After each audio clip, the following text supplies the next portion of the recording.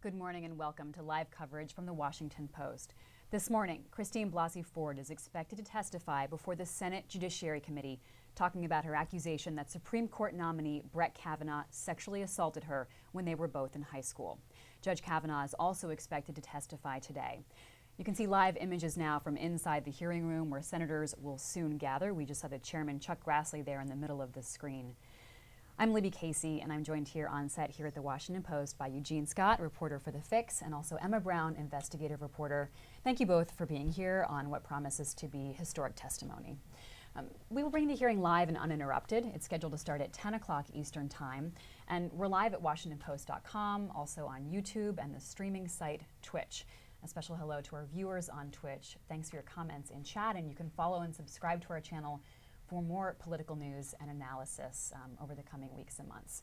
But today, the big focus is on this hearing. Eugene, let's just start talking about what the contours are of this morning and what we expect. Senators will get 5 minutes to question both Christine Blasey Ford and then later, separately, Judge Kavanaugh. But not all senators plan to use their allotted time themselves. Tell us about what we expect from Republicans and Democrats today. Absolutely. So it will start at 10 a.m., which you mentioned before, and it's expected to last several hours. It's going to be in a relatively small room. Blasey Ford was given the opportunity to testify in private. She chose not to do so, but it won't take place behind closed doors, and as a result, we'll have it here on our website. It'll be on YouTube, and it'll be broadcast pretty much everywhere. And we'll have this historical moment in our files. So many eyes on this, including the president's. He said he plans to watch as well. He's rearranged much of his day, he said, to be able to not only watch this, but to make some decisions he's implied that he has not yet made. And so they're both going to give an opening statement. We've seen those. They're on our website. They've been annotated on The Fix, the blog, if you want to just read and see what points they're hoping to clarify and what truths they want to get out from their perspectives of what happened. And they will not appear together. There was some concern about whether or not Blasey Ford would have to see Kavanaugh, but they won't be before one another at the same time. They will get 5 minutes each, senators, to ask questions. And they'll come very quickly, and once their time is done, they won't get another chance to ask more questions. And you won't hear from many Republican senators, quite frankly, if any at all. They decided that they wanted to have a prosecutor from Arizona, Rachel Mitchell. She was a new name to many of us. I mean, known in Arizona as a sex crimes prosecutor, right, but a name that Republicans have had for a couple of days now, and we only really found out recently. She will be in center stage today. Indeed, and I covered politics in Arizona, but was not working with her related to her history with the Maricopa County Sheriff's Office and Attorney's Office related to some sex crime investigations there that she's very familiar with. But there were some optics issues that I think a lot of conservatives were concerned about.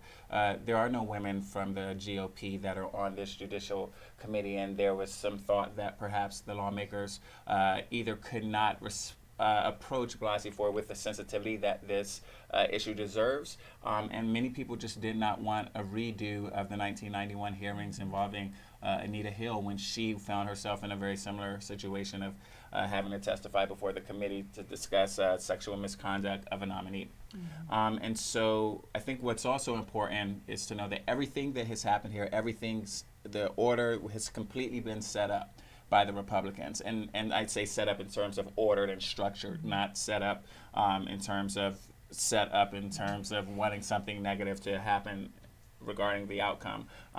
But what will come from all of this is obviously yet to be determined, but people are watching and hoping to get some clarity for these issues that have really taken up the main conversation related to midterms since they've gone public. So much political drama surrounding this, but when you break it down, it's the stories of two individual people who are now under an extreme spotlight today. Emma, you broke the story of Christine Blasey Ford accusations, and even in her opening statement that we read last night, she talks about what it was like to come forward and trust you to share her story and to try to take control of that narrative as word of her name leaked out. Emma, take us through today. What has her experience been like to get us to this moment? Well, the first time I heard from her, or we heard from her at the Washington Post, was on July 6th. She sent a text to our tip line, and we should just plug that tip line because we do get a lot of tips in that way. But that was at a point when Kavanaugh was not yet the nominee. He was on the short list, and she has said since then that her thought was she came to us and she went to her congresswoman's office, Anna Eshoo, in California, and she has said that her thought was she wanted someone to know before the president made his final choice, so that he could choose someone else. But over the summer, and so a few days later, of course, he announced Kavanaugh was his nominee. Over the summer, she agonized over what to do, and she really wanted people to know this story, but she also wanted to protect herself and her family from what was going to be an inevitable, spotlight fallout, what she called annihilation when I spoke to her. And so at the end of July, she sent this letter to Dianne Feinstein saying, this is what happened to me, but I want you to keep it a secret. I want you to keep it confidential. And she sort of continued then throughout August to think about what was she going to do. Well, by the end of August, as she said in her testimony, there were a lot of stories about how this was pretty locked in. Kavanaugh was looking pretty certain, and she decided in her calculation that she still felt this thing in her that wanted to tell it, but it didn't seem worth the price she was going to have to pay.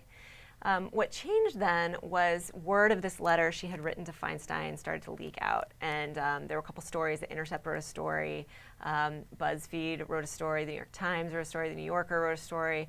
Each time a few more details about what was in the letter. And she had reporters showing up at her doorstep, at her workplace, calling her colleagues. And she said she felt just like all of the factors that had played in her decision to keep it to herself then shifted, and she felt like she was starting to pay the price already for losing her privacy, and she decided to tell her story, as you said, sort of take control of her story by telling it to the Washington Post.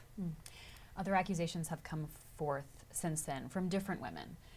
Can you take us through what the Washington Post is reporting? And I'd love to hear from both of you if you think those accusations will come up today in questions, especially from Democrats. Emma? Sure. So on Sunday, The New Yorker broke a story about a woman named Deborah Ramirez, who was a Yale classmate of Kavanaugh's. She said that she had been, they were together at a party in a dorm room, sort of sitting around playing a drinking game, and he exposed himself to her. And in the story, she said that she had some trouble. She acknowledged gaps in her memory, acknowledged she had been drinking, but said she sort of searched her memory and was sure that it was him. And there was another person who had been told this story the day after it happened, who also remembered that it was him. So that is one of the accusations. Another came out. Was it just yesterday? It feels like 3 days ago. Yeah. Lawyer Michael Avenatti, who of course is famous for representing Stormy Daniels in her case against the president, came forward with another accuser named Julie Swetnick, and she has a sworn declaration. So under the penalty of perjury, she is saying she saw Kavanaugh and his friend Mark Judge, who is also alleged to be in the room with Ford, at parties where women were being gang raped, and she said she was the victim of one of these rapes. So those are the additional two named accusers, and then there are additional anonymous accusations that have come into the Judiciary Committee that we have not been able to vet in any way, but senators may ask about some of these things today. Although I think what you said earlier, Libby, about this is really this hearing is for two people to tell their versions of what happened in one specific instance. I think that is the point of this hearing. What stood out to both of you in the opening statements from Ford and from Kavanaugh? I think what I noticed in Kavanaugh's statement is he seems to be a bit more assertive than we saw him in the Fox News interview on Monday. He was criticized a bit. We have reports saying from Trump for not being forceful enough, not being defensive enough, maybe being too much of a choir boy, which I think is what made a lot of people really get behind him. We know that President Trump is a fighter, and he's been in this situation more times than many people can count, and would have liked to have seen Kavanaugh respond in a way similarly to that. And I think while his statement wasn't as much of a fighting, he certainly was not attacking Blasey Ford at all. He really was defending himself, and I think he realizes that his reputation and integrity are on the line. And I felt like that really came out through his statement. In Ford's testimony, I mean, what stood out to me is it sounded like her. Having talked to her, it sounded like the person I had have talked to over this time, and she. Specifically, she said, "I am terrified." I think that is absolutely true. She also said, "I am not a pawn." She said, "People have tried to politicize this, and this is not about politics, and I'm not being used by anybody. This is about me telling what she said in her testimony. This is about me telling the truth." So those were, she obviously is clear-eyed about the political situation she's walking into, and is saying she just wants to tell her story. Let's take a look at Brett Kavanaugh on Fox News earlier this week, where he made this sort of unique decision to go on television, national television, in a friendly environment for sure. Fox News, a friendly environment for him, and tell his story in advance of this hearing. Let's listen to Judge Kavanaugh. No, I've never sexually assaulted anyone, not in high school, not ever. I've always treated women with dignity and respect. I want a fair process where I can defend my integrity, and I know I'm telling the truth. I know my lifelong record, and I'm not going to let false accusations drive me out of this process. Judge Kavanaugh there, he was with his wife for this Fox News interview. So getting out the first word, we'll see Dr. Ford testify first this morning, and then Judge Kavanaugh will go after her. Even things like the order of testimony was so crucial in the Anita Hill hearings when she was talking about her sexual harassment allegations against Clarence Thomas. There were a lot of games being played back then about when she could testify, when he could testify, and the fact that he got kind of the first opportunity to present his side of the story seemed to really stay with Americans in the short term there. And so Republicans have had to be thinking about a lot of calculations about how they do everything this morning, from who, do they let them both in the room at the same time? The answer is no. Do they ask the questions themselves? The answer will largely be no.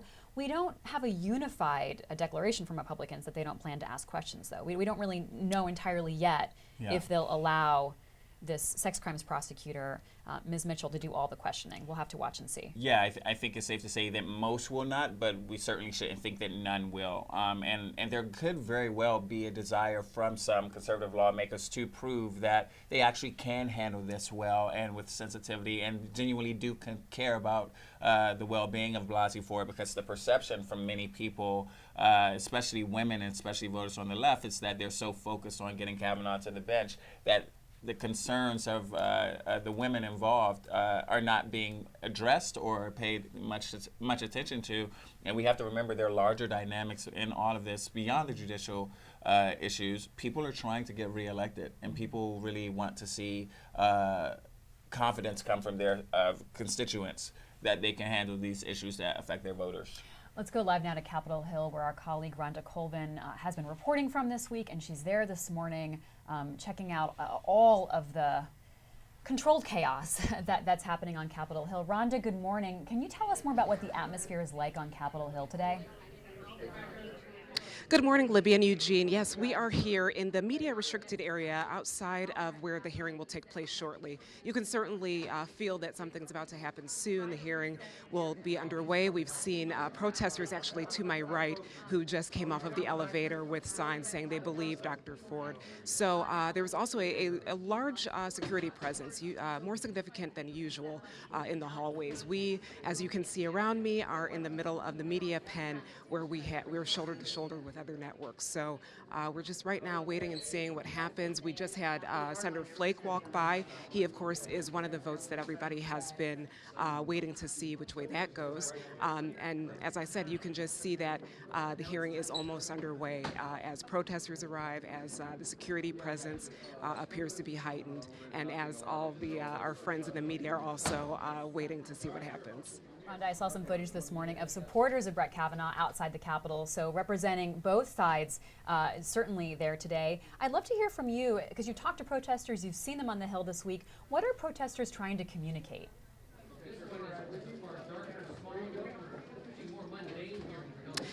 Libby, I think the question was, what are protesters trying to convey? If that was the question, well, the answer that I would say is that a lot of them they want to they want to speak for accusers overall, not just the accusers that have come forward in this case, but overall people who have had instances of sexual assault. They want those voices to be heard. So the protesters that were actually to my right over here, they had their mouths taped and signs saying, our voices need to be heard. So I think from what we have seen today and also through the week while we've been on the Hill, that's what the protesters want, is they want to be heard. They want accusers to be heard and believed. Colvin, thanks so much for talking with us and for being there today. During the confirmation hearings for Brett Kavanaugh just a few short weeks ago, there were a lot of protesting interruptions of the proceedings, especially when Republicans were talking, although certainly not exclusively. Some Democrats got frustrated by that as well. Do you have a sense of how controlled this hearing room will be today, and a sense of who will be there supporting both Dr. Ford as well as Judge Kavanaugh, Emma? So my understanding is this is a small hearing room, and as we just heard from Rhonda, that it's a really tight security. One of the conditions that Dr. Ford's team made clear to the Judiciary Committee was that she had to be safe coming here. She has talked about, or her team has talked about the death threats she has faced since coming forward, and so there is an extraordinary amount of security. That doesn't mean there wouldn't be any interruptions, but I think that what I have heard from my colleagues who are up there on the Hill is that the space usually allotted in this already small room for the public is actually smaller than usual. There's a lot and more space for reporters. I mean, obviously the interest in this from the media could not be higher. And from the public. And from the public. Yeah. And from the public. So who's going to be there? Her representative put out a statement on Twitter last night saying she will be accompanied by friends who've traveled across the country to be with her there today. I don't know how many. I think we'll see, perhaps get a sense when she walks in. But that's who will be there with her. I would be surprised if there are anything close to the same number of interruptions, because the thought behind many of the interruptions before was trying to get the senators to hear the issues that the activists wanted elevated.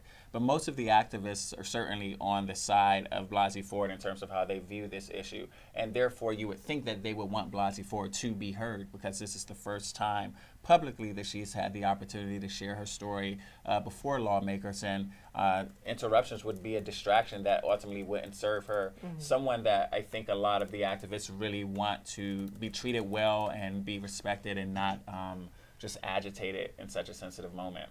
Yeah, and I can't imagine that anybody, no matter how they feel about her allegations, any of the senators, anybody wants this to turn into sort of a circus atmosphere. There's been a lot of talk about how this whole confirmation process has been just unusual. I think one senator used the term intergalactic freak show, right? Yeah. So I think that there is a desire on Capitol Hill to keep things as to do this in as respectful manner as possible. We heard an admonition yesterday from Senator Flake on the Senate floor to both sides and how they were comporting themselves and treating both Judge Ford as well as, Dr. Ford, as well as Judge Kavanaugh. I want to play a soundbite from President Trump, because he is among the people who says he will be watching today. Let's hear from him last night in a freewheeling press conference he gave. Now, it's possible I'll hear that and I'll say, hey, I'm changing my mind. That is possible. We want to give them a chance to speak. Do you think these women, all three of them, are liars? Yes or no? Have they been what? Are they liars? I can't tell you. I have to watch tomorrow. I have to read. I just heard about one a little while ago. I'm going to see what happens tomorrow. I'm going to be watching, believe it or not.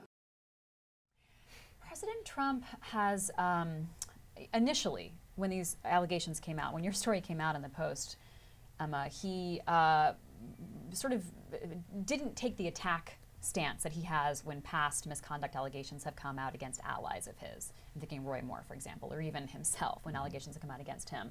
And he really focused his criticism on the Democrats and the timeline of how this information came out and was released. His tone changed this week, certainly, as more accusations came out. He was much more critical of a second accusation.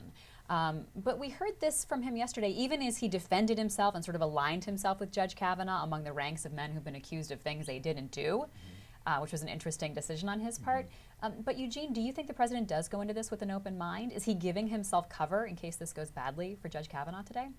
there's no way to look at how he's responded in the last several days and truly believe he's going in with an open mind. And one of the things he's most mindful of, he communicated yesterday, himself and what it feels like to be in a position where people are accusing you of activities, sexually misconduct that you said you did not do. And that'll greatly be shaping how he is responding here. Trump takes so many things personally, and he very much is taking the response to Kavanaugh as an attack on him personally, which is why when he responded, some of his attacks were some of his familiar enemies, such as Democrats and Michael Avenatti, right? And so it shifted a bit to being not about Kavanaugh and not about Blasey Ford, but about himself. And it's really hard to believe that he could go in with an open mind, considering that. Yeah, I mean, our colleagues have been reporting from inside the White House that actually, and across sort of the conservative Republican political world, that these additional accusations have in some ways solidified support behind Kavanaugh because it's, you know, the word smear campaign has been used a lot. There's a feeling among some folks on the right that this is a coordinated smear campaign. There's no evidence for that, but that has created, according to our colleagues reporting, that has created, you know, a sort of a stronger, firmer base of support for him. And that was the goal, I was told, from some conservative lawmakers, based on conversations with their aides that some reporters had, that they wanted to leak out just how many anonymous allegations they were receiving to cloud people's heads, to make supporters feel like people are just attacking Kavanaugh and just throwing everything at the wall. And it gets overwhelming for the average viewer or reader who really does care about this and care about the midterm and the future of the courts, but just don't know what to do with all of these allegations. There are some senators that will be very closely watched today. We know Democrats have made up their mind for the most part. There are some red state Democrats that have been watched all along. They've been largely quiet. They are not the focus right now. The focus is on Republicans. We know some Republicans have clearly made up their mind, the likes of Lindsey Graham going into this, you know, a bit dismissive of this and supporting Kavanaugh. But there are Republicans who are under the microscope right now. Let's talk about some of the key ones. And I'm thinking Susan Collins and Lisa Murkowski in particular. There are some male senators as well, though, who are being watched. What role do they play in all of this, Eugene? Well, I think one of the reasons so many people are watching male senators is because Susan Collins and Lisa Murkowski have bared so much of the weight of having to be the face of the GOP in terms of how they respond to situations like this. And we have polling from the past year showing that the GOP has really had a difficult time with getting the support and maintaining the support of women. And so I think we're seeing conservative lawmakers who are men wanting to really reshape the perception of their party and make it clear that they really do take this seriously and that they really want to get to the bottom of this. We see there Jeff Flake, Bob Corker, also, of course, Lisa Murkowski and Susan Collins. Flake is on this committee, and so we'll be watching to see what sorts of questions he asks, how he talks about this today. I want to point out that the Flake and Ben Sasse on this committee were people who supported Judge Kavanaugh very openly during his confirmation process, but they did raise questions about presidential power and how far the president's authority and power goes when it comes to things like being subpoenaed or being under investigation. But they are still being watched. Now, the rest of those people who we're talking about in the gray zone are not on this committee. So we know that Lisa Murkowski cleared her schedule this morning to watch this hearing. Emma, how essential do you see those Republicans in this process? I mean, we also know Lisa Murkowski gave an interview to the New York Times the other day where she seemed to be telegraphing that she was very open to hearing what Dr. Ford had to say. And so, you know, the Republicans can only stand to lose 2 votes. So each one of these people, even though it feels like so many people have made up their minds, as you said, it really will come down just to these few senators that have telegraphed that they are still on the fence and that they will be watching very, very hard today. I want to go over the process. An expected vote tomorrow in the Judiciary Committee. So this committee expects to convene tomorrow and weigh in on whether or not they believe Judge Kavanaugh should go on to the full Senate. And then the Senate plans to run the clock down as fast as next week even. We are getting a question from our streaming platform Twitch asking, could his name be pulled? I don't think we'll know the answer to that till the end of today. in terms of how confident Republicans feel that he can get through the gauntlet of confirmation. Yeah, absolutely. I mean, I think that if two senators make clear to Mitch McConnell that they are not on board, then yes, I think his name could still be pulled. But Eugene, you know more about this stuff than I do. Yeah, I mean, it's possible, but we haven't had two senators speak out suggesting that they were leaning in that direction. And I think the point you made earlier, there are actually more senators who've been silent than have been vocal. And I think a lot of times we think we know how everyone already wants to respond based off of a few conversations. But we don't know yet. I do know yesterday, I believe it was yesterday, Jeff Flake gave his speech, and everything's running together at this point. There's been a push towards Jeff Flake to call for FBI investigation. He alone, you want to talk about the power that one or two lawmakers has, could change things and prevent his party from running the clock. Whether or not he'll do that isn't clear. He gave no indication yesterday that he would, but he certainly expressed frustration with what it was turning into. Yeah, absolutely. The Republican senators, if enough of them called for more of an FBI investigation period into these allegations, or if they really wanted Mark Judge, who was alleged to have been in the room at the time of the assault on Dr. Ford, Republicans have the power to push for that to happen. And it is in their hands, and they have not done it. Now, Democrats are sort of dismissive of the process at this point, but I'm very curious to hear what sort of tone they have with Judge Kavanaugh, and if they are perceived as going too far in a sense in the other direction. There's been so much focus on Republicans and how they handle Dr. Ford, but we'll see what the public perception is of how Democrats comport themselves. We see their senators gathering, some on the committee. It looks like some also not on the committee are in the room perhaps, and I believe I did see the woman who is going to be asking the questions for Republicans, Rachel Mitchell. Looks like she's at a table there off to the side. I see Kirsten Gillibrand there. So there's someone who clearly is very interested in this process. I want to play a quick soundbite from Chuck Schumer, the top Democrat, because he's encouraging people to go into this and listen. And I believe, and I've never met her or heard her, but when they hear Dr. Ford, there are going to be a lot of people who are going to say, oh boy, maybe he shouldn't be on the Supreme Court, including some senators who may be on the other side of the aisle. Republicans say hiring a woman lawyer is the respectful thing to do. Will Democrats follow suit? The respectful thing to do is to have a FBI background check investigation.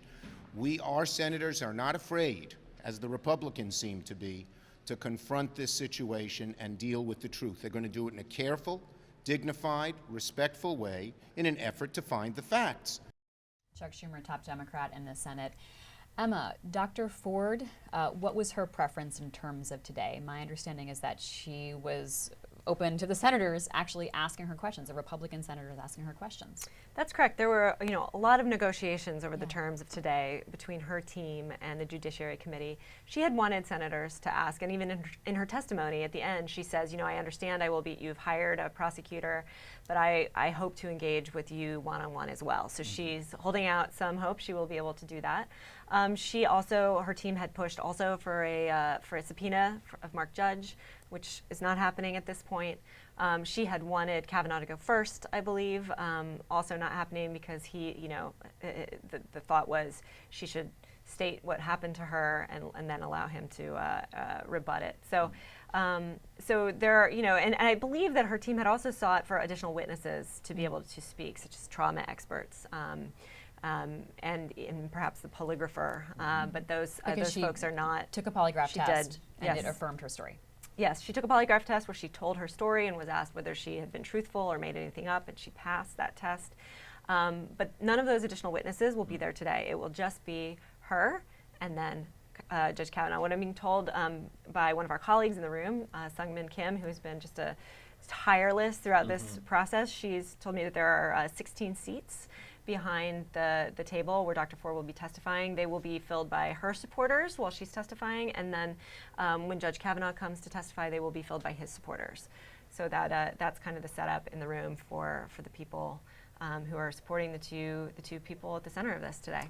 Rachel Mitchell there in front of the senators, and you can see the senators gathered behind her, Republicans seated right behind her in this image. Again, Rachel Mitchell is chief of the Special Victims Division of Maricopa County in Arizona, and Republicans have asked her to do a lot of the questioning. How this unfolds will be very interesting. Each senator gets 5 minutes, but we do expect it to go from Republicans to Democrats. So Ms. Mitchell won't have the opportunity to sort of build a rapport and get going in a line of questioning. She'll have 5 minutes and then be interrupted by a Democrat. Have 5 minutes. So we'll see how she is preparing for this, because it's not a trial. This is not a typical trial. As senators take their seats, I want to remind you that we'll bring you this coverage live and uninterrupted throughout the morning. We'll be here during breaks, and we'll do a little bit of analysis at the end.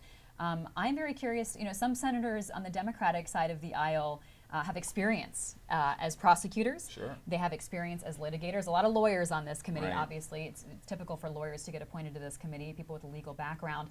But I saw some people on Twitter saying, why don't you let a couple of the prosecutors take over and do a more extended line of questioning? So I'm interested to see if any of the senators kick their time over to their colleagues to give them more time to just not ask the same question over and over, because it's not typical for senators' offices to always coordinate their questions. Sure.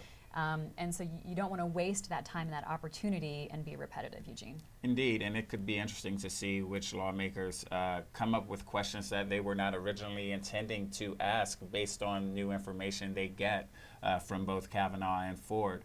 It's also interesting to see how people will respond differently to this situation, this incident, this hearing, compared to Anita Hill. We know so much more about sexual assault because of trauma experts and people who've written and spoken and shared their stories. And we have lawmakers in Congress and in the Senate who've worked with sexual assault victims, who've been accused of sexual assault, and who've experienced sexual assault themselves, and that'll definitely shape how they communicate with both Ford and Kavanaugh and what they ask. And so it'll be interesting to see how many of them bring in their personal stories to how they are responding to this in ways similar to the president acknowledging that he brings in his personal story to how he'll be responding. A recent NPR Marist poll showing a lot of national interest in this hearing and what happens.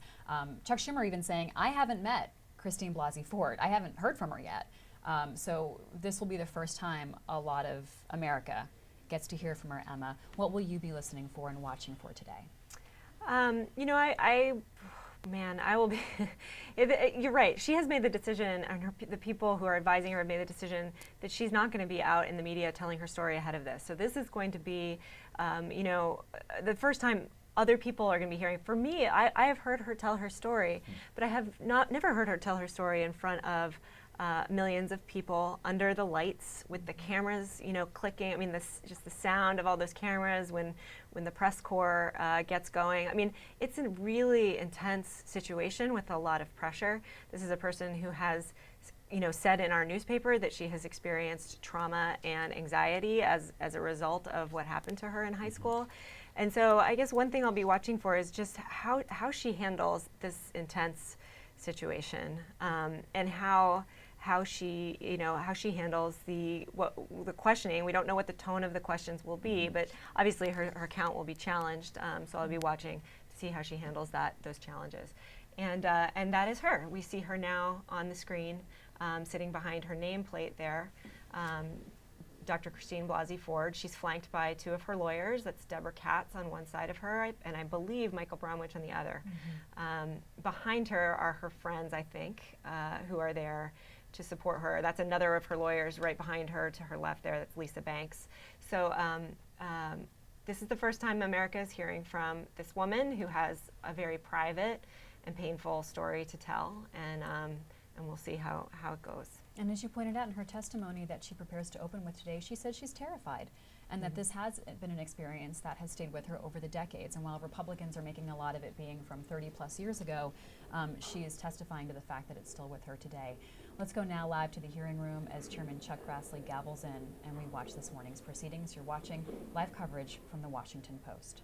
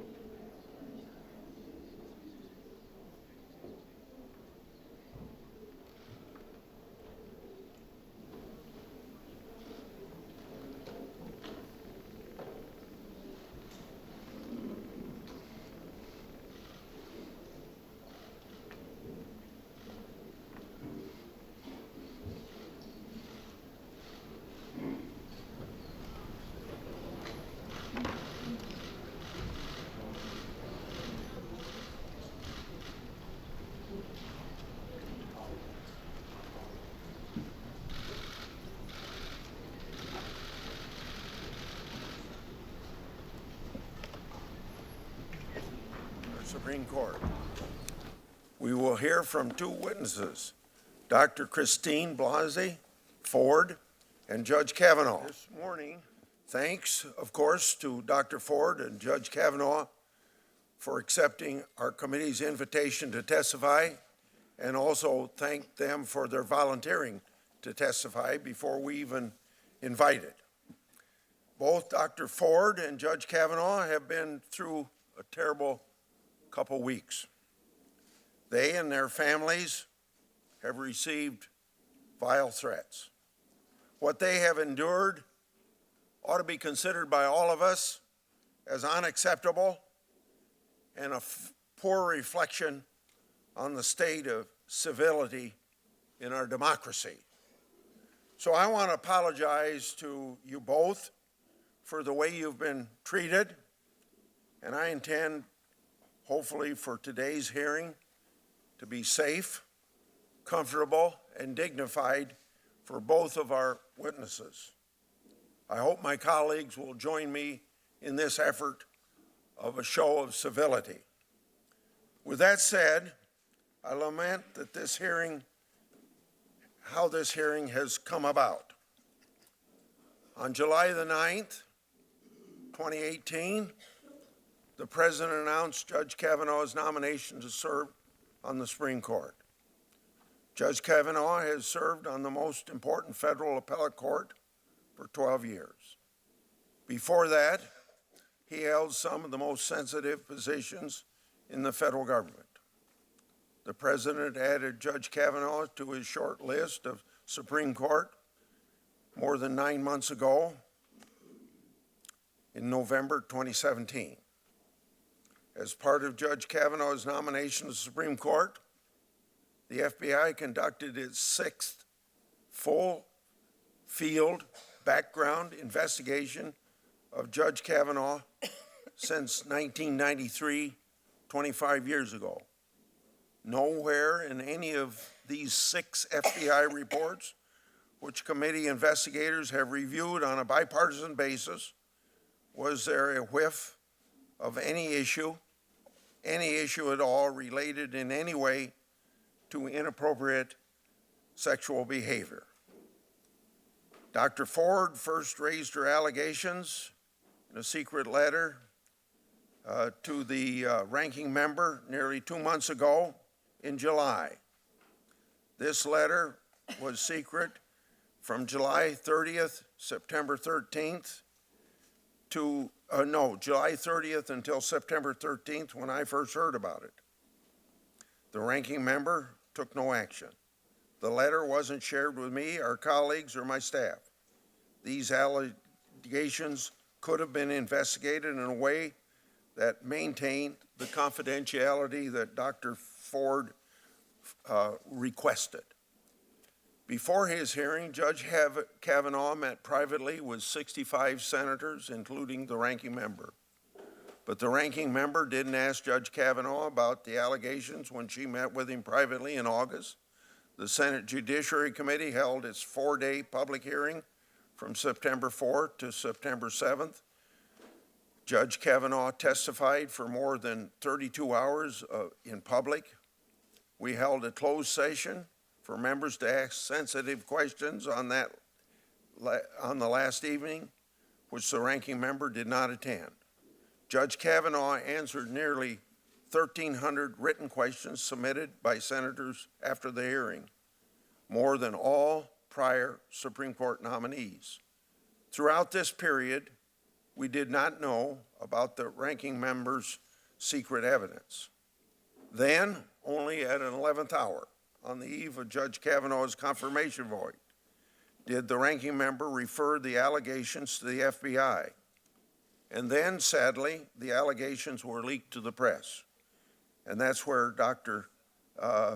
Ford was mistreated. This is a shameful way to treat our witness, who insisted on confidentiality, and of course, Judge Kavanaugh, who has had to address these allegations in the midst of a media circus. When I received Dr. Ford's letter on September the 13th, My staff and I recognized the seriousness of these allegations and immediately began our committee's investigation consistent with the way the committee has handled such allegations in the past. Every step of the way, the Democratic side refused to participate in what should have been a bipartisan investigation. And as far as I know, on all of our judgeships throughout at least the last 4 years or 3 years, that's been the way it's been handled. After Dr. Ford's identity became public, my staff contacted all the individuals she said attended the 1982 party described in the Washington Post article. Judge Kavanaugh immediately submitted to an interview under penalty of felony for any knowingly false statements. He denied the allegations categorically. Democratic staff was invited to participate and could have asked any questions they wanted to, but they declined, which leads me then to wonder, if they're really concerned with going to the truth, why wouldn't you want to talk to the accused? The process and procedure is what the committee always does when we receive allegations of wrongdoing. My staff reached out to other individuals allegedly at the party, Mark Judge, Patrick Smith, Leland Kaiser. All three submitted statements to the Senate under penalty of felony, denying any knowledge of the events described by Dr. Ford. Dr. Ford's lifelong friend, Ms. Kaiser, stated she doesn't know Judge Kavanaugh and doesn't recall ever attending a party with him. My staff made repeated requests to interview Dr. Ford during the past 11 days, even volunteering to fly to California to take her testimony. But her attorneys refused to present her allegations to Congress.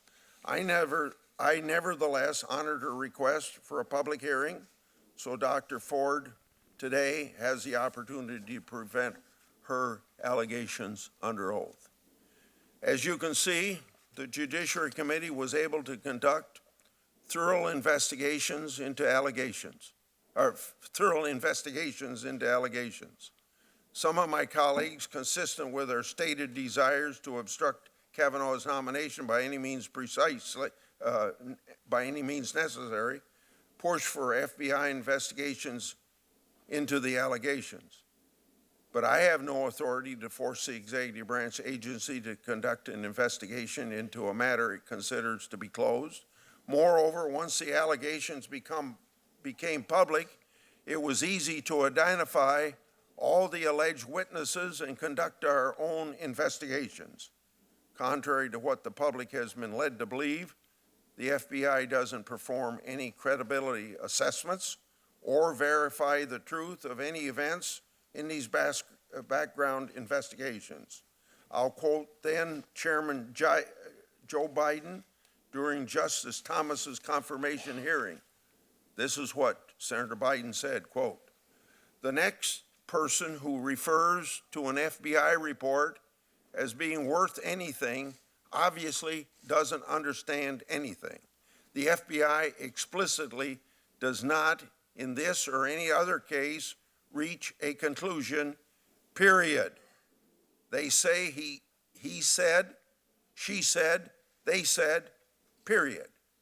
So when people wave an FBI report before you, understand they do not reach conclusions. They do not make recommendations."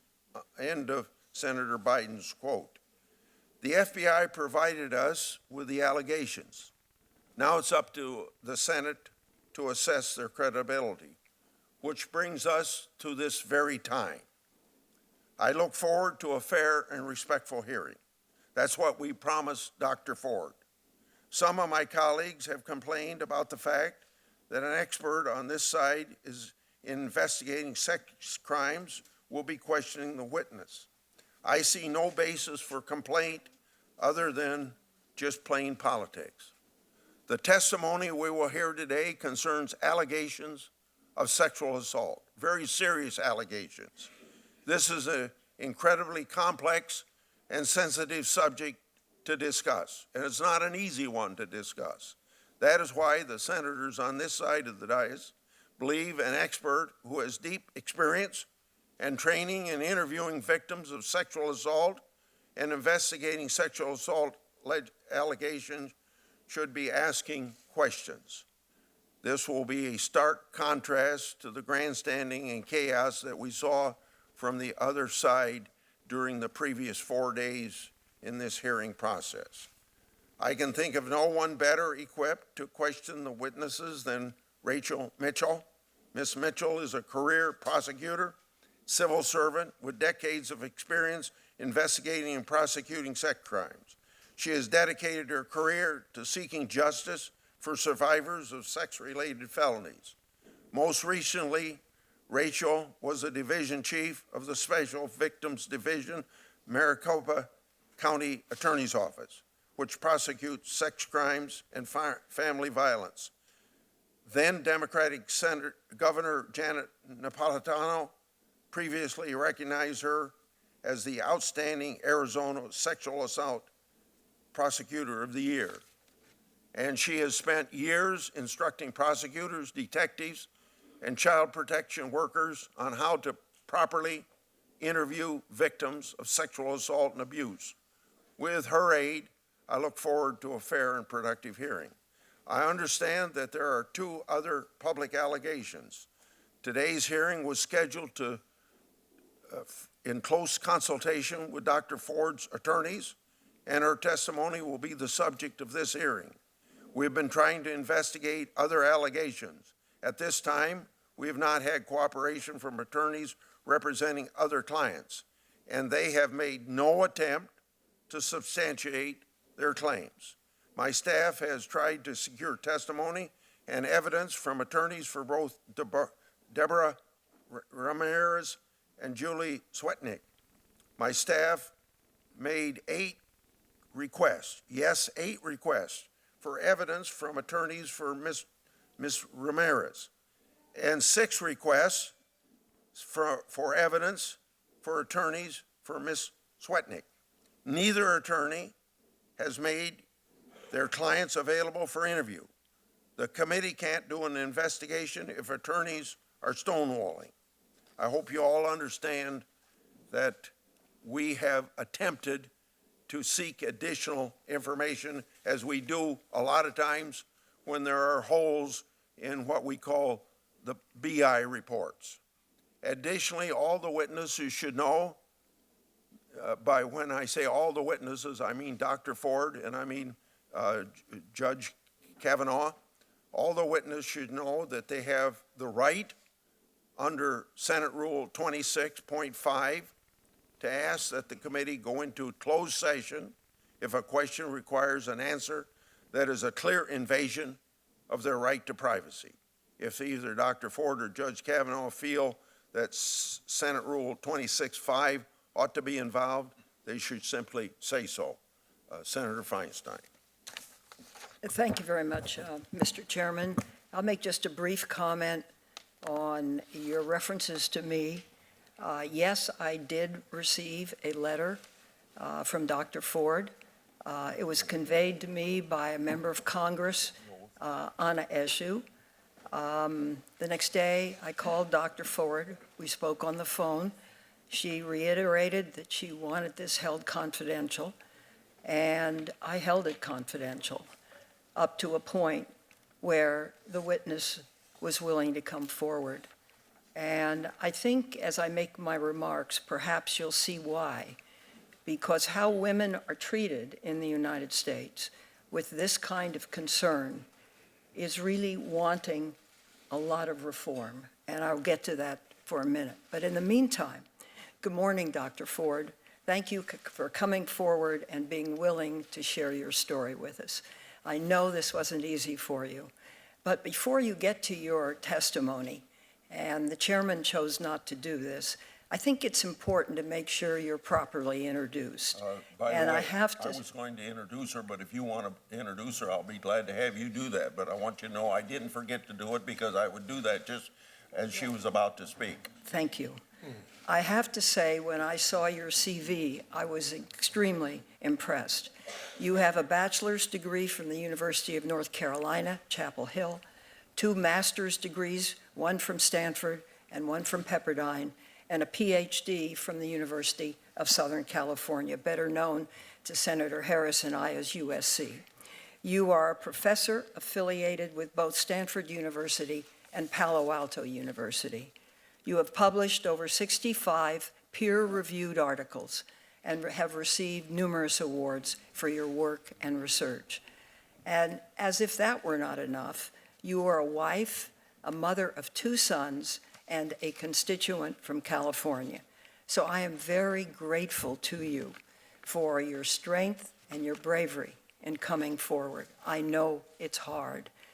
But before I turn it over, I want to say something about what is to be discussed today and where we are as a country. Sexual violence is a serious problem and one that largely goes unseen. In the United States, it's estimated by the Centers for Disease Control, 1 in 3 women and 1 in 6 men will experience some form of sexual violence in their lifetime. According to the Rape, Abuse, and Incest National Network, 60% of sexual assaults go unreported. In addition, when survivors do report their assaults, it's often years later due to the trauma they suffered and fearing their stories will not be believed. Last week, I received a letter from a 60-year-old California constituent who told me that she survived an attempted rape at age 17. She described as being terrified and embarrassed. She never told a soul until much later in life. The assault stayed with her for 43 years. I think it's important to remember these realities as we hear from Dr. Ford about her experience. There's been a great deal of public discussion about the Me Too movement today versus the Year of the Woman almost 27 years ago. But while young women are standing up and saying no more, our institutions have not progressed in how they treat women who come forward. Too often, women's memories and credibility come under assault. In essence, they are put on trial and forced to defend themselves, and often re-victimized in the process. 27 years ago, I was walking through an airport when I saw a large group of people gathered around a TV to listen to Anita Hill tell her story. What I saw was an attractive woman in a blue suit before an all-male Judiciary Committee, speaking of her experience of sexual harassment. She was treated badly, accused of lying, attacked, and her credibility put to the test throughout the process. Today, Dr. Christine Blasey Ford has come forward to tell her story of being assaulted and fearing for her life when she was a teenager. Initially, as I said, Dr. Ford did not want to make her story public. Then, within 36 hours of coming forward, Republicans scheduled a hearing without talking to her or even inviting her to testify. She was told she had to show up or the committee would move forward with a vote. It took a public outcry for the majority to back down and give her even a few days to come before the committee. Republicans also scheduled this hearing with Dr. Ford without having her allegations investigated by the FBI. In 1991, Anita Hill's allegations were reviewed by the FBI, as is the normal process and squarely within its jurisdiction. However, despite repeated requests, President Trump and the Republicans have refused to take this routine step and direct the FBI to conduct an impartial investigation. This would clearly be the best way to ensure a fair process to both Judge Kavanaugh and to Dr. Ford. In 1991, the Senate heard from 22 witnesses over 3 days. Today, while rejecting an FBI investigation, Republicans are refusing to hear testimony from any other witness, including Mark Judge, who Dr. Ford identified as being in the room when the attack took place. And we believe Judge should be subpoenaed so the committee can hear from him directly. Republicans have also refused to call anyone who could speak to the evidence that would support or refute Dr. Ford's claim, and not one witness who could address credibility and character of either Ford or Kavanaugh has been called. What I find most inexcusable is this rush to judgment, the unwillingness to take these kinds of allegations at face value and look at them for what they are, a real question of character for someone who is asking for a lifetime appointment on the Supreme Court. In 1991, Republicans belittled Professor Hill's experience, saying, and I quote, "It won't make a bit of difference in the outcome," end quote. And the burden of proof was on Professor Hill. Today, our Republican colleagues are saying this is a hiccup. Dr. Ford is mixed up and declaring, "I'll listen to the lady, but we're going to bring this to a close." What's worse, many of our colleagues on the other side of the aisle have also made it clear that no matter what happens today, the Senate will plow right through and ensure Judge Kavanaugh would be elevated within a week. In fact, on Tuesday, the majority went ahead and scheduled a vote on the nomination before we heard one word of testimony regarding allegations of sexual assault and misconduct by Brett Kavanaugh. Republican leadership even told senators they should plan to be in over this weekend so the nomination can be pushed through without delay. This is despite the fact that in the last few days, 2 more women have come forward with their own serious allegations of sexual assault involving Brett Kavanaugh. This past Sunday, we learned about Debbie Ramirez, who was a student at Yale with Brett Kavanaugh. She too did not want to come forward, but after being approached by reporters, she told her story. She was at a college party where Kavanaugh exposed himself to her.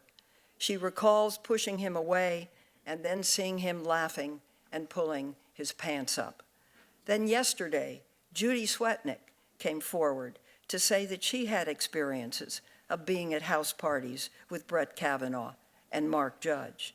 She recounted seeing Kavanaugh engage, and I quote, in abusive and physically aggressive behavior toward girls, end quote, including attempts to, quote, remove or shift girls' clothing, end quote, not taking, quote, no for an answer, grabbing girls, quote, without their consent, end quote, and targeting, quote, particular girls so that they could be taken advantage of, end quote. Each of these stories are troubling on their own, and each of these allegations should be investigated by the FBI. All 3 women have said they would like the FBI to investigate. Please do so. All 3 have said they have other witnesses and evidence to corroborate their accounts. And yet, Republicans continue to blindly push forward. So, today we're moving forward with a hearing and being asked to assess the credibility of Brett Kavanaugh. He's made several statements about how his focus was on school, basketball, service projects, and going to church. He declared that he, quote, never, end quote, drank so much he couldn't remember what happened, and he has, quote, always treated women with dignity and respect, end quote. And while he has made these declarations, more and more people have come forward, challenging his characterization of events and behaviors. James Roach, his freshman roommate at Yale, stated Kavanaugh was, and I quote again, frequently incoherently drunk, end quote. And that was when, quote, he became aggressive and belligerent, end quote, when he was drunk. Liz Swisher, a friend of his from Yale, said, and I quote, "There's no medical way I can say that he was blacked out, but it's not credible for him to say that he has no memory lapses in the nights that he drank to excess," end quote. Lynn Brooks, a college classmate, said the picture Kavanaugh is trying to paint doesn't match her memories of him. And I quote, "He's trying to paint himself as some kind of choir boy. You can't lie your way onto the Supreme Court." And with that statement out, he's gone too far. It's about the integrity of the institution, end quote. Ultimately, members and ladies and gentlemen, I really think that's the point. We're here to decide whether to evaluate this nominee to the most prestigious court in our country. It's about the integrity of that institution and the integrity of this institution. The entire country is watching how we handle these allegations. I hope the majority changes their tactics, opens their mind, and seriously reflects on why we are here. We are here for one reason: to determine whether Judge Kavanaugh should be elevated to one of the most powerful positions in our country.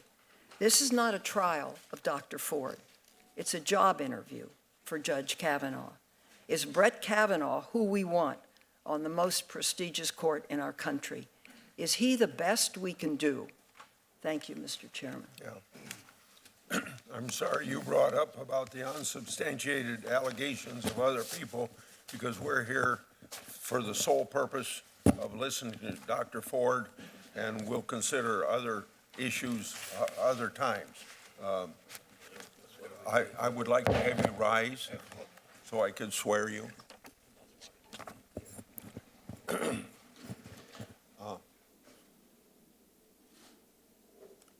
Do you swear that the testimony you're about to give before this committee will be the truth, the whole truth, and nothing but the truth, so help you God? Thank you very much. Please be seated, and before you give your statement, I want to say that to everybody that she has asked for, anytime you ask for a break, you get a break. Anytime there's something that you need you don't have, just ask us. And you can have as much time for your opening statement as you want, and just generally let us know if there's any issues. Proceed, please. Thank you, Senator Grassley. I think after I read my opening statement, I anticipate needing some caffeine, if that is available. Okay. Can you pull the microphone just a little bit closer to you, please? Okay. Can the whole box go a little bit closer? That's what I'm trying, Senator. No. Okay. Well, then I'll lean forward. Thank you. I could. Thank you. Okay. Is this good? Yeah. Okay. Thank you, Chairman Grassley and Ranking Member Feinstein, members of the committee. My name is Christine Blasey Ford. I am a professor of psychology at Palo Alto University and a research psychologist at the Stanford University School of Medicine. I won't detail my educational background since it has already been summarized. I have been married to Russell Ford since 2002, and we have 2 children. I am here today not because I want to be. I am terrified. I am here because I believe it is my civic duty to tell you what happened to me while Brett Kavanaugh and I were in high school. I have described the events publicly before. I summarized them in my letter to Ranking Member Feinstein, and again in a letter to Chairman Grassley. I understand and appreciate the importance of your hearing from me directly about what happened to me and the impact that it has had on my life and on my family. I grew up in the suburbs of Washington, D.C. I attended the Holton Arms School in Bethesda, Maryland from 1978 to 1984. Holton Arms is an all-girls school that opened in 1901.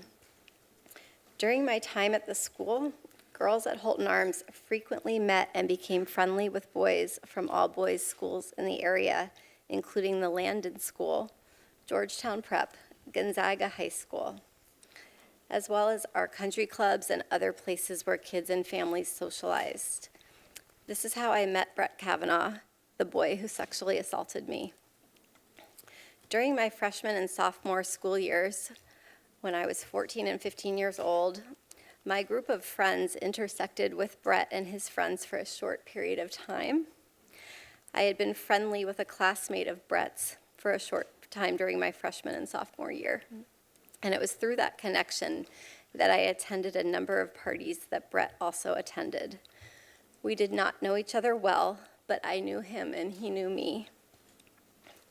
In the summer of 1982, like most summers, I spent most every day at the Columbia Country Club in Chevy Chase, Maryland, swimming and practicing diving. One evening that summer, after a day of diving at the club, I attended a small gathering at a house in the Bethesda area. There were 4 boys I remember specifically being at the house: Brett Kavanaugh, Mark Judge, a boy named PJ, and one other boy whose name I cannot recall. I also remember my friend Leland attending. I do not remember all of the details of how that gathering came together, but like many that summer, it was almost surely a spur-of-the-moment gathering. I truly wish I could be more helpful with more detailed answers to all of the questions that have and will be asked about how I got to the party and where it took place and so forth. I don't have all the answers, and I don't remember as much as I would like to. But the details about that night that bring me here today are the ones I will never forget. They have been seared into my memory and have haunted me episodically as an adult. When I got to the small gathering, people were drinking beer in a small living room, family room type area on the first floor of the house. I drank 1 beer. Brett and Mark were visibly drunk. Early in the evening, I went up a very narrow set of stairs leading from the living room to a second floor to use the restroom. When I got to the top of the stairs, I was pushed from behind into a bedroom across from the bathroom. I couldn't see who pushed me. Brett and Mark came into the bedroom and locked the door behind them. There was music playing in the bedroom. It was turned up louder by either Brett or Mark once we were in the room. I was pushed onto the bed, and Brett got on top of me. He began running his hands over my body and grinding into me. I yelled, hoping that someone downstairs might hear me, and I tried to get away from him, but his weight was heavy. Brett groped me and tried to take off my clothes. He had a hard time because he was very inebriated and because I was wearing a 1-piece bathing suit underneath my clothing. I believed he was going to rape me. I tried to yell for help. When I did, Brett put his hand over my mouth to stop me from yelling. This is what terrified me the most and has had the most lasting impact on my life. It was hard for me to breathe, and I thought that Brett was accidentally going to kill me. Both Brett and Mark were drunkenly laughing during the attack. They seemed to be having a very good time. Mark seemed ambivalent, at times urging Brett on, and at times telling him to stop. A couple of times I made eye contact with Mark and thought he might try to help me, but he did not. During this assault, Mark came over and jumped on the bed twice while Brett was on top of me. And the last time that he did this, we toppled over and Brett was no longer on top of me. I was able to get up and run out of the room. Directly across from the bedroom was a small bathroom. I ran inside the bathroom and locked the door. I waited until I heard Brett and Mark leave the bedroom, laughing, and loudly walk down the narrow stairway, pinballing off the walls on the way down. I waited, and when I did not hear them come back up the stairs, I left the bathroom, went down the same stairwell, through the living room, and left the house. I remember being on the street and feeling an enormous sense of relief that I had escaped that house and that Brett and Mark were not coming outside after me. Brett's assault on me drastically altered my life. For a very long time, I was too afraid and ashamed to tell anyone these details. I did not want to tell my parents that I, at age 15, was in a house without any parents present, drinking beer with boys. I convinced myself that because Brett did not rape me, I should just move on and just pretend that it didn't happen. Over the years, I told very, very few friends that I had this traumatic experience.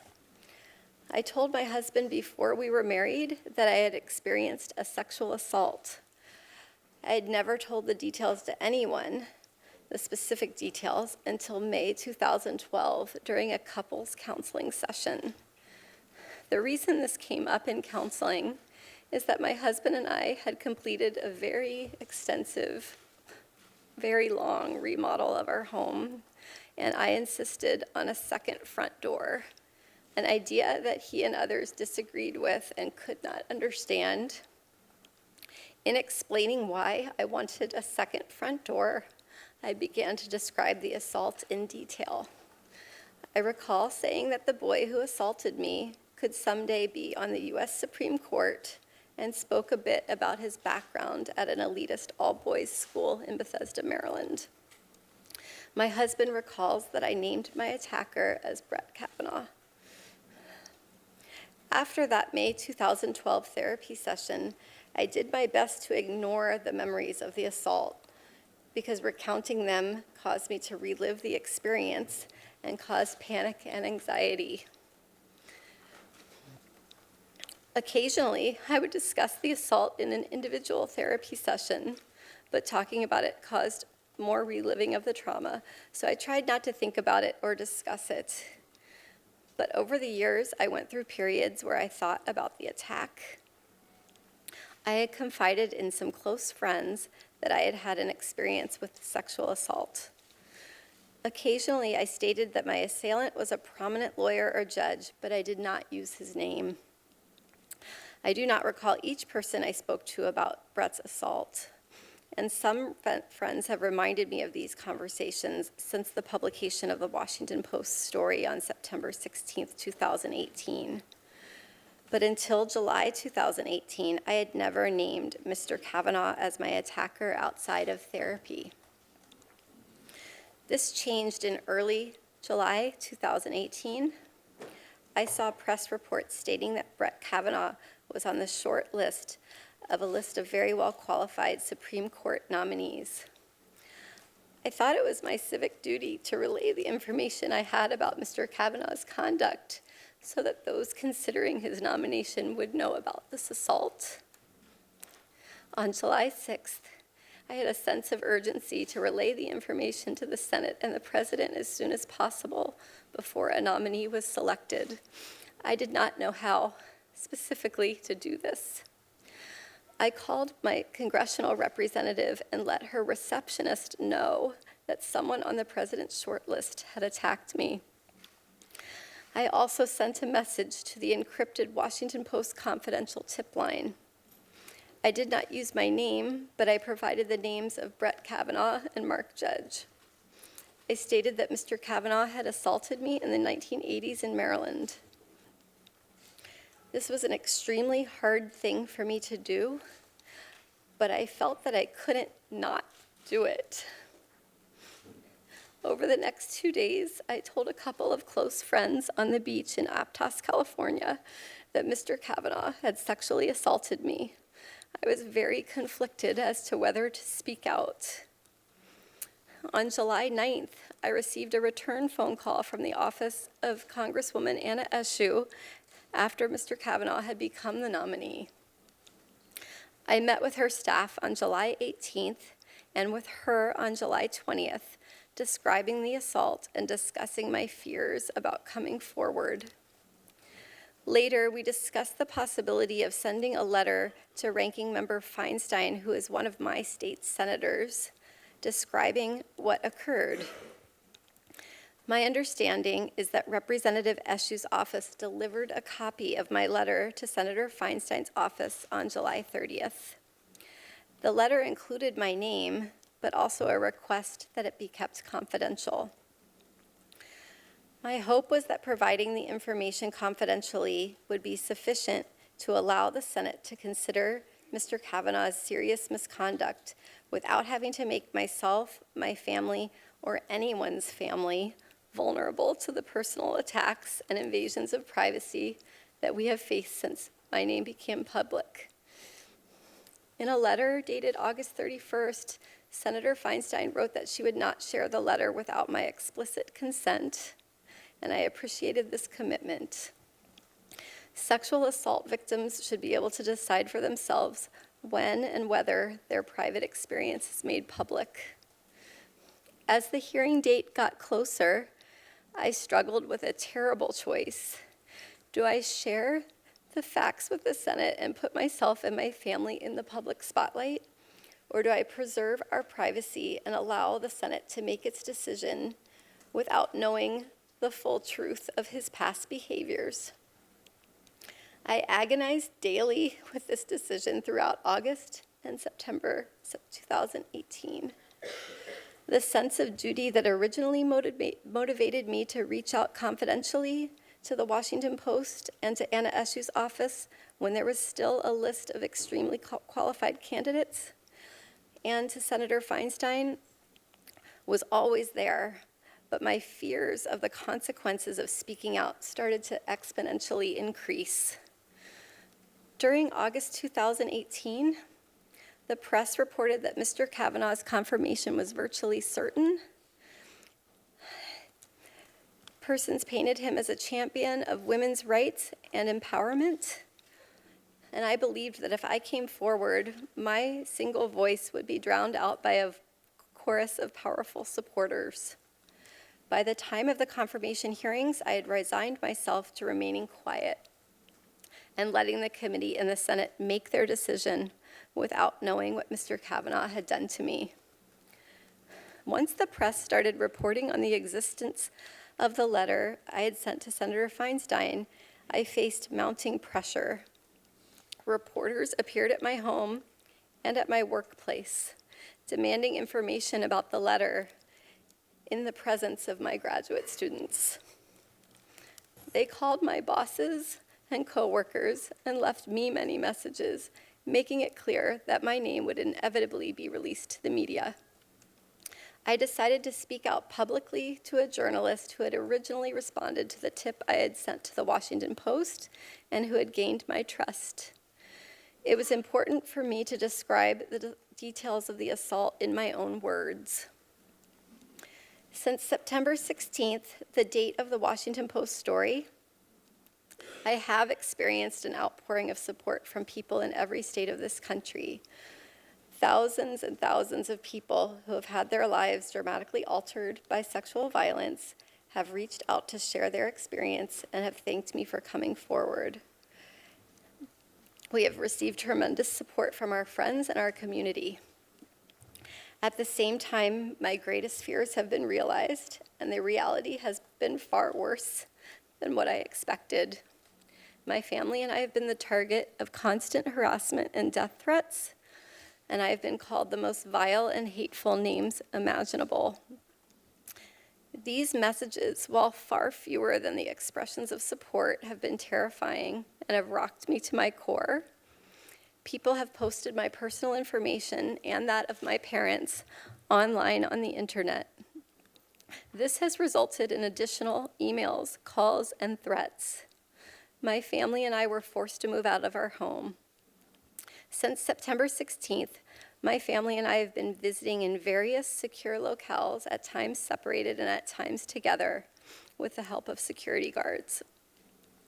This past Tuesday evening, my work email was hacked and messages were sent out trying to recant my description of the sexual assault. Apart from the assault itself, these past couple of weeks have been the hardest of my life. I've had to relive this trauma in front of the world, and I've seen my life picked apart by people on television, on Twitter, other social media, other media, and in this body who have never met me or spoken with me. I have been accused of acting out of partisan political motives. Those who say that do not know me.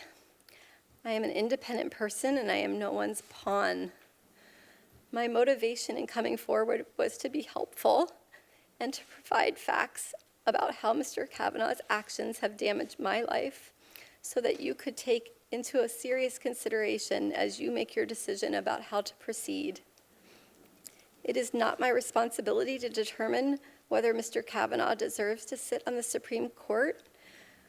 My responsibility is to tell you the truth.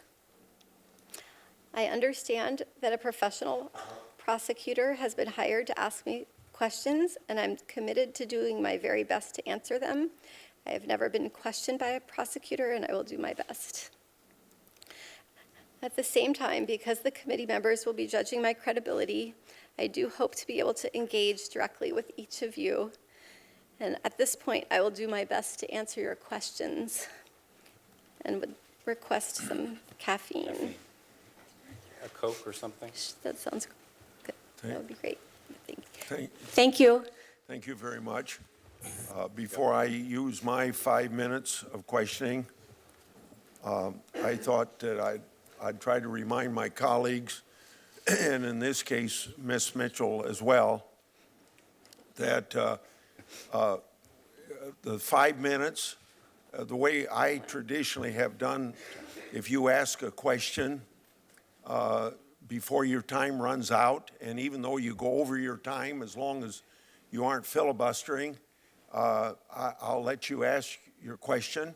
And I'm going to make sure that both Dr. Ford and Judge Kavanaugh, as chairman of the committee, I know that they're going to get a chance to answer the questions fully beyond that 5 minutes. But when either Dr. Ford or Judge Kavanaugh gets done, then we immediately go to the next person. So I hope that that will be done in a.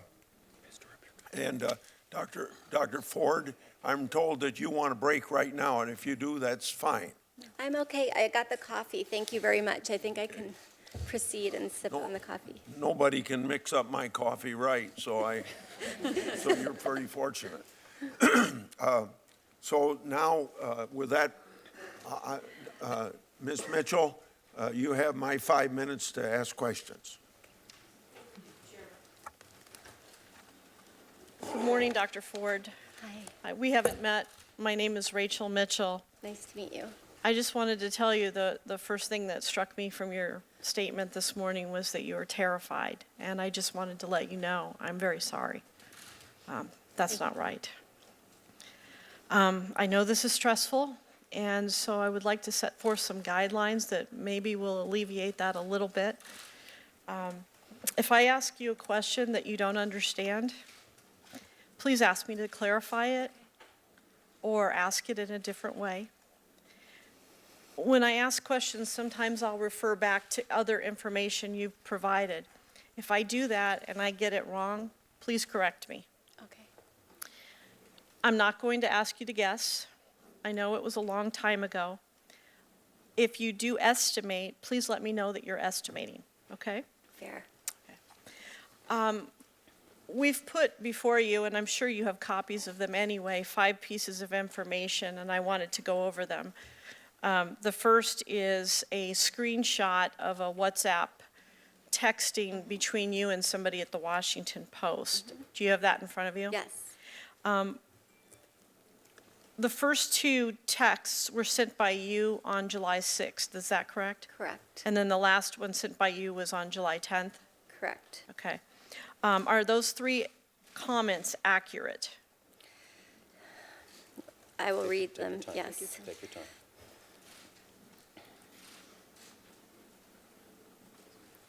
So there's one correction. Okay. I've misused the word bystander as an adjective. Okay. Bystander means someone that is looking at an assault, and the person named PJ was not technically a bystander. I was writing very quickly with a sense of urgency, so I would not call him a bystander. He was downstairs, and what I remember of him was he was a tall and very nice person. I didn't know him well, but that he was downstairs, not anywhere near the event. Okay. Thank you. So I'd like to take that word out if it's possible. Okay. Thank you for clarifying that. The second is the letter that you wrote to Senator Feinstein dated the July 30th of this year. Yes. Did you write the letter yourself? I did. And since it's dated July 30th, did you write it on that date? I believe so. It sounds right. I was in Rehoboth, Delaware at the time. I could look into my calendar and try to figure that out. Was it written on or about that date? Yes, yes. I traveled, I think, the 26th of July to Rehoboth, Delaware. So that makes sense because I wrote it from there. Okay. Is the letter accurate?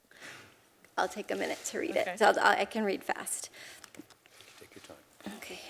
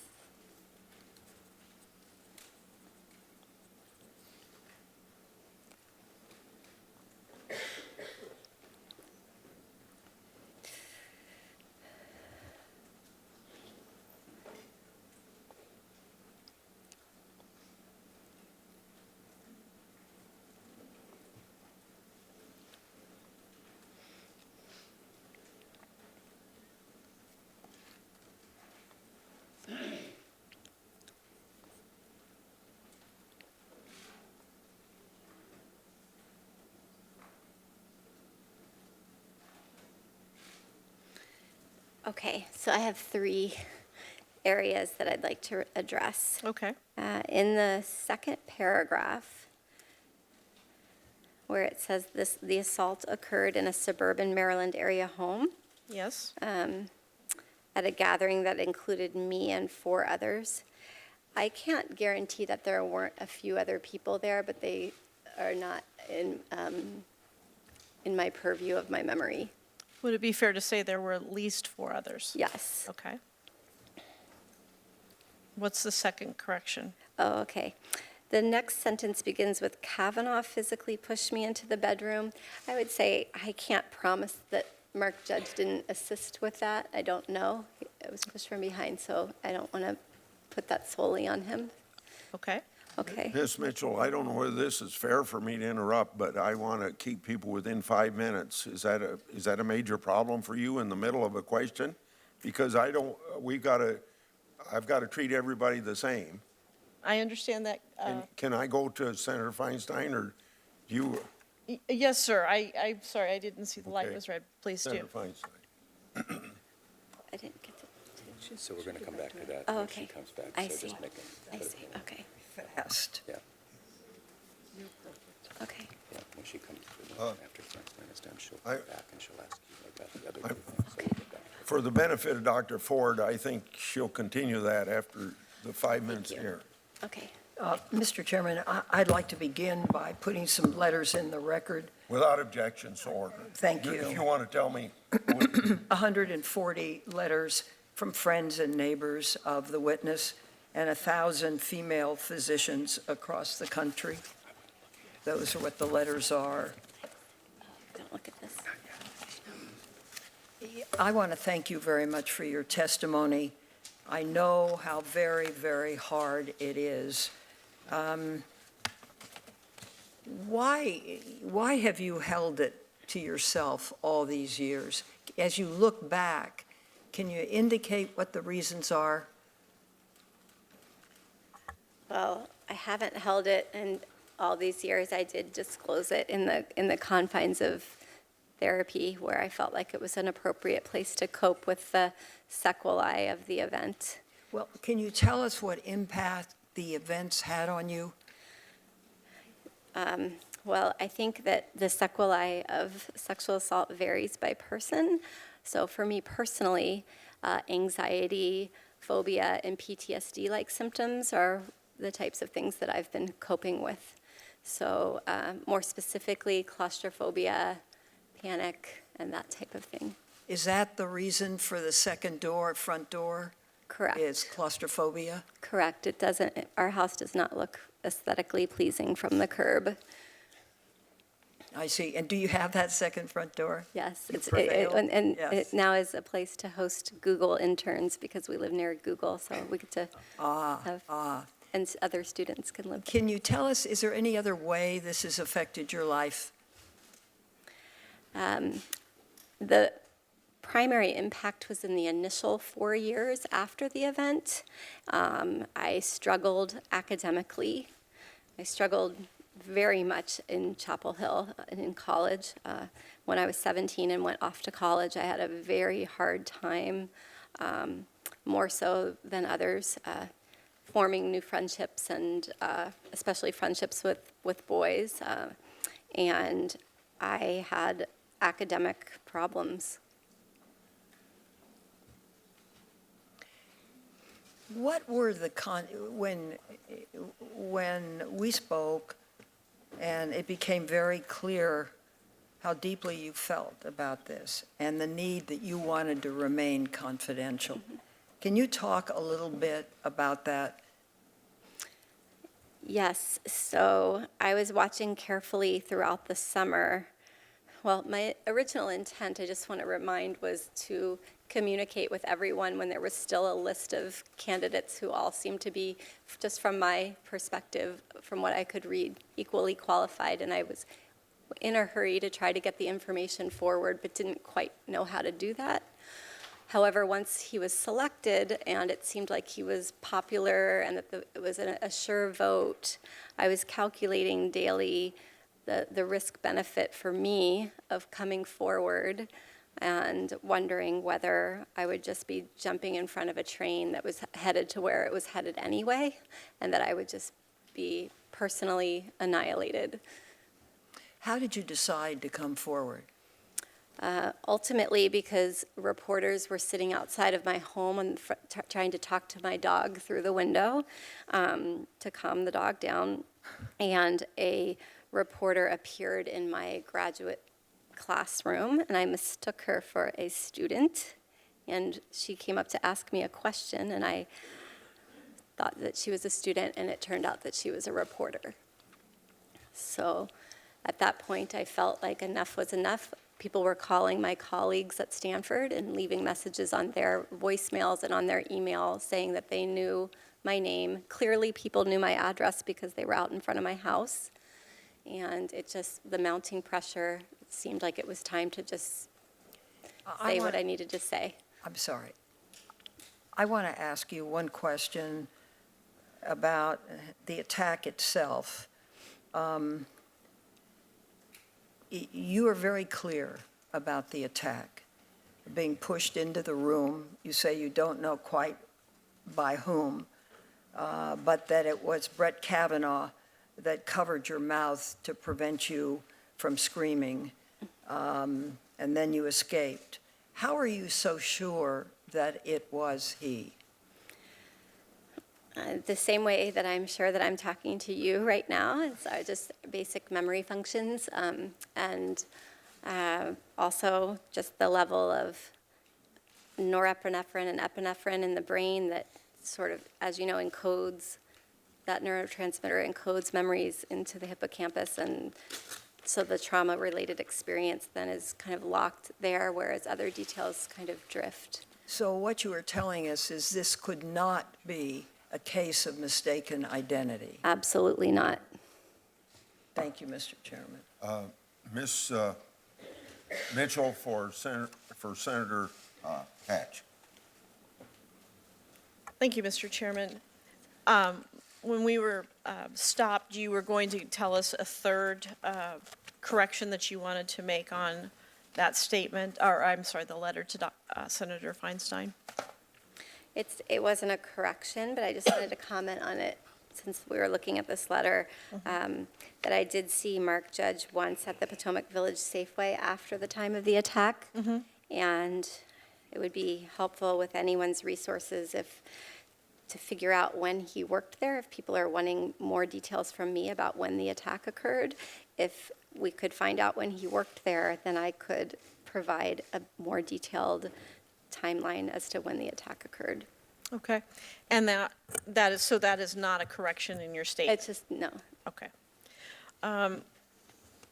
You also wrote out a handwritten statement for the polygrapher when you took your polygraph test. Is that correct?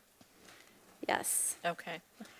And I see corrections on that where you crossed out. So I will go on to the Washington Post article that was originally published on September 16th of this year. And should I just not look at this for accuracy, or we're just going to leave that be? We may come Okay. back to it if Okay. you need to refer to it. Okay.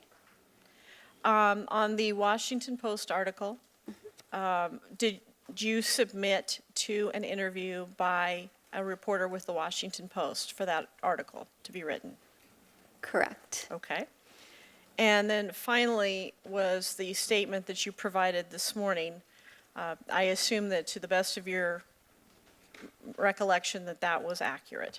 That this whole article is accurate? No. The statement that you made this morning. Yes. Okay. I want to talk to you about the day that this happened, leading up to the gathering. Okay. In your statement this morning, have you told us everything that you remember about the day leading up to that? Yes. Let me ask just a few questions to make sure that you've thought of everything, okay? You indicated that you were at the country club swimming that day? That's my best estimate of how this could have happened. Okay. And when you say best estimate, is that based on the fact that you said you went there pretty much every day? Is that a yes? Yes. Okay. Do you recall prior to getting there, so I'm only talking about up to the gathering, Okay. had you had anything to drink? Not at all. Okay. Were you on any sort of medication? None. Okay. Do you recall knowing before you went who was going to be at that gathering? I recall that expecting that Mark Judge and Leland would be at that gathering. Okay. Do you recall an expectation that Brett Kavanaugh would be there? I don't recall whether or not I expected that. Okay. Now, let's talk about the gathering up from the time you arrived till when you went up the stairs, just that period of time, okay? What was the atmosphere like at the gathering?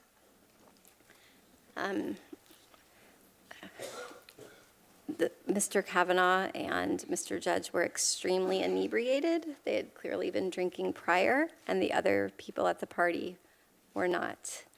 The living room Can was... I ask you just to follow up on that? When you said it was clear that they had been drinking prior, do you mean prior to the time you had gotten there or prior to the time they had arrived? Prior to the time that they arrived. I don't recall who arrived first, though, whether it was me or them. Okay, please continue. Okay. So I recall that I can sketch a floor plan. I recall that it was a sparsely furnished, fairly modest living room.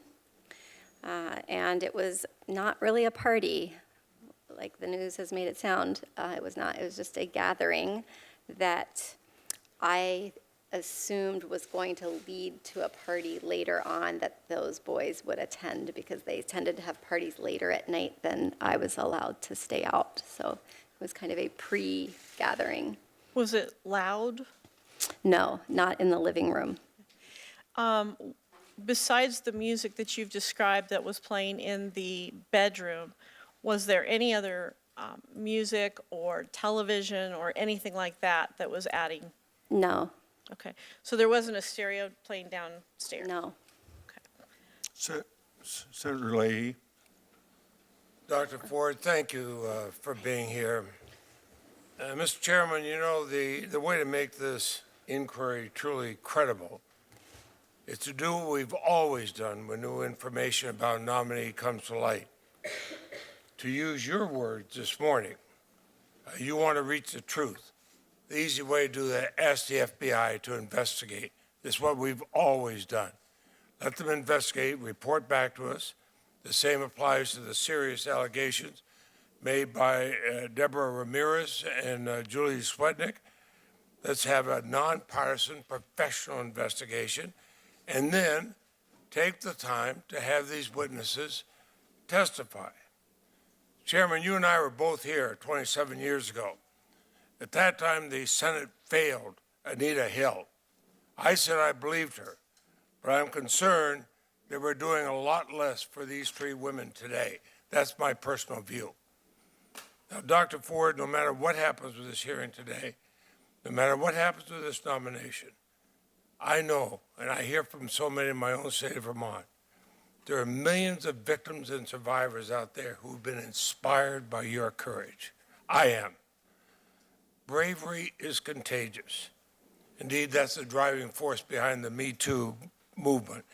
And you sharing your story is going to have a lasting, positive impact on so many survivors in our country. We owe you a debt of gratitude for that, Doctor. Now, some senators have suggested you were simply mixed up about who assaulted you. An ally of Judge Kavanaugh in the White House even promoted a wild theory about a Kavanaugh lookalike. You immediately rejected that theory, as did the innocent man who had been called that lookalike. In fact, he sent a letter to this committee forcefully rejecting this absurd theory, and I ask consent to enter that in the record. Without objection. Now, how did you know Brett Kavanaugh and Mark Judge? And is it possible that you would mix them up with somebody else? No, it is not. And the person that was blamed for the incident is actually the person who introduced me to them originally. So he was a member of Columbia Country Club, and I don't want to talk about him because I think it's unfair, but he is the person that introduced me to them. But you would not mix up somebody else with Brett Kavanaugh, is that correct? Correct. Or Mark Judge? Correct. Well, then let's go back to the incident. What is the strongest memory you have? Strongest memory of the incident, something that you cannot forget. Take whatever time you need. Indelible in the hippocampus is the laughter, the uproarious laughter between the two, and they're having fun at my expense. You've never forgotten that laughter. You've never forgotten them laughing at you. They were laughing with each other.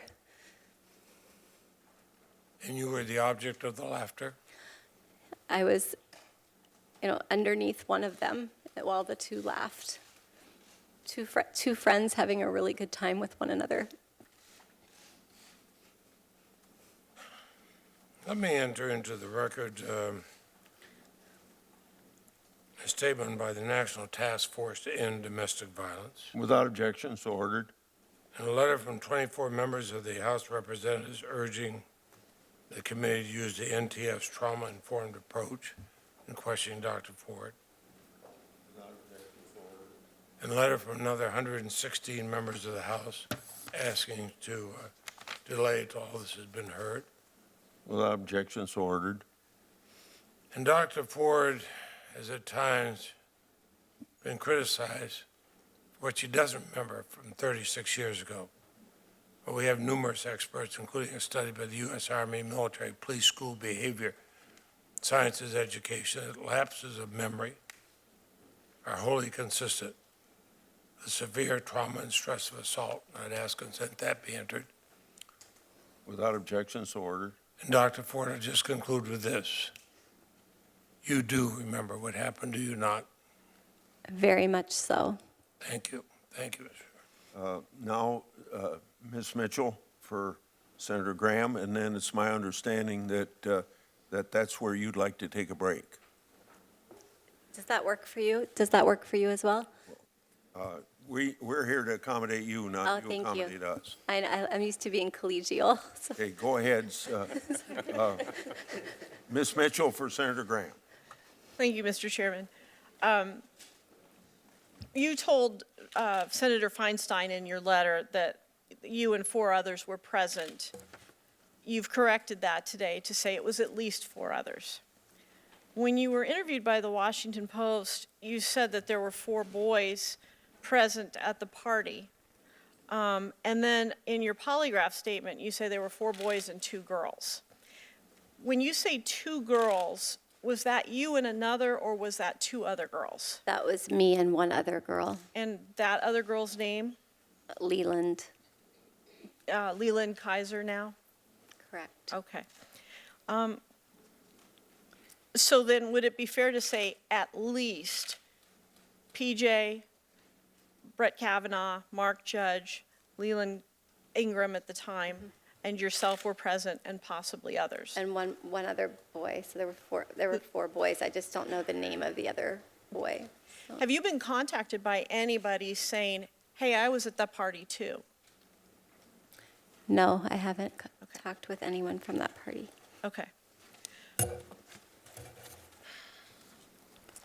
Now, you've been detailed about what happened once you got up the stairs, and so I don't need to go through that again. I'm sorry, go ahead.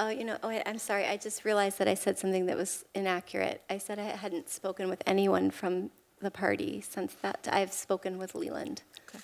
Thank you for correcting that. I thank you. appreciate that. You've gone into detail about what happened once you went up the stairs, so I don't feel like it's necessary to go over those things again. Okay. Okay. Thank you. Have you told us everything that you do remember about it? I believe so, but if there are other questions, I can attempt to answer them. Okay. You said that the music was solely coming from that room, is that correct? Correct. Okay. And it was turned up once the 3 of you were inside that room, is that correct? Yes. Okay. At some point, do you recall it being turned down? I don't remember if it was turned down once I was leaving the house. I don't remember. Okay. Likely, since I could hear them walking down the stairs very clearly from the bathroom. Okay. And the bathroom door was closed when you heard this, is that correct? I could hear them very clearly hitting the walls going down the stairwell. In fact, in your letter, you said that they went down the stairs and they were talking with other people in the house. Correct. Were you able to hear that conversation? I was not able to hear that conversation, but I was aware that they were downstairs and that I would have to walk past them to get out of the house. Okay. Now, let me make sure we're on the same page. Were you not able to hear the conversation or not able to understand the conversation? I couldn't hear the conversation. I was upstairs. Okay. How do you know there was a conversation? I'm just assuming since it was a social gathering, people were talking. I don't know. Okay. In your letter, I heard them talking as they went down the stairwell. They were laughing and. Okay. In your letter, you wrote, both loudly stumbled down the stairwell, at which point other persons at the house were talking with them. Does that ring a bell? Yes, I had to walk past everyone to leave the house, so. Okay. Your letter. I'm not understanding, I'm sorry. Okay. Your next sentence, let me try to clarify this. After you said other persons at the house were talking with them, the letter goes on with the very next sentence, I exited the bathroom, ran outside of the house, and went home. Correct. Okay.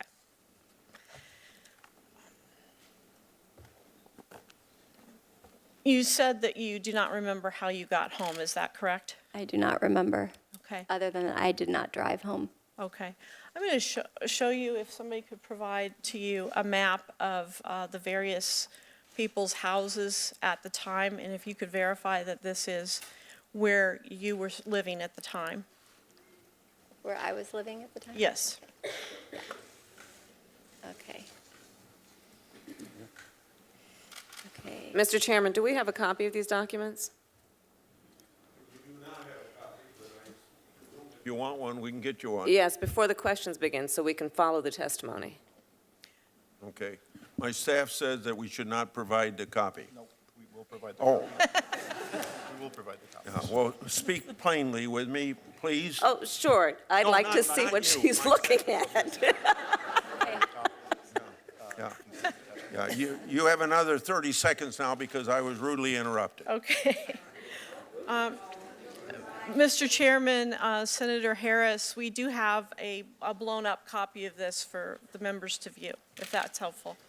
Okay, I'm going to put check marks next to homes that I can confirm are the correct locations, and then an X or a question mark when I don't know where these people live. I'm only asking you to confirm if that map accurately shows where you were living at the Where time. I lived at the time. So I can't see the street name, but I'm happy to refer to the address or the neighborhood. Okay, could you tell us that? Yes, it's River Falls. Okay. It's near the, what is the place called? The Naval Research Center on Clara Barton Parkway. Okay, was that a house or an apartment? It was at my parents' home. Okay. Yeah. Right. Okay. Durbin. Mr. Chairman, I ask consent to enter into the record letters of support for Dr. Ford from her classmates at Holton Arms School, 1,200 alumni of the school, 195 of your colleagues, students, and mentors, 1,400 women and men who attended DC schools, and 50 members of the Yale Law School faculty who are calling for a full FBI investigation. I ask consent to enter these into the record. Without objection, so ordered. Dr. Ford, as difficult as this experience must be, I want you to know that your courage in coming forward has given countless Americans the strength to face their own life-shattering past and to begin to heal their wounds. By example, you have brought many families into an honest and sometimes painful dialogue that should have occurred a long time ago. I'm sorry for what this has done to you and your family. No one should face harassment, death threats, and disparaging comments by cheap-shot politicians simply for telling the truth. But you and your family should know that for every scurrilous charge and every pathetic tweet, there have been thousands of Americans, women and men, who believe you, support you, and thank you for your courage. Watching your experience, it's no wonder that many sexual assault survivors hide their past and spend their lives suffering in pain silence. You had absolutely nothing to gain by bringing these facts to the Senate Judiciary Committee. The fact that you are testifying here today, terrified though you may be, the fact that you have called for an FBI investigation of this incident, the fact that you are prepared to name both Judge Kavanaugh and eyewitness Mark Judge stands in sharp contrast to the obstruction we've seen on the other side. The FBI should have investigated your charges as they did in the Anita Hill hearing, but they did not. Mark Judge should be subpoenaed from his Bethany Beach hideaway and required to testify under oath, but he has not. Judge Kavanaugh, if he truly believes there's no evidence, no witnesses that can prove your case, should be joining us in demanding a thorough FBI investigation, but he has not. Today, you come before this committee and before this nation alone. I know you're joined by counsel and family. The prosecutor on the Republican side will continue to ask questions to test your memory and veracity. After spending decades trying to forget that awful night, it's no wonder your recollection is less than perfect. A polished liar can create a seamless story, but a trauma survivor cannot be expected to remember every painful detail. That's what Senator Leahy has mentioned earlier. One question is critical. In Judge Kavanaugh's opening testimony, which we will hear after you leave, this is what he says: I never had any sexual or physical encounter of any kind with Dr. Ford. I am not questioning that Dr. Ford may have been sexually assaulted by some person in some place at some time. Last night, the Republican staff of this committee released to the media a timeline that shows that they've interviewed two people who claimed they were the ones who actually assaulted you. I'm asking you to address this new defense of mistaken identity directly. Dr. Ford, with what degree of certainty do you believe Brett Kavanaugh assaulted you? 100%. 100%. In the letter which you sent to Senator Feinstein, you wrote, I have not knowingly seen Kavanaugh since the assault. I did see Mark Judge once at the Potomac Village Safeway, where he was extremely uncomfortable in seeing me. Would you please describe that encounter at the Safeway with Mark Judge and what led you to believe he was uncomfortable? Yes, I was going to the Potomac Village Safeway. This is the one on the corner of Falls and River Road. And I was with my mother, and I was a teenager, so I wanted her to go in one door and me go in the other. So I chose the wrong door because the door I chose was the one where Mark Judge was, looked like he was working there and arranging the shopping carts. And I said hello to him. And his face was white and very uncomfortable saying hello back. And we had previously been friendly at the times that we saw each other over the previous 2 years, albeit not very many times. We had always been friendly with one another. I wouldn't characterize him as not friendly. He was just nervous and not really wanting to speak with me. And he looked a little bit ill. How long did this occur after the incident? I would estimate 6 to 8 weeks. Thank you, Mr. Chairman. Before we take a break, I can't let what Senator Durbin said. By the way, he's my friend. We work on a lot of legislation together.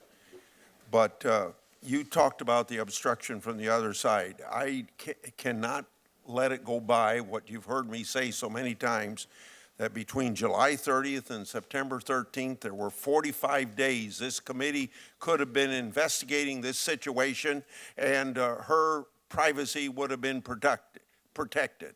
So something happened here in between on your side that the whole country, well, not the whole country should have known about it. No, not know about it. We should have investigated it. We'll take a break now for 15 minutes.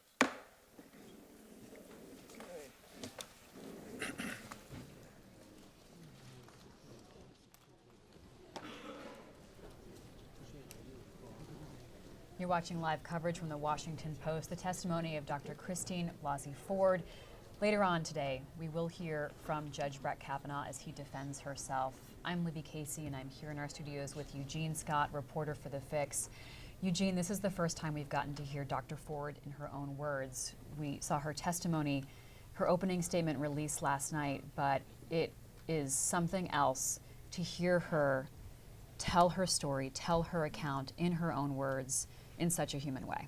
Absolutely. Speaking of the humanity, even before she began speaking, there was some tearing up as she was listening to Senator Feinstein share bits of her story, and as she digested some of the praise from Senators Leahy and Senator Durbin, acknowledging how difficult it is to come forward when you have this story as part of your narrative and the impact that her coming forward has had on other women as well.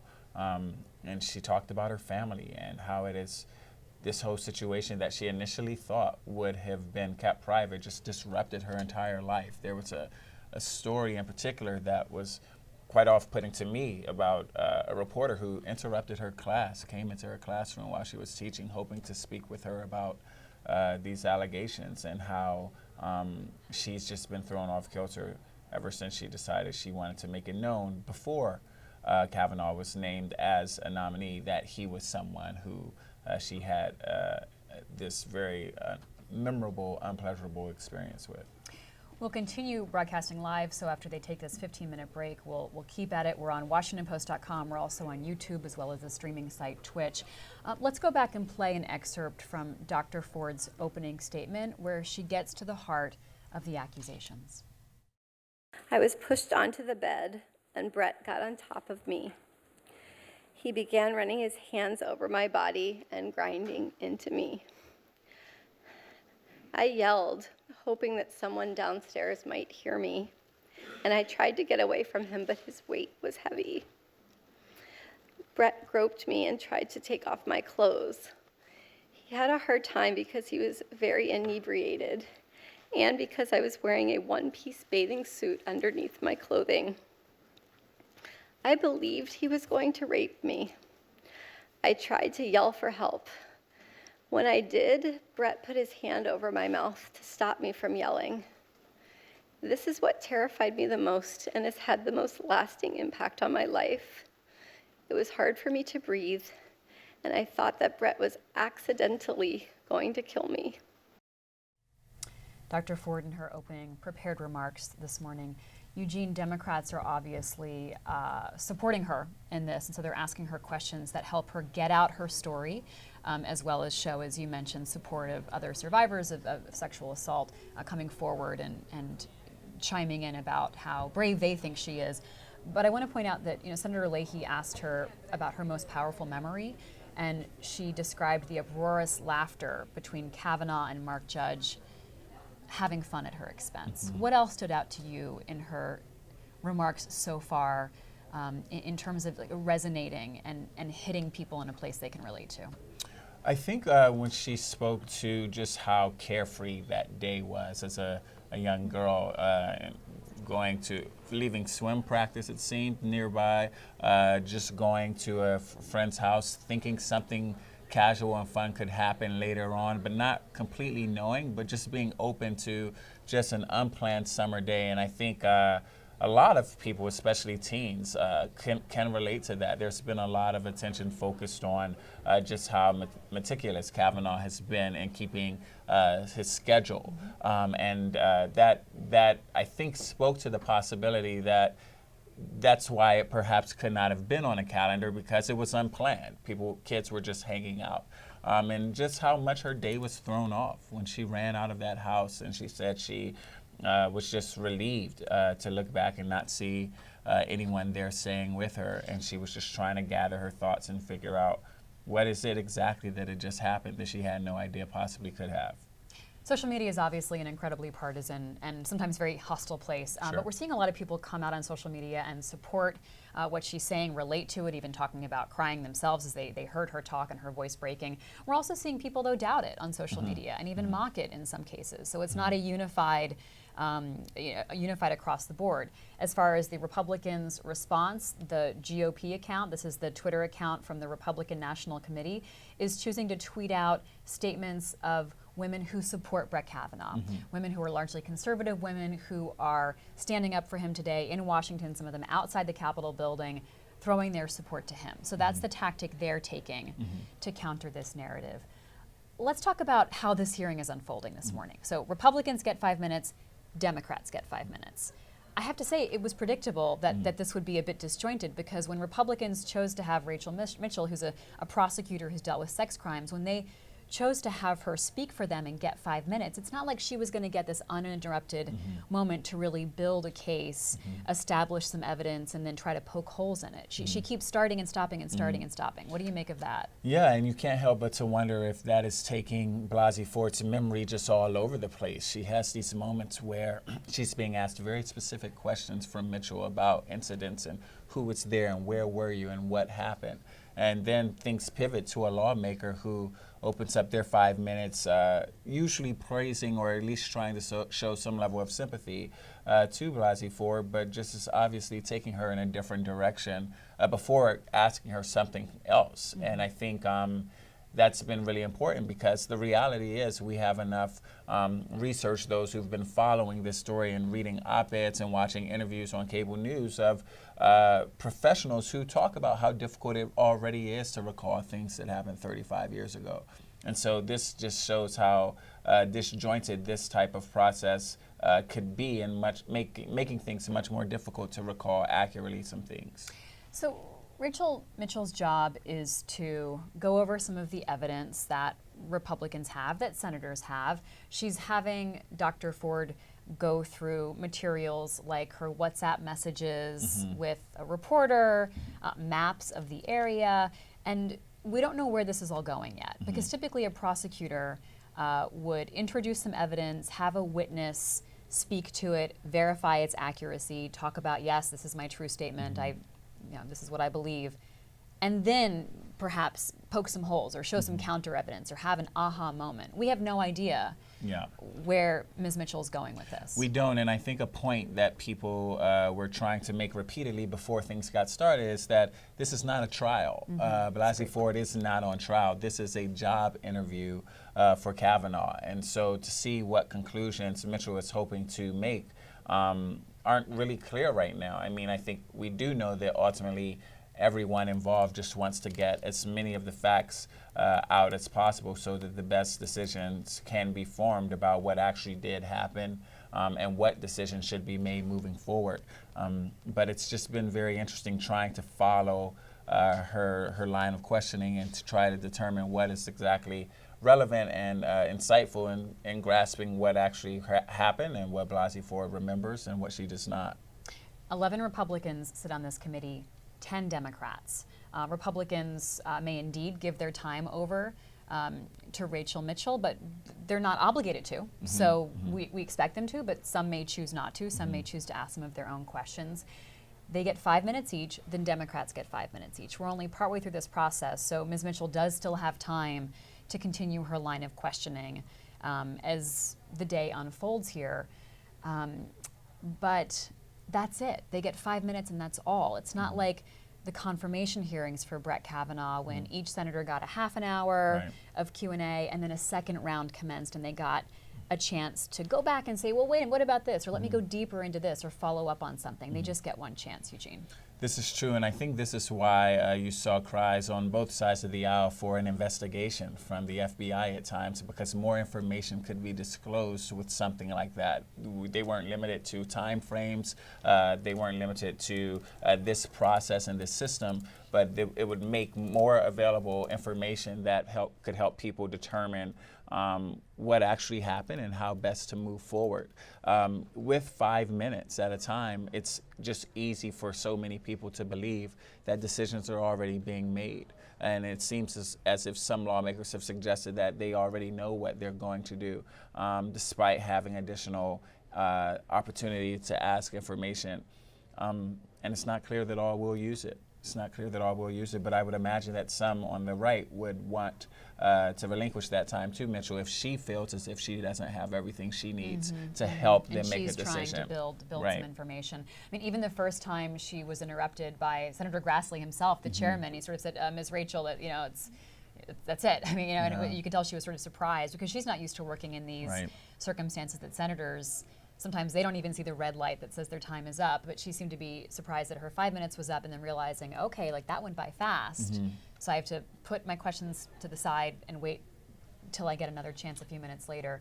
Yeah, it'll be interesting. I mean, we heard Grassley speak as if there might be other opportunities in the future to entertain allegations of other people who have come out against Kavanaugh. And it'll be interesting to see if this approach has been effective and if this is the same approach they'll take moving forward. We're all watching to see what senators say on Capitol Hill, and they are watching. They're either in this committee room watching. We also saw some other members of Congress like Sheila Jackson Lee, Kirsten Gillibrand here before the hearing began, watching and listening. But senators are in their offices all over the Capitol campus watching.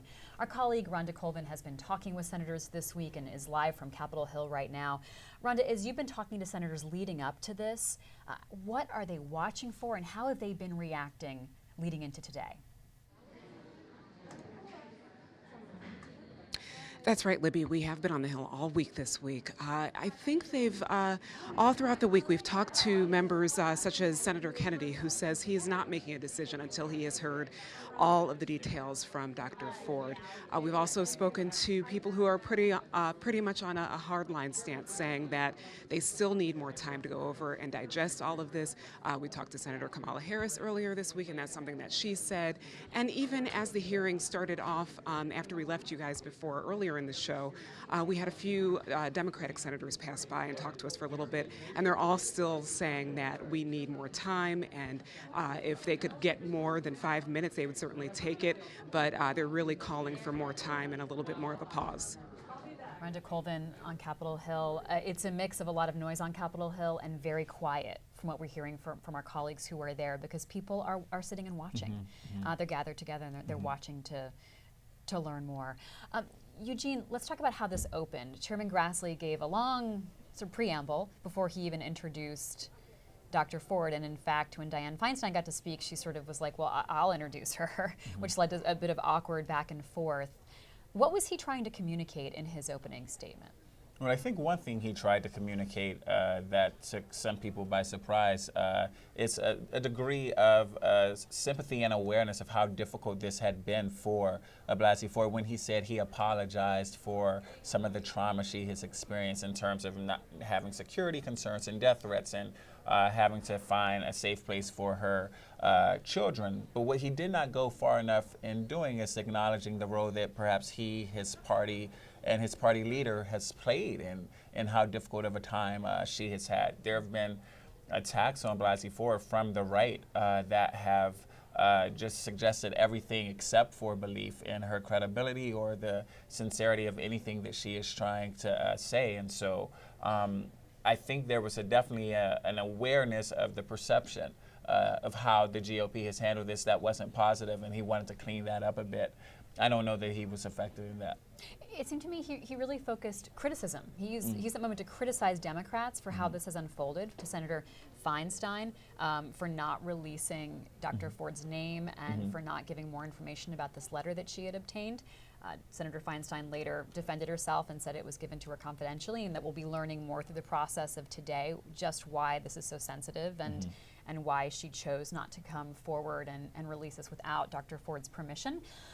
But Senator Grassley really focused on himself and the Republican defense and the complaints of this, rather than just sort of ceding the floor, getting things started, and hearing from Dr. Ford. So it's interesting to see that that was his choice and his strategy, knowing that Republicans going into this, they know that the country has been reflecting on the Anita Hill testimony from 1991 and how men, both Republicans and Democrats, came across as being very aggressive, sort of mansplaining, as we say now, not really listening to her and hearing what she had to say. I found it fascinating that he chose to use his opening statements as a time to talk a lot about his criticisms and be defensive. I was going to say, you can't help but to think that there's a level of defensive-ness happening here, considering how criticized the GOP has been and how this situation has been handled so far. We mentioned that he noted that some of the individuals that Blasey Ford suggested had been there had not come forward to corroborate her story, just reinforcing perhaps his skepticism or lack of belief altogether from other people in his party. But what was very interesting related to his pushback to Feinstein related to the FBI investigation was there seemed to be this idea that there had been a limited amount of time or a deadline related to when investigation could happen, as if it no longer can, when the truth we know is that there still is time, and there certainly is time for the other allegations following this one. He also made it clear that he did not believe it was the Judiciary Committee's responsibility to request an FBI hearing. Yeah. He sort of said that that's not our responsibility. What did you make of that? Well, they certainly seem to have, at least individuals on the committee, the power to. And if there's interest in having an investigation from their constituents, from people directly impacted by both the Supreme Court and sexual assault allegations, you would think that lawmakers would revisit what they have the power to do and see if they can do what many voters are asking take place. And as you describe that, if enough Republicans got on board, people like Jeff Flake, who we're looking at right now, it would become like a groundswell of enough Republicans putting their voices forth to say, let's call for an FBI investigation that might help it gain momentum. But at this point, that hasn't happened, even as some Republicans have said they still have a lot of questions that they want answered. Let's go over what we're not going to hear today. We're not going to hear any other witnesses. We're not going to hear from Mark Judge, a name that's come up a couple of times.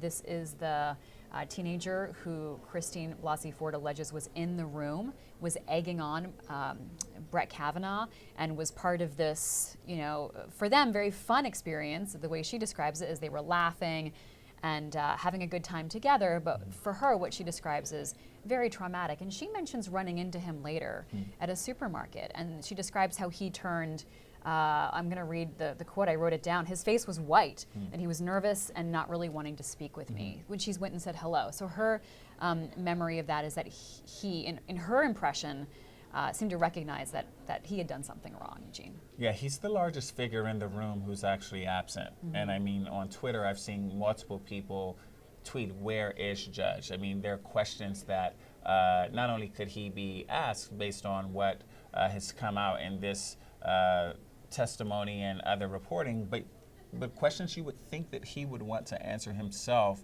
to clarify his name. I mean, his name is really being brought into question right now, and he's been very open about his past and his youth and some of his challenges, but it's one thing to acknowledge that you had a boisterous teenage 20 years, and it's another to be accused of criminal activity. Absolutely, drinking and partying versus sexual assault. I do want to mention that, of course, for some people, Mark Judge could answer questions that could help Brett Kavanaugh, even if the two of them believed they were not, they were not responsible for this. Right. They did not sexually assault her. They did not engage in any kind of inappropriate activity. He could be someone that could help clarify that as well. And that's a point that the left has focused on repeatedly, the refusal of Kavanaugh's team to want to bring in Judge, the refusal of Kavanaugh's team to advocate for FBI investigation. These are things that people who believe Blasey Ford believe would clear Kavanaugh if he is as innocent as he says he is. But this hasn't happened. Will it happen in the future? Who knows? But this is where we are on day one. Dianne Feinstein, in her opening remarks, referenced other accusations. And I didn't know how much Democrats were going to talk about that, or if they were really going to confine their comments to this particular accusation by Dr. Ford. We may see them bring up more when Judge Kavanaugh testifies later on today, but it was interesting that she brought it all in together. Okay, we see Dr. Ford being led back into the room here, the hearing room, and Chairman Grassley gaveling back in. So we'll go right now. Dr. Ford, let me ask you a process question here. We were going to schedule a break for 12:05. This last break came just a little bit later. I didn't call it at the right time. We're going to have a vote at 12:40. So would it be possible for you to go from now until 12:40 without a break? Okay. Yes. Yeah. Okay, now it is Senator Cornyn's time, so proceed, Ms. Mitchell. Thank you, Senator. I have a blow up here to my right of the map that was shown to you. The address that's indicated on here as belonging to your family is what all the property tax records showed as being your address. Okay. Just to put it in perspective, I'd like to show you a further out, zoomed out picture so that we can put it in perspective. So we can show the greater Washington area. Of course, you can see the Beltway on that, the Beltway area. Okay. And then number 3, if we could look at that. We drew a 1-mile radius around the country club, and then we calculated from the furthest point. Mr. Chairman, again, we don't have these documents. No, we're not. That's why she showed 3 different documents, because they depict 3 different things. So we'd like to see all 3 documents, please, so we can follow along. Proceed, please. Okay. Looking at the third thing here, we calculated the distance from the closest point to your house from a mile radius of the country club, and then the farthest point. You can see it's 6.2 and, of course, 8.2 miles. And you've described this as being near the country club, wherever this house was. Is that right? I would describe it as somewhere between my house and the country club, in that vicinity that's shown in your picture. Okay. And the country club is about a 20-minute drive from my parents' home. A 20-minute drive, and of course I've marked as the crow flies. Yes. Would it be fair to say that somebody drove you somewhere, either to the party or home from the party? Correct. Okay. Has anyone come forward to say to you, hey, remember, I was the one that drove you home? No. Okay. In your July 6th text to the Washington Post that you looked at earlier, you said that this happened in the mid-'80s. In your letter to Senator Feinstein, you said it occurred in the early '80s. In your polygraph statement, you said it was high school summer in 80s, and you actually had written in, and this is one of the corrections I referred to early, and then you crossed that out.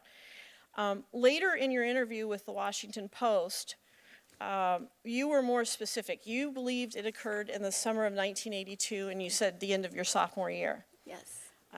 You said the same thing, I believe, in your prepared statement. How were you able to narrow down the time frame? I can't give the exact date, and I would like to be more helpful about the date. And if I knew when Mark Judge worked at the Potomac Safeway, then I would be able to be more helpful in that way. So I'm just using memories of when I got my driver's license. I was 15 at the time, and I did not drive home from that party or to that party. And once I did have my driver's license, I liked to drive myself. So I assume the legal driving age was 16? Yes. Okay. Now, you've talked about attending therapy. In your text to the Washington Post dated 7/6, so that's the very first statement we have from you, you put in there, quote, have therapy records talking about it. I want to make sure I understand that. Did you already have your therapy records at that time? I had looked at them online to see if they existed, yes. Okay, so this was something that was available to you via a computer, like a patient portal? Actually, no, it was in the office of a provider. Okay. She helped me go through the record to locate whether I had record of this conversation that I had remembered. Did you show a full or partial set of those marriage therapy records to the Washington Post? I don't remember. I remember summarizing for her what they said. So I'm not quite sure if I actually gave her the record. Okay. So it's possible that the reporter did not see these notes. I don't know if I can't recall whether she saw them directly or if I just told her what they said. Have you shown them to anyone else besides your counsel? Just the counsel. Okay. Would it be fair to say that Brett Kavanaugh's name is not listed in those notes? His name is not listed in those notes. Would it also be fair to say that the therapist notes that we've been talking about say that there were 4 boys in the room?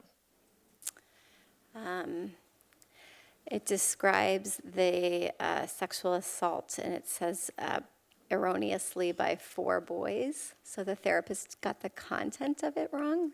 And you corrected that to the Washington Post reporter, correct? Correct. Senator Whitehouse. Thank you, Chairman. Thank you, Dr. Blasey Ford. A lot of people are proud of you today.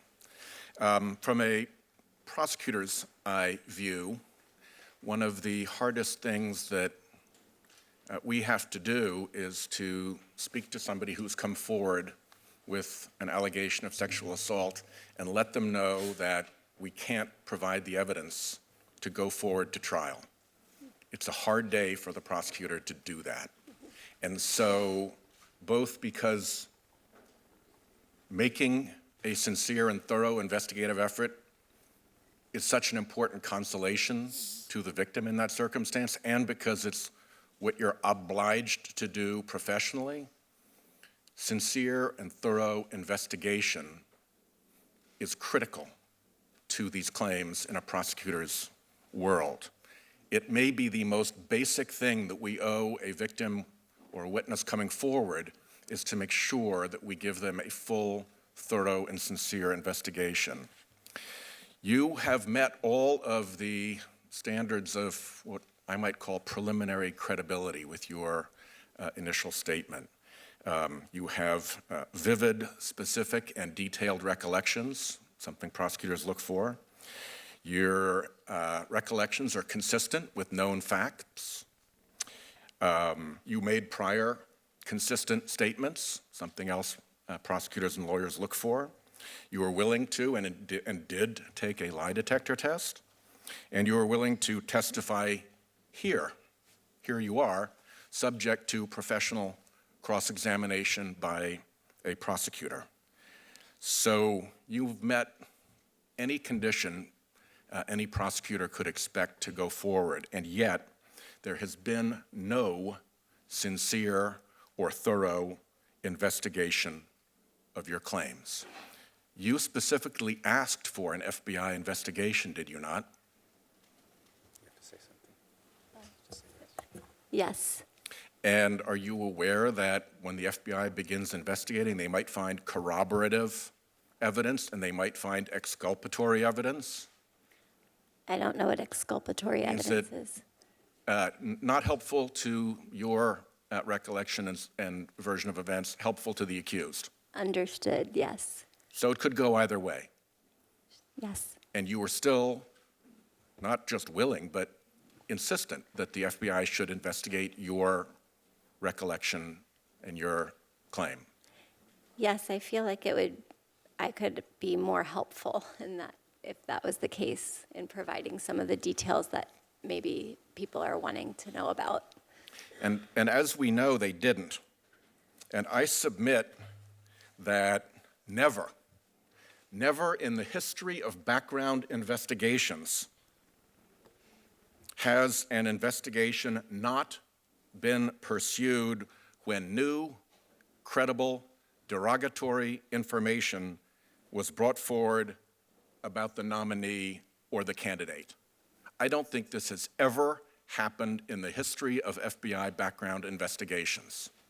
Maybe somebody can prove me wrong, but it's wildly unusual and out of character. And in my view, it is a grave disservice to you, and I want to take this moment to apologize to you for that, and to report to anybody who might be listening that when somebody's willing to come forward, even under those circumstances, even having been not given the modicum of courtesy and support of a proper investigation, you've shown yourself particularly proud in doing that. And the responsibility for the decision to have this be, I think, the only background investigation in history to be stopped as derogatory information came forward belongs with 13 men: the President, Director Wray of the FBI, and the 11 members of the majority of this committee. As to the committee's investigation, the fact that Mr. Kavanaugh's alleged accomplice has not been subpoenaed, has not been examined and cross-examined under oath, has not been interviewed by the FBI, tells you all you need to know about how credible this performance is. The very bare minimum that a person who comes forward is owed is sincere and thorough investigation, and you've been denied that, and I will make a personal pledge to you here that however long it takes, in whatever forum I can do it, whenever it's possible, I will do whatever is in my power to make sure that your claims get a full and proper investigation, and not just this. Thank you for being here. Thank you. Since this issue's come up so many times, I'd like to comment. The New Yorker published an anonymous account of allegations September the 14th. 2 days later, Dr. Ford identified herself as the victim in a Post article detailing her allegations. I immediately directed my staff to investigate. September the 17th, Dr. Ford's counsel went on several television shows requesting that her client have an opportunity to tell her story. The same day, I scheduled a hearing for Monday, September the 24th, giving Dr. Ford a week to prepare her testimony and come to Washington, D.C. On September the 17th, committee investigative staff reached out to Dr. Ford and Judge Kavanaugh to schedule follow-up interviews with Republican and Democrat investigators. Judge Kavanaugh accepted the opportunity to speak to the investigators under criminal penalty. Dr. Ford declined. In his interview on September the 17th, Judge Kavanaugh denied the allegations and requested a hearing as soon as possible. Democratic staff refused to participate in that interview. The next day, September the 18th, committee investigative staff contacted Mark Judge requesting an interview. Committee staff also learned the identity of 2 other alleged partygoers and requested interviews. Mark Judge submitted a statement under penalty of felony, denying knowledge of the party described by Dr. Ford, and states that he never saw Brent, in the manner described by Dr. Ford. And I can go on and on about that, but we got to realize that what we have done in this case, all the time, you go through a background investigation by the FBI, then it comes to us, and there's always some holes in it that we have to follow up on. And besides, Mr. Chairman. We're responding to Dr. Ford's request to tell her story. That's why we're here. Mr. Chairman, Mr. Chairman, Ms. Mitchell, go for Mr. Chairman, I just want to point out that to support what Senator Whitehouse said, in the Anita Hill case, Can we hear from Dr. Ford? George Bush ordered that the investigation be opened again. Ms. Mitchell, will you proceed for Senator Lee? Thank you, Mr. Chairman. Dr. Ford, the Washington Post reported in their September 16th article that you did show them therapist notes. Is that incorrect? I don't remember physically showing her a note. Okay. Perhaps my counsel did. I don't remember physically showing her my copy of the note. Okay. But I just don't remember. I'm sorry. I have retrieved a physical copy of those medical records. Okay, thank you. You also attended individual therapy.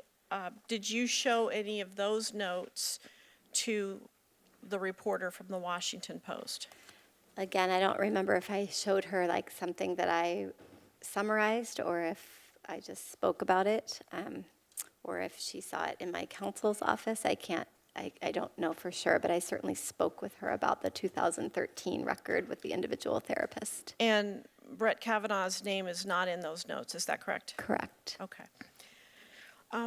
In reading the Washington Post article, it mentions that this incident that we're here about contributed to anxiety and PTSD problems with which you have struggled.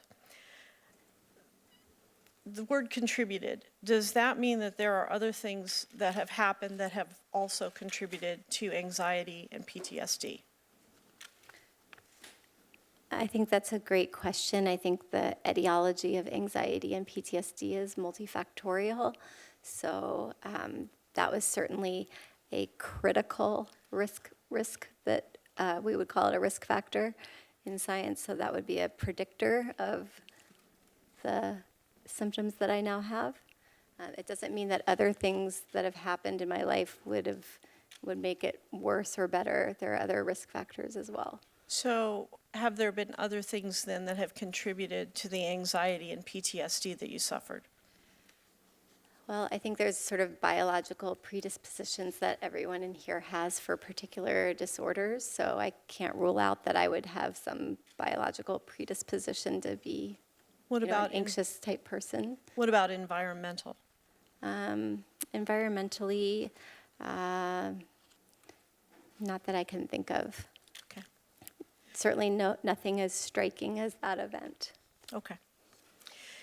In your interview with the Washington Post, you said that you told your husband early in your marriage that you had been a victim of, and I quote, physical abuse.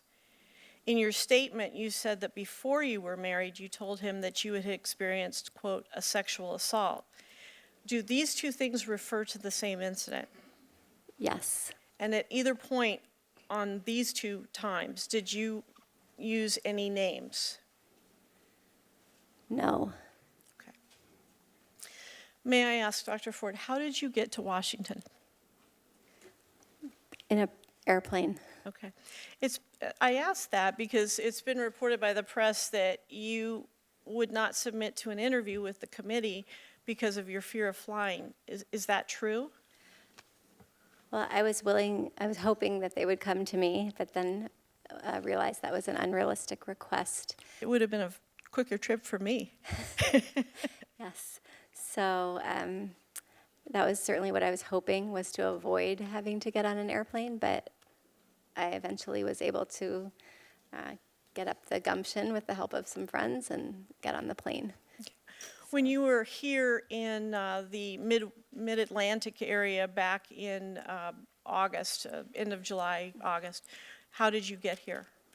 Also by airplane. I come here once a year during the summer to visit my family. Okay. I'm sorry, not here. I go to Delaware. Okay. In fact, you fly fairly frequently for your hobbies, and you've had to fly for your work. Is that true? Correct, unfortunately. You were a consulting biostatistician in Sydney, Australia. Is that right? I've never been to Australia, but the company that I worked for is based in Australia, and they have an office in San Francisco, California. Okay. I don't think I'll make it to Australia. It is long. I also saw on your CV that you list the following interests of surf travel, and you, in parentheses, put Hawaii, Costa Rica, South Pacific Islands, and French Polynesia. Have you been all to those places? Correct. By airplane? Yes. And your interests also include oceanography, Hawaiian and Tahitian culture. Did you travel by air as a part of those interests? Correct. Thank you very much. Easier for me to travel going that direction when it's a vacation. Thank you, Mr. Chairman. Thank you for being here, Dr. Ford. You know, in my old job as a prosecutor, we investigated reports like this. So it gave me a window on the types of cases that hurt women and hurt all of us. And I would always tell the women that came before us that they were going to have to tell their story before a jury box of strangers. And you've had to tell your story before the entire nation. For so many years, people swept cases like yours under the rug. They'd say what happens inside a house didn't belong in the courthouse. Well, the times have changed. So I just want to thank you for coming forward today and for sharing your report with us. Now, I understand that you've taken a polygraph test. Dr. Ford, that found that you were being truthful when you described what happened to you. Can you tell us why you decided to take that test? I was meeting with attorneys. I was interviewing various attorneys, and the attorneys asked if I was willing to take it, and I said absolutely. That said, it was almost as anxiety-provoking as an airplane flight. Okay. And you've talked about your recollections and seeing Mark Judge at that Safeway. If there had been an appropriate reopening of this background check and FBI interviews, would that help you find the time period if you knew when he worked at that Safeway? I feel like I could be much more helpful if I could be provided with that date through employment records or the IRS or something, anything that Thank would you. help. I would assume that's true. Dr. Ford, under federal law, and I don't expect you to know this, but statements made to medical professionals are considered to be more reliable. There's a federal rule of evidence about this. You told your counselor about this back in 2012, is that right? My therapist, my individual therapist, correct. Right. And I understand that your husband was also present when you spoke about this incident in front of a counselor, and he recalls you using Judge Kavanaugh's name. Is that right? Yes, I just have to slow down a minute because I might have been confusing. So there were two separate incidents where it's reflected in my medical record. I talked about it more than those two times, but therapists don't typically write down content as much as they write down process. They usually are tracking your symptoms and not your story and the facts. I just happened to have it in my record twice. So the first time is in 2012 with my husband in couples therapy with the quibbling over the remodel. And then in 2013 with my individual therapist. So if someone had actually done an investigation, your husband would have been able to say that you named his name at that time? Correct. Okay. I know you've been concerned with your privacy throughout the process, and you first requested that your account be kept confidential. Can you briefly tell us why? Yes. So as I stated before, once I was unsuccessful in getting my information to you before the candidate was chosen. My original intent was to get the information when there was still a list of other candidates available. And once that was not successful, and I saw that persons were very supportive of the nominee, I tracked it all summer, and realized that when I was calculating that risk-benefit ratio, that it looked like I was going to just, suffer only for no reason. Okay. From my experience with memory, I remember distinctly things that happened to me in high school or happened to me in college, but I don't exactly remember the date. I don't exactly remember the time. I sometimes may not even remember the exact place where it occurred, but I remember the interaction. And many people are focused today on what you're not able to remember about that night. I actually think you remember a lot. I'm going to phrase it a little differently. Can you tell us what you don't forget about that night? The stairwell, the living room, the bedroom, the bed on the right side of the room. As you walk into the room, there was a bed to the right. The bathroom in close proximity. The laughter, the uproarious laughter, and the multiple attempts to escape and the final ability to do so. Thank you very much, Dr. Ford. Dr. Ford, I want to correct the record, but it's not something that I'm saying that you stated wrongly, because you may not know the fact that when you said that you didn't think it was possible for us to go to California as a committee or our investigators to go to California to talk to you, we did, in fact, offer that to you, and we had the capability of doing it, and we would have done it anywhere or anytime. So, thank you. And Mr. Chairman, could I put the polygraph results on the record, please? The polygraph results in the record. without it, Is there any objection? well, let us see the chart.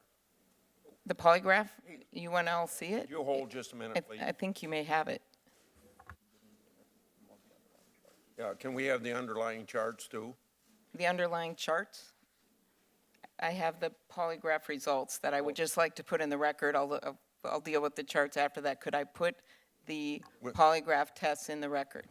Mr. Chairman, we had proposed having the polygraph examiner testify, as you know. If that had happened, the full panoply of materials that he had supporting his examination would have been provided. You rejected that request, so what we did provide was the polygraph report, which is what the members of the committee currently have. And on September 26, Mr. Chairman, this was actually sent to your chief counsel, and I just want to share it with America so that they have this report as well. Okay, we will accept without objection what you've asked us to include, but we're also requesting and expect the other materials that I've just stated. But, Mr. Chairman, you wouldn't allow the underlying witness who performed the polygraph test to testify, nor would you allow Mark Judge to testify. And so I would just like to point out, thank you for allowing this report in the record, but that is the reason that we don't have the underlying information for you. You got what you wanted, and I think you'd be satisfied. Mr. I Chairman, am satisfied with that, thank you. Senator, go ahead. when was the polygraph administered? It was administered on August 7th, When was it 2018. when And was it it- was, the date of the report is August 10th, 2018, Mr. When Chairman. was it provided to the Hey, committee? Let's just see if we can't do this in a more orderly way. Well, he was asking, and I have it right here, and you have it as well. It was We've accepted September it. 26th. We've accepted it. All right. Ms. Mitchell for Senator Cruz. Thank you. Dr. Ford, we've talked about the day and the night that you've described in the summer of 1982, and thank you for being willing to do that. I know it's difficult. I'd like to shift gears and discuss the last several months. Okay. In your statement, you said that on July 6th, you had a, quote, sense of urgency to relay the information to the Senate and the President. Did you contact either the Senate or the President on or before July 6th? No, I did not. I did not know how to do that. Okay. Prior to July 6th, had you spoken to any member of Congress, and when I say Congress, I mean the Senate or the House of Representatives, or any congressional staff members about your allegations? No. Why did you contact the Washington Post then on July 6th?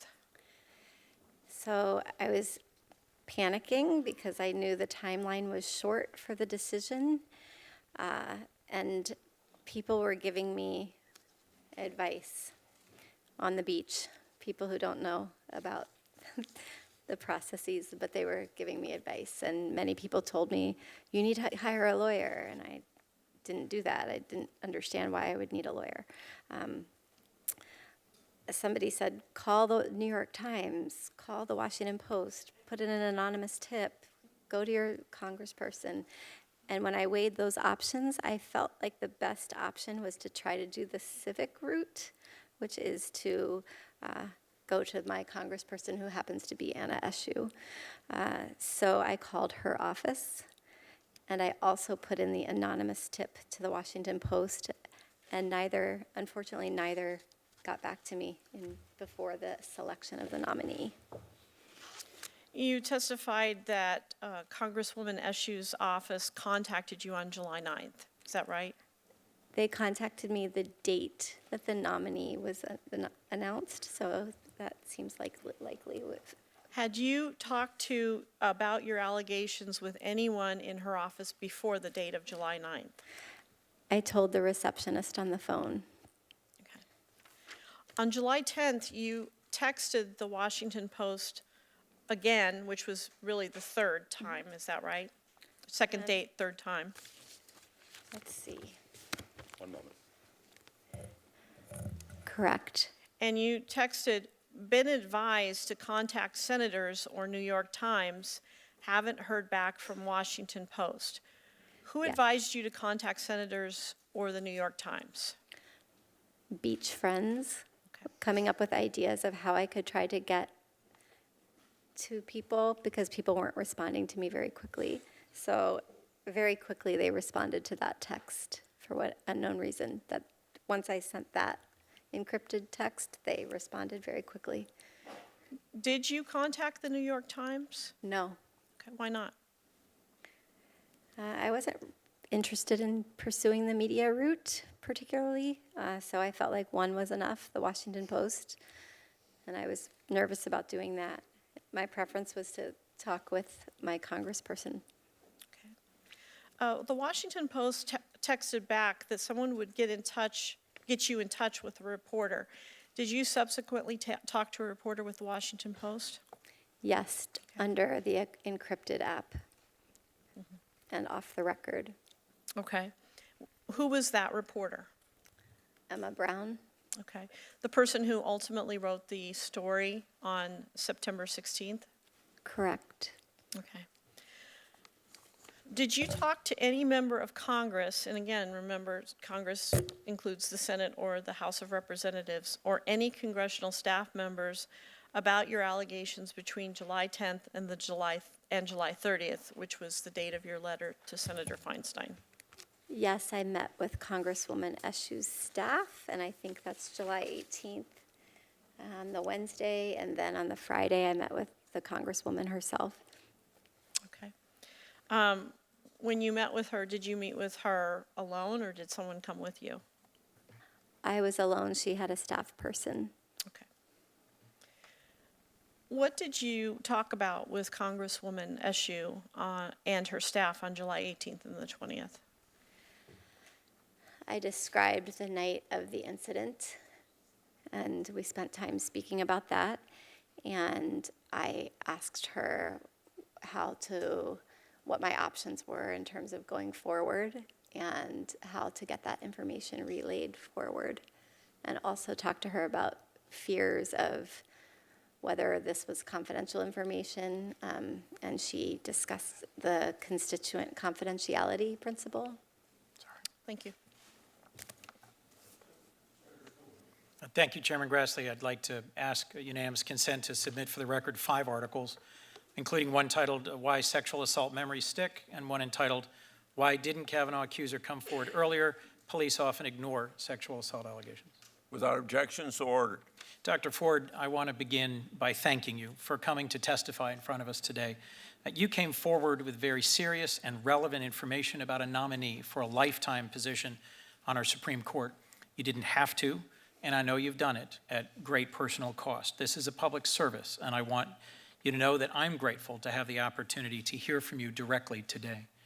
I'd like to just first follow up on that line of questioning Ms. Mitchell was following, because I think a lot of people don't realize that you chose to come forward with your concerns about Judge Kavanaugh before he was nominated to the Supreme Court. Do I understand correctly that when you first reached out to Congresswoman Eshoo and to the Washington Post tip line, that was when he was on the short list, but before he was nominated to the Supreme Court? Is that correct? Correct. And if I understood your testimony earlier, it's that you were motivated by a sense of civic duty and frankly, a hope that some other highly qualified nominee might be picked, not out of a motivation at a late stage to have an impact on the final decision. Correct. I felt it was very important to get the information to you, but I didn't know how to do it while there was still a short list of candidates. Thank you, Doctor. According to Justice Department data, about 2/3 of sexual assault survivors don't report their assaults. Based on your experience, I'd be interested in hearing from you about this because you bore this alone. You bore this alone for a very long time, and it'd be helpful for us to better understand the ways that that's impacted your whole life. Well, it's impacted me at different stages of the development of my life. So the immediate impact was probably the worst. So the first 4 years, I think I described earlier, a fairly disastrous first 2 years of undergraduate studies at University of North Carolina, where I was finally able to pull myself together. And then once coping with the immediate impacts, the short-term impacts, I experienced like longer-term impacts of anxiety and relationship challenges. Thank you for sharing that. And yet you went on to get a PhD from USC, is that correct? Correct. As you predicted, there was a wide range of responses to your coming forward. Thousands of survivors have been motivated and inspired by your courage. Others have been critical. And as I've reviewed the wide range of reactions, I've been really troubled by the excuse offered by too many, that this was a high school incident and boys will be boys. To me, that's just far too low a standard for the conduct of boys and men in our country. If you would, I'd appreciate your reaction to the excuse that boys will be boys. I can only speak for how it has impacted me greatly for the last 36 years, even though I was 15 years old at the time. And I think, the younger you are when these things happen, it could possibly have worse impact than when you're when your brain is fully developed and you have better coping skills that you've developed. Experts have written about how it's common for sexual assault survivors to remember some facts about the experience very sharply and very clearly, but not others. And that has to do with the survival mode that we go into in experiencing trauma. Is that your experience, and is that something you can help the layperson understand?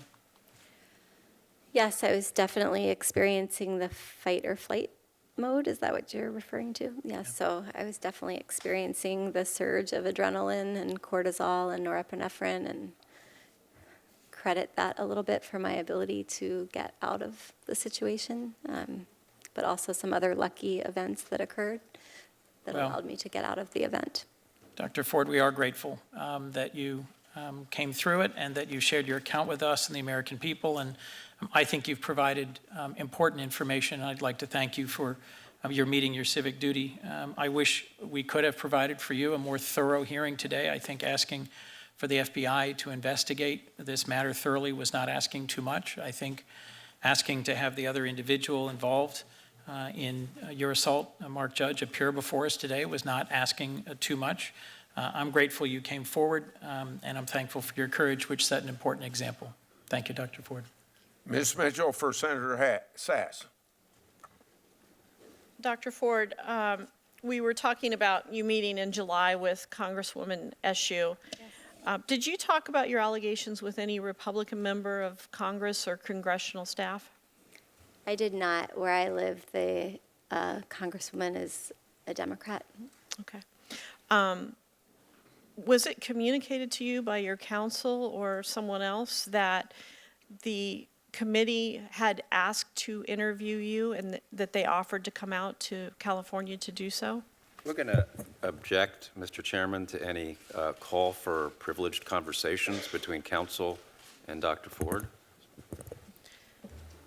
It's a privileged conversation. Could you validate the fact that the offer was made without her saying a word? Is it possible for that question to be answered without violating any consul relationships? Can I say something to you? Do you mind if I say something to you directly? Yeah. I just appreciate that you did offer that. I wasn't clear on what the offer was. If you were going to come out to see me, I would have happily hosted you and had been happy to speak with you out there. I just did not, it wasn't clear to me that that was the case. Okay, does that take care of your question? Yes, thank you, Mr. Chairman. Okay, proceed then. Before July 30th, the date on your letter to Senator Feinstein, had you retained counsel with regard to these allegations? No, I didn't understand why I would need lawyers, actually, so I just didn't know. A lot of people have that feeling. Let's talk about the letter that you wrote on July 30th. You asked Senator Feinstein to maintain confidentiality, quote, until... Wait until she retrieves it. I'm sorry. I'm just trying to look for it, which one? I think it's, yeah, Okay. So stop the clock, will you? it's in there someplace. No. Here it is. Oh, I found it. There it is. You got Sorry. it. Okay. You asked Senator Feinstein to maintain confidentiality until we have had further opportunity to speak, and then said you were available to speak further, vacationing in the Mid-Atlantic until August 7th. Is that correct?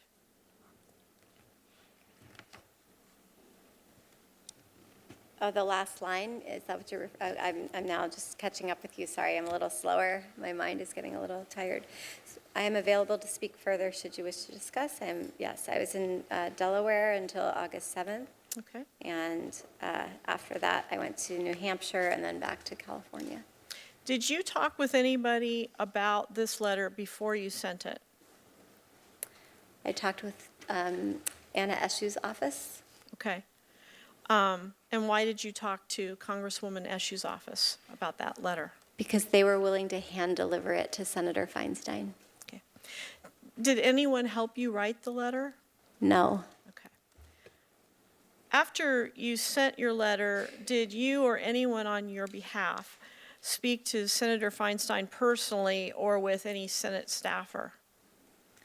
Yes. Okay. I had a phone call with Senator Feinstein. Okay, and when was that?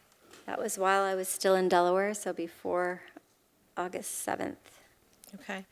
And how many times did you speak with Senator Feinstein? Once. Okay. What did you talk about? She asked me some questions about the incident, Okay. and I answered those questions. Okay. Was that the extent of the gist of the conversation? Yes, it was a fairly brief phone call. Okay. Did you ever give Senator Feinstein or anyone else the permission to release that letter? Not that I know of, no. Okay. Between the letter date, July 30th, and August the 7th, did you speak with any other person about your allegations? Could you say the dates again? Between the letter date of July 30th and August 7th, so while you were still in Delaware, did you speak with any other person about your allegations? I'm just trying to remember what dates that, Stop the, You're asking her with the Yeah, exclusion stop of the- any lawyers stop that the she clock. may have spoken with, correct? Correct. oh, correct. I think correct then. I was interviewing lawyers, Start but the I was clock. not Okay. speaking personally about it. Aside from lawyers that you were seeking to possibly hire to represent you, did you speak to anybody else about it during that period of time? No. Okay. I was staying with my parents at the time. Did you talk to them about it? Definitely not. Okay.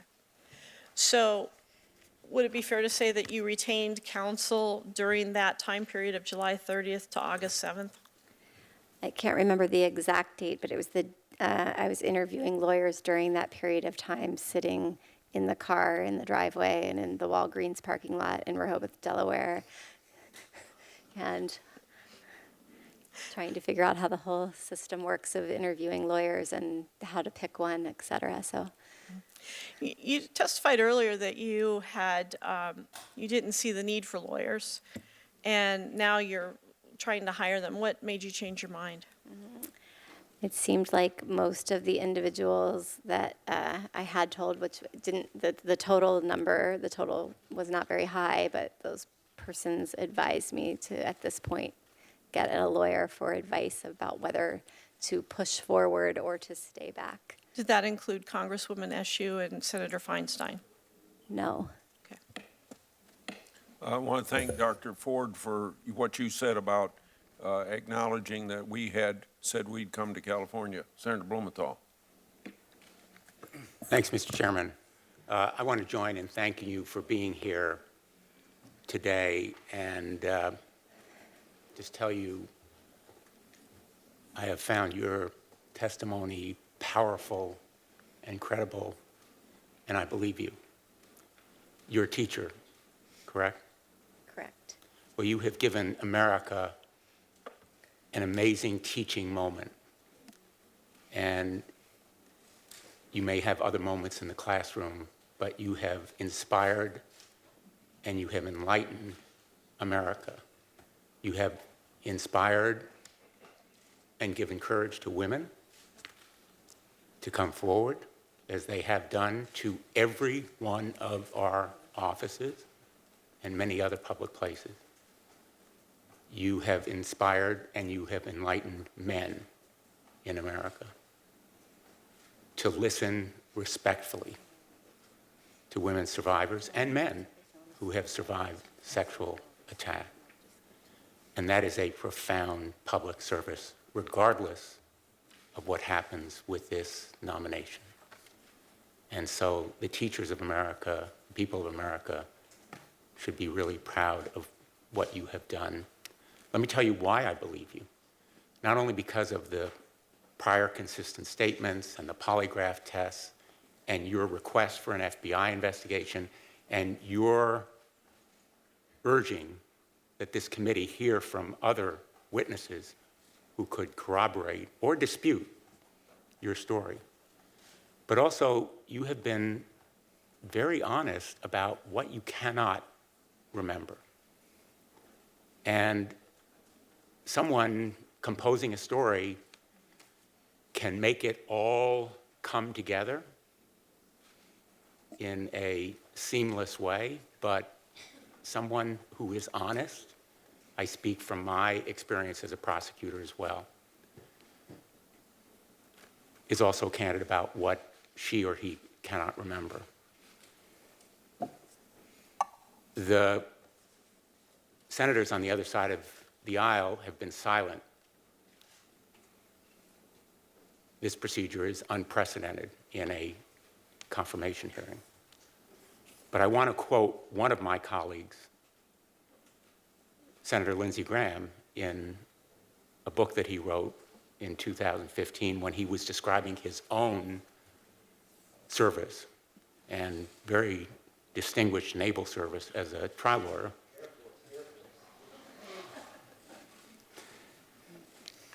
I'm not under oath. He said, quote, of his prosecutions of rape cases, I learned how much unexpected courage from a deep and hidden place it takes for a rape victim or sexually abused child to testify against their assailant. I learned how much courage from a deep and hidden place it takes for a rape victim or sexually abused child to testify against their assailants. If we agree on nothing else today, I hope on a bipartisan basis, we can agree on how much courage it has taken for you to come forward. And I think you have earned America's gratitude.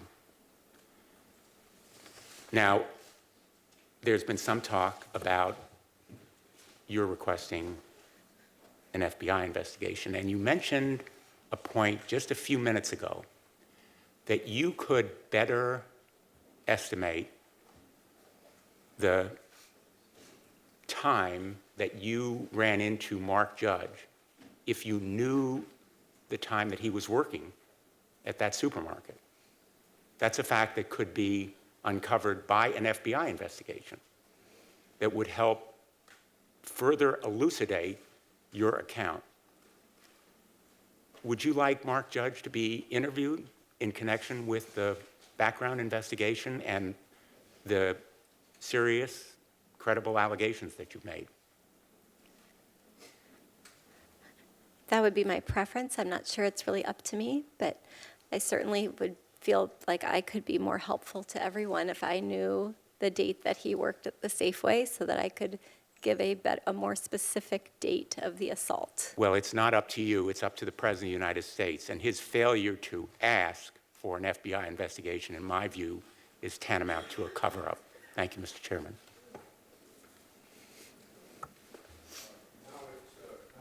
Senator Flake, Ms. Mitchell for Senator Flake. Thank you. We've heard this morning several times that you did take a polygraph, and that was on August the 7th. Is that right? I believe so. Is the day I was flying from BWI to Manchester, New Hampshire. Okay. Why did you decide to take a polygraph? I didn't see any reason not to do it. Were you advised to do that? Again, you're seeming to call for communications between counsel and client. I don't think you mean to do that. If you do, she shouldn't have to answer that.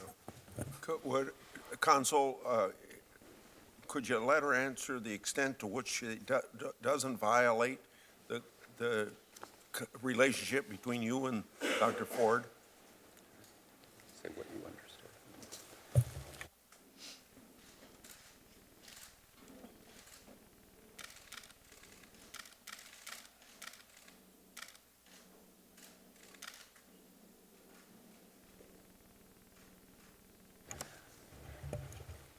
Based on the advice of the counsel, I was happy to undergo the polygraph test, although I found it extremely stressful, much longer than I anticipated.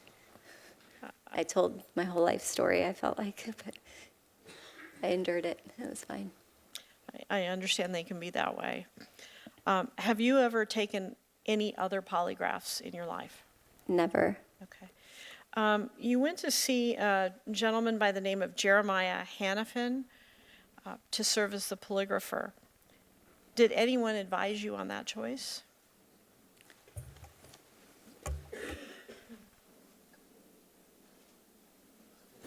Yes, I believe his name was Jerry. Jerry Hanifin. Yeah. Okay. Did anyone advise you on that choice? I don't understand that. Yeah, I didn't choose him myself. He was the person that came to do the polygraph test. Okay. He actually conducted the polygraph not in his office in Virginia, but actually at the hotel next to Baltimore Washington Airport. Is that right? Correct. Why was that location chosen for the polygraph? I had left my grandmother's funeral at Fort Lincoln Cemetery that day and was on tight schedule to get a plane to Manchester, New Hampshire. So he was willing to come to me, which was appreciated. So he administered a polygraph on the day that you attended your grandmother's funeral? Yeah, correct. Okay. Or it might have been the next day. I spent the night in the hotel, so I don't remember the exact day.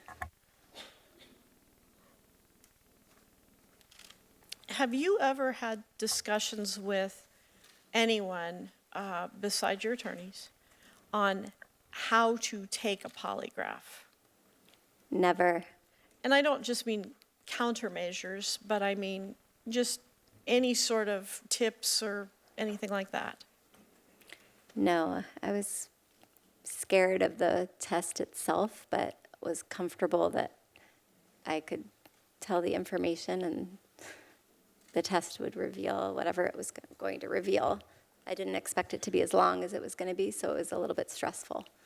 Have you ever given tips or advice to somebody who was looking to take a polygraph test? Never. Did you pay for the polygraph yourself? I don't think so. Okay. Do you know who did pay for the polygraph? Not yet, no.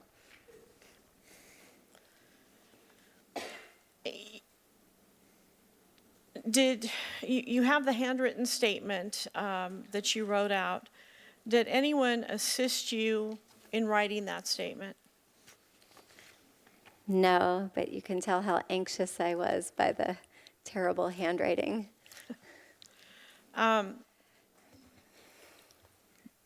Did you, we touched on it earlier, did you know that the committee has requested not only the charts from the polygraph test, but also any audio or video recording of the polygraph test? No. Okay. Were you audio and video recorded when you were taking that test? Okay, so I remember being hooked up to a machine, like being placed onto my body and being asked a lot of questions and crying a lot. That's my primary memory of that test. I don't know. I know he took laborious detail into explaining what he was going to be doing, but I was just focused on kind of what I was going to say and my fear about that. I wasn't listening to every detail about whether it was audio or video recorded. Well, you were in a hotel room, right? Correct. Regular hotel room with a bed and bathroom? No. It was a conference room. So I was sitting at a chair and he was behind me. Did you note any cameras in the room? Well, he had a computer set up, so I guess I assumed that he was somehow taping and recording me. Okay, so you assumed you were being video and audio recorded? Correct. But you don't know for sure? I don't know for sure. Okay, thank you. We're going to recess now for a half hour for lunch. Thank you, Dr. Ford. We're going to keep going until then. He said he had a vote. Yeah. 10 minutes after 1. Yeah, roughly.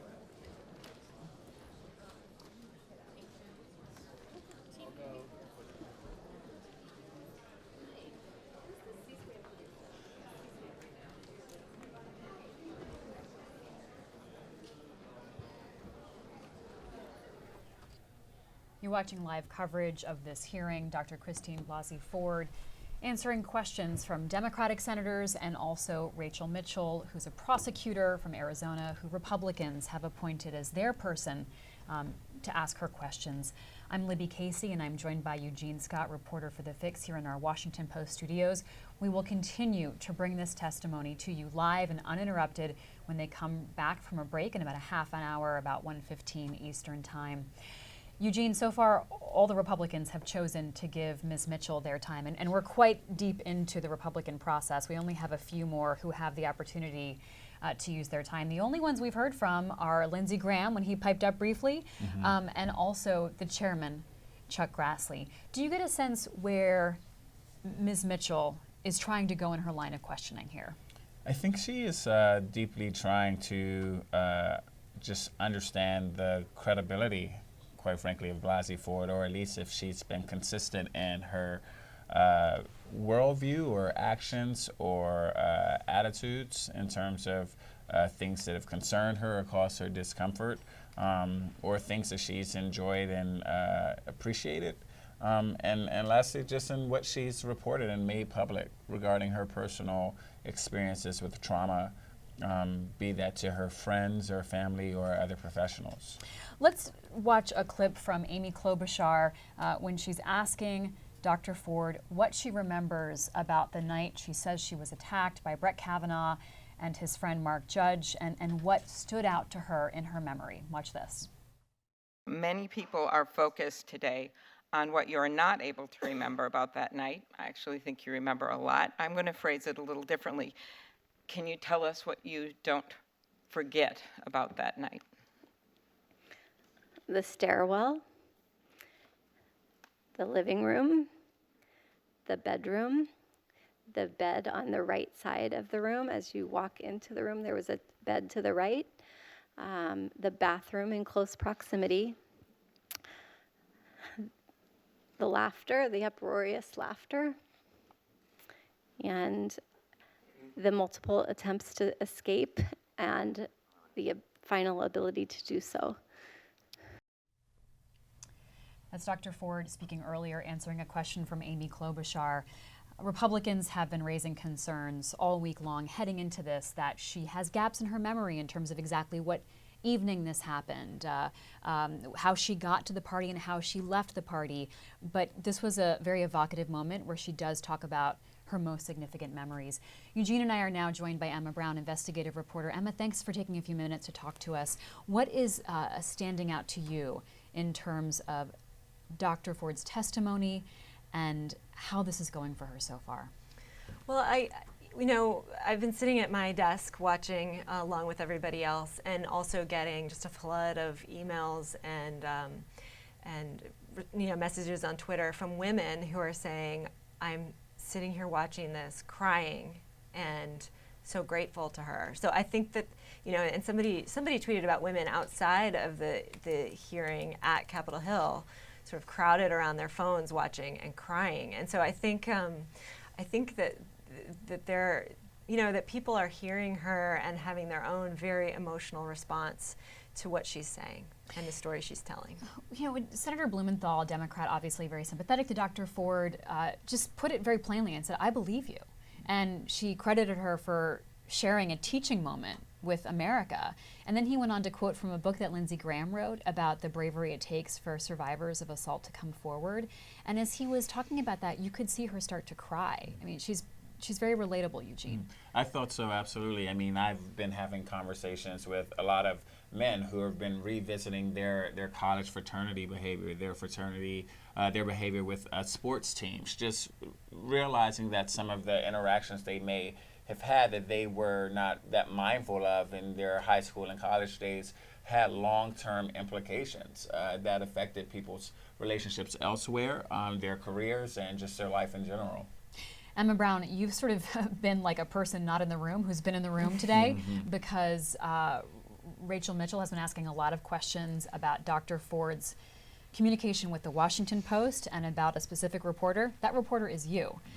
Is there anything that you can share with us that might shed some light into the lines of questions she was asking? She was asking things about what you may have seen regarding therapist notes, and also asking about numbers of people in the room and what was told to you versus what might have been communicated through other methods. Yeah, it's surreal to have our interactions become part of the questioning. So I think yes, she was, she at the beginning. I'm talking now about Mitchell. Went through a number of documents with her, including the article that we published, and seemed to be looking for inconsistencies between the accounts that she has given. At one point, she said, "You told the Washington Post there were 4 boys, but but this letter says," or I can't remember what she was comparing it to.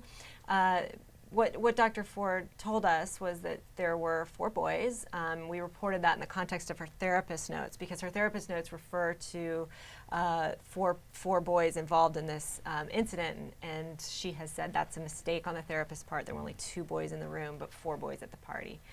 And she also told us that there was at least one girl there, Leland Kaiser, whose name we did not report in the first story because we could not reach her, and she's not a public person. She has since said that she doesn't remember this and did not know Kavanaugh. So, and then the other thing that came up that you just mentioned was a question about therapy notes, and I just refer back to the original story where we said that we were provided and reviewed the notes.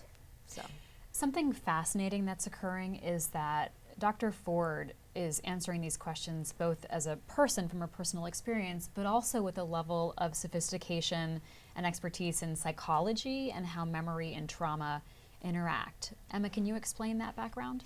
Yeah, I mean, this is really, it's an unusual thing. She can talk from a very expert point of view about memory in a way that I think a lot of trauma victims probably cannot. She went to school, to college at UNC Chapel Hill, and then she has 2 master's degrees and a doctorate in, I think her doctorate's in psychology, I believe. She has a master's degree from Stanford in epidemiology, I believe. So she's, you know, and she teaches at the graduate level. She basically mentors and trains people who are becoming clinical psychologists. So she has this, she can see, I think you see it in her testimony, she can see her experience both as the person who experienced it and also as an expert in this realm. Do either of you have a sense of where Rachel Mitchell hopes to go or what she hopes to achieve? She only has a few more opportunities here to ask her questions and try to come to some conclusions. A reminder that after Dr. Ford finishes testifying, we will then see Judge Kavanaugh get into that seat and answer questions from both sides of the aisle as well. But there's no opportunity to come back again and talk to Dr. Ford afterwards in the way that this hearing has been structured. So do you see where this is going? I think many of the questions that she has asked are being interpreted as questions that some of the lawmakers would have asked and wanted to know, and perhaps people who are more sympathetic to Kavanaugh. I imagine she would reject the framing that she is defending Kavanaugh, but that's certainly how much of the pushback on social media has been to her questioning. And so I think there are things that lawmakers who have been listening to critiques from Americans and viewers and readers have had, that they're counting on her to ask to get greater understanding of why Blasey Ford has done what she's done. Yeah, I think, I mean, it seems she has now left behind, she's moved on from the night in question and is now talking about these last few months. And you know, some of her questions seem to be, one of the criticisms, of course, of Blasey Ford has been that this is a last minute smear campaign, right? That is, Kavanaugh supporters see it that way. And so I think she's now seeming to probe, like, how did this decision unfold? Who was advising you? How much contact did you have with Democrats as you were trying to decide what to do, and what role might that have played in how this all came out? Some Republicans online are criticizing Dr. Ford's ability to remember sharing therapy notes with you and give exact details on that. The line of questioning was a bit convoluted, but I'm looking at this because someone significant, Donald Trump Jr., retweeted somebody criticizing that and saying, well, if you can't remember what you did with a reporter a few weeks ago, why should we think that you can remember what happened 30 years ago? And I frame that and put that out there because Donald Trump Jr. is one of the people closest to the president who we are seeing get involved in a social media discussion right now, where other Republicans might be staying quiet who are close to the White House. I'd love you to reflect, Emma, on if this questioning that Mitchell is doing is answering any questions. Are we getting somewhere? Do you have a sense of, are we learning anything at this point? Have Republicans learned anything new? Goodness, I'm trying to think. Eugene, do you have any thoughts on that? When I think of the questions that Mitchell perhaps asked, I would argue that they may have more questions, or they may be going somewhere. Yeah, I think they may feel that the parts of her story that they did accept or think were credible, maybe they are revisiting them. I think maybe the goal is to make Blasey Ford appear less certain from the conservative side of the committee, and maybe that's what voters or viewers are seeing as well. I mean, you made this point earlier this morning that for a prosecutor like Ms. Mitchell, this is an unusual format where she gets these little chunks, and you only get these little sort of glimpses into where she's going, where she's trying to get to, and you know, so but she does seem to be. I agree with your assessment of, you know, people, there's a lot of talk on social media about the sort of cross-examination approach, and it does feel a bit like a cross-examination. I'm not a courts reporter, but it, you know, that's her experience. That is this person's experience, and I think that comes across. And that's who Republicans chose to conduct this. I want to ask you about one other thing, which is the polygraph. And this was brought up by Ms. Mitchell in a line of questioning that seemed to get at sort of why you would do this and what was your motivation. And the timing was brought up. And then Dr. Ford said she was at her grandmother's funeral. So it ended up sort of being this actually very human moment that she was like, well, I was squeezing it in between my life. I don't know if that's what Ms. Mitchell was expecting her to say, if she had that information prior to this. But Eugene, did you get the sense that it poked any holes or answered any questions about the polygraph and if that was orchestrated in some way? Well, I think those who have believed that it was orchestrated have already made up in their minds that there are questions to be asked about it. But I think in sharing the other parts of her life that she's had to set aside to address this, connected her with a lot of the survivors that we've seen come to social media or even C-SPAN within the last hour or so to share their stories, realizing that as you try to process this trauma, life just doesn't stop. And that is what I think has made her so relatable to people who even want to see Kavanaugh move forward. She did, she was asked, did you pay for, who paid for it? And she said she didn't know, it wasn't her. And I think, the question about whether it was orchestrated, the answer I got about why she would have taken a polygraph, a month before she decided, more than a month before she decided to share her story publicly, was that she was still weighing that decision at the time, and her lawyer, we reported this in the story, so this is not new news, but that her lawyer advised her to do this because if she did decide to come forward, it would be sort of a backstop because they believed she would be attacked as a liar. Emma Brown, investigative reporter, thank you so much. Thanks for taking the time to talk Yeah. with us. Eugene's going to stick around. I want to go to another soundbite just because it led to some sort of fascinating line of questioning. Didn't relate to the sexual assault allegation, but it did bring up other questions about phobias and fear of flying. So let's look at an exchange about Dr. Ford's fear of flying and where that questioning went. May I ask, Dr. Ford, how did you get to Washington? In an airplane. Okay. I asked that because it's been reported by the press that you would not submit to an interview with the committee because of your fear of flying. Is that true? Well, I was hoping that they would come to me, but then realized that was an unrealistic request. It would have been a quicker trip for me. Yes. So that was certainly what I was hoping, was to avoid having to get on an airplane, but I eventually was able to get up the gumption with the help of some friends and get on the plane. That's from earlier today. Dr. Ford answering questions from Rachel Mitchell, who's the prosecutor from Arizona, who Republicans have asked to do the work of asking the questions today. Eugene and I are now joined by Ruth Marcus, Deputy Editorial Page Editor. Ruth, thank you for being here.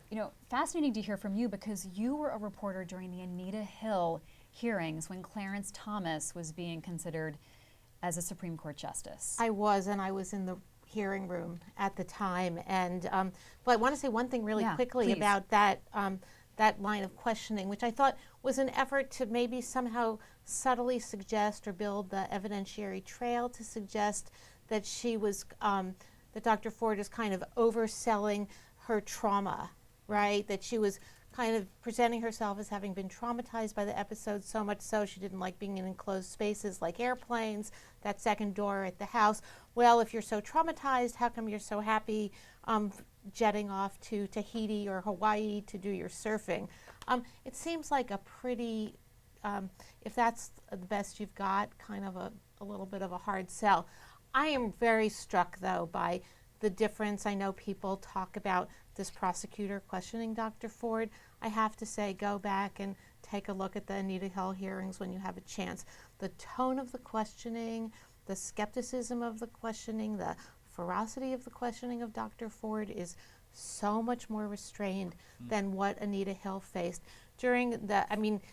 Obviously the difference between having an experienced prosecutor do the questioning, who I think she's doing her questioning with a pretty light touch, versus, for example, Arlen Specter just flat out said at the hearing that Anita Hill had committed flat out perjury. An astonishing thing to say about a witness before you. And they were just raking her over the coals, Anita Hill, in a way that is much more brutal than anything we're seeing here today.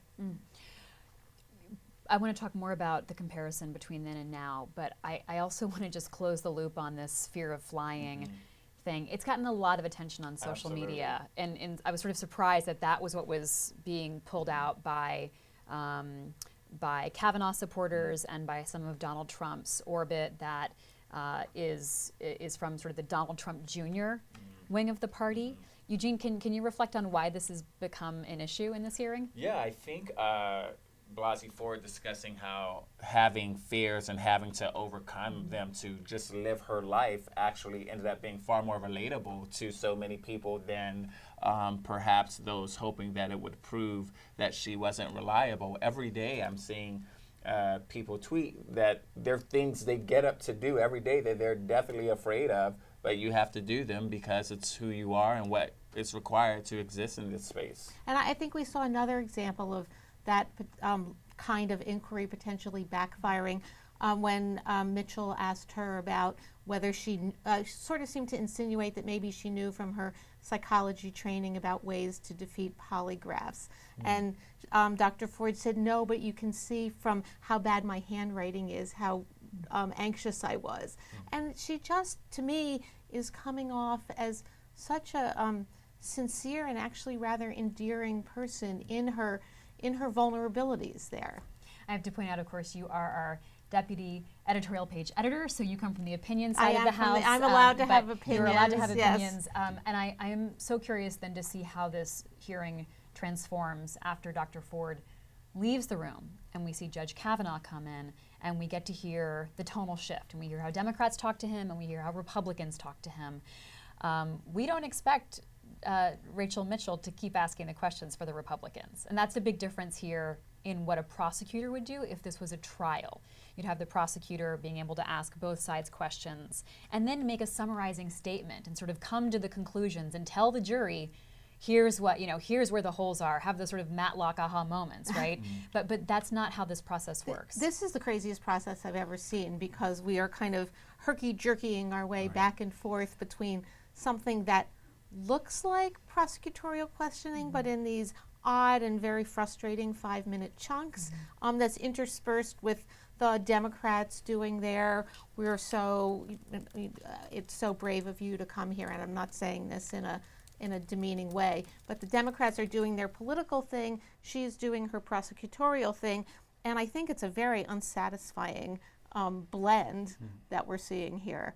Perhaps to Republicans as well. But unsatisfying in the sense that if what this should be is a search for truth and an effort to elicit as many facts as possible from this witness, and I think Dr. Ford has been doing a very good job of suggesting the inadequacy of these proceedings. Where is Mark Judge? Where are the records that would show when he worked at Safeway? Whatever he was doing at Safeway. I love that story about her entering Safeway from a different door than her mom did. It's like such a human teenager moment. Just to go back for 1 second to the Hill Thomas Please, hearings. yeah. We had that amazing, not split screen moment, but one testified, then the other testified, and during their testimony, each was in their own way entirely believable. Anita Hill was a different kind of witness than Dr. Blasey Ford, but she was serious, she was credible, she also clearly did not want to be there in that same way. And then Clarence Thomas came out with the ferocity of his denial made it difficult to understand how you could ever reconcile these two completely conflicting assertions under oath, both seemingly completely heartfelt, and I suspect there's going to be an echo of that when we hear again from Brett Kavanaugh. Ruth, a lot of what Republicans seem to be trying to achieve was to control the optics here because all of the Republicans on judiciary are white men. And even photographs of the panel are fairly stark at this point because of a lot of the Republicans sitting together. You can sort of see that visual which speaks a lot in our culture right now. Do you think they were able to achieve, both of you, some distance from having that Anita Hill moment of being seen as being judgmental, being critical, and coming down hard on someone who was a witness trying to tell her story? I think they've gotten a lot of criticism for outsourcing. I was a little bit, when they announced we're going to have a female assistant question, it kind of didn't sit terribly well with me. At the same time, I think it's been a much more useful, if what you're interested in is just figuring out the facts. I think as unsatisfying as it's been, and as I say, it's so discombobulated with the 5 minutes, I think it's worked better for them both substantively and, as you say, optically, than what the alternative might have been. Eugene, your thoughts on that? Yeah, I think visually it does not look as harsh or distant as it did in 1991, in part because Blasey Ford is not a black woman. But also because the panel as a whole is more diverse in terms of gender and ethnicity as well, which will become more clear later on as Kavanaugh moves forward. But I also think, despite the challenges that I think the Republican lawmakers have had in trying to respond well to the situation with levels of compassion or grace or sympathy based on how the left would measure things, to your point, it still has been better than it had been in 1991. And you bring up the question of white men doing the questioning, and also Dr. Blasey Ford being a white woman, unlike Anita Hill. Of course, Anita Hill, it was an African-American woman making allegations against an African-American man. But I think we haven't actually spent enough time thinking about the fact that race is not in the equation here, because one thing that really set the committee back was when Clarence Thomas talked about the high-tech lynching. And it wasn't just that one phrase, which is the one that we remember. He basically evoked the whole terrible history of kind of sexual overtones involving African-American men. And the white senators on the committee, and they were all white male senators, were just recoiled from that assertion, and it really set them back in terms of being able to question his testimony, question the veracity of his assertions. Now you have almost the opposite situation, where instead of an African-American man being accused of sexual misconduct and being able, in a sense, to sort of use the terrible history of the mistreatment of African-American men as a piece of his defense, now you have Brett Kavanaugh, and the whole Georgetown prep crowd, who are, in a sense, the embodiment of what we've come to talk about as white male privilege. So he doesn't have, this may sound like a strange way to put it, but he kind of doesn't have the insulation that race gave to Clarence Thomas in what otherwise seems like a very similar setting. And also he and Dr. Ford don't have the baggage and the history and the valid critique that they were able to both articulate at the time. One thing we saw during the Clarence Thomas hearings is senators on both sides of the aisle being very apologetic to him and really going above and beyond, especially in response to his outrage at how he was being treated and the scrutiny he was being placed under. In response to that, they were very apologetic. They were very accommodating to him. They let him set a lot of the schedule of that weekend of hearings and testimony.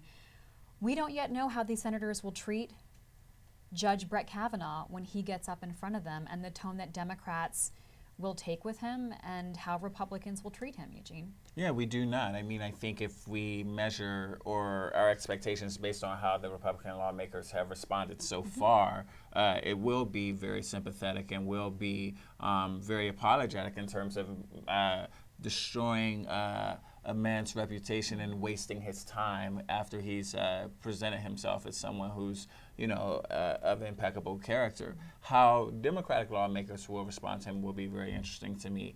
And I don't expect it, quite frankly, to be accusatory in the initial sense, assuming the worst, as much as really trying to get him to answer some questions that they just don't have the answers to. Yeah, we kind of have a sense from what they've said previously about how Republican senators will treat and view Judge Kavanaugh here. For example, Lindsey Graham was talking about how he's not going to ruin a man's life over these uncorroborated and uncorroboratable to some extent allegations, and they're clearly seeing it, perhaps not quite as apologetically as they did back during the Thomas hearings, but they clearly understand from their point of view that Judge Kavanaugh is being hit with last-minute smears. I'm channeling their point of view, with last-minute smears that he can't possibly defend himself against, some of which may be stronger than others. And they understand him, they were in his camp before. They may be, they have a lot of sympathy, empathy for him, and yet it's going to be really interesting to see, in light of her testimony, whether they back off from some of that a little bit. Do you expect that to be revealing this afternoon? I mean, there are senators that we are watching outside of this hearing room whose opinion is very important because they're on the margins of deciding whether or not Brett Kavanaugh ends up on the Supreme Court or not. Do you expect much to be revealed by the tone of senators in the Q&A later on today?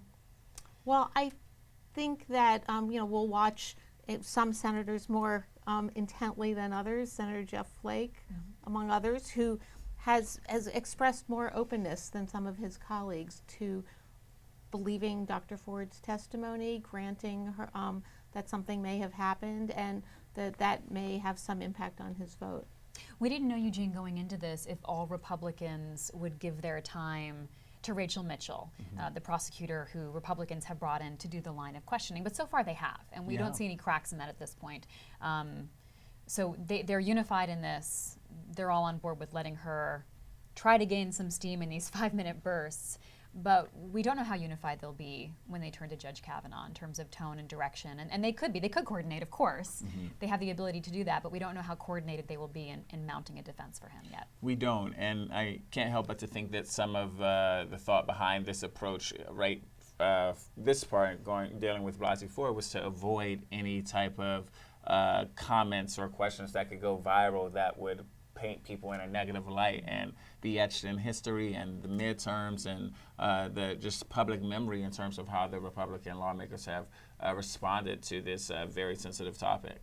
And I have to say, I kind of wish from my point of view that the Democrats had their own experienced counsel to do the questioning of Brett Kavanaugh, because I think there are a lot of just questions of factual development that I would like to make sure that they spend the time going through with him. Let's take a look at your calendar. What was this party? What was that party? Who were you with? What does this mean? Let's take a look at your yearbook entry. What is this reference to boofing or to this or to that? What does that mean? When did you drink? How did you drink? Why did you join this fraternity? What involvement did you have with the tweets that were sent out naming a possible other person who did the assault who wasn't you? Lots of really rigorous questioning that could be done, and for a different motive than the Republicans, you might just we might be better off, it probably won't happen, if there were one single person doing that questioning. Well, we will see how well they coordinate, because like the Republicans, Democrats could coordinate. They could get organized and figure out who exactly is going to ask what question and how the questioning will progress. They could also cede their time to each other. But I've watched a lot of hearings that aren't coordinated. Absolutely, and they end up sounding repetitive and sort of drilling down into the same details over and over, because we have to be mindful of something that you pointed out, Eugene. There are presidential hopefuls on this committee, especially on the Democratic side of the aisle, who may be having to balance their own desire for answers and their own desire to have a moment that is remembered in the American eye. Absolutely, and I think they're voters who are looking to see who it is that they want to give their attention and support to for 2020 this early into the process, and are paying attention to what people could say that would suggest that they have the best interests of America's women and America's men as well in mind moving forward when it comes to issues like this. We're watching the hearing room to see when the committee comes back from their break, when Dr. Christine Blasey Ford is reseated. While we wait for that to happen, though, let's go back and watch a bit of her opening statement. We saw the text last night, and we've seen Judge Kavanaugh's anticipated opening statement as well. But there is something different in seeing the person deliver the remarks in their own words. Let's watch Dr. Ford. I was pushed onto the bed, and Brett got on top of me He began running his hands over my body and grinding into me. I yelled, hoping that someone downstairs might hear me, and I tried to get away from him, but his weight was heavy. Brett groped me and tried to take off my clothes. He had a hard time because he was very inebriated and because I was wearing a one-piece bathing suit underneath my clothing. I believed he was going to rape me. I tried to yell for help. When I did, Brett put his hand over my mouth to stop me from yelling. This is what terrified me the most and has had the most lasting impact on my life. It was hard for me to breathe, and I thought that Brett was accidentally going to kill me. Dr. Ford, in her opening statement, we will be hearing Judge Kavanaugh's opening statement later on today, and provided he sticks to his prepared remarks, that may also really resonate in voters and viewers' minds in terms of hearing the person deliver the message themselves and give somewhat of an emotional response. I see more activity here in the committee hearing room, but before we go back to that, I'd like to play a clip from the Fox News interview that Brett Kavanaugh gave this week, a reminder that he was joined by his wife. Fox News was a friendly outfit for him to be speaking with, but I want to hear the tone and the direction that he took his comments. Let's watch this. No, I've never sexually assaulted anyone, not in high school, not ever. I've always treated women with dignity and respect. I want a fair process where I can defend my integrity, and I know I'm telling the truth. I know my lifelong record, and I'm not going to let false accusations drive me out of this process. That's Brett Kavanaugh earlier this week on Fox News, making the unusual decision to go on television beforehand, essentially making the opening remarks, really getting the opening salvo here in this back and forth between these two witnesses. But he will be before this hearing later on today after questioning of Dr. Ford wraps up. What members of the committee, we see Mazie Hirono there of Hawaii, what members of the committee will you both be watching in terms of questioning of Dr. Ford yet to come, but also of Judge Kavanaugh later on today? And I mentioned Mazie Hirono because she has really risen to be a leader in having a voice and coming out with a lot of fury about sexual assault and wanting answers and how the Republicans have chosen to have this process play out. Eugene? Yeah, I definitely will be watching Hirono as she's made the cable news shows talking about how important it is that men respond to these situations well, and also just really wanting to hear more from the accusers and the victims. Obviously, Kamala Harris, Cory Booker, who have really made it known during the earlier hearings that they have some views of Kavanaugh's that they find troublesome and problematic, and have suggested that his past character and behavior could also influence what he does in the future if sent to the court. And so I would imagine that in their questioning they seek to tie these things together. But it would be interesting also just to see if Jeff Flake says anything. I mean, we had this moment yesterday where I think people were expecting something more declarative that actually never came. We were watching him go to the Senate floor. The newsroom was like all on tenterhooks. What would he say? What would he indicate? Yeah. And he didn't give us a sense of a possible vote or outcome in his mind yet. And he certainly has the power if he wanted to move forward with, say, an FBI investigation to say something that would have a significant impact on all of this. What about yourself? So I think you identified the senators that you would look to for the kind of political implications, both well, what will happen with this nomination and also how it will affect their political prospects going forward. The people who I would be looking to in terms of factual development and eliciting facts from Judge Kavanaugh in particular that might have implications for the nomination would be a number of the, and assuming, as I do, that the Republican senators on the committee, the ones who are trained lawyers, aren't particularly interested in cross-examining Brett Kavanaugh as much as they would be in rehabilitating him. Maybe I'm not giving them enough credit, but we'll see. But there are a number of Democratic senators on the committee who do have backgrounds as experienced prosecutors who I think could be very effective questioners of her. Senator Blumenthal, Senator Klobuchar, Senator Harris, probably Senator Whitehouse. All, if they used their time effectively, they could elicit some very interesting responses from the judge, I think. Do we have a sense of when we'll know how this is moving forward? Right now, the plan is for this committee, Judiciary, to meet tomorrow morning to take a vote on sending Brett Kavanaugh's name to the full Senate. Senate Majority Leader Mitch McConnell's talking about running out the clock over the weekend so the Senate could take a full vote early next week. I know we had questions earlier on Twitch, people saying, could his name still be pulled out of contention? Absolutely, that could happen at any time in this process. Are there indicators that you're going to be watching for later on tonight or tomorrow morning about how this has fared for Judge Kavanaugh? I'm in particular watching, obviously, not just what Senator Flake does today, but if Lisa Murkowski comes out afterwards, if Senator Collins, Susan Collins comes out afterwards and makes a declarative statement one way or the other, what are you watching for? Well, I'm watching first and foremost to see if there actually will be a committee vote tomorrow morning. I'm a little bit doubtful about that. We should remember that even if the committee votes somehow in a split way on his nomination, there's a tradition not to have these things killed in committee when you're dealing with a Supreme Court nomination. The full Senate gets to vote on it.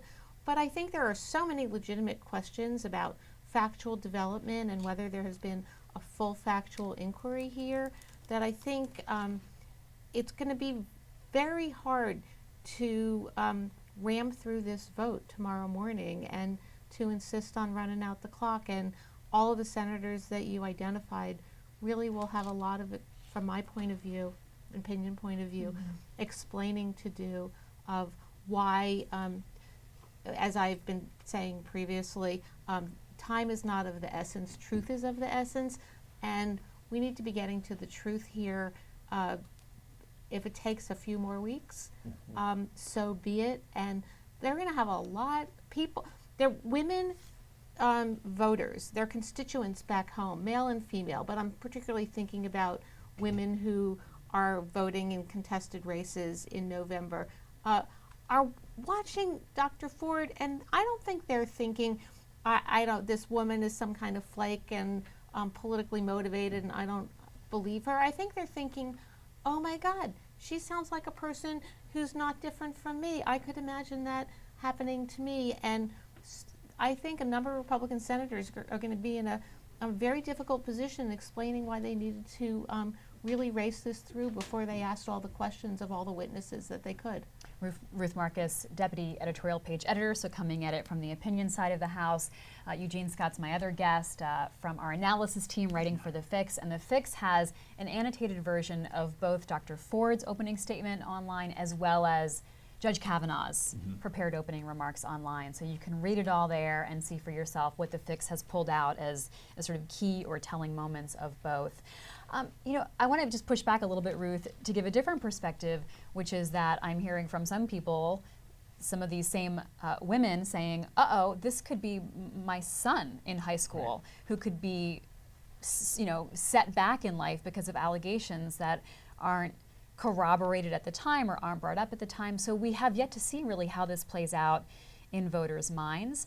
And after the second and third rounds of allegations from other women came out this week, we saw conservatives really rally around Judge Kavanaugh in a way that hadn't totally solidified after Dr. Ford's allegations. They were defending him, but I've really seen an upsurge in conservatives after the New Yorker published their piece on Sunday, sort of saying, whoa, and getting behind him and trying to support him. And I don't think we know yet how opinions will be swayed until we get through today to watch the rest of this testimony unfold. Eugene? Yeah, absolutely. I think one of the things that gets overlooked when you think about the community that rallied behind Kavanaugh and the other names that were sent to President Trump to fill the bench is the assumption is that group's all men, and there really are very vocal, passionate women in the anti-abortion conservative wing of conservatism. And many of them have come to the defense of Kavanaugh and believe that this is a partisan attack and have been really concerned about what the implications of this approach have had on, or will have in the future, on just how we view sexual assault allegations, in part because many men within the conservative movement have been very vocal in communicating, this could be your brother, this could be your son, and it seems like it's been effective with some women. But isn't there room in the debate to say, I abhor sexual assault, I'm teaching my children that you never do something like this, and yet I still support Judge Kavanaugh because I don't find enough credible evidence here. I just still believe his version of events. I mean, is there room in the national discourse for that opinion? Because what Democrats have really been trying to do this morning is speak broadly about sexual assault survivors, the bravery it takes to come forward, and how supported Dr. Ford is by communities who are deeply invested in making sure sexual assault survivors are heard and acknowledged and respected. Sure, and you partly have to make a decision for you as a viewer, a voter, and certainly for senators on the committee, about how you allocate, not just what the standard of proof should be here. Are we looking for preponderance of the evidence? Are we looking for something more? Are we looking for something less? Because if there's a 10 or 15 or 25% risk that he did it, is that too much to go on the court? There's no answer to that, as there is in legal cases. That's an individual judgment for all of us to make. And there's also a question that's probably even more important about who bears the burden of the risk. Is the worst risk to put somebody on the court when you're not absolutely certain whether or not he did it, or is the worst risk to do something very unfair to the nominee if you're not absolutely convinced that he did it? I think that's a really agonizing and difficult question, and that's where a lot of the debate is going to be going forward. A good question coming in from Twitch. Do we think that Judge Kavanaugh will respond to Dr. Ford's testimony, in the sense of, do we have a sense of if he'll tailor his opening statements or pivot his language to react to what she's been saying this morning? I'd be surprised if he heard something this morning that he feels need to be addressed, that he wasn't originally planning to address, and lets it go. I would imagine he sees this as an opportunity to just clarify his name and his reputation, and just to provide facts that he thinks haven't been left on the table, that could make voters be more supportive of him and increase the president and conservative lawmakers' confidence in him. So it was really interesting when Judge Thomas came in and testified after Anita Hill testified. He actually alienated a number of senators, even though it didn't affect his ability to be confirmed in the long run, by saying he hadn't even deigned to watch her testimony. I don't think we're going to hear that from Judge Kavanaugh. I think he will say that he saw it. I suspect he will say something along the lines, I would advise him to if I were on his team, that he saw it and he was moved by it, and she clearly believes that something terrible happened to her, and to then to express some empathy toward her situation while simultaneously reaffirming that it was not he who did that to her. And I think he's gotten some points so far for not attacking her in a way that some people would argue that Clarence Thomas actually did not take that approach in terms of how he responded to Anita Hill, and some of the questioning in that Fox News interview, and reportedly some of the response from President Trump would have liked to have seen him be more forceful, but he's not taking that bait. Ruth Marcus covered the Anita Hill testimony. She was there in the hearing room when it happened. How much is that legacy of what happened in 1991 in the minds of senators and in the minds of Americans? It is remarkable how resonant and memorable those long days of the Thomas Hill hearings are. How much, I've been engaged in a kind of nonstop conversation with people about whether things are the same as they were 27 years ago, or whether things have improved in terms of our kind of national conversation and the Me Too movement and everything else, and what this moment will tell us about how much things have changed. It is remarkable that there remain senators on the committee, Senator Grassley, Senator Hatch, I may be leaving somebody else out, who were there at the time and who were seared and educated by that moment, which I think is why we're seeing them not do the questioning themselves. And yet Orrin Hatch seemed to be repeating history a little bit this week when he was discounting Dr. Ford's testimony and what he expected to hear from her and how significant her language would be. And Maybe she's a little confused, and you didn't have to be on the committee at the time, or you don't have to be in your 80s to say things that don't really stand well with some women who are hearing them. I'm thinking about Lindsey Graham talking about him as talking about her as, well, we'll hear the lady. I don't think that's really a good idea. So just because you weren't there 27 years ago doesn't mean you also failed to have an understanding of the right way to talk to women and about women making these kinds of allegations.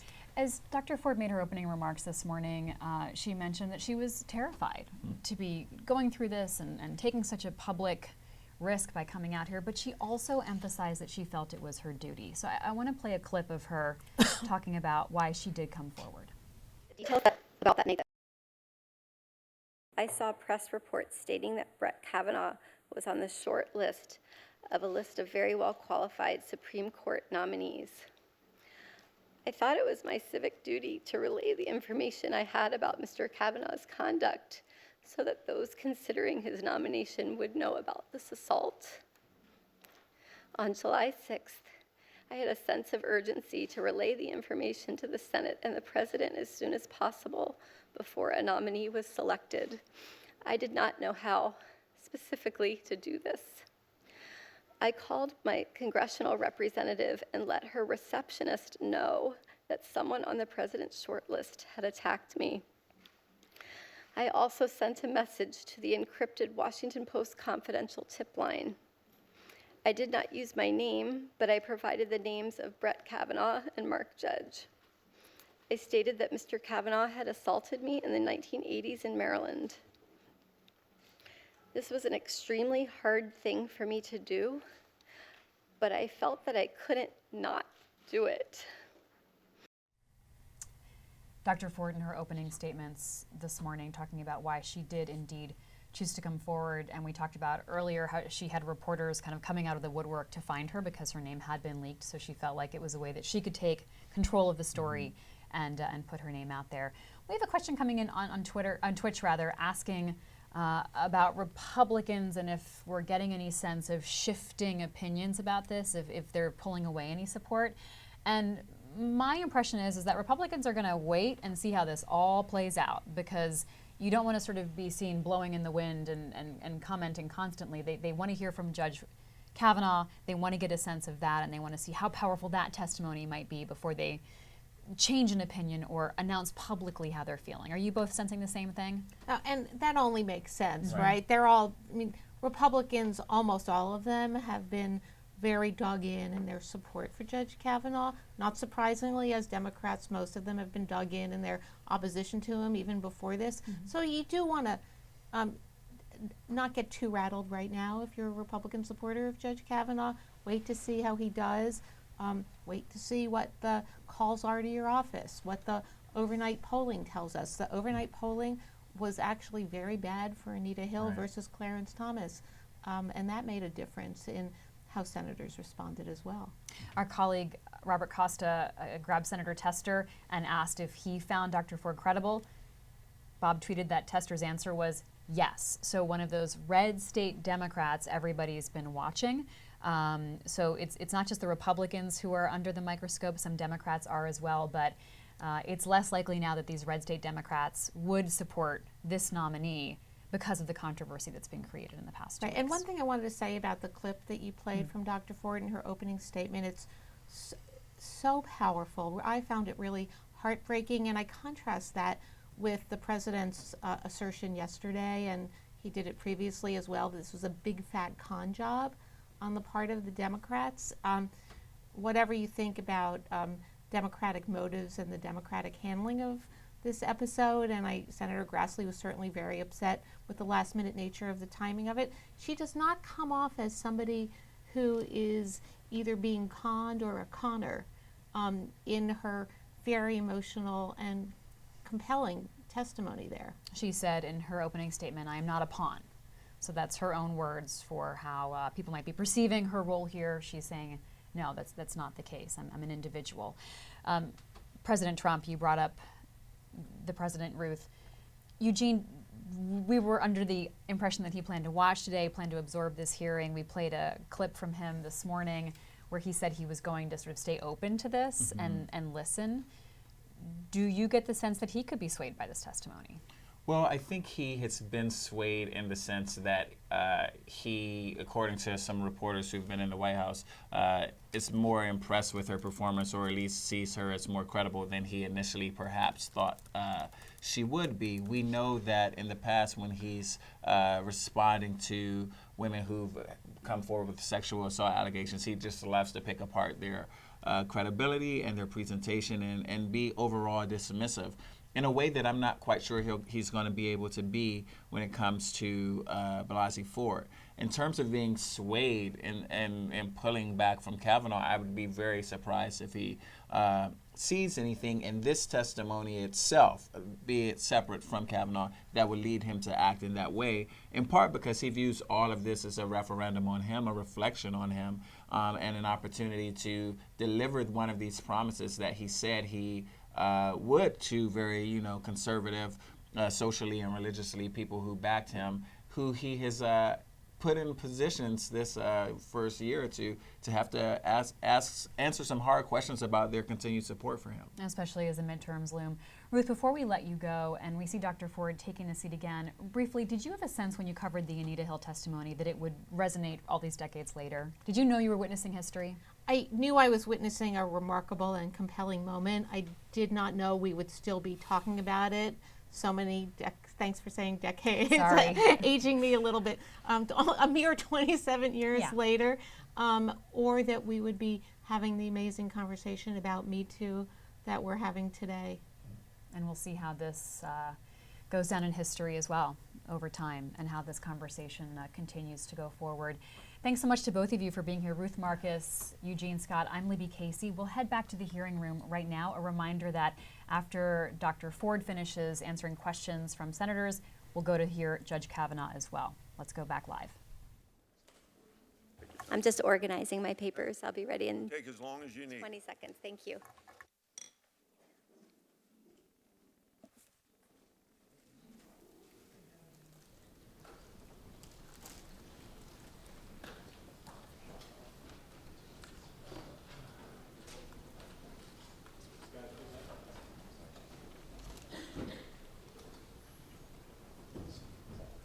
I'm ready. Okay.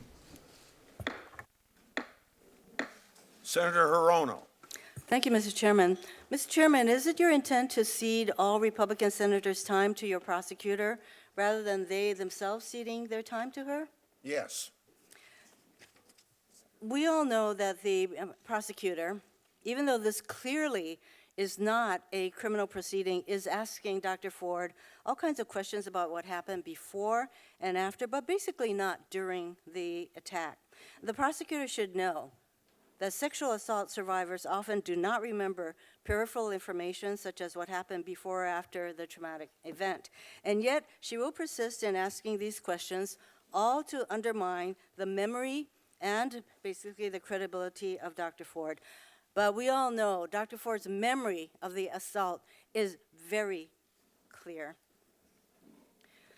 Dr. Ford, the Republicans prosecutor has asked you all kinds of questions about who you called and when, asking details that would be asked in a cross-examination of a witness in a criminal trial. But this is not a criminal proceeding. This is a confirmation proceeding. I think I know what she's trying to get at. So I'll just ask you very plainly, Dr. Ford, is there a political motivation for your coming forward with your account of the assault by Brett Kavanaugh? No, and I'd like to reiterate that, again, I was trying to get the information to you while there was still a list of other, thank you, what looked like equally qualified candidates. And yet they're not here to testify. Dr. Ford, I'd like to join my colleagues who have thanked you for coming forward today. And we all admire you for what you're doing. And I understand why you have come forward. You wanted us and the American people to know what you knew about the character of the man we are considering for a lifetime appointment to the Supreme Court. I want to take a moment also to note the significant personal sacrifices you've made to come forward to share your traumatic experience with us and the American people. You've had to move, you've had death threats, all manner of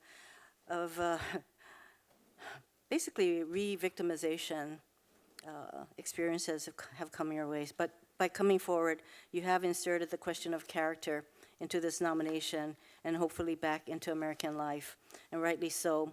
We should be made to face the question of who it is we are putting in positions of power and decision-making in this country. We should look the question square in the face. Does character matter? Do our values, our real values about what is right and what is wrong, and about whether we treat our fellow human beings with dignity and respect, do they matter anymore? I believe they do. And I believe the reaction we have seen to this coverage right now and your courage all over this country shows us that we're not alone. You're not alone. That women and men all across America are disgusted and sick and tired of the way basic human decency has been driven from our public life. The president admits on tape to assaulting women. He separates children from their parents.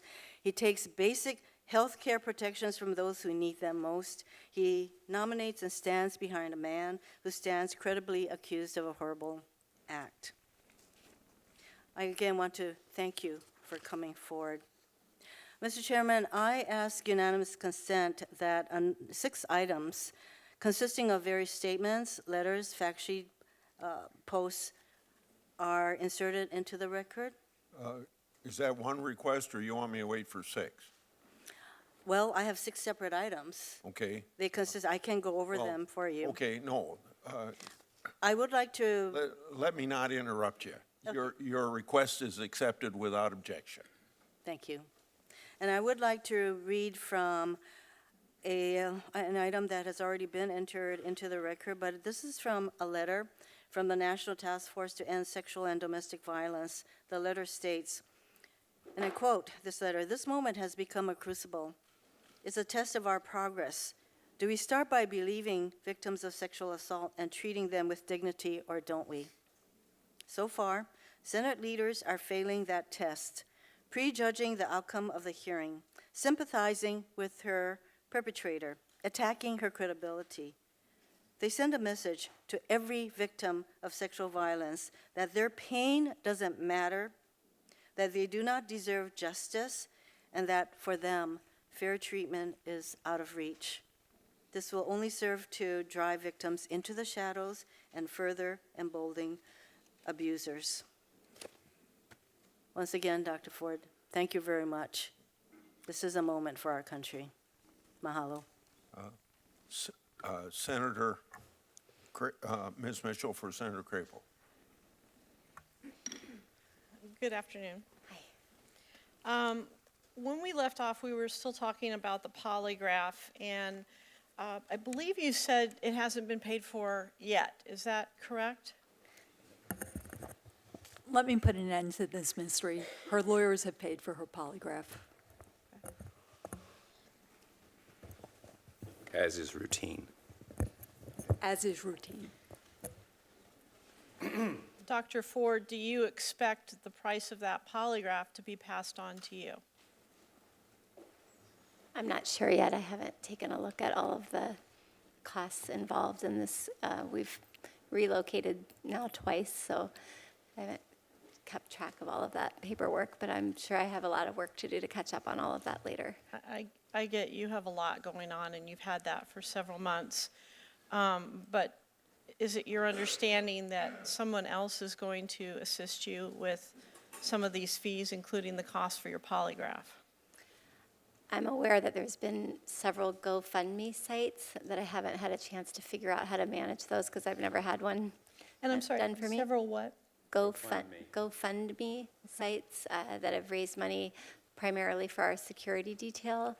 So I'm not even quite sure how to collect that money and how to distribute it yet. I haven't been able to focus on that. Okay. In your testimony this morning, you stated that Senator Feinstein sent you a letter on August 31st of this year. Is that right?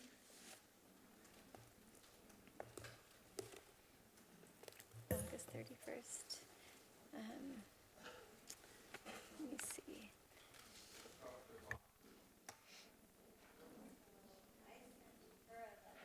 I sent her a letter on July 30th, and I don't have the date. I'd have to pull up my email to find out the date of her email to me saying that it was right before the hearings that she was going to maintain the confidentiality of the letter. Say that again. It was till right before the hearings. That's my memory, but I can look it up for you if you would like the exact date. I could pull it up on my email. Oh, yeah, I want to make sure. Council? I want to make sure I understood what you said. That document's been turned over to, in response to a request for documents. You have it. Thank you, counsel. I want to make sure I understood what you said. Was it your understanding it was going to be kept confidential up until right before the hearing? It was my understanding that it was going to be kept confidential, period. Period? Okay. Between your polygraph on August the 7th and your receipt of the letter from Senator Feinstein, did you or anyone on your behalf speak to any member of Congress or congressional staff about these allegations? I personally did not. So my question was, did you or anybody on your behalf? What do you mean, did someone speak for me? Somebody that is working with you or helping you, did somebody at your behest, on your behalf, speak to somebody in Congress or a staff? I'm not sure. Okay. I'm not sure how those exchanges went, but I didn't speak to anyone. Okay. Is it possible that somebody did? I think so. It would be possible. I'm guessing it would be possible, but I don't know. Okay. Excuse me, you've asked her not to guess, and now you're asking her what's possible. So I think if you want to ask her what she knows, you should ask her what she knows. Is that an objection, counsel? It is I'll an have the objection. chair rule on that.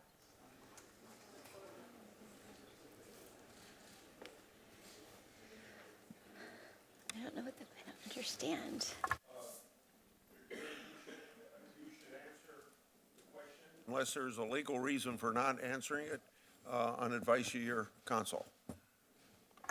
So I don't totally understand the question, but I didn't speak with anyone during that time frame other than my counsel. Okay. You've said repeatedly that you did not think that that letter that you wrote on July 30th was going to be released to the public. Is that correct? Correct. Okay. And is it true that you did not authorize it to be released at any time? Correct. Okay. Besides your attorneys, you provided that letter to Senator Feinstein, is that correct? I provided her a letter on July 30th. We're talking about the July 30th letter. Okay. And you provided that letter to Senator Feinstein, correct? Is that a yes? Yes. And you provided the letter to Representative Eshoo to deliver to Senator Feinstein? Yes. Besides those two individuals, Representative Eshoo and Senator Feinstein, and your attorneys, did you provide that letter to anyone else? No. Do you know how that letter became public?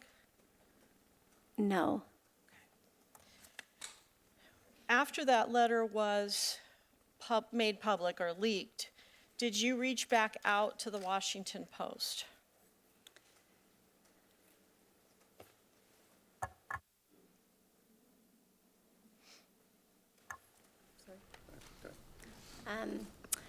I reached out to the Washington, well, they were continuously reaching out to me, and I was not responding. But the time that I did respond and agree to do the sit-down was once the reporters started showing up at my home and at my workplace. Okay. Thank you, Mr. Chairman. Dr. Ford, thank you for being here. I just want to remind everyone that this is not a courtroom, this is not a legal proceeding. You are here under your own volition. And though that a prosecutor has been engaged here to represent my colleagues, you're here, as you said, out of a civic duty. And I want to join my colleagues that it's really more than that. You know, our founding documents talk about civic duty. Our Declaration of Independence talks about, for this country, pledging your lives, your fortunes, and your sacred honor. And anybody who's read your testimony knows what you've had to sacrifice by coming forward. Your life has been upended. You have received vicious, hateful threats, death threats. You've had to move out of your family home to some expense, I imagine, to you and your family. You've had to engage security to some expense. You've had to deal with incredible challenges. And what's amazing, and I want to join my colleagues in thanking you for your courage and bravery in coming forward, all to help us deal with one of the most important obligations a senator has, to advise and consent on one of the branches of our government, the highest courts in the land, an individual going before a lifetime appointment. And you even said that the president had a lot of folks on that list, and your fear was that this individual who assaulted you would ascend to that seat. That's correct, right? Correct. Yes, and it is correct that you have given a lot of resources, taken a lot of threats to come forward, correct? Correct. Assaults on your dignity and your humanity? Absolutely. How has it affected your children? They're doing fairly well considering. Thank you for asking. And your husband? Doing fairly well considering. Yeah, thank you. We have a very supportive community. That's good to hear. I want to use a different word for your courage because this is more, as much as this hearing is about a Supreme Court justice, the reality is by you coming forward, your courage, you are affecting the culture of our country. We have a wonderful nation, an incredible culture, but there are dark elements that allow unconscionable levels of, unacceptable levels of sexual assault and harassment that are affecting girls and boys and affecting men and women, from big media outlets to corporations to factory floors to servers in restaurants to our intimate spaces in homes and apartments all around this country. I stepped out during the break and was deluged with notes from friends all around the country, social media posts, that there are literally hundreds of thousands of people watching your testimony right now. And note after note that I got, people in tears, feeling pain and anguish, not just feeling your pain, but feeling their own, who have not come forward. You are opening up to open air hurt and pain that goes on across this country. And for that, the word I would use, it's nothing short of heroic. Because what you're doing for our nation right now, besides giving testimony germane to one of the most sacred obligations of our offices, is you are speaking truth that this country needs to understand. And how we deal with survivors who come forward right now is unacceptable. And the way we deal with this, unfortunately, allows for the continued darkness of this culture to exist. And your brilliance, shining light onto this, speaking your truth, is nothing short of heroic. But to the matter at hand, one of my colleagues who I have a lot of respect for, and I do consider him a friend, went to the Senate floor and spoke truth to both sides of the political aisle. Senator Flake said yesterday, this is a lifetime appointment, and this is said to be a deliberative body. In the interest of due diligence and fairness, her claims must be fully aired and considered. I agree with him. But you've asked for things that would give a full airing, from corroborating witnesses to be called. You've submitted to an intrusive polygraph test. Can you answer for me, how do you feel that all the things that could have been done thoroughly to help this deliberative body have not been honored in this so-called investigation? I wish that I could be more helpful and that others could be more helpful and that we could collaborate in a way that would get at more information.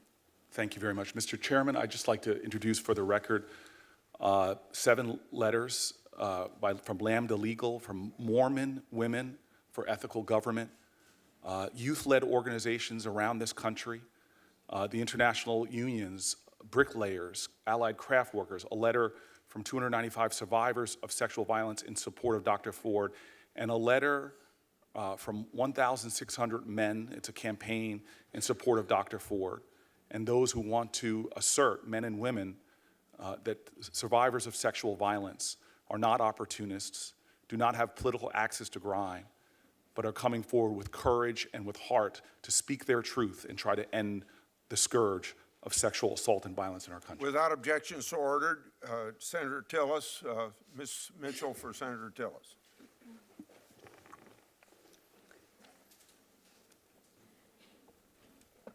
Dr. Ford, in choosing attorneys, did anyone help you with the choice on who to choose? Various people referred me to lawyers that they knew in the Washington, D.C. area. So as you know, I grew up in this area, so I asked some family members and friends, and they referred me to like divorce attorneys that might know somebody that might know somebody, and I ended up interviewing several law firms from the D.C. area.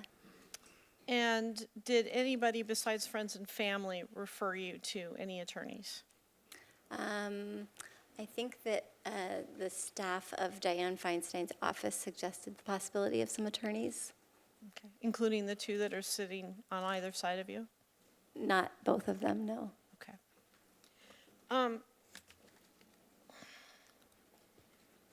We've heard a lot about FBI investigations. When did you personally first request an FBI investigation?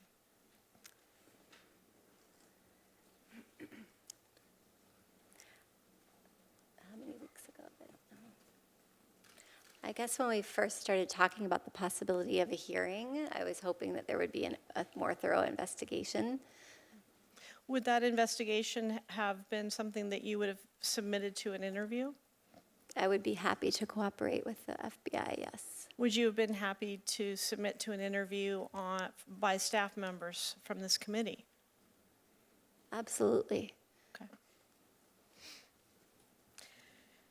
Besides, you mentioned some GoFundMe accounts. Besides those, are there any other efforts outside of your own personal finances to pay for your legal fees or any of the costs incurred?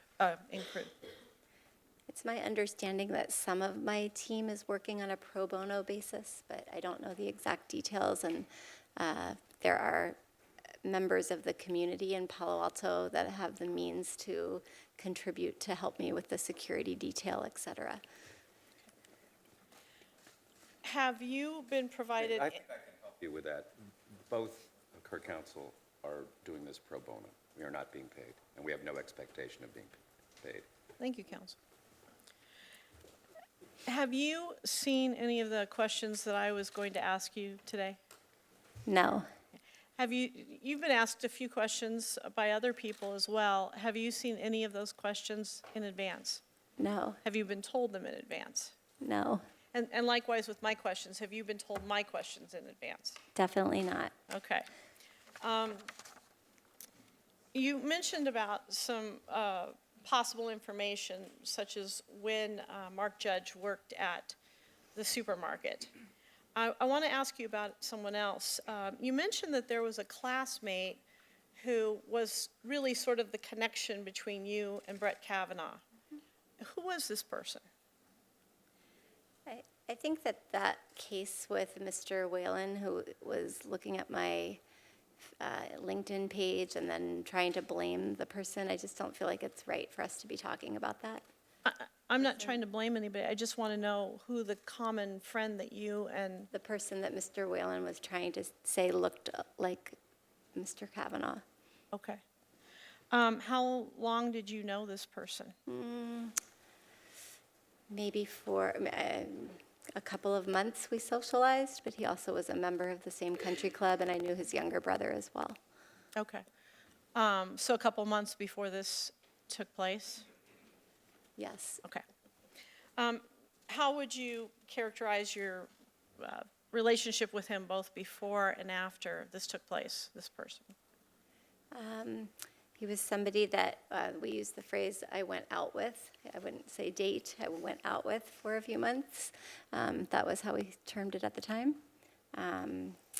And after that, we were distant friends and ran into each other periodically at Columbia Country Club, but I didn't see him often. But I saw his brother and him several times. Was this person the only common link between you and Judge Kavanaugh? He's the only one that I would be able to name right now that I would like to not name, but you know who I mean.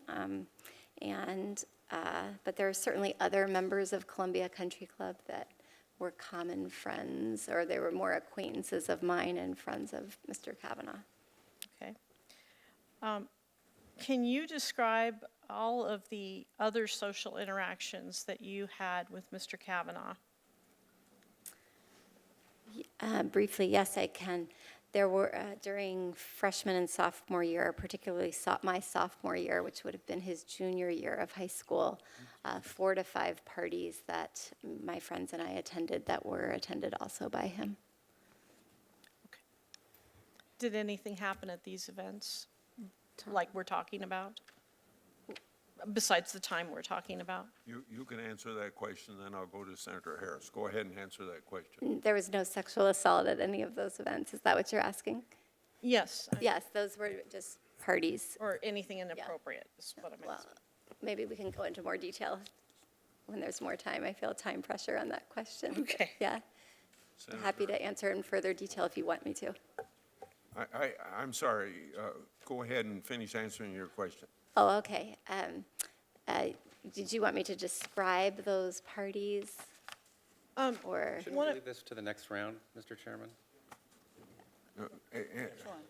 Answer the question. I'm just happy to describe them if you wanted me to, and I'm happy to not. It's just whatever you want. Maybe to this do, will whatever is your preference. cut to the chase. My question is, was there anything else that was sexually inappropriate, any inappropriate sexual behavior on the part of Mr. Kavanaugh towards you at any of these other functions? No. Okay. Senator Harris. Dr. Ford, first of all, just so we can level set, you know you are not on trial. You are not on trial. You are sitting here before members of the United States Senate's Judiciary Committee because you had the courage to come forward, because as you have said, you believe it was your civic duty. I was struck in your testimony by what you indicated as your intention when you first let anyone associated with these hearings know about it. And what you basically said is, you reached out to your representative in the United States Congress, hoping that person would inform the White House before Judge Kavanaugh had been named. That's extremely persuasive about your motivation for coming forward. And so I want to thank you. I want to thank you for your courage, and I want to tell you I believe you. I believe you. And I believe many Americans across this country believe you. And what I find striking about your testimony is you remember key, searing details of what happened to you. You told your husband and therapist, 2 of the most intimate of your confidants, and you told them years ago about this assault. You have shared your experience with multiple friends years after that and before these hearings ever started. I know, having personally prosecuted sexual assault cases and child sexual assault cases, that study after study shows trauma, shame, and the fear of consequences almost always cause survivors to, at the very least, delay reporting if they ever report at all. Police recognize that. Prosecutors recognize that. Medical and mental health professionals recognize that. The notes from your therapy sessions were created long before this nomination and corroborate what you have said today. You have passed a polygraph and submitted the results to this committee. Judge Kavanaugh has not. You have called for outside witnesses to testify and for expert witnesses to testify. Judge Kavanaugh has not. But most importantly, you have called for an independent FBI investigation into the facts. Judge Kavanaugh has not. And we owe you that. We owe the American people that. And let's talk about why this is so important. Contrary to what has been said today, the FBI does not reach conclusions. The FBI investigates. It interviews witnesses, gathers facts, and then presents that information to the United States Senate for our consideration and judgment. This committee knows that, in spite of what you've been told. In 1991, during a similar hearing, one of my Republican colleagues in this committee stated these claims were taken seriously by having the Federal Bureau of Investigations launch an inquiry to determine their validity. The FBI fulfilled its duty and issued a confidential report. Well, that could have and should have been done here. This morning, it was said that this could have been investigated confidentially back in July. But this also could have been investigated in the last 11 days since you came forward, yet that has not happened. The FBI could have interviewed Mark Judge, Patrick Smith, Leland Kaiser, you, and Judge Kavanaugh on these issues. The FBI could have examined various maps that have been presented by the prosecutor who stands in for the United States Senators on this committee. The FBI could have gathered facts about the music or the conversation or any other details about the gathering that occurred that evening. That is standard procedure in a sexual assault case. In fact, the manual that was signed off by Ms. Mitchell, the manual that is posted on the Maricopa County Attorney's website as a guiding principle and best practices for what should happen with sexual assault cases, highlights the details of what should happen in terms of the need for an objective investigation into any sexual assault case. It says, quote, effective investigation requires cooperation with a multidisciplinary team that includes medical professionals, victim advocates, dedicated forensic interviewers, criminalists, and other law enforcement members. The manual also stresses the importance of obtaining outside witness information. You have bravely come forward. You have bravely come forward. And I want to thank you because you clearly have nothing to gain for what you have done. You have been a true patriot in fighting for the best of who we are as a country. I believe you are doing that because you love this country. And I believe history will show that you are a true profile in courage at this moment in time in the history of our country, and I thank you. Senator Kennedy now, so proceed, Ms. Mitchell. Dr. Ford, we're almost done. Thank you. Just a couple cleanup questions. First of all, which of your two lawyers did Senator Feinstein's office recommend? The Katz. I'm sorry? The Katz firm. Okay. And when you did leave that night, did Leland Kaiser, now Kaiser, ever follow up with you and say, hey, what happened to you? I've had communications with her recently. Mm-hmm. I'm talking about like the next day. Oh, no, she didn't know about the event. She was downstairs during the event, and I did not share it with her. Okay. Are you aware that the three people at the party besides yourself and Brett Kavanaugh have given statements under penalty of felony to the committee? Yes. And are you aware of what those statements say? Yes. Are you aware that they say that they have no memory or knowledge of such a party? Yes. Okay. Do you have any particular motives to ascribe to Leland? I guess we could take those one at a time. Leland has significant health challenges, and I'm happy that she's focusing on herself and getting the health treatment that she needs. And she let me know that she needed her lawyer to take care of this for her, and she texted me right afterward with an apology and good wishes and et cetera. So I'm glad that she's taking care of herself. I don't expect that PJ and Leland would remember this evening. It was a very unremarkable party. It was not one of their more notorious parties. because nothing remarkable happened to them that evening. They were downstairs. And Mr. Judge is a different story. I would expect that he would remember that this happened. Understood. Senator Harris just questioned you from the Maricopa County Protocol on Sexual Assault. That's the paper she was holding up. Are you aware that, and you know, I've been really impressed today because you've talked about norepinephrine and cortisol and what we call in the profession, basically the neurobiological effects of trauma. Have you also educated yourself on the best way to get to memory and truth in terms of interviewing victims of trauma? For me, interviewing victims of trauma? No, the best way to do it, the best practices for interviewing victims of trauma. No. Okay. Would you believe me if I told you that there's no study that says that this setting in 5-minute increments is the best way to do that? We'll stipulate to We that. could stipulate that. Thank you, counsel. Agreed. Did you know that the best way to do it is to have a trained interviewer talk to you one-on-one in a private setting and to let you do the talking, just let you do a narrative?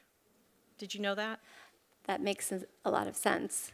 Does make a lot of sense, doesn't it? Yes.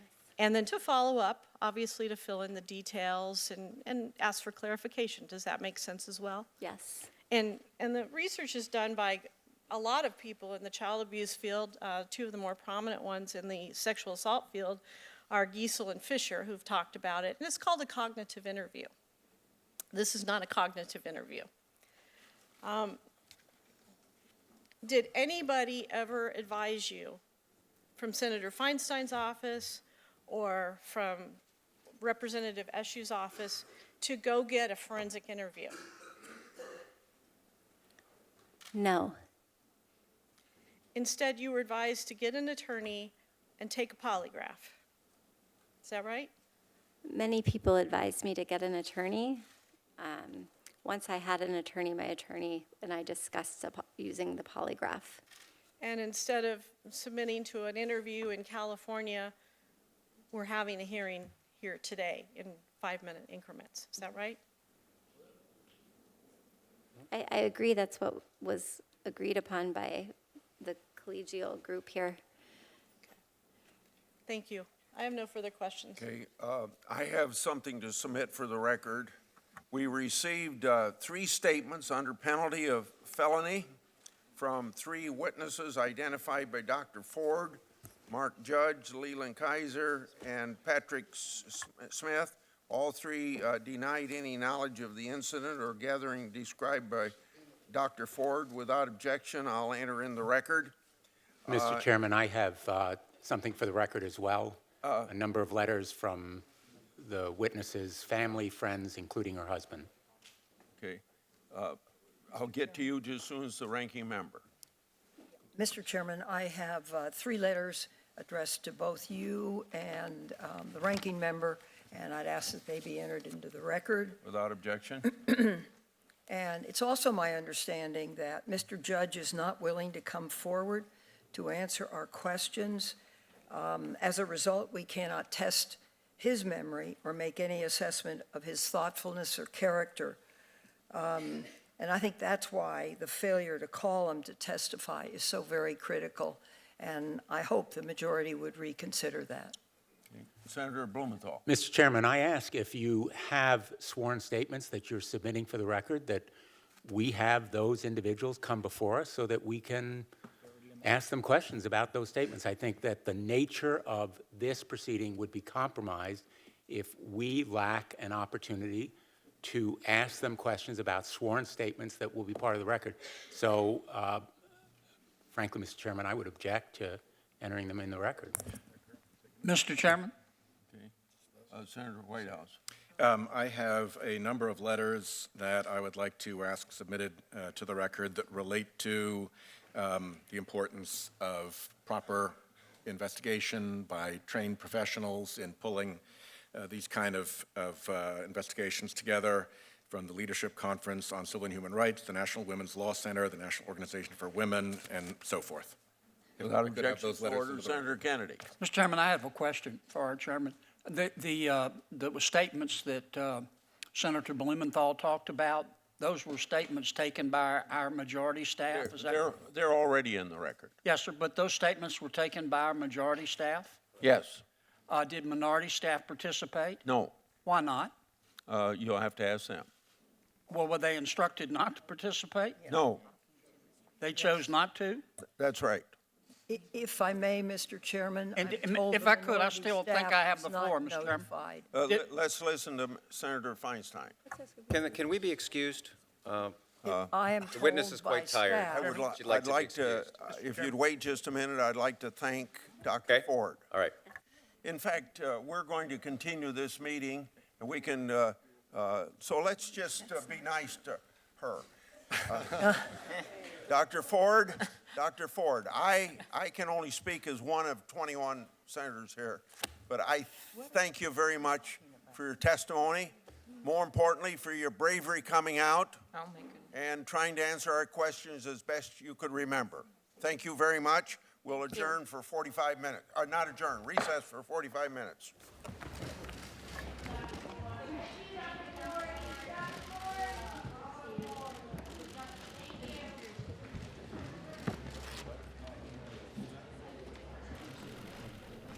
The Senate Judiciary Committee taking a 45-minute break. That is all from Dr. Christine Blasey Ford. Her testimony before this committee is over. An emotional, intense morning for a citizen, someone not used to being in front of the cameras, someone not used to being in front of a panel of more than 20 senators, and a prosecutor representing Republicans on this committee. We didn't know what Dr. Ford would sound like. We saw very few pictures of her, and few of our colleagues had the opportunity to talk with her. Emma Brown obviously interviewed her, Eugene. But now America has heard her and heard her experience and heard it in her own words. I'm Libby Casey. I'm joined by Eugene Scott, reporter for The Fix. We're here in our Washington Post studio, and we will continue to bring you this hearing as it reconvenes a little bit later on today, as Judge Brett Kavanaugh has an opportunity to address this same room, these same senators, and give his perspective on what happened when he was a teenager, reflect on Dr. Ford's allegations, and defend himself, and try to retain this opportunity to be appointed to the Supreme Court. We have reporters who are on the Hill. This is a very tight hearing room. We have reporters who are inside, also outside, and they've been watching the demonstrations and protests take place. I want to point out that there have been gatherings that are pro Judge Kavanaugh. There was a group of conservative women speaking on the Hill earlier today, but we've also seen a lot of protesters out there. Students from Liberty University. Oh, interesting. Headed by Jerry Falwell Jr. and one of the evangelical advisors to. And these are supporters of Judge Kavanaugh. Yeah, supporters coming to let. Not what you're seeing right now, though. No, So this those footage aren't right Liberty now is students. live images outside the Supreme Court. These are protesters who are against Judge Kavanaugh, who are supporting Christine Blasey Ford, and who are supporting victims of sexual assault. So you see there outside the Supreme Court, that's just right across the street from where this hearing is being held, supporters of Dr. Ford making their voices heard. Eugene, I didn't want to interrupt you, but I wanted to make clear that these are two different groups we're talking about. So you were saying students from Liberty are also here. They were. Much attention was given to, I believe, the Yale Law students who were protesting in support of Blasey Ford and other victims, but many conservative Christians who are really looking to Kavanaugh to get on the court and rule in favor of issues and decisions that are consistent with their faith and their views of what they believe that justice looks like in America, are really standing behind Kavanaugh.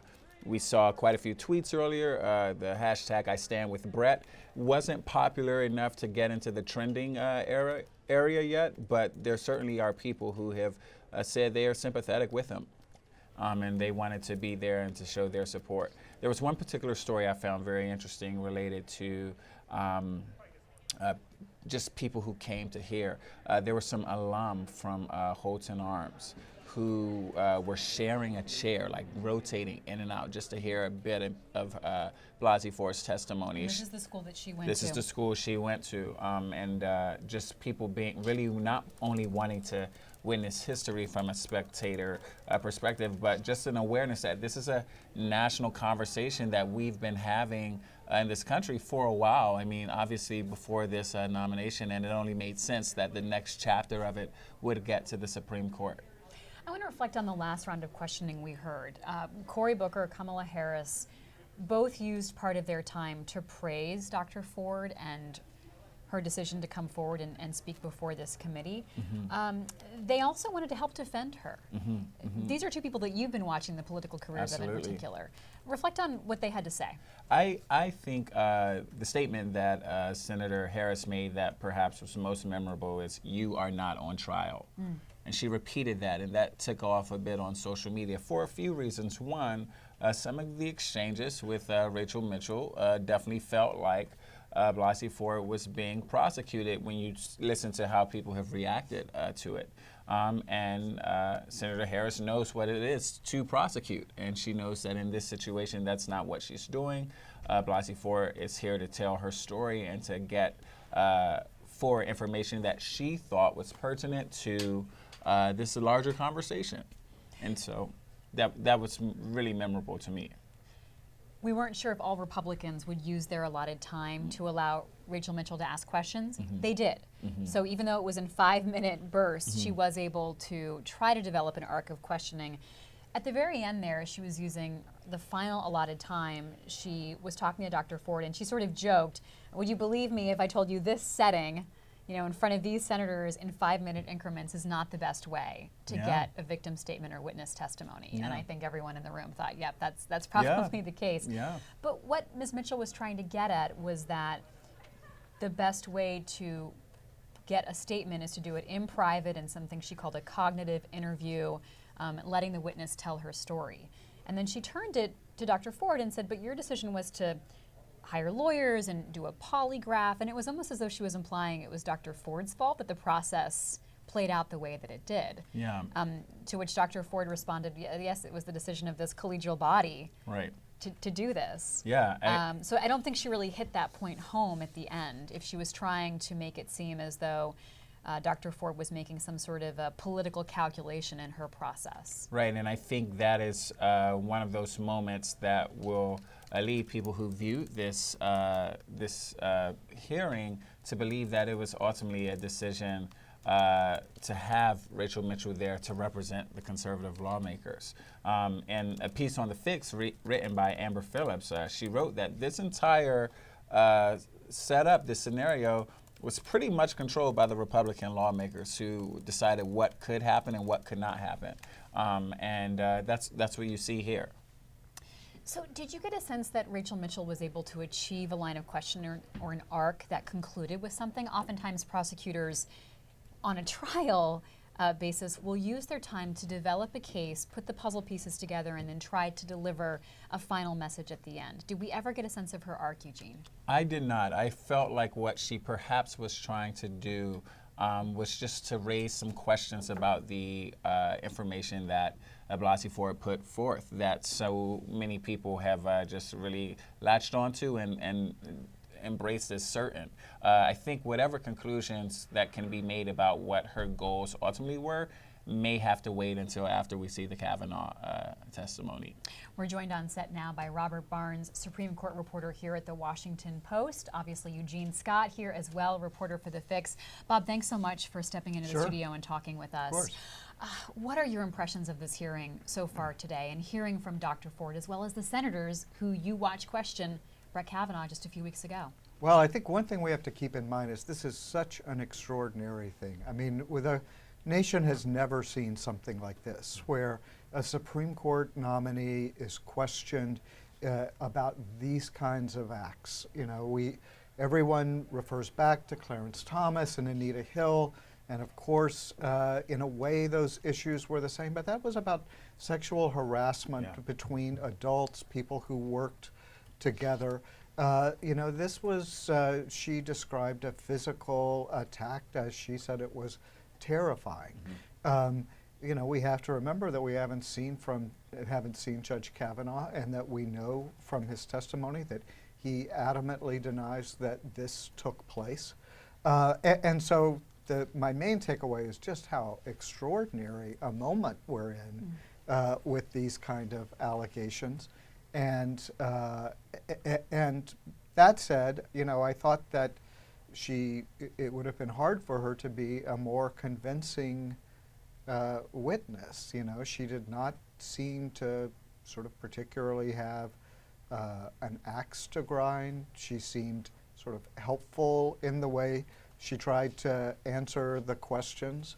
And I think that the setup, you know, as you guys were talking about, did not work very well for like getting to the heart of anything here. I mean, the Democratic senators at the end were basically giving long speeches and, you know, commendations to her for coming forward. And I think that Prosecutor Mitchell was really handicapped by the sort of 5-minute increments that she had to work with. It was very hard for her to develop any kind of, you know, sort of storyline of questioning. As someone who covers the courts, the highest court in the land, in fact, I was interested especially to hear what you thought about that herky-jerky stop-go approach that Ms. Mitchell sort of had to deal with.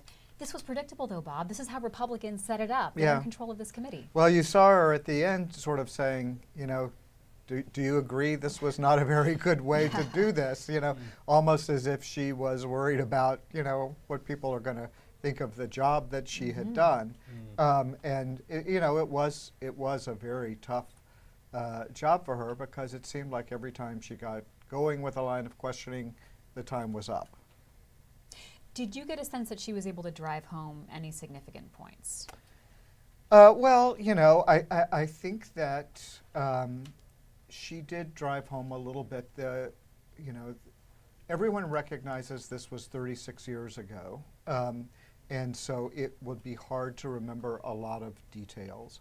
You know, I thought she drove home the idea that that Dr. Ford didn't remember how she got home or exactly where the party was, or, you know, that seems like something someone would realize even, you know, if something traumatic had just happened to you, maybe because something traumatic had just happened to you, you would remember that, and she didn't. You know, I did sort of, I mean, this is just my opinion. I don't know that it matters one way or the other. I didn't think it seemed to make much sense to go after her for like calling lawyers instead of, you know, going to get a cognitive interview. I mean, she thinks, I mean, she says she remembers what happened. She thinks that she doesn't need help with that part.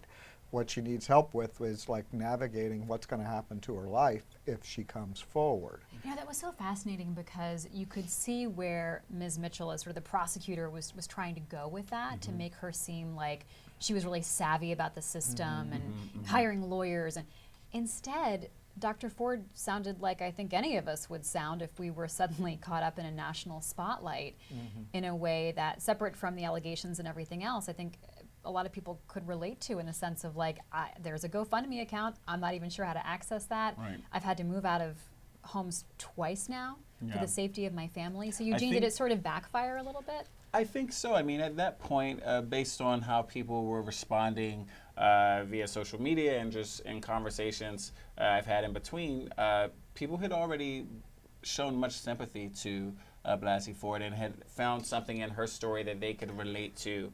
And so the idea that perhaps there was this negative intent, I just think was lost on a good number of people in that moment. And quite frankly, to your point, I think a lot of people realize that if they had to be in a situation similar to this, regardless of how many lawyers they think they know, they don't really know how to get the best attorney to come before a Senate Judiciary Committee. Dr. Ford didn't come across as a savvy operator. She came across asking the same questions anyone would. I was trying to contact a reporter. I called my congressperson's office. I got somebody else on the phone, going through the process and asking the questions that seem sort of simple and straightforward. Bob. Right, and if it's true that she, you know, didn't set out to ruin Brett Kavanaugh's reputation, then her explanation, you know, makes sense, which was, I contacted people before he had been nominated for the Supreme Court. I thought, you know, if people knew my story that he wouldn't get the nomination, and that's what I was after. You know, as far as I can tell, Ms. Mitchell was not able to sort of shake that that story. And that's interesting to me because I think that, quite frankly, is one of the reasons many of the women who had sexual misconduct allegations against the president came forward as early as they did, thinking, surely if I come forward with my story, this man will not move forward and get down the line in terms of actually becoming the person.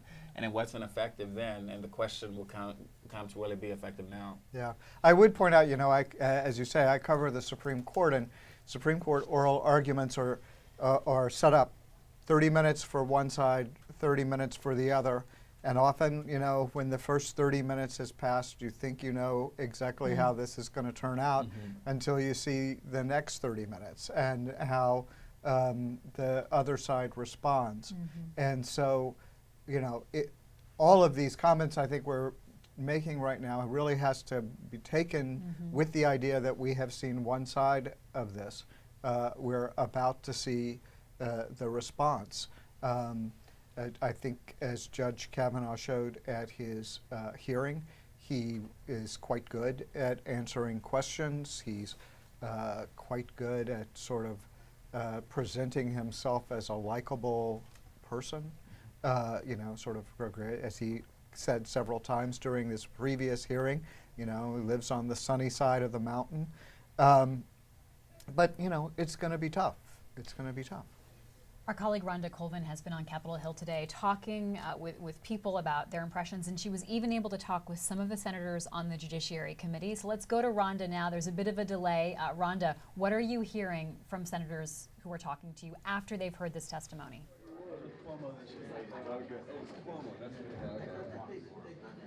Libby, we just had Senator Lindsey Graham walk by us, and he gave a little bit of a lengthy interview and told us basically this is an ambush by the Democrats. Why didn't anyone know about Dr. Ford until now? He said that he listened through to her story, but he believes there are still holes that need to be addressed. And he basically said that she's a victim as well as Kavanaugh. He said that this is a ploy by the Democrats, especially since we're just weeks away from the midterm elections, to win the Senate. So he said this is definitely political, and he's still standing firm that Mr. Kavanaugh has to be heard as well. So he made those comments. We've had a few other senators on the other side say that they still need time. They still want to weigh everything that they are hearing today, and it's just both hard lines on both sides. Rhonda Colvin, thank you so much.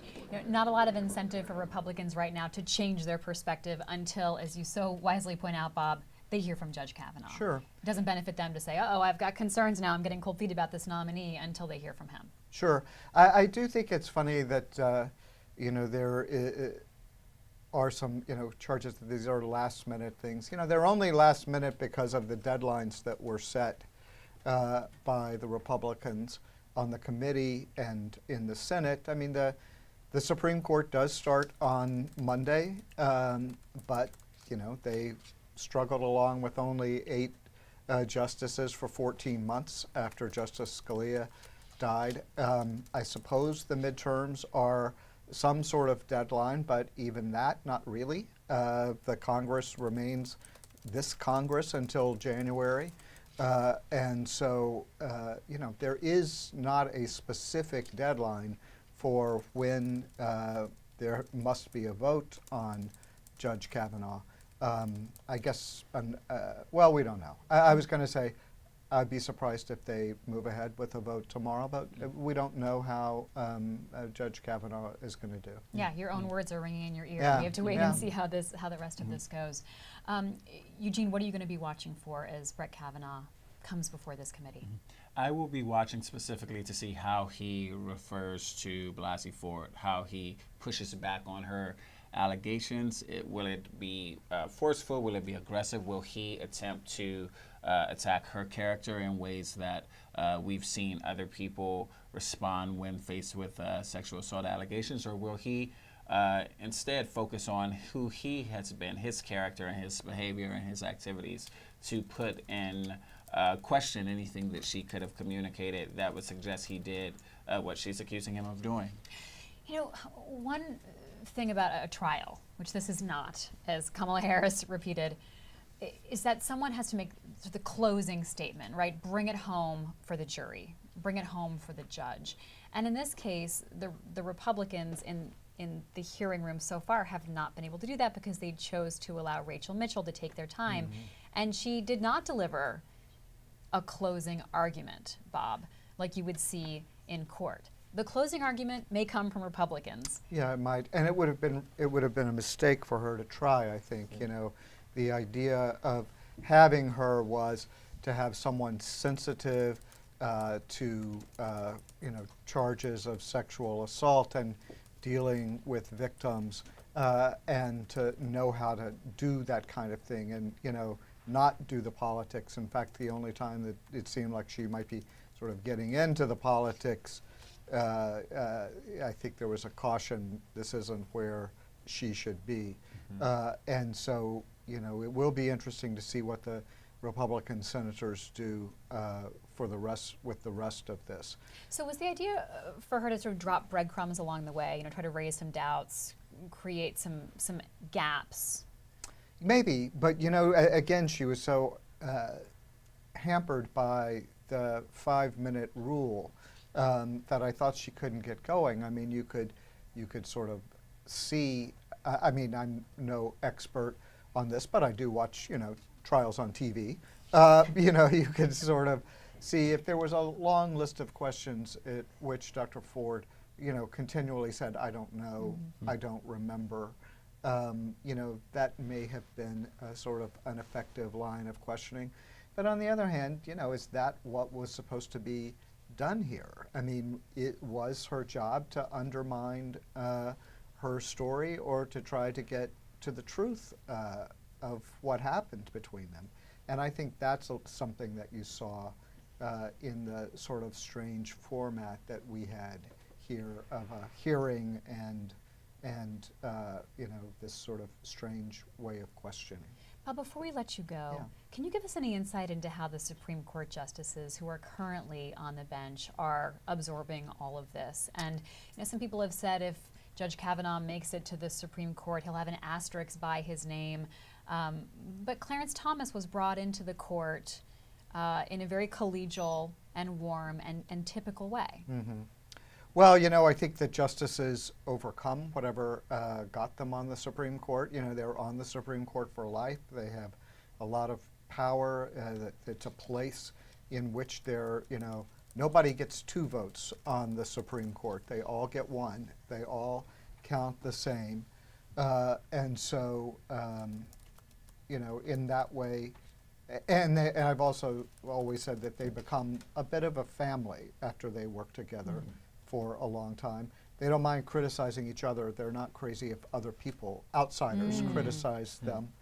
So I think that's one thing. I think we've already seen how it's affecting the court. I mean, the court really tries not to be seen as another political branch. They see themselves as something very different from the executive branch or the legislative branch. This kind of thing really hurts them. Every time someone joins the court on a party line or near party line vote, it undermines that credibility, and the court dislikes it. As a practical matter, you know, the court today came back from its long summer break. It came back on Monday, but today it announced new cases that it's adding for the term that starts on Monday. They only took 5 cases. That's unusual. They usually take many more at this time of the year because these are all petitions that have piled up since they adjourned at the end of June. So I think that shows that the court doesn't know yet, will there be 8 of us here or will there be 9 of us? And who is that ninth one going to be? And so for now, they took a handful of relatively non-controversial cases, and I think that we will see the court sort of continue in that manner until they know if there's going to be a ninth justice this term. Robert Barnes, Supreme Court reporter, thank you so much. Eugene Scott is going to stick around with us, a writer for The Fix. I want to head back to Capitol Hill. Rhonda Colvin's been talking to senators today. Rhonda, I know there's a bit of a delay us talking to you on the Hill, so thanks for bearing with that. I'd love to hear from you, Rhonda, what senators are saying about what it's like in the hearing room. What is their experience inside that room? You know, that's actually been probably the only commonality between all the senators we talked to from both sides of the aisle, that these claims, the testimony, it was difficult to hear. It was, on a human level, it was difficult to hear. We had Senator Klobuchar discuss that it was, she believes Dr. Ford is very credible, but it's hard to hear what she had to say about Judge Kavanaugh. We also heard from Senator Graham, and even though he is still sticking to the point that this was an ambush by Democrats, he is still saying that he believes she is credible and that something did happen to her. So that's one thing that they have agreed, that this testimony has been very difficult to listen to. Rhonda Colvin, live on Capitol Hill. Protesters, of course, have also been out there. We've been seeing them on both sides of this issue, trying to have their sentiment heard, but not interrupting the proceeding. Very different from when Judge Kavanaugh was before this same committee in a larger room undergoing his confirmation process. Not the interruptions today that we were having before. Eugene and I are now joined by Amber Phillips, our colleague from The Fix. Amber, thank you so much for coming in and talking with us. Hi. You've been following social media today, you've been watching this hearing. So many people are glued to what's going on. Do you expect the same level of interest as Judge Kavanaugh speaks before this committee? It's tough to tell. I think everyone was very interested in hearing Dr. Ford speak for the first time because all we've heard is written words, right? She's only talked to our colleague Emma Brown, and so we haven't even seen photos of her and in the press. And here she is sitting down for the world's cameras to see and sharing her story. And I was struck by how reading her testimony and what happened gave me chills, but hearing it was absolutely gripping. And what we saw from the few reporters who were in the room at the time, including our colleague Sung-Min Kim, she said senators on the dais were like leaning forward, you know, elbows totally forward, trying to listen to her. It just, you could hear a pin drop. It was heavy with emotion, is what reporters in the room say. And so, to me, I felt like Ford, in that moment in her opening testimony, was by far the most gripping moment of this whole scene. We know what what Judge Kavanaugh's going to say. He's been on the court before. He's been in front of cameras before. Right. He's talked a lot. Right. This week, This week alone, yeah. So, I mean, I would imagine, though, that he could be of interest to people who are looking for him to be able to respond to her. Because like you said, this is the first time we got to hear her. She provided some context and details that we had not heard before in terms of, being a swimmer as a young person and how informal the gathering was. And just would hope that he somehow could just address some of the details that many people who've been defending him have said have just been left out of the conversation. And he has to be careful, though, how he addresses those details, right? Because there are things Dr. Ford says she doesn't remember, like where the party was and when it was. So if Judge Kavanaugh comes out and says, okay, at this house on this day, this didn't happen, as some of his allies have said this past couple of weeks, it could raise questions about how far his denial goes. So it's a very tricky situation for him. Yeah, you watch cover Congress and politics a lot on For The Fix. Were there any lawmakers in particular whose questioning of her just stood out to you? No. Yeah. Interesting. Yeah. And I say that because I was struck by watching the presentation of this hearing / trial / spectacle, and just how disjointed it was going from this prosecutor to Senate Democrats. And I couldn't get off that, and Yeah. I imagine that everyone else couldn't either. And as a result of the disjointed nature of it and how everybody, including the prosecutor, only had 5 minutes at a time, nothing got said or learned. At the end of Dr. Ford's 10 a.m. to 2 p.m. testimony, I don't think anybody proved or disproved anything. Dr. Ford stuck with her story consistently, and Democrats elevated her by either handing her softball questions or talking about how brave she was. And then Republicans, of course, stayed silent conspicuously. So I think it's to everyone's on the committee's benefit, though, that we don't have any standout stars or moments, because Republicans didn't want to create the moment where they were criticized for how they addressed Dr. Ford or even addressed their colleagues.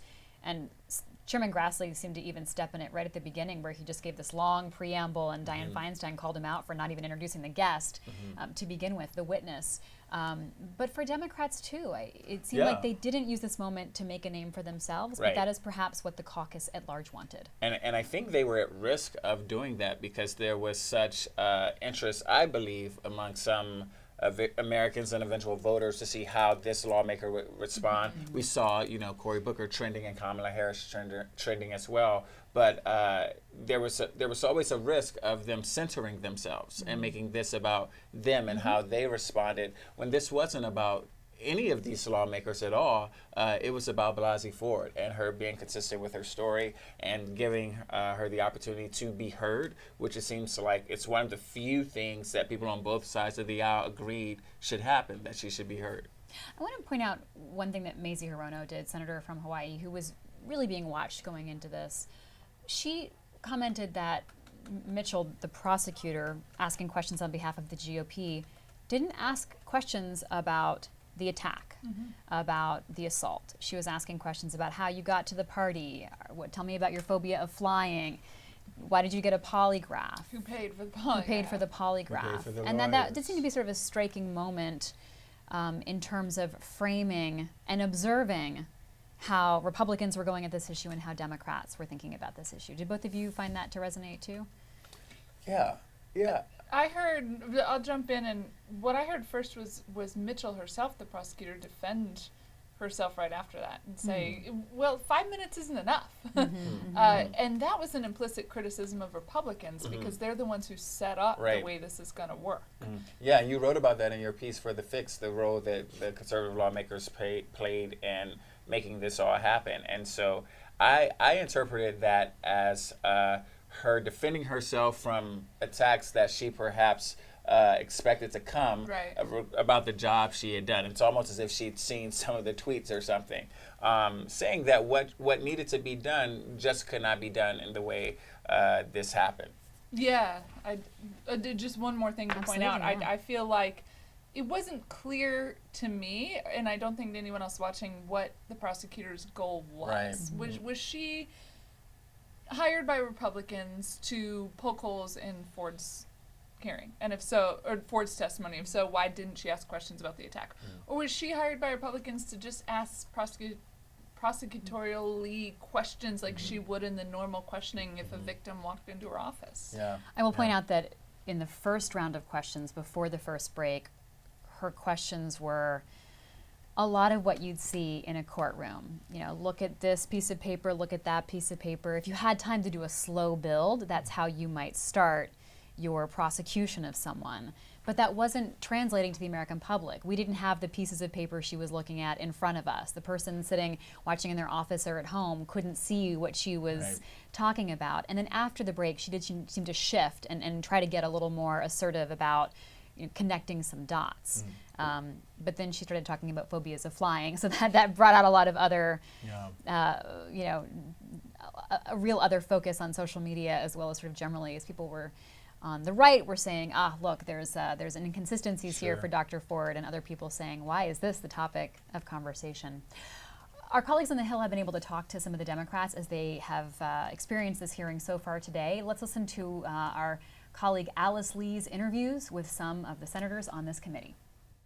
She has provided a teaching moment for all of America, for women who have been survivors of sexual assault, and that's 1 out of every 3 women, and for men who may have belittled or demeaned or disregarded sexual assault as a crime. There's a burden now on Judge Kavanaugh to rebut these very serious and credible allegations. Why didn't they ask the FBI to go out, investigate them, and subpoena it? Instead, they're trying to rush it through, and when they rush something like that, what are you trying to hide? The prosecutor has simply reconfirmed the details of Dr. Blasey Ford's account without in any way shaking or undermining her account of the facts and the evidence here. If anything, the prosecutor has strengthened her claims and allegations, which were credible at the outset. What I think the big lesson that came out of this is that this woman is extraordinary. She's calm, she's honest, and I think that's what our colleagues on the other side of the aisle are seeing today. What are you looking to hear from Judge Kavanaugh? And maybe somebody, maybe they're I think afraid she's somebody's just going to doing ask, the job she why was are you given. hiding the other witnesses? She's Why don't you doing call the them? job that they asked What are her you to looking to hear do. from Judge Kavanaugh? We can't wait.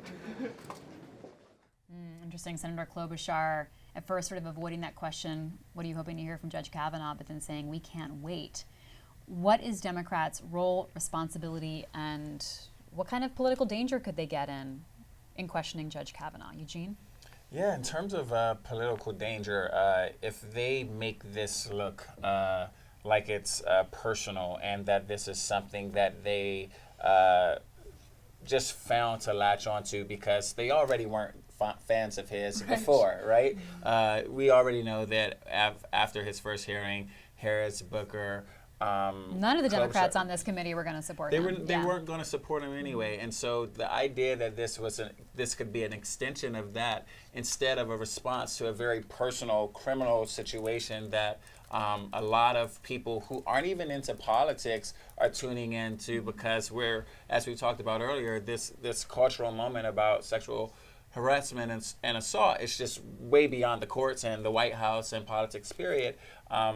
They could get in trouble if they reduce this to politics, which is what many conservative lawmakers have been accusing them of the whole time.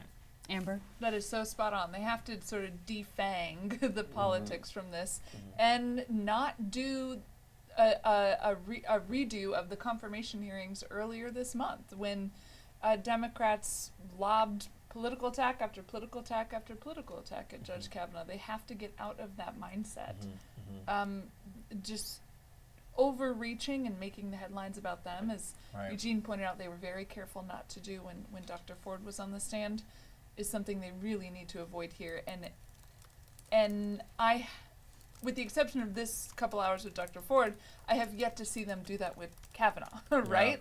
Their go-to mode is politics and fight and show their base that they are opposing this guy to get on the court. Yeah, I remember watching the hearings earlier thinking, oh yeah, he used to be a prosecutor or she used to be a prosecutor, and we could see some of that coming up. I think, though, that there could also be an opportunity to just get more information, harder questions than Kavanaugh was given perhaps Monday on the Fox News interview, and hopefully get some clarity that people feel like they didn't have related to who was Brett Kavanaugh really holistically at 17 and the years after. Because so much of what we've been presented with now is recent. And I think a lot of people are asking themselves the question, is who you were at 17 or 20 relevant to what you may want to do professionally when you're 50? Yeah, exactly. And a lot of the recent stuff we've learned about Judge Kavanaugh has been giving the public mixed signals. He says, I mostly played basketball and did my homework. Washington Post has reported colleagues saying, no, you were drinking a lot. How does Kavanaugh square that? Because he knows very much that he's up against this image as, at the very least, right, a party boy who didn't respect women.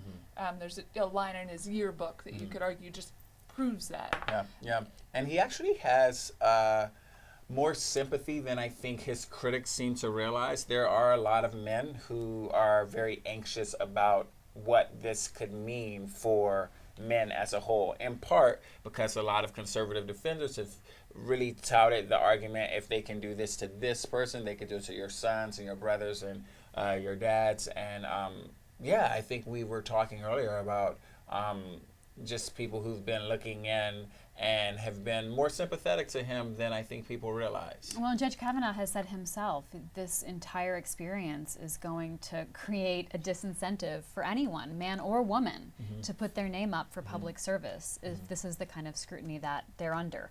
Now, Amber, in looking at his opening statement, we do expect him to say, "Look, I was a kid, right? I did stuff, right? I had a beer, I might have, had fun, but that's very different than sexual assault." But we have heard two different versions of him because the Fox News interview this week did seem sort of paint a picture of an angelic choir boy who had fun with his friends who were boys and girls, almost like a 5-year-old or something, rather than a mature teenager who, by past descriptions, past interviews, past speeches he's given, you get the sense that he did drink when he was younger. He was running in a crowd that did that. I'm curious about how he may try to portray himself in this setting, and if there is this boys will be boys permissiveness that Republicans will allow for, or if they'll find another way to say, okay, drinking one thing, sexual assault, totally different level. I would be surprised if he leans into the boys will be boys. But will Republicans, who some of whom are 80 years old on this panel? Yeah, but I could see some of them because, some of the responses we've seen from people like Hatch seem to be so dismissive of the behavior. But I think Kavanaugh has suggested that he finds that behavior reprehensible, which is why he says he didn't do it. We've seen him become a little more forthcoming about the fact that he wasn't as much of a choir boy. And so I think what he'll do is something that we could expect from someone who's received so favorably from evangelicals and Catholics, and really lean into a bit of a redemption story. And that, I was in this fraternity and I was a jock and I was trying to hang out with the wrong crowd during Beach Week, but that's not who I am now. And I think that will win him quite a few points, of course, with men who not overwhelmingly, but still support his nomination more than women as a whole. And I think it'll win him points with people who are perhaps on the bubble. I want to point out something that we heard Dr. Ford talk about. She said, unlike how this has been characterized, it wasn't a structured party. It was like teens hanging out with the anticipation there might be a party later.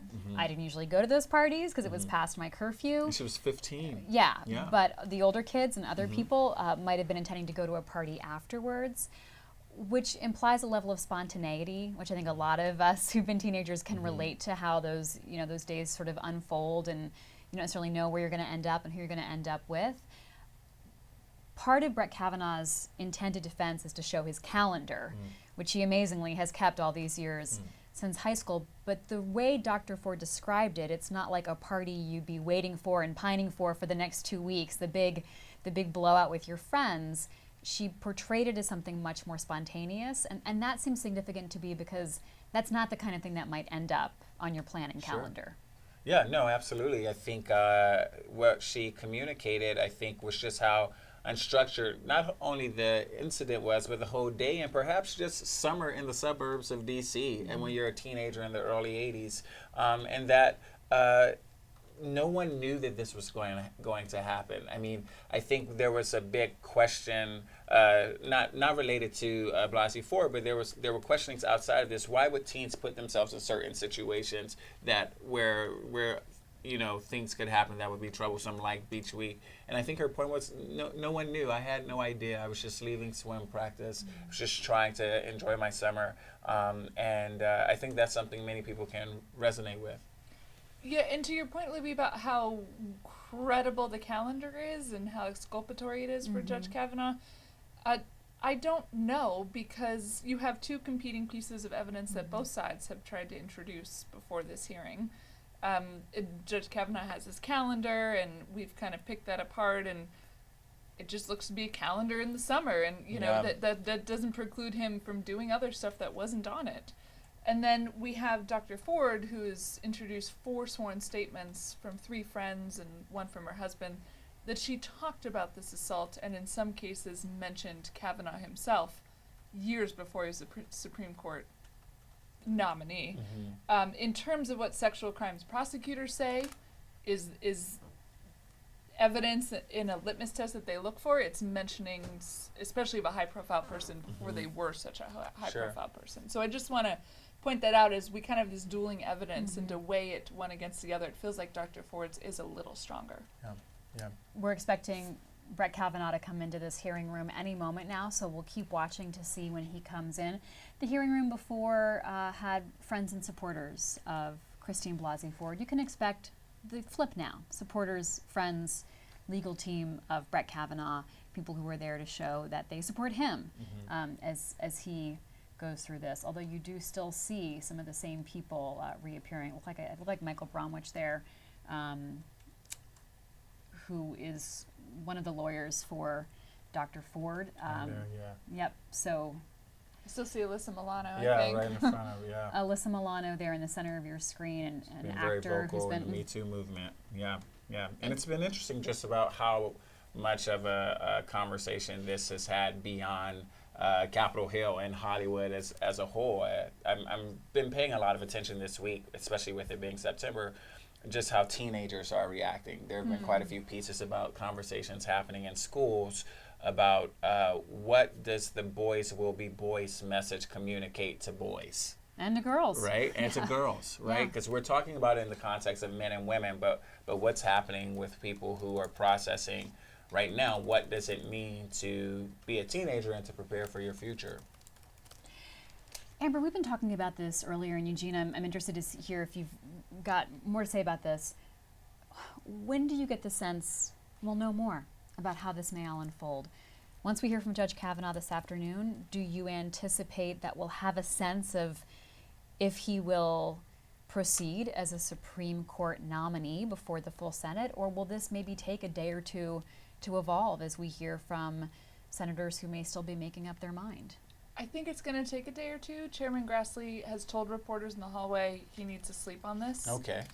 So reporters, or excuse me, the senators themselves, most of them seem to be careful, especially on the Republican side, to comment on how credible or not credible they think Dr. Ford was. And so that's what I see. The problem with that for Republicans is the timing, of course. They would love to have already had Kavanaugh on the court or approved by now. The Senate Majority Leader has indicated they could stay in over the weekend to try to get him approved. That's a really tight time by the end of next week. That's a really tight timeline if they don't vote tomorrow morning on this in committee. I'm seeing some of the people in this courtroom, women who've been vocal in their support for Brett Kavanaugh because they worked with him in the George W. Bush White House, because they've known him for years during his career, not necessarily as a teenager, but during his career, in the case of the ones I'm noticing in there now. So they are part of the movement of people who have come out to support him. Eugene, your thoughts on when we may have a sense of where this is all going? And am I wrong to look into my crystal ball? Is that the wrong thing I should even be asking at this point here? Yeah, I mean, if we look at the narrative of this nomination as a whole, it's been unpredictable very often, but I'd be very surprised if we have something concrete Friday in terms of a vote. I mean, I think there are people who are rethinking quite a bit what they just experienced. People like Ben Sasse and Jeff Flake, who we expect to, honestly, at least vocally or at least on Twitter, be the moral compasses of this wing of the Republican Party. And we forget that they were in that space because they were silent. And it would not be surprising if I heard that they'd gone back into their corners and say, I need some time with this. And the reason why I am asking for the crystal ball look, which I've been warned against doing, is because I think all of America is wondering, well, what happens next? And we've had a lot of questions on Twitch asking, okay, if people believe Judge Kavanaugh, then what happens? If Republicans have concerns, what happens? So there's a lot of focus because this has multiple outcomes, one of which is whether or not Brett Kavanaugh will be seated on the Supreme Court and whether or not President Trump will have that win as he heads into the midterm election cycle. Here's the plan right now. Judiciary Committee is scheduled to vote tomorrow morning. We'll see if that happens or not. Then the clock would start, according to the top Republican, Mitch McConnell, to get underway for a floor vote before the entire Senate early next week. That is their goal and objective. However, any of that process could slow down or stop at any point if Republicans get a whiff that some of their rank and file still have concerns or aren't ready to move forward. They do not want to have an embarrassing vote or anything surprising happen on the Senate floor in a way that would, rattle Republican confidence and frustrate Republican voters, Amber. Absolutely. And let's not forget the president himself told reporters last night he'll be watching this and the testimony could change his mind. I mean, there's still this wild card that Kavanaugh withdraws from this process, either forced by Republicans or the president, or him decides himself after this. Did you get the sense that President Trump was covering himself to sort of leave all options on the table if he was not impressed by Brett Kavanaugh's performance today? Or do you think he really was keeping the door open to make up a mind and that he could still be persuaded by what he heard today? The only reason I'm inclined to say he might want to just throw this whole thing in the trash and start over again is because he's been consistent when he talks to reporters. Often he rambles, there's not a ton of consistency about this stuff, saying, well, but I'll be watching, I don't know, we could change our mind. He's always left like a crack of a door open, which is not really what the president tends to do when he doubles down on people in his sphere accused of behaving this way. But I think it's important to remember this is someone who just got in his sphere. And so when he leaves the room, it tends to be for people he does not know that well, right? So it just reminds me of the whole Roy Moore situation. He endorsed Roy Moore towards the end, but he'll let people know repeatedly, I wasn't with Roy Moore at first. I didn't really know him. They said that's who I should go with. And while he's defended Kavanaugh, there's nothing to support that he's had a long relationship with Kavanaugh. Right. And so if something came out that suggested that Kavanaugh was not who he said he was, I could easily see the president saying, well, I didn't know him. He wasn't one of my people. And I think he's trying to leave room for that. Now, Brett Kavanaugh, when he talked to Fox News this week, said, yes, the president is definitely supporting me and behind me, but President Trump making it clear to reporters that he was not taking meetings with Brett Kavanaugh. While Kavanaugh was huddled at the White House with Don McGahn and doing a lot of prep for this, it was not President Trump he was meeting with behind closed doors and strategizing with personally. Yeah, I think to both your points, the president doesn't owe Kavanaugh any loyalty. No. The only thing keeping Republicans from keeping Kavanaugh on it is the timeline that Libby just illustrated. Right, and it would be almost impossible to do something else before the election if the goal is to let voters know that this is something that you've been able to achieve like you promised them you would when you ran for president. And you control all of Washington, Yeah, and your party controls all of Washington. Yeah. Chairman Chuck Grassley has taken his seat. Senator Dianne Feinstein, the top Democrat there, seated as well. We do expect Brett Kavanaugh to be coming into the room. You can see there the chair where he will be sitting, his nameplate out, flanked by supporters in rows behind him. I mentioned that some of them are Bush White House veterans, as is he. Someone who is deeply entrenched in the Republican establishment of Washington. Someone who has trained other judicial nominees to go before bodies like this. Yeah, that's a good point, Libby. You name a big story that's happened in the past couple decades. There he is going by the reporters. Kavanaugh's part of it. Brett Kavanaugh and his wife walking straight by reporters that are gathered there, not even looking over at them, not stopping to talk, and we'll watch him enter the hearing room right now. You're watching live coverage from the Washington Post. We will continue to bring this to you live and uninterrupted for the rest of the afternoon. Amber Phillips, Eugene Scott, writers for The Fix, thank you for being here. Thanks for sticking around as we watch this dramatic day unfold. I'm Libby Casey. Let's go live to the hearing room now.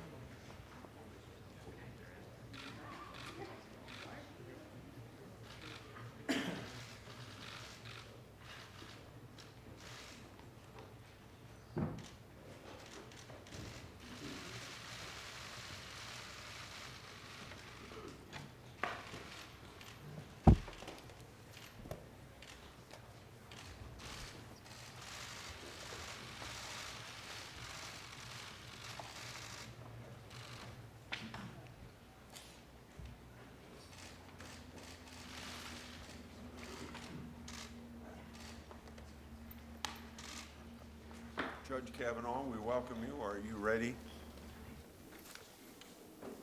I have something I want to clear up from the last meeting that doesn't affect you. So before I swear you, I would like to explain my response to Senator Kennedy right after the break. At that time, I entered into the record the statements of 3 witnesses Dr. Ford said were also at the party. These statements were provided to us under penalty of felony by lying to, if you lie to Congress. As soon as my team learned the names of these 3 potential witnesses, we immediately reached out to them requesting an interview. In response, all 3 submitted statements to us denying any knowledge of the gathering Dr. Ford described. If we had calls with them, we would have invited the minority to join. Every time that we've received any information regarding Judge Kavanaugh, we've sought to immediately follow through and investigate. The minority staff sat on Dr. Ford's letter for weeks, and staff told us that they believed it is, quote, highly inappropriate to have these follow-up calls before the FBI finishes its investigation, end quote, even though the FBI had completed its background information. When we followed up with Judge Kavanaugh after we received Dr. Ford's allegations, the ranking member staff didn't join us, even though these calls are usually done on a bipartisan basis. They joined other calls with the judge, but they didn't participate or ask any questions. Would you please rise, sir? Yes. Do you affirm that the testimony you're about to give before the committee will be the truth, the whole truth, and nothing but the truth, so help you God? I do. Yeah. And like we offered to Senator, or to Dr. Ford, you can take whatever time you want now for your opening statement. Then we'll go to questions. So proceed. Mr. Chairman, Ranking Member Feinstein, members of the committee, thank you for allowing me to make my statement. I wrote it myself yesterday afternoon and evening. No one has seen a draft or it except for one of my former law clerks. This is my statement. Less than 2 weeks ago, Dr. Ford publicly accused me of committing wrongdoing at an event more than 36 years ago when we were both in high school. I denied the allegation immediately, categorically, and unequivocally. All 4 people allegedly at the event, including Dr. Ford's longtime friend, Ms. Kaiser, have said they recall no such event. Her longtime friend, Ms. Kaiser, said under penalty of felony that she does not know me and does not believe she ever saw me at a party ever. Here is the quote from Ms. Kaiser's attorney's letter. Quote, simply put, Ms. Kaiser does not know Mr. Kavanaugh, and she has no recollection of ever being at a party or gathering where he was present, with or without Dr. Ford. End quote. Think about that fact. The day after the allegation appeared, I told this committee that I wanted a hearing as soon as possible to clear my name. I demanded a hearing for the very next day. Unfortunately, it took the committee 10 days to get to this hearing. In those 10 long days, as was predictable, and as I predicted, my family and my name have been totally and permanently destroyed by vicious and false additional accusations. The 10-day delay has been harmful to me and my family, to the Supreme Court, and to the country. When this allegation first arose, I welcomed any kind of investigation, Senate, FBI, or otherwise. The committee now has conducted a thorough investigation, and I've cooperated fully. I know that any kind of investigation Senate, FBI, Montgomery County Police, whatever, will clear me. Listen to the people I know. Listen to the people who have known me my whole life. Listen to the people I've grown up with and worked with and played with and coached with and dated and taught and gone to games with and had beers with. And listen to the witnesses who allegedly were at this event 36 years ago. Listen to Miss Kaiser. She does not know me. I was not at the party described by Dr. Ford. This confirmation process has become a national disgrace.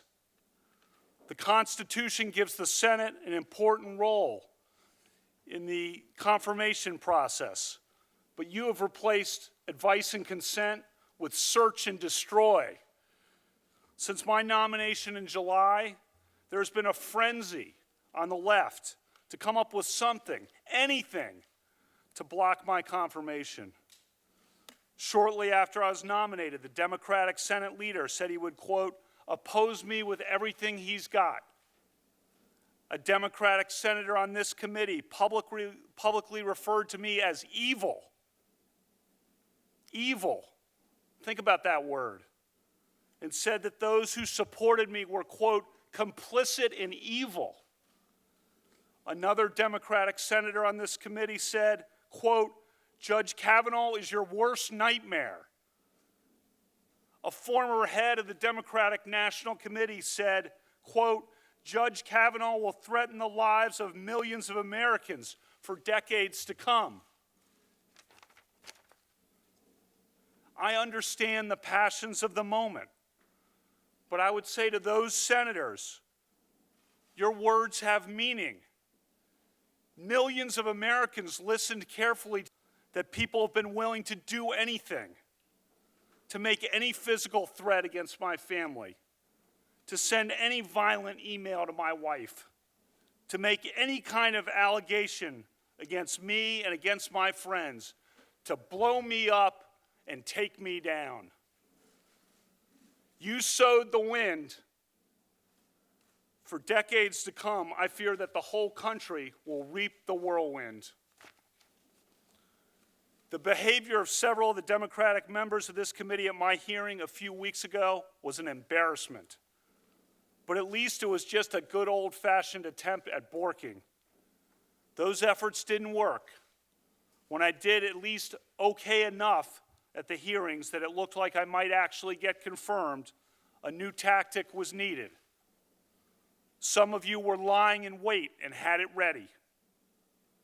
This first allegation was held in secret for weeks by a Democratic member of this committee and by staff. It would be needed only if you couldn't take me out on the merits. When it was needed, this allegation was unleashed and publicly deployed over Dr. Ford's wishes. And then, as no doubt was expected, if not planned, came a long series of false last-minute smears designed to scare me and drive me out of the process before any hearing occurred. Crazy stuff. Gangs, illegitimate children, fights on boats in Rhode Island.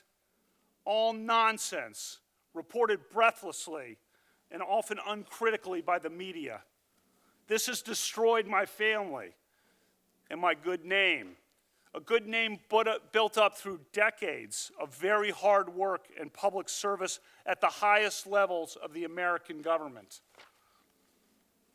This whole two-week effort has been a calculated and orchestrated political hit, fueled with apparent pent-up anger about President Trump and the 2016 election, fear that has been unfairly stoked about my judicial record, revenge on behalf of the Clintons, and millions of dollars in money from outside left-wing opposition groups. This is a circus. The consequences will extend long past my nomination. The consequences will be with us for decades. This grotesque and coordinated character assassination will dissuade competent and good people of all political persuasions from serving our country. And as we all know, in the United States political system of the early 2000s, what goes around comes around. I am an optimistic guy. I always try to be on the sunrise side of the mountain, to be optimistic about the day that is coming. But today, I have to say that I fear for the future. Last time I was here, I told this committee that a federal judge must be independent, not swayed by public or political pressure. I said I was such a judge, and I am. I will not be intimidated into withdrawing from this process. You've tried hard. You've given it your all. No one can question your effort. But your coordinated and well-funded effort to destroy my good name and destroy my family will not drive me out. The vile threats of violence against my family will not drive me out. You may defeat me in the final vote, but you'll never get me to quit. Never. I'm here today to tell the truth. I've never sexually assaulted anyone. Not in high school, not in college, not ever. Sexual assault is horrific. One of my closest friends to this day is a woman who was sexually abused and who in the 1990s, when we were in our 30s, confided in me about the abuse and sought my advice. I was one of the only people she consulted. Allegations of sexual assault must always be taken seriously, always. Those who make allegations always deserve to be heard. At the same time, the person who is the subject of the allegations also deserves to be heard. Due process is a foundation of the American rule of law. Due process means listening to both sides.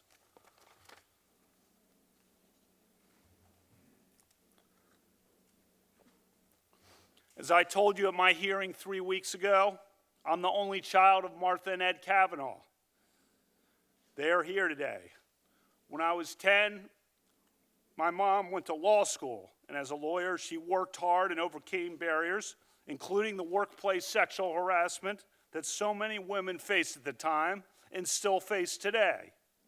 She became a trailblazer, one of Maryland's earliest women prosecutors and trial judges. She and my dad taught me the importance of equality and respect for all people, and she inspired me to be a lawyer and a judge. Last time I was here, I told you that when my mom was a prosecutor and I was in high school, she used to practice her closing arguments at the dining room table on my dad and me. As I told you, her trademark line was, "Use your common sense. What rings true? What rings false?" Her trademark line is a good reminder as we sit here today, some 36 years after the alleged event occurred, when there is no corroboration, and indeed it is refuted by the people allegedly there. After I have been in the public arena for 26 years without even a hint, a whiff of an allegation like this, and when my nomination to the Supreme Court was just about to be voted on at a time when I'm called evil by a Democratic member of this committee, while Democratic opponents of my nomination say people will die if I am confirmed. This onslaught of last-minute allegations does not ring true.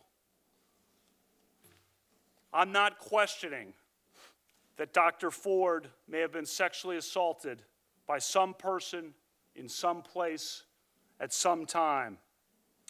But I have never done this to her or to anyone. That's not who I am. It is not who I was. I am innocent of this charge. I intend no ill will to Dr. Ford and her family. The other night, Ashley and my daughter Liza said their prayers, and little Liza, all of 10 years old,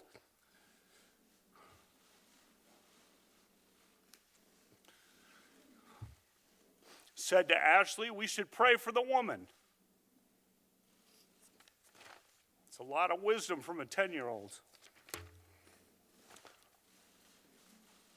We mean no ill will.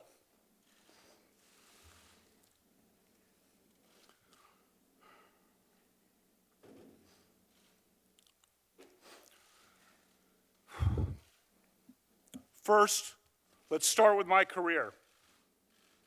For the last 26 years, since 1992, I've served in many high-profile and sensitive government positions for which the FBI has investigated my background 6 separate times. 6 separate FBI background investigations over 26 years, all of them after the event alleged here. I have been in the public arena and under extreme public scrutiny for decades. In 1992, I worked for the Office of Solicitor General in the Department of Justice. In 1993, I clerked on the Supreme Court for Justice Anthony Kennedy.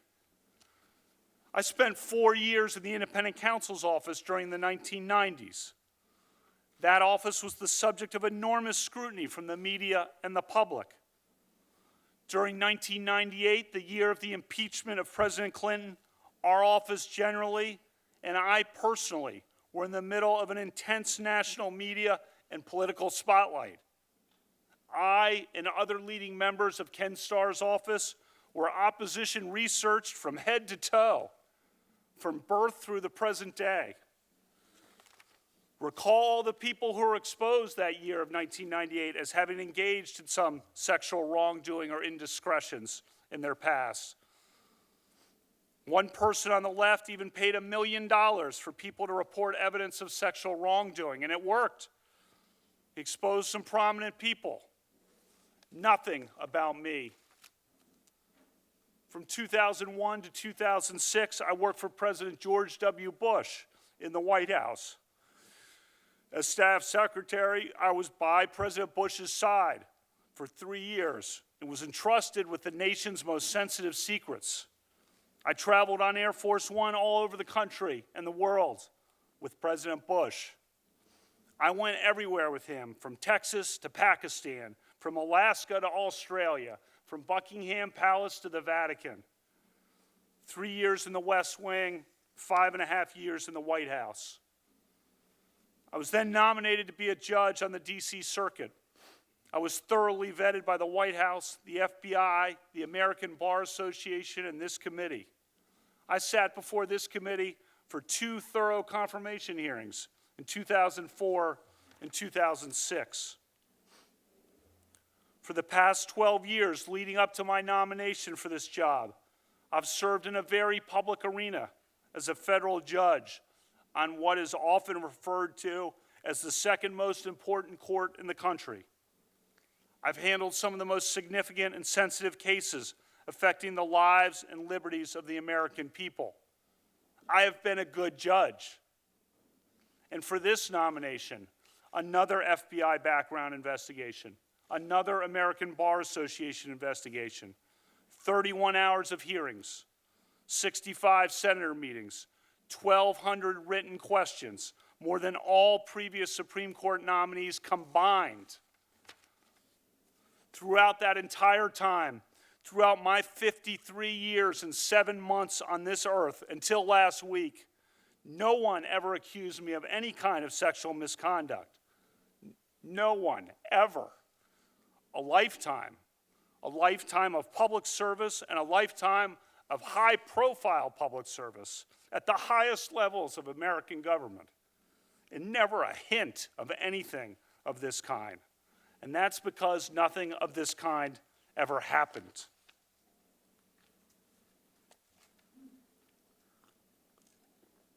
Second, let's turn to specifics. I categorically and unequivocally deny the allegation against me by Dr. Ford. I never had any sexual or physical encounter of any kind with Dr. Ford. I never attended a gathering like the one Dr. Ford describes in her allegation. I've never sexually assaulted Dr. Ford or anyone. Again, I am not questioning that Dr. Ford may have been sexually assaulted by some person in some place at some time. But I've never done that to her or to anyone. Dr. Ford's allegation stems from a party that she alleges occurred during the summer of 1982, 36 years ago. I was 17 years old between my junior and senior years of high school at Georgetown Prep, a rigorous all-boys Catholic Jesuit high school in Rockville, Maryland. When my friends and I spent time together at parties on weekends, it was usually with friends from nearby Catholic all-girls high schools, Stone Ridge, Holy Child, Visitation, Immaculata, Holy Cross. Dr. Ford did not attend one of those schools. She attended an independent private school named Holton Arms, and she was a year behind me. She and I did not travel in the same social circles. It is possible that we met at some point at some events, although I do not recall that.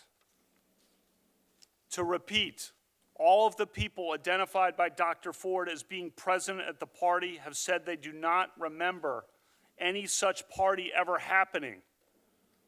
Importantly, her friend, Ms. Kaiser, has not only denied knowledge of the party, Ms. Kaiser said under penalty of felony, she does not know me, does not recall ever being at a party with me ever. And my two male friends who were allegedly there, who knew me well, have told this committee under penalty of felony that they do not recall any such party and that I never did or would do anything like this. Dr. Ford's allegation is not merely uncorroborated.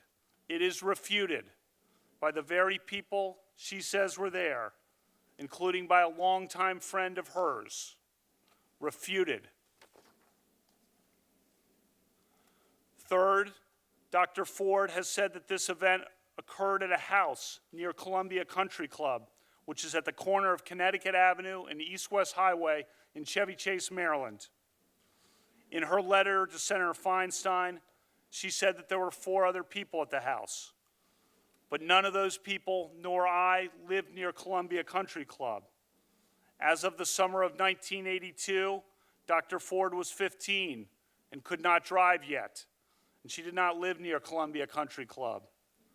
She says confidently that she had 1 beer at the party, but she does not say how she got to the house in question, or how she got home, or whose house it was.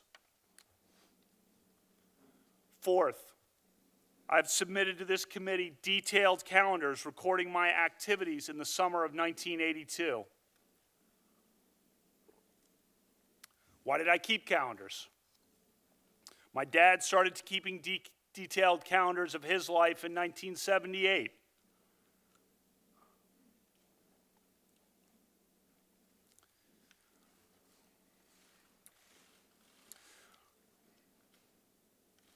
He did so as both a calendar and a diary. He's a very organized guy, to put it mildly.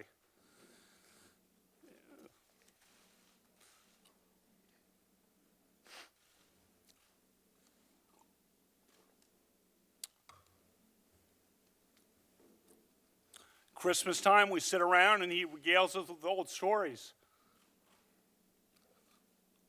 Old milestones, old weddings, old events from his calendars.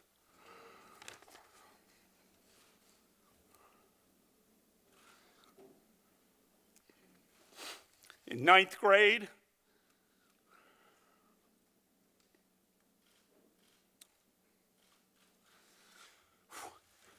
in 1980, I started keeping calendars of my own. For me also, it's both a calendar and a diary. I've kept such calendars, diaries for the last 38 years. Mine are not as good as my dad's in some years.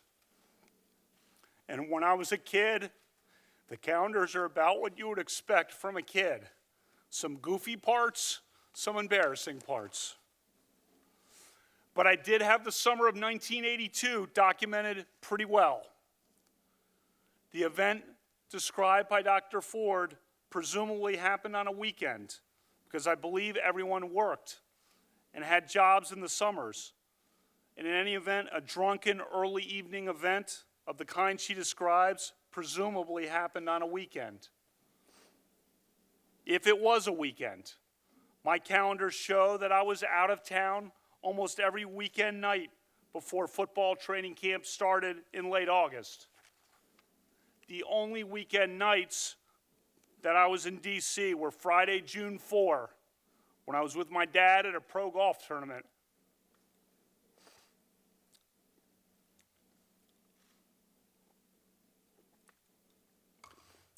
And had my high school achievement test at 8:30 the next morning.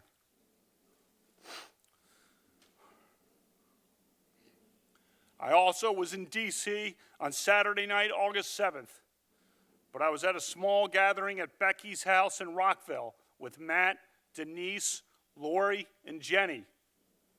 Their names are all listed on my calendar. I won't use their last names here. And then on the weekend of August 20 to 22nd, I was staying at the Garretts with Pat and Chris as we did final preparations for football training camp that began on Sunday the 22nd. As the calendars confirm, that weekend before a brutal football training camp schedule was no time for parties. So let me emphasize this point. If the party described by Dr. Ford happened in the summer of 1982 on a weekend night, my calendar shows all but definitively that I was not there. During the weekdays in the summer of 1982, as you can see, I was out of town for 2 weeks of the summer for a trip to the beach with friends and at the legendary 5-star basketball camp in Honesdale, Pennsylvania.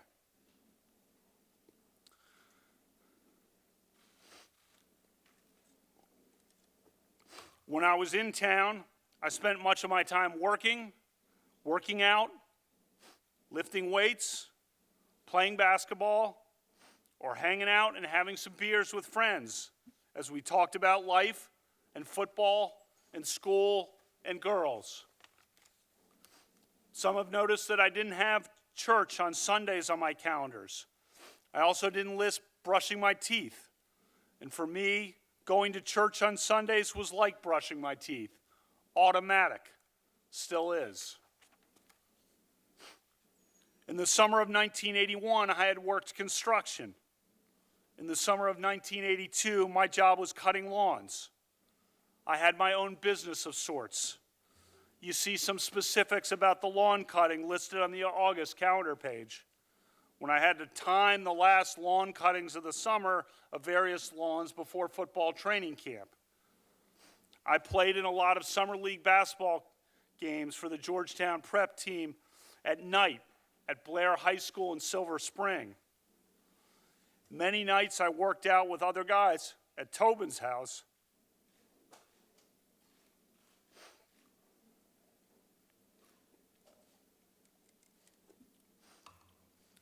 He was the great quarterback on our football team, and his dad ran workouts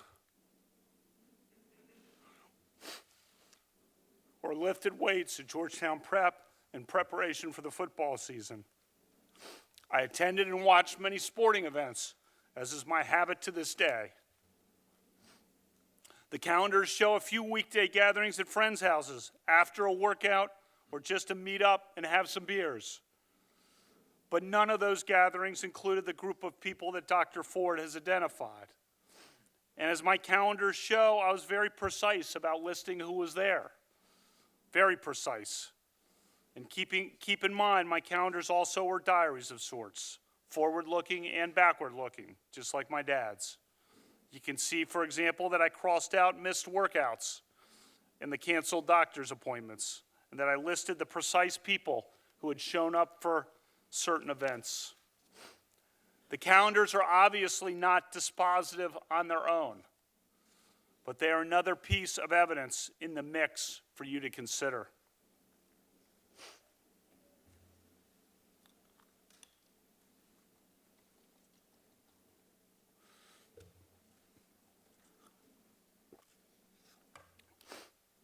Fifth, Dr. Ford's allegation is radically inconsistent with my record and my character from my youth to the present day. As students at an all-boys Catholic Jesuit school, many of us became friends and remain friends to this day with students at local Catholic all-girls schools. One feature of my life that has remained true to the present day is that I've always had a lot of close female friends. I'm not talking about girlfriends. I'm talking about friends who are women.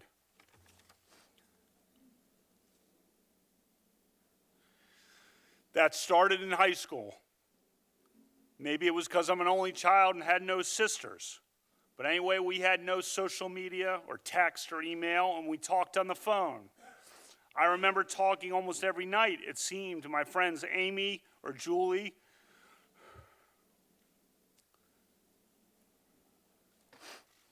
or Kristen, or Karen, or Suzanne, or Maura, or Megan, or Nikki. The list goes on. Friends for a lifetime, built on a foundation of talking through school and life starting at age 14. Several of those great women are in the seats right behind me today. My friends and I sometimes got together and had parties on weekends. The drinking age was 18 in Maryland for most of my time in high school and was 18 in DC for all of my time in high school. I drank beer with my friends. Almost everyone did. Sometimes I had too many beers. Sometimes others did. I liked beer. I still like beer. But I did not drink beer to the point of blacking out, and I never sexually assaulted anyone.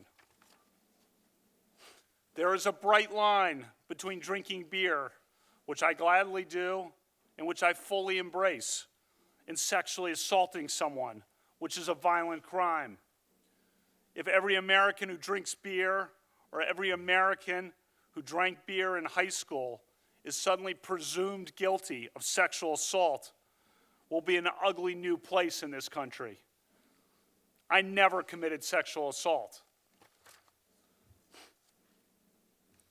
As high school students, we sometimes did goofy or stupid things.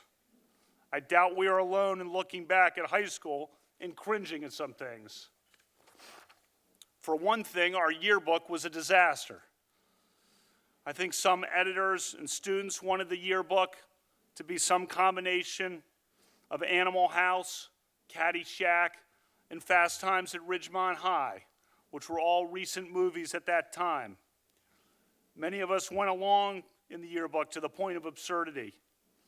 This past week, my friends and I have cringed.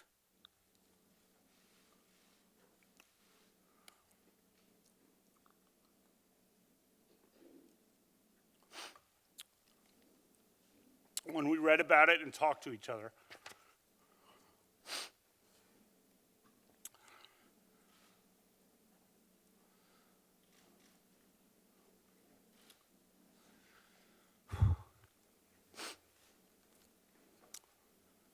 One thing in particular we're sad about.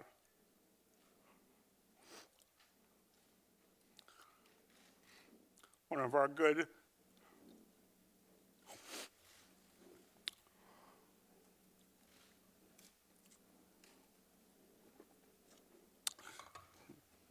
good female friends who we would admire and went to dances with had her name used on the yearbook page with the term alumnus.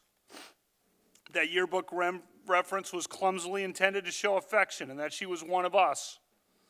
But in this circus, the media has interpreted the term as related to sex. It was not related to sex. As the woman herself noted to the media on the record, she and I never had any sexual interaction at all. I'm so sorry to her for that yearbook reference.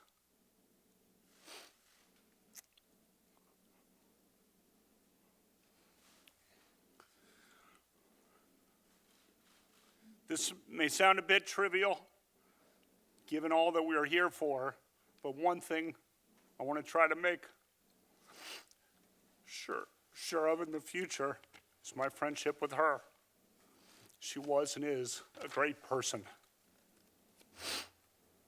As to sex, this is not a topic I ever imagined would come up at a judicial confirmation hearing, but I want to give you a full picture of who I was.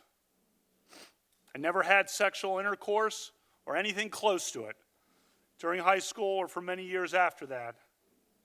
In some crowds, I was probably a little outwardly shy about my inexperience. Tried to hide that. At the same time, I was also inwardly proud of it. For me and the girls who I was friends with, that lack of major or rampant sexual activity in high school was a matter of faith and respect and caution. The committee has a letter from 65 women who knew me in high school.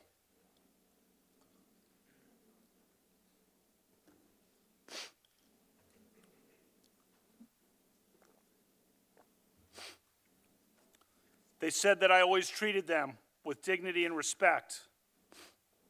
That letter came together in one night, 35 years after graduation, while a sexual assault allegation was pending against me in a very fraught and public situation where they knew they'd be vilified if they defended me. Think about that. They put themselves on the line for me. Those are some awesome women, and I love all of them. You also have a letter from women who knew me in college.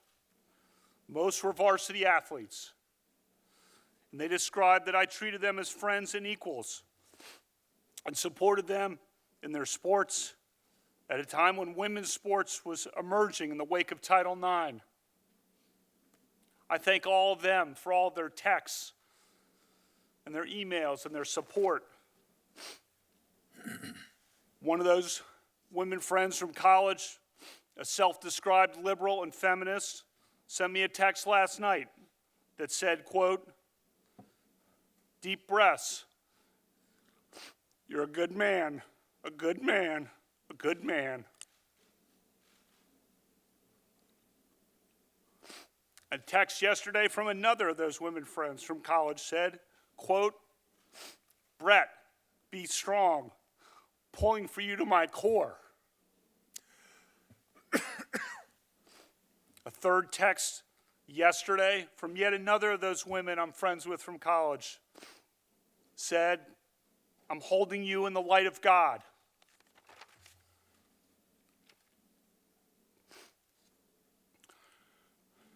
As I said in my opening statement the last time I was with you, cherish your friends, look out for your friends, lift up your friends, love your friends. I've felt that love more over the last 2 weeks than I ever have in my life. I thank all my friends. I love all my friends. Throughout my life, I've devoted huge efforts to encouraging and promoting the careers of women.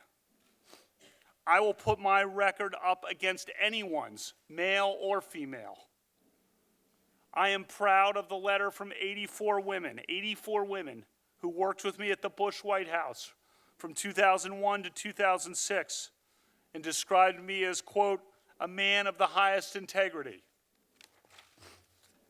Read the op-ed from Sarah Day from Yarmouth, Maine.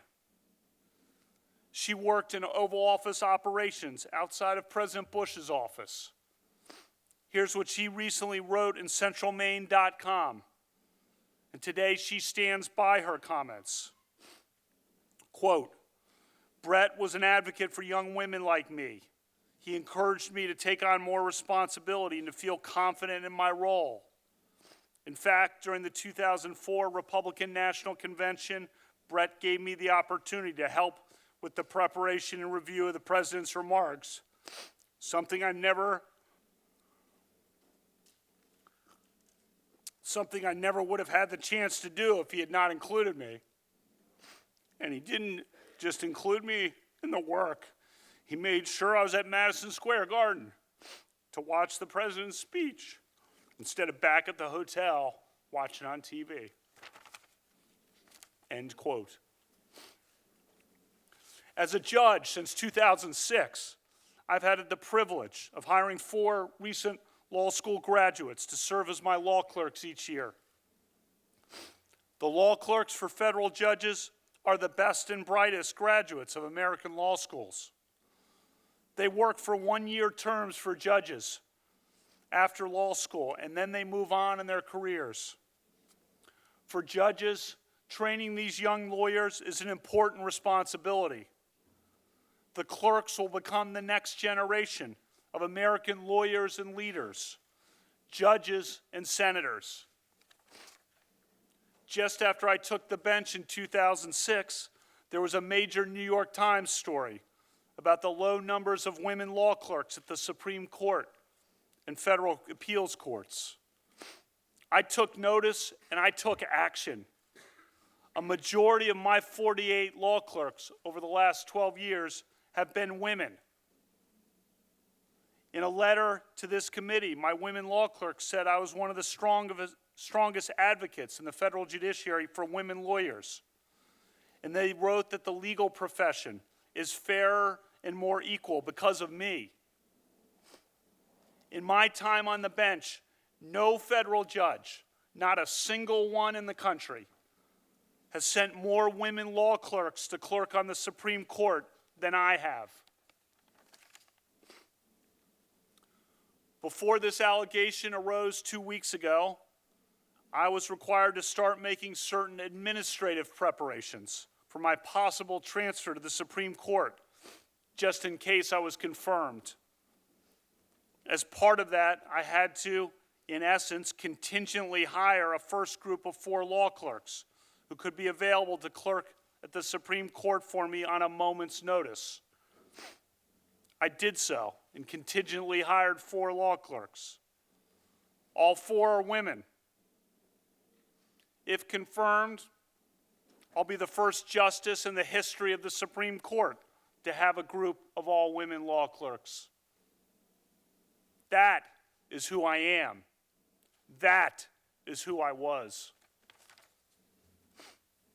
Over the past 12 years, I've taught constitutional law to hundreds of students, primarily at Harvard Law School, while I was hired by then Dean and now Justice Elena Kagan.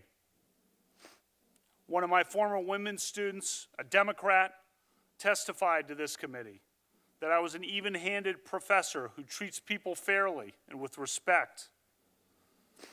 In a letter to this committee, my former students, male and female alike, wrote that I displayed a character that impressed us all.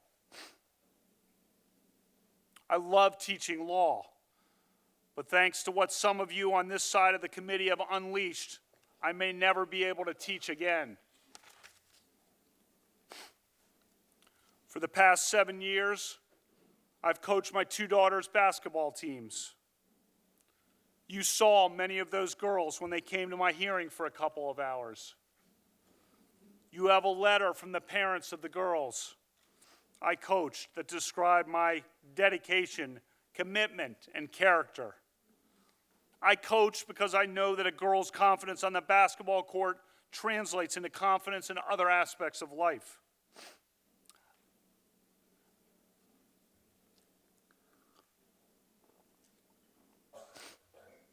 I love coaching more than anything I've ever done in my whole life. But thanks to what some of you on this side of the committee have unleashed, I may never be able to coach again.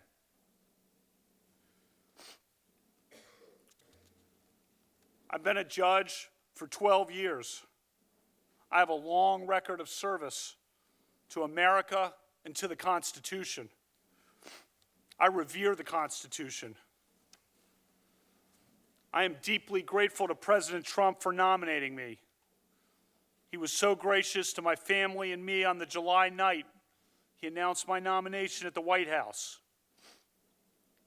I thank him for his steadfast support. When I accepted the president's nomination Ashley and I knew this process would be challenging. We never expected that it would devolve into this.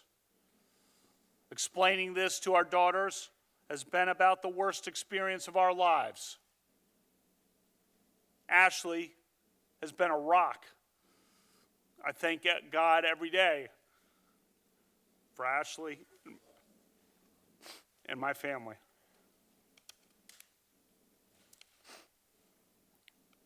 We live in a country devoted to due process and the rule of law. That means taking allegations seriously. But if the mere allegation, the mere assertion of an allegation, a refuted allegation from 36 years ago, is enough to destroy a person's life and career, we will have abandoned the basic principles of fairness and due process that define our legal system and our country. I ask you to judge me by the standard that you would want applied to your father, your husband, your brother, or your son.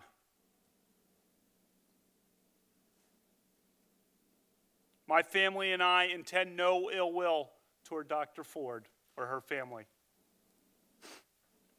But I swear today, under oath, before the Senate and the nation, before my family and God, I am innocent of this charge. Thank you, Judge Kavanaugh. Before we start questions, I won't repeat what I said this morning, but we'll do it the same way as we did for Dr. Ford, and 5-minute rounds. And so we will start with Ms. Mitchell.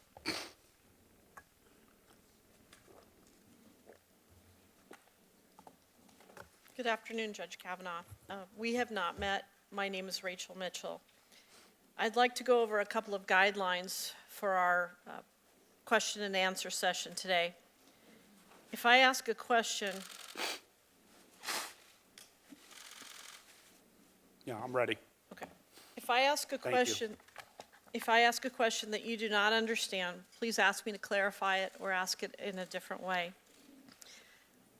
I may ask a question where I incorporate some information you've already provided. If I get it wrong, please correct me. I'm not going to ask you to guess. If you do estimate, please let me know you're estimating. Now, I want to make sure that all of the committee members have gotten a copy of the definition of sexual behavior. Yes, at least I have one. Okay? We all do. And you have that as well, Judge Kavanaugh? Yeah. Okay. First of all, have you been given or reviewed a copy of the questions that I will be asking you? No. Has anyone told you the questions that I will be asking you? No. I want you to take a moment to review the definition that's before you of sexual behavior.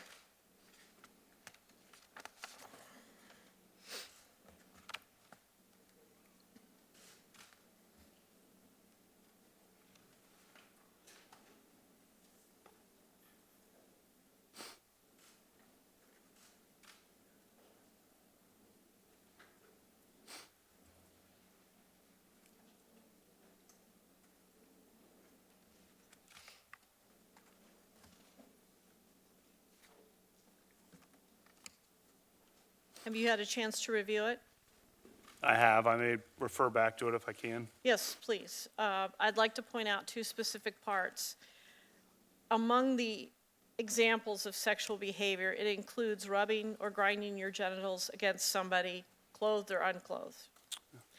And I would also point out that the definition applies whether or not the acts were sexually motivated, or, for example, horseplay. Do you understand the definition I've given you? I do. And again, if at any time you need to review that, please let me know. Dr. Ford has stated that somewhere between 5 or 6 people were present at the gathering on this date. You, Mark Judge, Leland Ingham at the time, or Leland Kaiser now, Patrick P.J. Smith, Dr. Ford, and an unnamed boy. Do you know Mark Judge? I do. How do you know him? He was a friend at Georgetown Prep starting in 9th grade. He's someone we were in our, group of friends. We're a very friendly group in class. You saw the letter that's been sent by my friends from Georgetown Prep. Funny guy, great writer,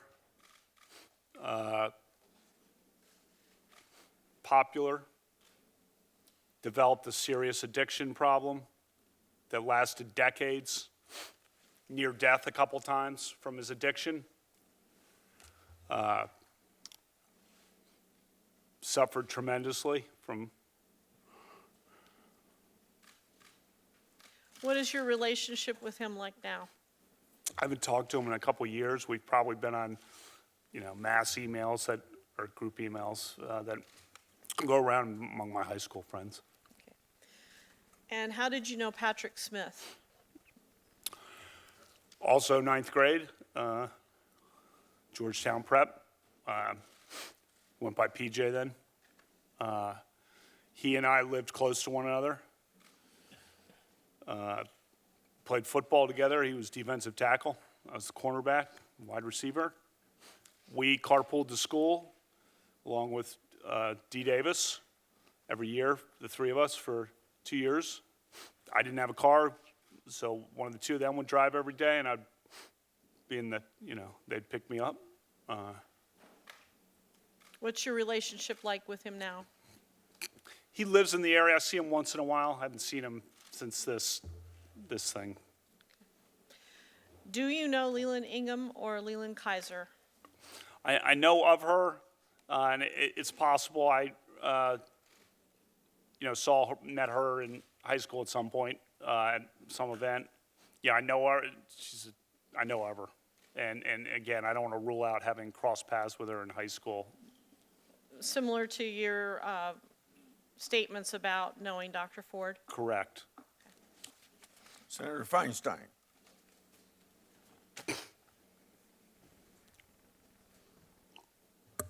Judge Kavanaugh, it's my understanding that you have denied the allegations by Dr. Ford, Ms. Ramirez, and Ms. Swetnick. Is that correct? Yes. All three of these women have asked the FBI to investigate their claims. I listened carefully to what you said. Your concern is evident and clear. And if you're very confident of your position, and you appear to be, why aren't you also asking the FBI to investigate these claims? Senator, I'll do whatever the committee wants. I wanted a hearing the day after the allegation came up. I wanted to be here that day. Instead, 10 days passed where all this nonsense is coming out, that I'm in gangs, I'm on boats in Rhode Island, I'm in Colorado, I'm cited all over the place. And these things are printed and run breathlessly by cable news. I wanted a hearing the next day.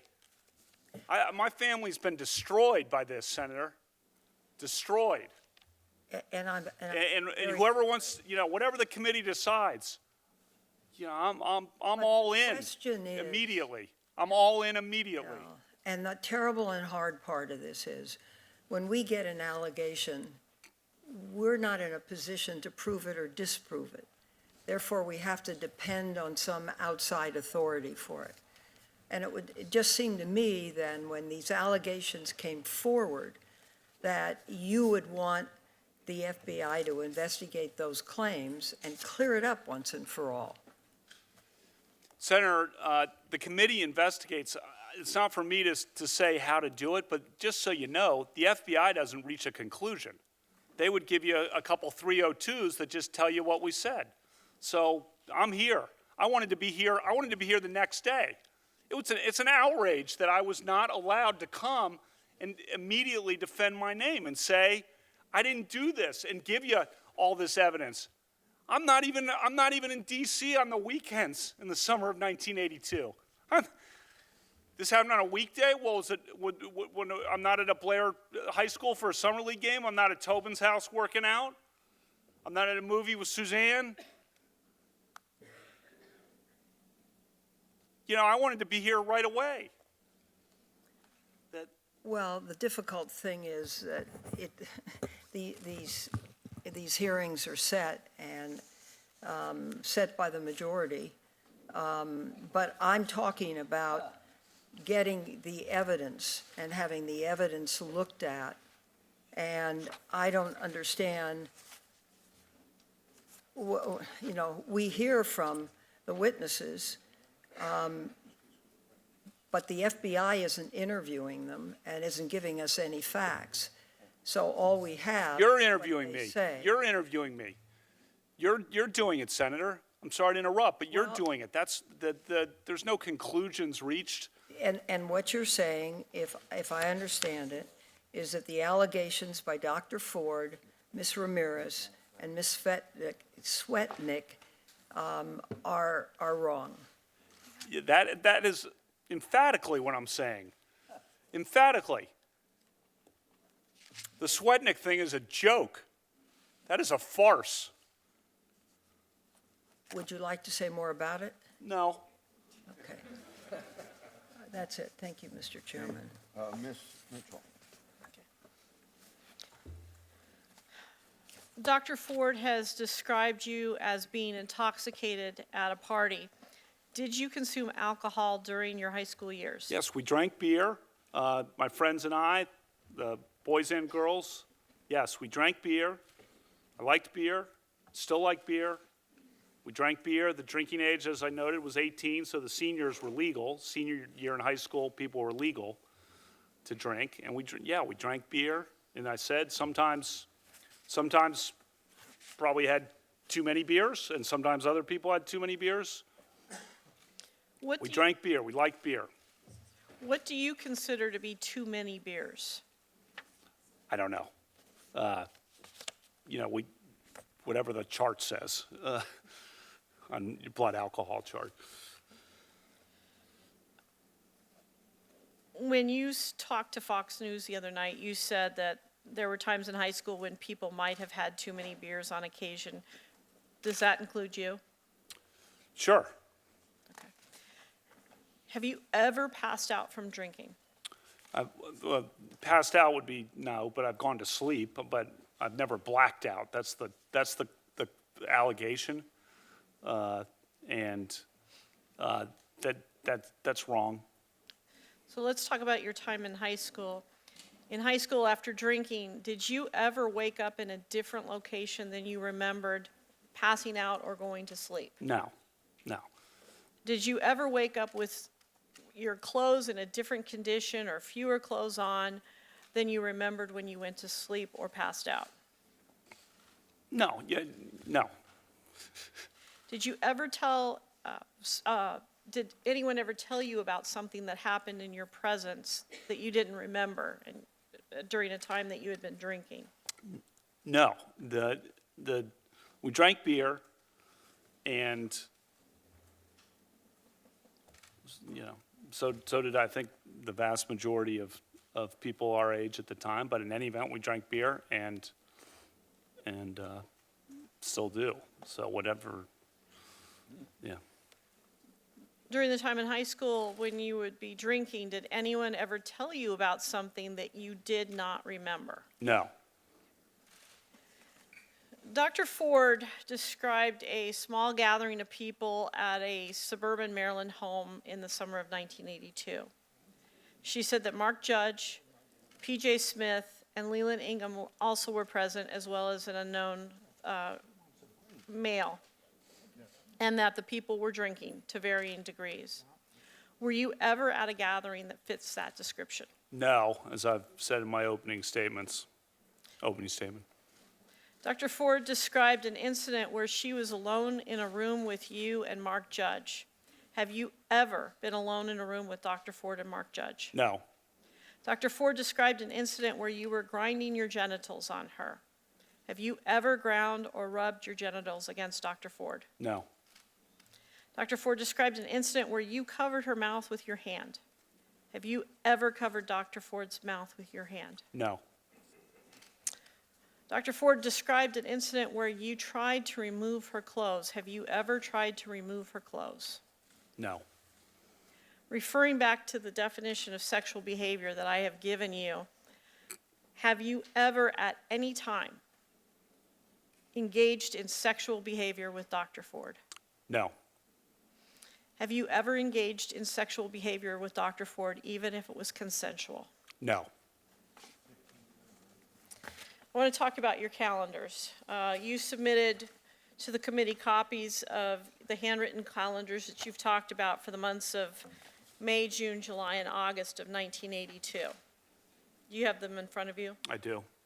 Did you create these calendars in the sense of all the handwriting that's on them? Yes. Okay. Is it exclusively your handwriting? Yes. When did you make these entries? In 1982. Has anything been changed for those since 1982? No.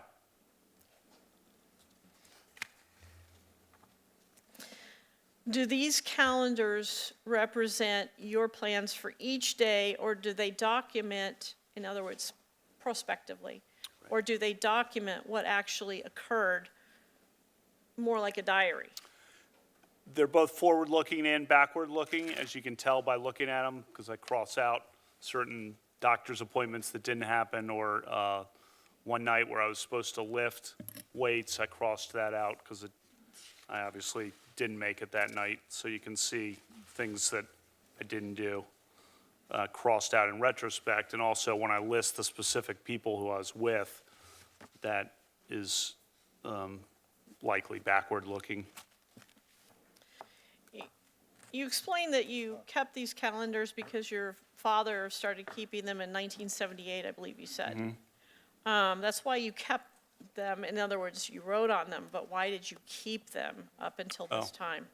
Well, he's kept them too, since 1978, so he's a good role model. Ms. Mitchell, you'll have to stop. Oh, I'm sorry. Judge Kavanaugh has asked for a break, so we'll take a 15-minute break.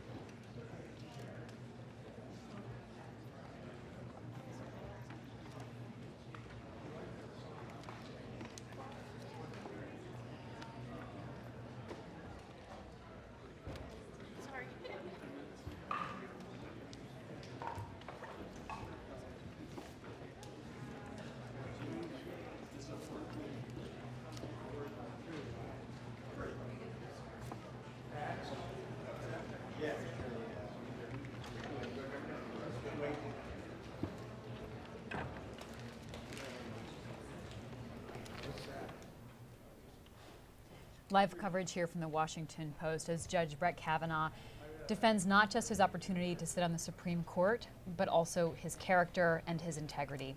I'm Libby Casey. I'm joined by Eugene Scott, reporter for The Fix. Eugene, right from the start, Judge Kavanaugh said, "These are my words. This is my statement. No one's seen it yet."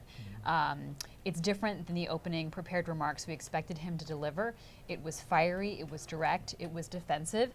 And it also called out Democrats for what he saw as partisan attacks, with him in the center of the bullseye at this moment.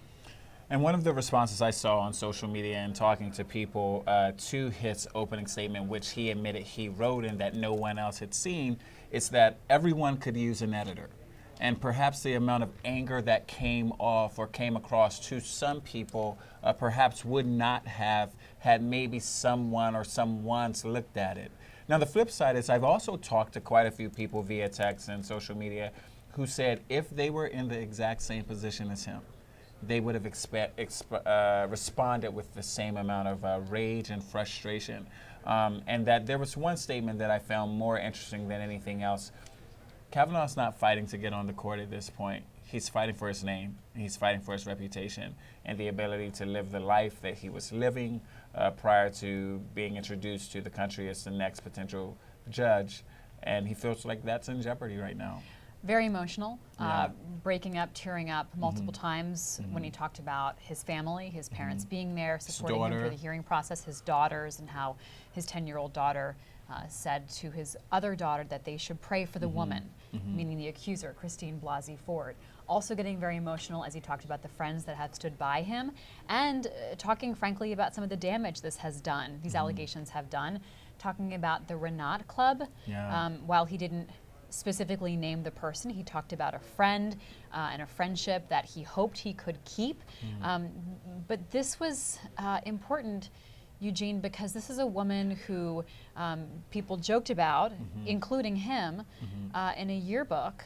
And he's saying that's just the club we were part of was just inclusive, showing that she was part of our group, accepted by all of us. When others are saying the allegations are that that was a sexual reference and essentially was like an old school conquest, a way of talking about her that was very objectifying and hurtful. Indeed, his explanation suggested that the group paid homage to this a student, this classmate, because she was almost one of the boys. That didn't seem too believable to many people engaging based off of everything else that had been written about this student. And I think what Kavanaugh hoped to communicate was that he did things as a young man that were not consistent with his character and who his parents raised him to be, with the hope of going with the crowd and having favor and receiving points in an environment where popularity meant a lot. But that's not who he really actually was. And he went as far,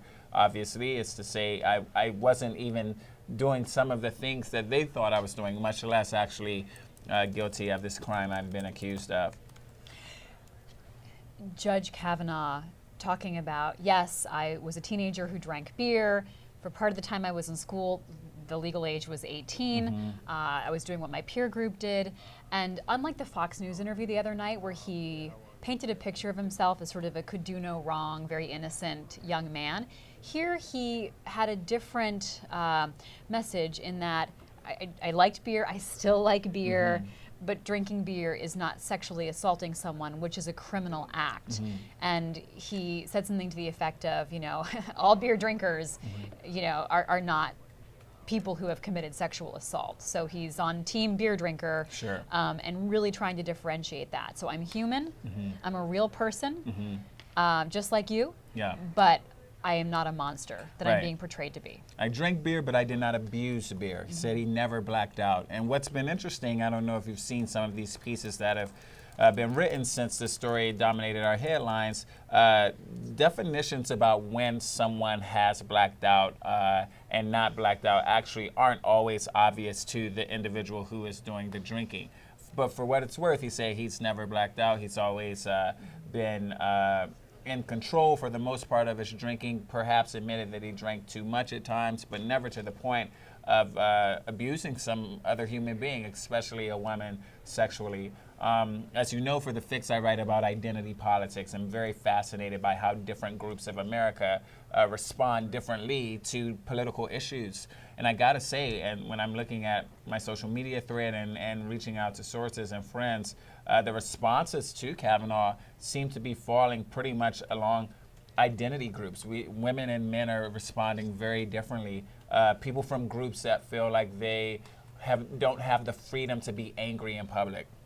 People of color, women, are responding very differently to the men who feel like if their wives and their family names and their kids were being assaulted, they would respond in the exact same way.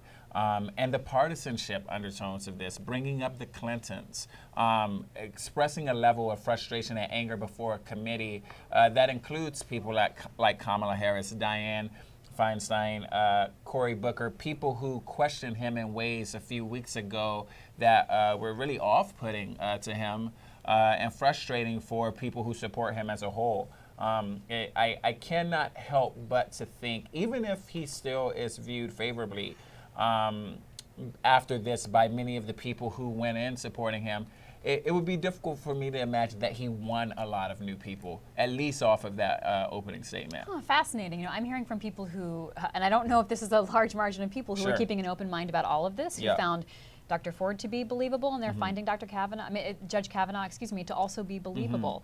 And what we see on social media may not be Of course. people who are going into this with an open mind and undecided and trying to kind of come to a Sure. fresh perspective on it. We're seeing a lot of the strongly opinionated perspectives out there. Yeah. I do want to bring up the back and forth he had with Senator Feinstein. Yeah. So how this now is playing out, we see the prosecutor representing the Republicans continuing to ask questions, and then we see Democrats choosing to ask questions themselves, represent themselves. So Senator Feinstein's interaction with him she was calm. He was confrontational. He was defensive. Talk to me more about that, Eugene. I definitely think his body language was very different from what we saw previously. He leaned back in the back of his chair once. There was something close to an eye roll. He interrupted her, accused her of questioning, interrogating him. And when she asked if he wanted to clarify, when he dismissed the accusations related to Julie Swetnick, which this hearing is not about, he simply said no. He simply said no. And I think the optics of that could be harmful for people who are already sympathetic to Dianne Feinstein's side. It could be beneficial for him appearing to have stood up to someone who he and his supporters believe is trying to defame him. If you are Brett Kavanaugh, there are some key ears you need to talk to, not just your friends and family, not just the American public, President Trump, and Republicans who are on the fence about your nomination and whether or not you should be seated on the Supreme Court. In taking this assertive, fiery, pushback tone, it seems more along the lines of what we were hearing that President Trump wanted to see, more of the fighter, rather than the I'm just a nice guy, why would I would never do something like this. That may be in line with what President Trump wanted to hear from his defense. I would certainly think so, but these are people who were already on Team Kavanaugh. So even if he didn't perform well, I can't imagine that there were any Republican lawmakers on this committee who would not have backed him. I think it just makes Trump more supportive of him. It makes Lindsey Graham more supportive of him. It makes Ted Cruz more supportive of him. The question becomes, is this convincing to the one or two Republicans who said they did not know what they were going to do? The Ben Sasses, the Jeff Flakes, maybe Murkowski down the road and Collins. These are the people perhaps that one needs to be mindful of. And I think more importantly, if we're talking about a reputation beyond the Supreme Court, if that is what is most concerning Kavanaugh, there have been some people who fear that this type of energy that he brought to this hearing could be how he judges if he makes it to the bench. And that could suggest that partisanship could trump all things. Judge Kavanaugh, very critical in his opening statement, describing the proceedings as a national disgrace, and he talked about a frenzy on the left to block his confirmation. He said they tried to hold him up, and when they couldn't do it on the merits, they unleashed this allegation. They publicly deployed the sexual assault allegation over Dr. Ford's wishes. So he was not critical of Dr. Ford, he was critical of Democrats and the committee and how they handled this information. He's also trying to walk a line, not criticizing Dr. Ford in a personal way, while at the same time distancing himself from the allegations and saying they are just not true, that he was not the person who did this to her. Yeah, absolutely. He went as far as to not even dismiss the possibility that she experienced what she said she experienced. He just said it wasn't from her. And he's been consistent with the approach that many conservative thinkers and politicians have had during this entire time, and for the most part, which is to attack the Democrats, and to say that this is politically motivated and has more to do with his ideology politically than his actions as a young man. Calling it a grotesque and coordinated character assassination that will dissuade people from serving in the future. Eugene, Rachel Mitchell, the prosecutor from Arizona, is continuing to ask questions. She was hired by Republicans, essentially placed on staff for the purposes of this hearing, so she could represent them in this hearing. I am finding, though, that she seems very comfortable asking Judge Kavanaugh questions. And she's found her voice more quickly and her footing more quickly with him than she seemed to when she was questioning Dr. Ford. Perhaps she's getting a rhythm of how this hearing is going, the choppy 5-minute blocks in which she gets to ask questions.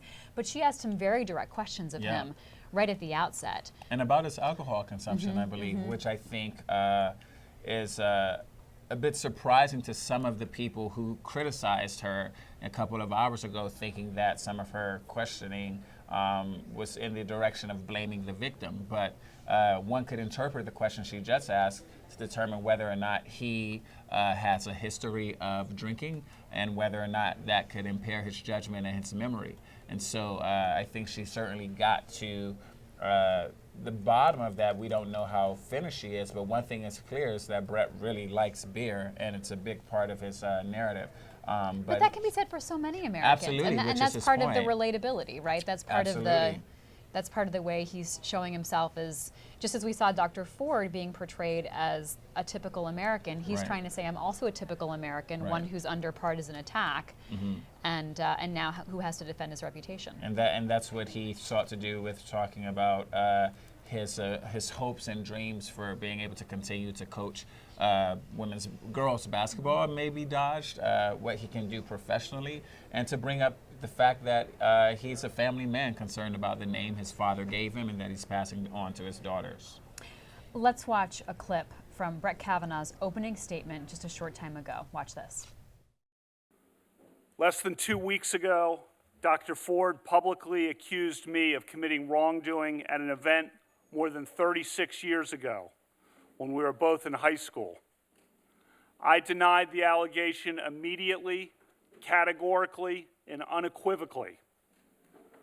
All 4 people allegedly at the event, including Dr. Ford's longtime friend, Ms. Kaiser, have said they recall no such event.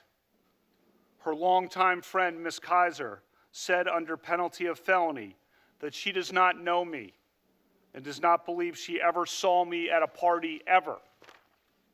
Here is the quote from Ms. Kaiser's attorney's letter. Quote, simply put, Ms. Kaiser does not know Mr. Kavanaugh, and she has no recollection of ever being at a party or gathering where he was present, with or without Dr. Ford. Brett Kavanaugh trying to show both through that explanation as well as through describing his personal calendars that he took, which he says were anticipatory but also reflective, like a diary of what he did do, trying to say there's no way I could have attended such a gathering or a party, and there's no proof that I did, Eugene. Yeah, I think one of his approaches to this is not only was I not involved in what I'm being accused of doing, I wasn't even there. I wasn't even in the room. This is not the space in which I would have found myself during this period of life based on who I was and my values, and I just would not have been close to that type of activity. He was asked about Mark Judge, and he basically described him as someone who's troubled and is struggled. Yep. And he got emotional about that. And it's been, I think, really difficult for a lot of people who have been close to Mark Judge, who've known his narrative for a while. But I think people still want to see him come forward. Let's go back. I'm ready, thank you. I'm going to wait for Senator Feinstein.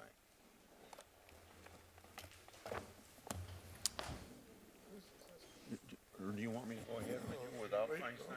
Wait for her. I was waiting for you. I hope I showed up.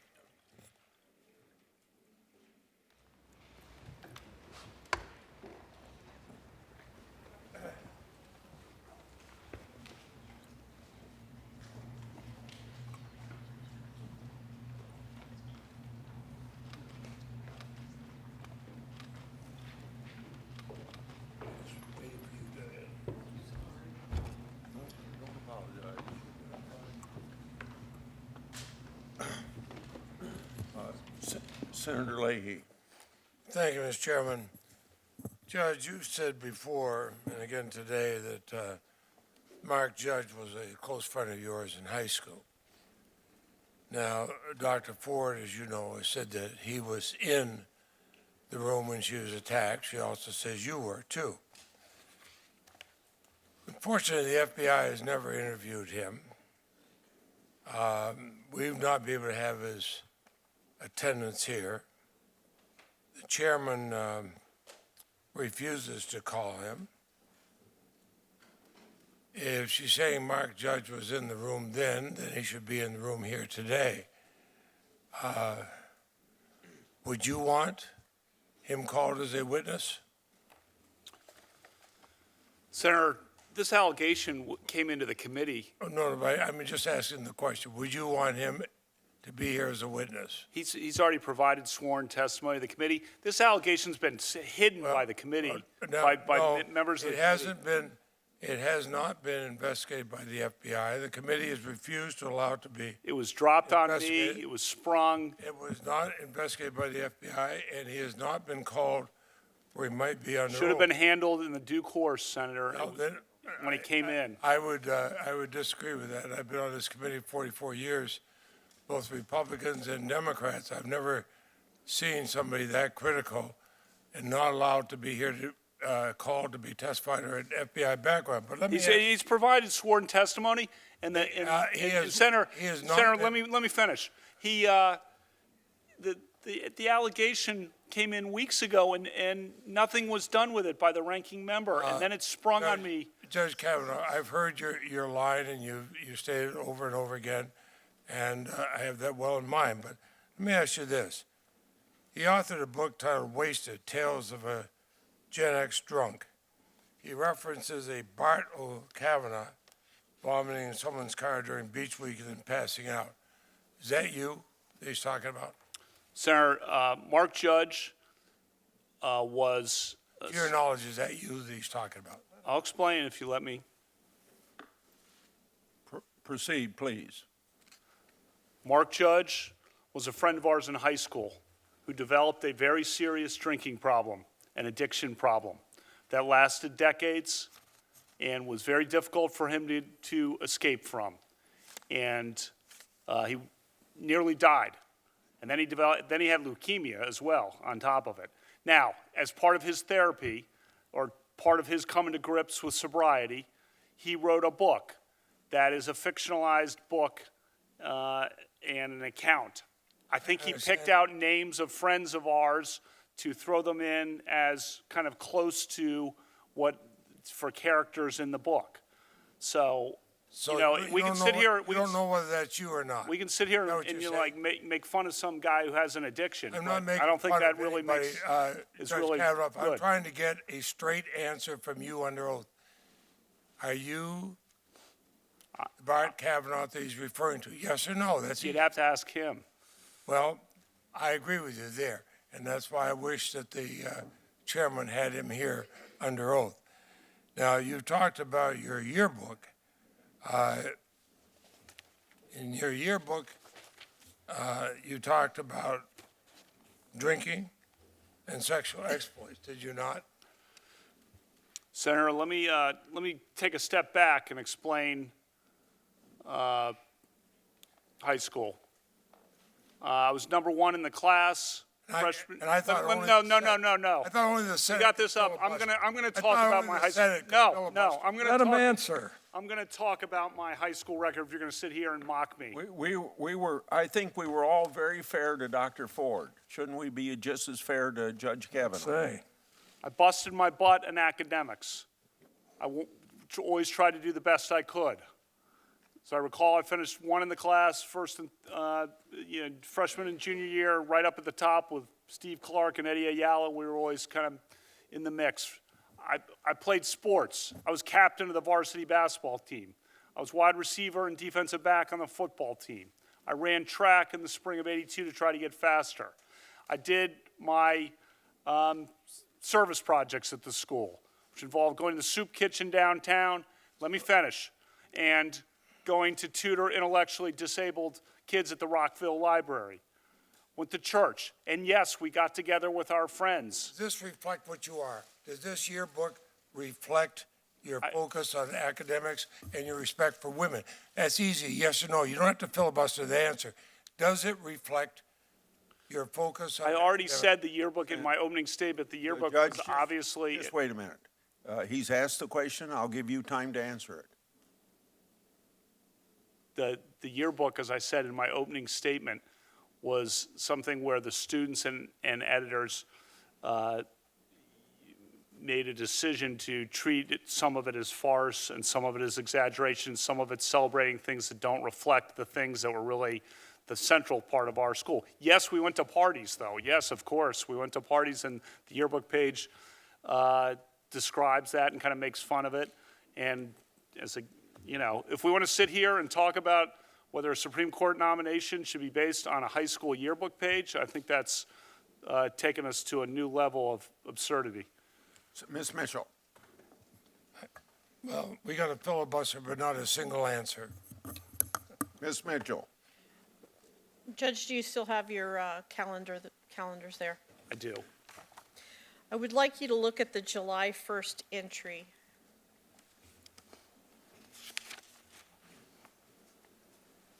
Yes. The entry says, and I quote, "Go to Timmy's for skis with Judge, Tom, PJ, Bernie, and Squee." Squee. It's a, What does- it's a nickname. Okay. To what does this refer and to whom? So first says Tobin's House Workout. So that's one of the football workouts that we would have that Dr. Finizio would run for guys on the football team during the summer. So we would be there. That's usually 6 to 8 or so, kind of till near dark. And then it looks like we went over to Timmy's. You want to know their last names too? I'm happy to do it. If you could just identify, is Judge Mark Judge? It is. And is PJ Smith? It is. So it's Tim Gaudette, Mark Judge, Tom Kane, PJ Smith, Bernie McCarthy, Chris Garrett. Chris Garrett is Squee. He is. Did you, in your calendar, routinely document social gatherings like house parties or gatherings of friends in your calendar? Yes, it certainly appears that way. That's what I was doing in the summer of 1982, and you can see that reflected on several of the entries. If a gathering like Dr. Ford has described had occurred, would you have documented that?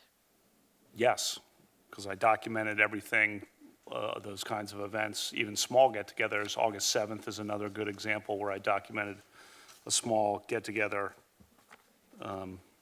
that summer, so yes. August 7th, could you read that? I think that's go to Becky's, Matt, Denise, Lori, Jenny. Have you reviewed every entry that is in these calendars of May, June, July, and August of 1982? I have. Is there anything that could even remotely fit what we're talking about in terms of Dr. Ford's allegations? No. As a lawyer and a judge, we've talked about the FBI, are you aware that this type of offense would actually be investigated by local police? Yes, I mentioned Montgomery County Police earlier, yes. Are you aware that in Maryland, there is no statute of limitations that would prohibit you being charged, even if this happened in 1982? That's my understanding. Have you at any time been contacted by any members of local police agencies regarding this matter? No, ma'am. Prior to your nomination for Supreme Court, you've talked about all of the female clerks you've had and the women that you've worked with. I'm not just talking about them. I'm talking about globally. Have you ever been accused, either formally or informally, of unwanted sexual behavior? No. And when I say informally, I mean just a female complains. It doesn't have to be to anybody else but you. No. Since Dr. Ford's allegation was made public, how many times have you been interviewed by the committee? It's been a 3 or 4. I'm trying to remember now. It's been several times. Each of these new things, absurd as they are, we get on the phone and kind of go through them. So have you submitted 2 interviews specifically about Dr. Ford's allegation? Yes. And what about Deborah Ramirez's allegation that Yes. you waved your penis in front of her? Yes. What about Julie Swetnick's allegation that you repeatedly engaged in drugging and gang raping or allowing women to be gang raped? Yes. Yes, I've been interviewed about it. Were your answers to my questions today consistent with the answers that you gave to the committee in these various interviews? Yes, ma'am. Okay. That's the amount of time. Senator Durbin. Thank you, Mr. Chairman. Judge Kavanaugh, earlier today, Dr. Christine Ford sat in that same chair, and under oath, she said clearly and unequivocally that she was the victim of sexual assault at your hands. She answered our questions directly, and she didn't flinch at the prospect of submitting herself to an FBI investigation of these charges. We know, and I'm sure she's been advised by her attorneys, that a person lying to the FBI can face criminal prosecution. You have clearly and unequivocally denied that you assaulted Dr. Ford. With that statement, you must believe that there is no credible evidence or any credible witness that could prove otherwise. You started off with an impassioned statement at the beginning, and I can imagine, try to imagine what you have been through or your family's been through, and I'm sure I wouldn't get close to it. But it was an impassioned... No, you wouldn't. I'm sure I wouldn't. It's an impassioned statement. And in the course of it, you said, I welcome any kind of investigation. I quote you. I welcome any kind of investigation. I've got a suggestion for you. Right now, turn to your left in the front row, to Don McGahn, counsel to President Donald Trump. Ask him to suspend this hearing and nomination process until the FBI completes its investigation of the charges made by Dr. Ford and others, and goes to bring the witnesses forward and provides that information to this hearing. I'm sure that the chairman at that point will understand that that is a reasonable request to finally put to rest these charges if they are false, or to prove them if they are not. You spent 2 years in the White House office that approved judicial nominees. You turned to the FBI over and over and over again for their work. Let's bring them in here and now. Turn to Don McGahn and tell him it's time to get this done. An FBI investigation is the only way to answer some of these questions. Stop the clock. This committee is running this hearing, not the White House, not Don McGahn, not even you as a nominee. We are here today because Dr. Ford asked for an opportunity here. I know you did too as well. In fact, maybe even before she did. We're here because people wanted to be heard from charges that they all thought were unfair, or activities like sexual assault was unfair. So I want to assure Senator Durbin, regardless of what you say to Senator Don McGahn, we're not suspending this hearing. Proceed to answer the question, or whatever, or if the gentleman... I'll just say this. If you, Judge Kavanaugh, turn to Don McGahn and to this committee and say, for the sake of my reputation, my family name, and to get to the bottom of the truth of this, I am not going to be an obstacle to an FBI investigation, I would hope that all the members of the committee would join me in saying, we're going to abide by your wishes, and we will have that investigation. I welcome whatever the committee wants to do, because I'm telling the truth. I want to know what you want to do. I'm telling the truth. I want to know what you want to do, Judge. I'm innocent.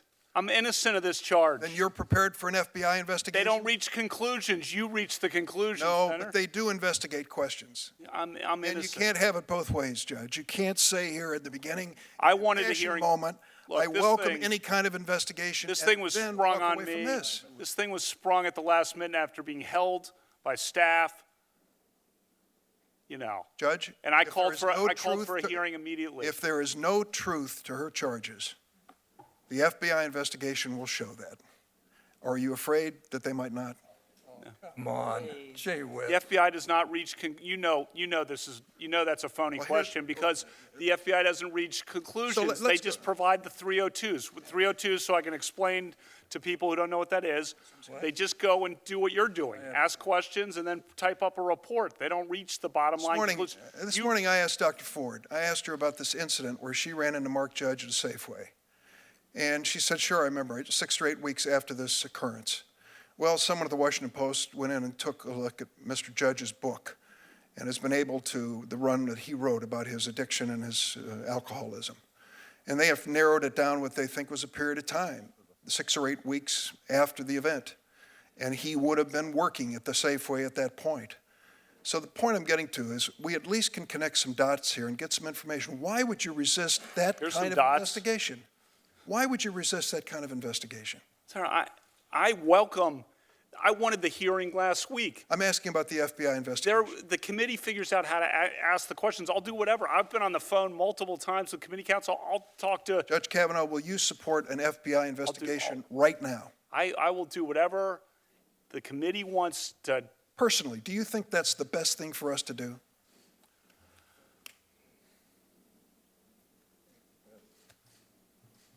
You want to answer? Look, Senator, I've said I wanted a hearing, and I said I was welcome anything. I'm innocent. This thing was held when it could have been presented in the ordinary way. It could have been held and handled confidentially at first, which was what Dr. Ford's wishes were, as I understand it, and wouldn't have caused this, like, destroyed my family like this effort has. I think an FBI investigation will help all of us on both sides of the issue.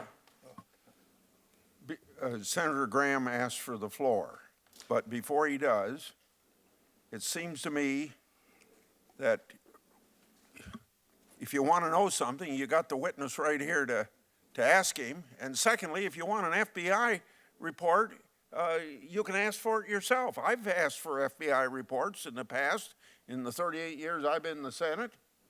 Senator Graham.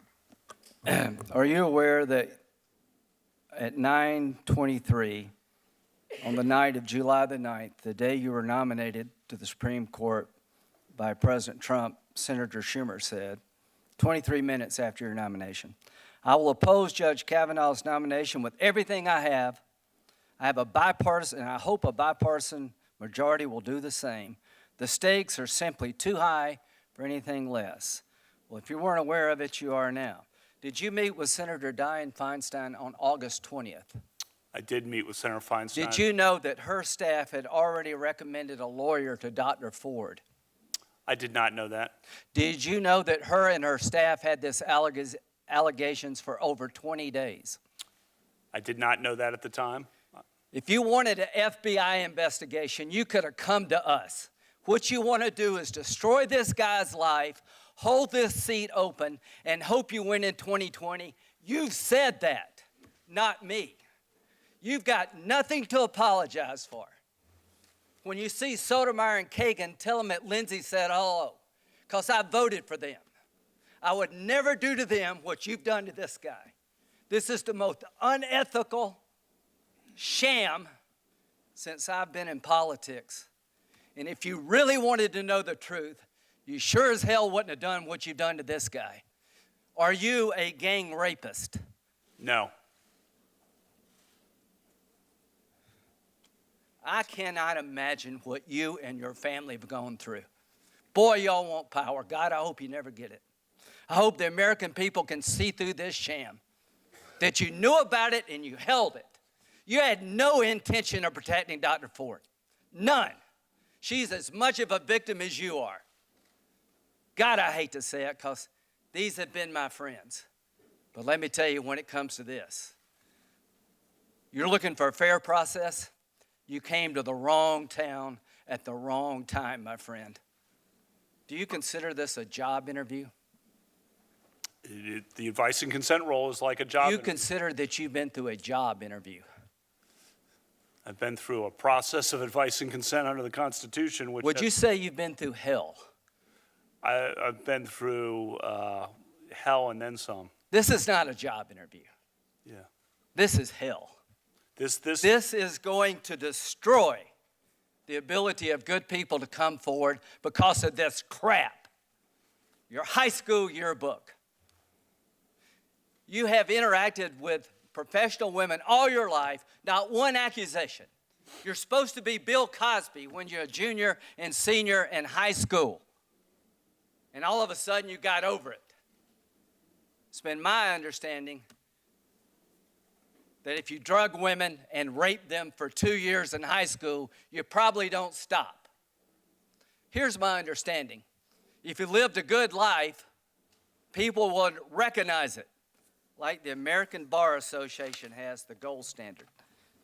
His integrity is absolutely unquestioned. He is the very circumspect in his personal conduct, harbors no biases or prejudices.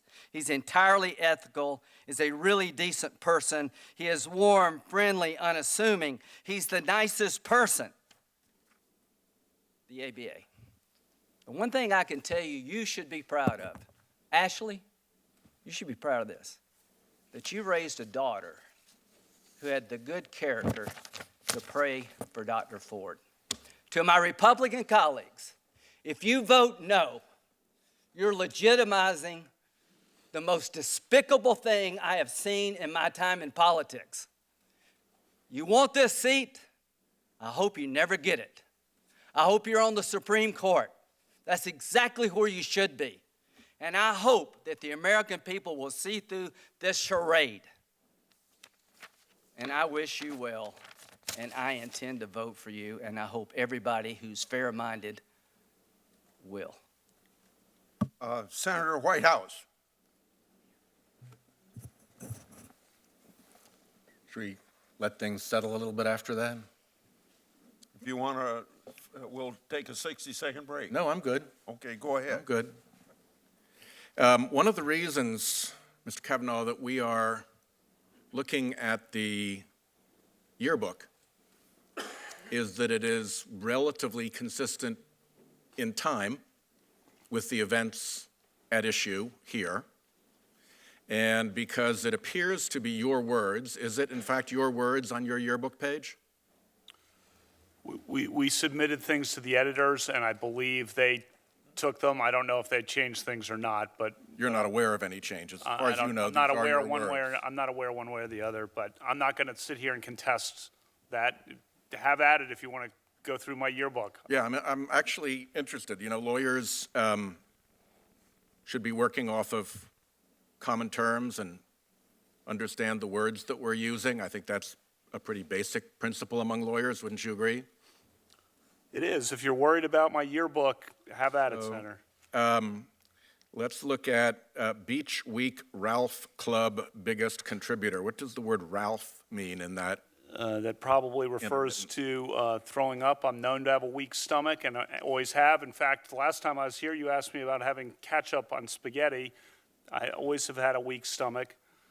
I don't know that I asked about ketchup on spaghetti, but You didn't, someone did. Okay. And this is well known. Anyone who's known me, like a lot of these people behind me, have known me my whole life, know, you know, I got a weak stomach, whether it's with beer or with spicy food or anything.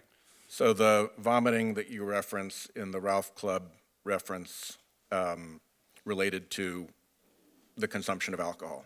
Senator, I was the top of my class academically, busted my butt in school, captain of the varsity basketball team, got into Yale College. When I got into Yale College, got into Yale Law School, worked my tail off. And did the word Ralph you used in your yearbook I already relate to answered the alcohol? question. If you're, Did it relate to alcohol? I like You beer. haven't answered that. I like beer. I don't know if you do. Okay. Do you like beer, Senator, or not? What do you like to drink? Next one is, Senator, what do you like to drink? Judge, have you, I don't know if it's buffed or boofed, how do you pronounce that? That Judge? refers to flatulence. We were 16. Okay. And so when your friend Mark Judge said put the same thing in his yearbook page back to you, he had the same meaning. It was flatulence. I don't know what he did, but that's my recollection. We want to talk about flatulence at age 16 on a yearbook page. I'm game. You mentioned, I think, the Renata, I don't know how you pronounce that. That's the proper name of an individual, you know? Renata? Renata? It's spelled with an E at the end, R-E-N-A-T-E, is that? Correct. Okay. And then after that is the word alumnius. What does the word alumnius mean in that context? I explained that in my opening statement. She was a great friend of ours. A bunch of us went to dances with her. She hung out with us as a group.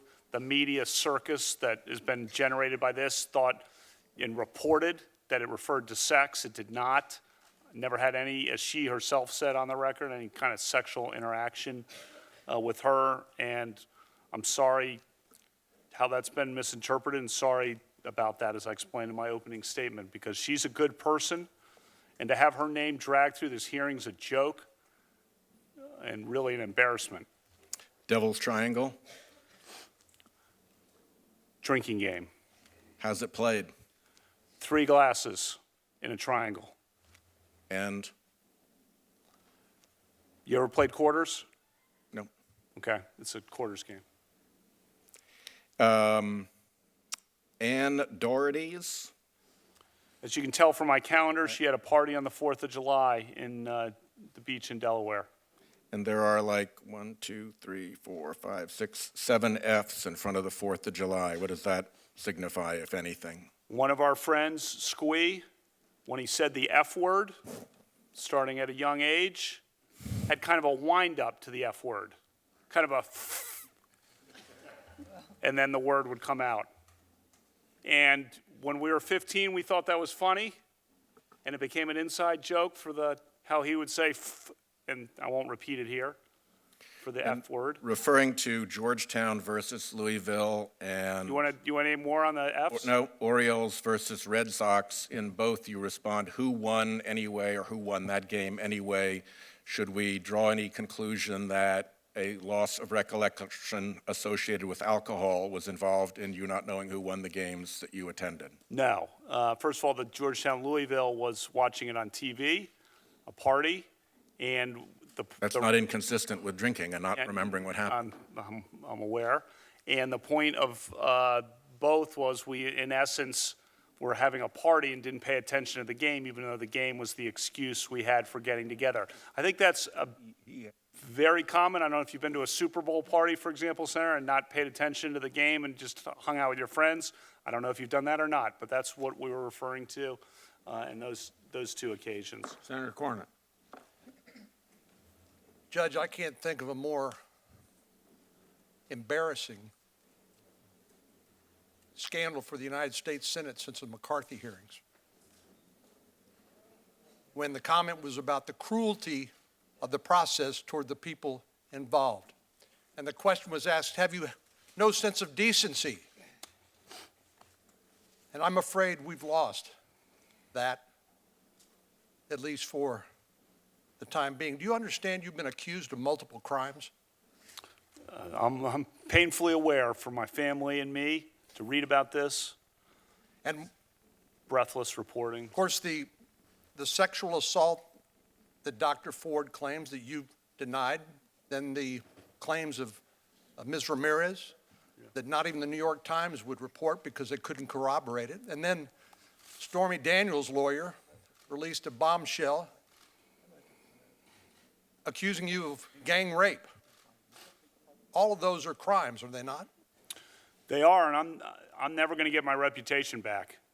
My life is totally and permanently altered. Well, Judge, don't give up. I'm not giving up. The American people are listening to this, and they will make their decision, and I think you'll come out on the right side of that decision. Well, I will always be a good person and try to be a good judge, whatever happens. But so this is not a job interview. You've been accused of a crime. If you have lied to the committee and the investigators, that is a crime in and of itself, correct? That is correct. So in order to vote against your nomination, we would have to conclude that you are a serial liar. Yeah. And you have exposed yourself to legal jeopardy in your interaction with this committee and the investigators. Isn't that correct? That's my understanding.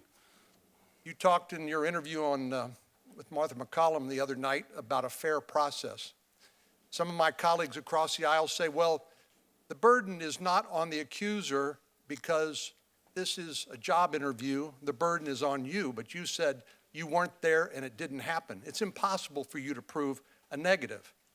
So I would just suggest that you have been accused of a crime and that a fair process under the United States Constitution and our notion of fair play means that the people who make an accusation against you have to come forward with some evidence.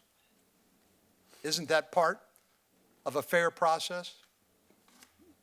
Yes, sir, Senator. And part of that means that if you're going to make an allegation, there needs to be corroboration. In other words, you're not guilty because somebody makes an accusation against you in this country. We're not a police state. We don't give the government that kind of power. We insist that those charges be proven by competent evidence. And I know we're not in a court. I've told my colleagues if we were in court, half of them would be in contempt of court. But you have been accused of a crime, and I believe fundamental notions of fair play and justice in our constitutional system require that if somebody's going to make that accusation against you, then they need to come forward with some corroboration, not just allegations. And you're right to be angry about the delays in your ability to come here and protect your good name, because in the interim, it just keeps getting worse. It's not Dr. Ford. It's this story that not even the New York Times would report, the allegation of Ms. Ramirez. And then Stormy Daniels' lawyer comes up with this incredible story accusing you of the most sordid and salacious conduct. It's outrageous, and you're right to be angry. But this is your chance to tell your story, and I hope you have a chance to tell us everything you want to tell us, but the burden is not on you to disprove the allegations made. The burden under our system, when you accuse somebody of criminal conduct, is on the person making the accusation. Now, I understand this isn't a trial, like I said, but I just wanted to make sure that we understood. It's hard to reconstruct what happened 36 years ago, and I appreciate what you said about Dr. Ford, that perhaps she has had an incident at some point in her life, and you are sympathetic to that. But your reputation is on the line, and I hope people understand the gravity of the charges made against you and what a fair process looks like. Senator Klobuchar. Thank you, Mr. Chairman. Judge, we're talking here about decency, and you understand we have this constitutional duty to advise and consent. And for me, when this evidence came forward, I decided that I needed to look at this, and I needed to find out about it, and I needed to ask you questions about it, as well as others that were involved. So again, I'm not going to take quite the same approach as my colleagues here and talk about Don McGahn or any of this. Why don't you just ask the president? Dr. Ford can't do this. We clearly haven't been able to do this. But just ask the president to reopen the FBI investigation. I think the committee is you're doing the investigation. I'm here to answer your questions. No. And I should say one thing, Senator Klobuchar, which is I appreciate our meeting together, and I appreciate how you handled the prior hearing, and I have a lot of respect for you. Well, thank you. All of that aside, here's the thing. You could actually just get this open so that we can talk to these witnesses, and the FBI can do it instead of us. And you've come before us, but we have people like Mark Judge, who Dr. Ford says was a witness to this. We have this polygraph expert that my colleagues were raising issues about the polygraph. We would like to have that person come before us. And I just think if we could open this up. I don't mean to interrupt, but I guess I am. But Mark Judge has provided sworn statements saying this didn't happen and that I never did or would do. But we would like the FBI to be able to follow up and ask him questions. You know, we talked about past nomination processes, and you talked about those. And I note that President George Bush, in the Anita Hill Justice Thomas case, he opened up the FBI investigation and let questions being asked, and I think it was helpful for people. So was his decision reasonable? I don't know the circumstances of that. What I know, Senators, I'm here. But he just, the circumstances are that he opened up the investigation so the FBI could ask some questions. That's what he opened up the background check. I'm here to answer questions about my yearbook or about, what I. Okay, And my sports or, Okay, summer I'm not league going to ask. basketball. Okay, I'm not going to ask about the yearbook. So most people have done some drinking in high school and college, and many people even struggle with alcoholism and binge drinking. My own dad struggled with alcoholism most of his life, and he got in trouble for it, and there were consequences. He is still in AA at age 90, and he's sober. And in his words, he was pursued by grace, and that's how he got through this. So in your case, you have said here and other places that you never drank so much that you didn't remember what happened. But yet, we have heard, not under oath, but we have heard your college roommate say that you did drink frequently, these are in news reports, that you would sometimes be belligerent. Another classmate said it's not credible for you to say you didn't have memory lapses. So drinking is one thing.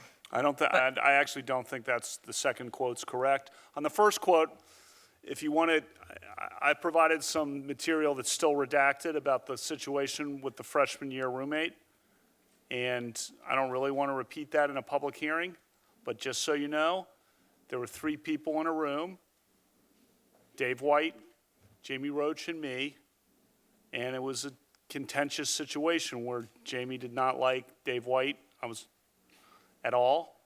And I mean, this. Okay. So Dave White came back from home one weekend, and Jamie Roach had moved all his furniture out into the courtyard. Okay. And so he walks in, and so that's your source on that. Okay. So there's some old. Drinking is one thing. And there's much more. Okay. Look at the redacted portion of what I said. I don't want to repeat that in a public hearing. I will. Could I just ask one more question? Redacted information about that. Okay. Drinking is one thing, but the concern is about truthfulness. And in your written testimony, you said sometimes you had too many drinks. Was there ever a time when you drank so much that you couldn't remember what happened or part of what happened the night before? No, I remember what happened, and I think you've probably had beers, Senator, and so. So you're saying there's never been a case where you drank so much that you didn't remember what happened the night before or part of what happened? You're asking about, blackout. I don't know. Have you? Could you answer the question, Judge? That's not happened. Is that your answer? Yeah, and I'm curious if you have. I have no drinking problem, Judge. Yeah, nor do I. Okay, thank you. Senator Hatch, since this FBI thing keeps coming up all the time, let's get back to basics. First of all, anybody, including any senator that's brought up this issue, could ask for an FBI investigation. What the FBI does is gather information for the White House, then the file's sent to the committee for us to make our own evaluations. We're capable of making our own determination about the accuracy of any of those allegations. The FBI has put out a statement over, now I suppose it's a month ago, clearly stating this matter is closed as far as the letter being sent to them, and there is no federal crime to investigate. If Senate Democrats hope for the FBI to draw any conclusions on this matter, I'm going to remind you what Joe Biden said. Now, I said this in my statement, but maybe people aren't listening when I say it. Maybe they won't even hear this. Joe Biden, quote, "The next person who refers to an FBI report as being worth anything obviously doesn't understand anything. The FBI explicitly does not in this or any other case reach a conclusion, period. They say, he said, she said, they said, period." So when people wave an FBI report before you or even bring it up now as something prospectively, that wasn't in his quote. Understand they do not They do not reach conclusions. They do not make recommendations. Senator Hack. Mr. Chairman, Don't take a break. Mr. Chairman, Let me do this. may I say for the record that actually we have asked, you said that nobody's asked the FBI or we could ask the FBI. I actually have, I think others have, and I think that the issue is that part of what an FBI report does is to investigate and seek either corroborating or exculpatory evidence. It's not so much the conclusion that it draws as the breadth of the evidence that is sought out through the investigation and the difference between what somebody might say to an FBI agent when they're being examined and, for instance, Mr. Judge's letter signed by his lawyer sent in. It's just a different thing. And I believe still that this is the first background investigation in the history of background investigations that hasn't been reopened when new credible derogatory information was raised about the subject, about the nominee. So I just didn't want to let the point you made stand without referencing what we had tried to do. Pardon me, but I'll just add to the point you made. The letter was sent to the FBI. The FBI sent it to the White House with a letter saying the case is closed. We're taking a break now. For Senator, we're taking a break now. 15-minute break.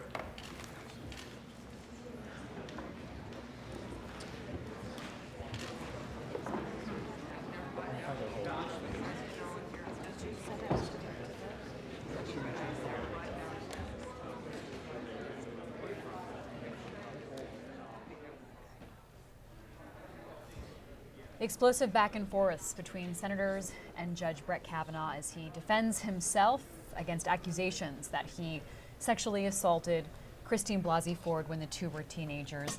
I'm Libby Casey, joined by Eugene Scott, reporter for The Fix. Eugene, Brett Kavanaugh did not hold back in his opening statement. He was very aggressive, asserting his innocence, also condemning what he saw as partisan politics and attacks on him.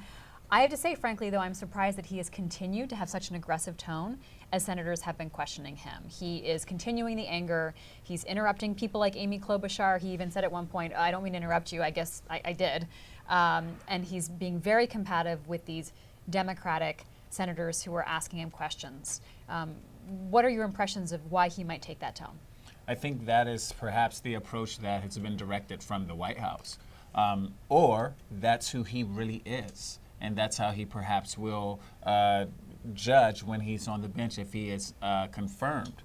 People from the White House, Sarah Huckabee Sanders, Kellyanne Conway, Trump Jr. have all been praising not just Kavanaugh, but specifically Lindsey Graham, who has also taken a very aggressive approach. And so I think this is what many people who got on the Trump train wanted to see from their leaders and the direction they wanted to see the GOP go. And I think what Kavanaugh has signaled to them is perhaps that he could be an extension of what it is that these conservatives have put into place in terms of how they would like to govern America. And the broader point, the bigger point that Kavanaugh would make is he really believes he's fighting for his life. He really believes that beyond the Supreme Court, he has concerns to worry about in terms of his reputation, his name, his ability to work. And he finds himself, I believe, directing anger at specific lawmakers, Democratic lawmakers, who he believes perhaps were involved somehow in this situation that brought him here today, or is settling scores based on what they said to him during his initial hearing. Let's listen to a bit of Senator Lindsey Graham. We'll talk about other senators as well, but Senator Graham took control of the hearing with very angry words. Let's watch the senator. If you wanted an FBI investigation, you could have come to us. What you want to do is destroy this guy's life, hold this seat open, and hope you win in 2020. You've said that, not me. You've got nothing to apologize for. When you see Sotomayor and Kagan, tell them that Lindsey said hello, because I voted for them. I would never do to them what you've done to this guy. This is the most unethical sham since I've been in politics.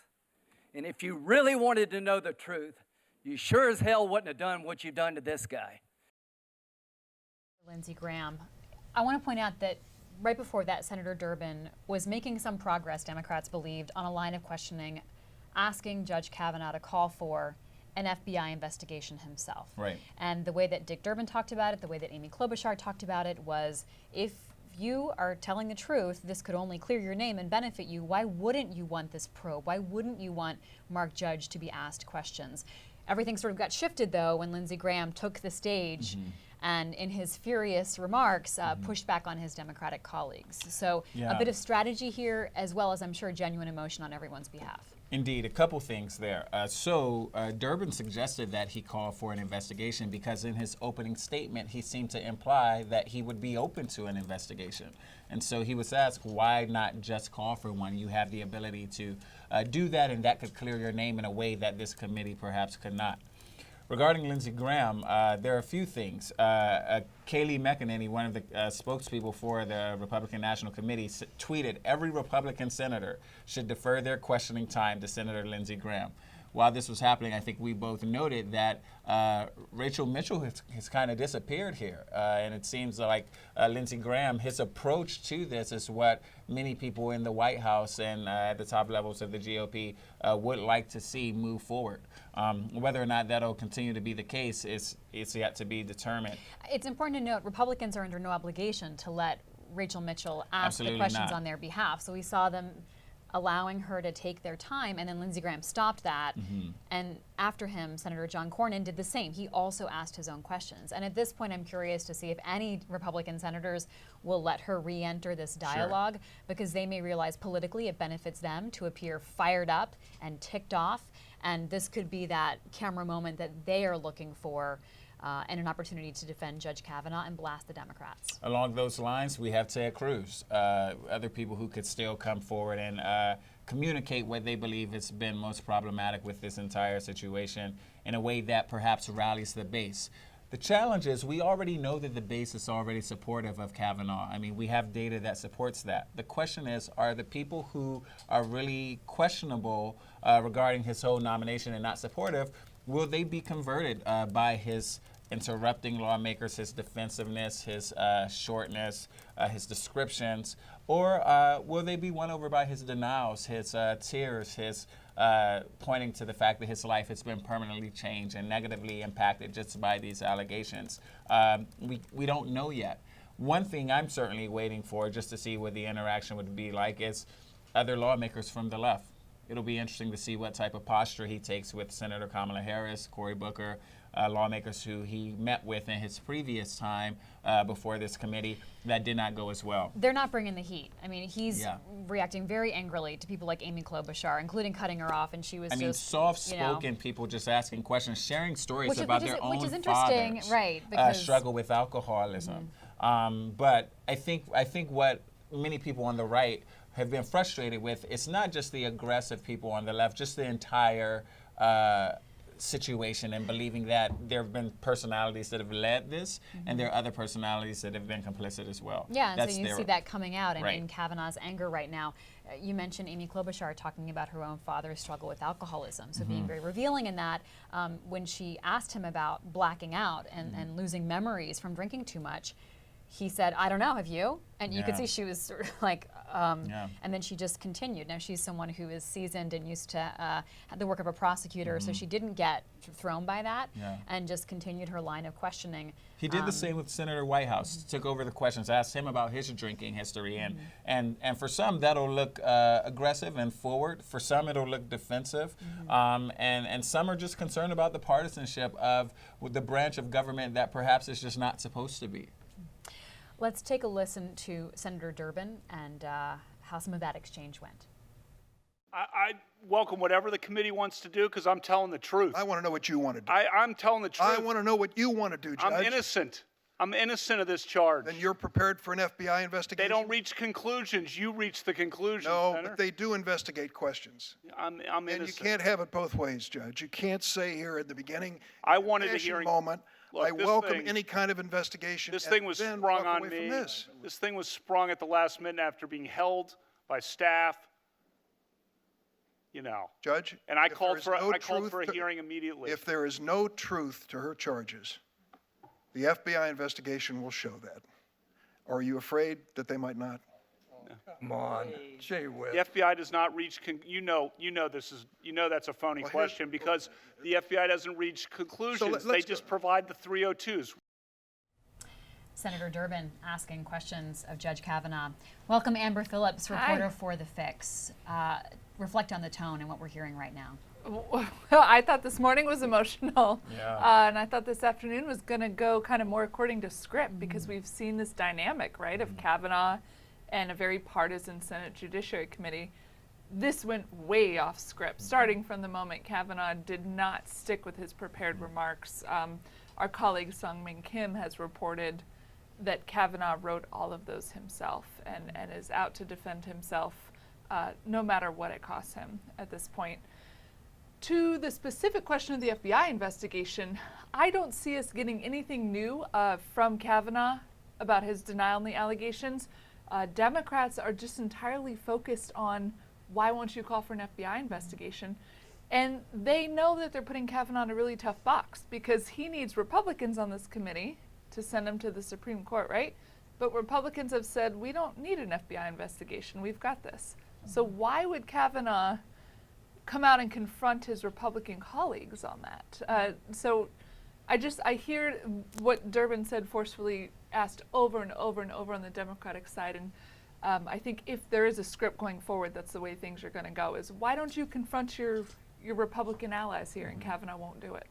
Very different tone from Judge Kavanaugh in the back and forth with senators than we heard from him a few weeks ago. Obviously, the stakes are very different now, and the circumstances have changed.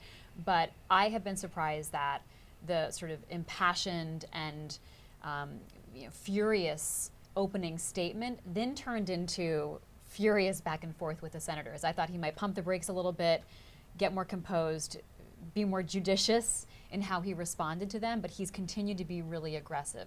Does that have the potential to backfire? I can see the effectiveness of an emotional opening statement. Do the emotions help or hurt him as he goes back and forth with senators? I'm very interested in seeing what polling could prove or show us after this. I mean, in the areas of likability.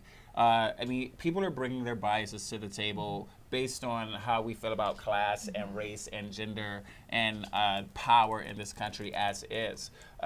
Based on some social media responses, which obviously is not scientific, for many people who were predisposed to not trust Kavanaugh, this is reinforcing some of their concerns and their fears. And so the approach that his team perhaps wanted him to take could very well be backfiring if the hope and goal is to win more people to his side.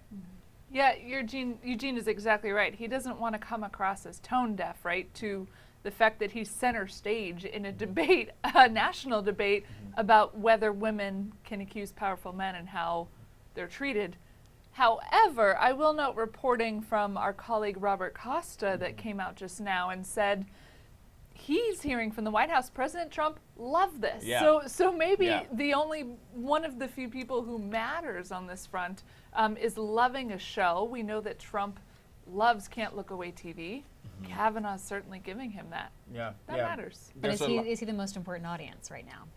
There are people outside the committee room. That's a great question, Libby, that are more important, right? Who are those people?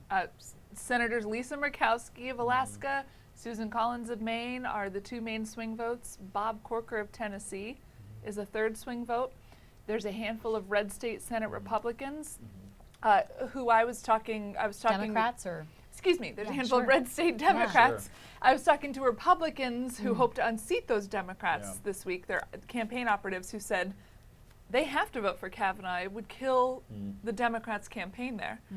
So I'd say there's about 6 senators outside this committee who are watching this and wow, I have no idea. I have no idea what side they're going to come down on. Lindsey Graham had words of condemnation for Republicans who would vote against Judge Kavanaugh. And you sort of saw the sweeping glare around the room and around the rest of the dais. And he may be concerned about how at least one of those members may vote, namely Jeff Flake. Also, we don't quite know yet where Ben Sasse will fall on all of this. We may learn more as the hearing goes on. But he was very critical of his colleagues. Yeah, I mean, he's very aware that there's some votes that Kavanaugh could lose. And I think he wanted to communicate to people within his party that if Kavanaugh does not move forward with this process, it will be because those people sided with the Democrats who they have made up in their minds are the enemy. One thing that's been really interesting to me about this whole reaction is I feel like many people perhaps very quickly have forgotten about the actual allegations and what we're talking about. We're talking about sexual assault. We're talking about people were allegedly victimized. We're mainly today we were focused on Blasey Ford, but there's so much attention that has been shifted to whether or not they like Kavanaugh and whether or not Kavanaugh reminds them. I mean, look at some of these tweets. Like, I went to high school with someone like that, or I remember this guy from fraternity in college. And that's not what this is about. And all of that, I think, can get lost in the response because everyone has these personal experiences and visceral reactions to this topic as a whole. The way that Judge Kavanaugh is framing it right now is that he is a victim. Right. And even some Democrats have said, I'm sorry you and your family have had to go through this. But he has to walk a line there of painting himself as a victim because that may go to a degree in the American people's minds. But is there a danger in overstepping that boundary and getting ahead of that and painting yourself as the sole victim? I mean, I guess he's trying not to do that. He's trying to also respect Dr. Ford. Initially, I think we saw some of that, right? So in his opening statement, when he said she may have been a victim of sexual assault, but it wasn't of me, there seemed to be a level of sympathy towards her and people like her who've had her experiences. But towards the end, and perhaps this just wasn't mainly him, maybe it was some of his Republican defenders like Lindsey Graham, it went from we both have been victimized to I am the victim and the victim the most. Right.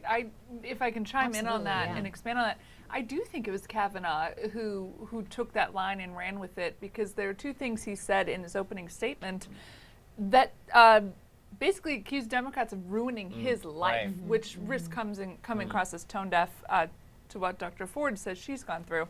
And those two statements were, I love teaching law. I'm paraphrasing, but it's pretty close. I love teaching law, but because of what people on this side of the committee, and he pointed to Democrats, have brought on, I may never teach again. Yeah. I love coaching basketball. It's my favorite thing in my life because what people on this side of the committee, and again, he was very explicit about that, Democrats have done, I may never coach again. And so he did tread into that territory of woe is me. Yeah. I'll point out that he has aligned himself with Dr. Ford on at least two occasions that I noticed where he talked about how she came forth in private and someone on the committee staff or someone on the committee breached that privacy as her name leaked out, and also that this could have been handled when people were pushing him, Democrats were pushing him on an FBI investigation. He talked about how this could have been handled in a more private way that would have respected both Dr. Ford as well as his own, personal story and his family life. So in that way, he's putting them both in the same corner. Yeah, and that's a fair question that we still don't have an answer to, right? Like, who leaked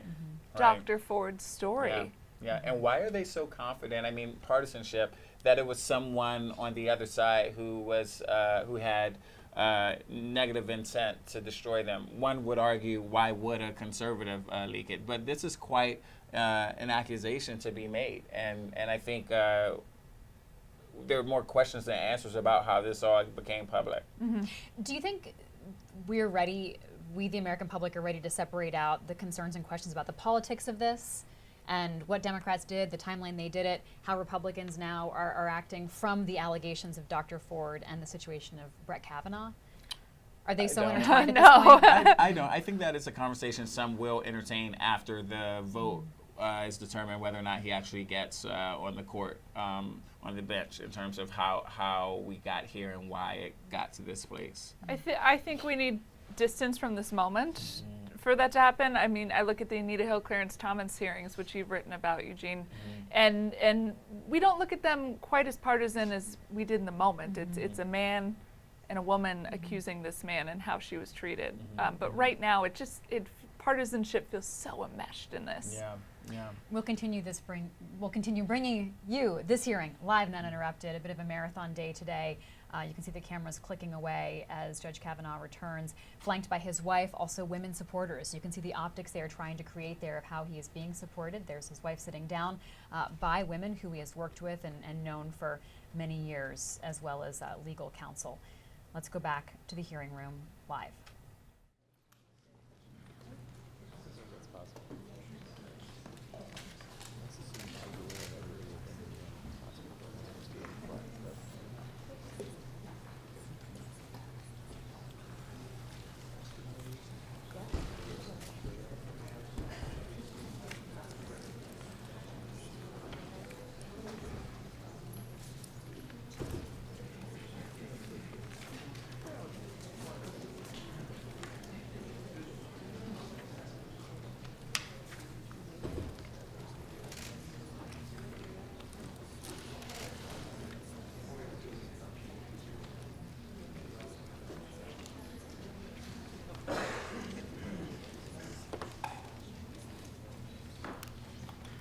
Judge, are you ready?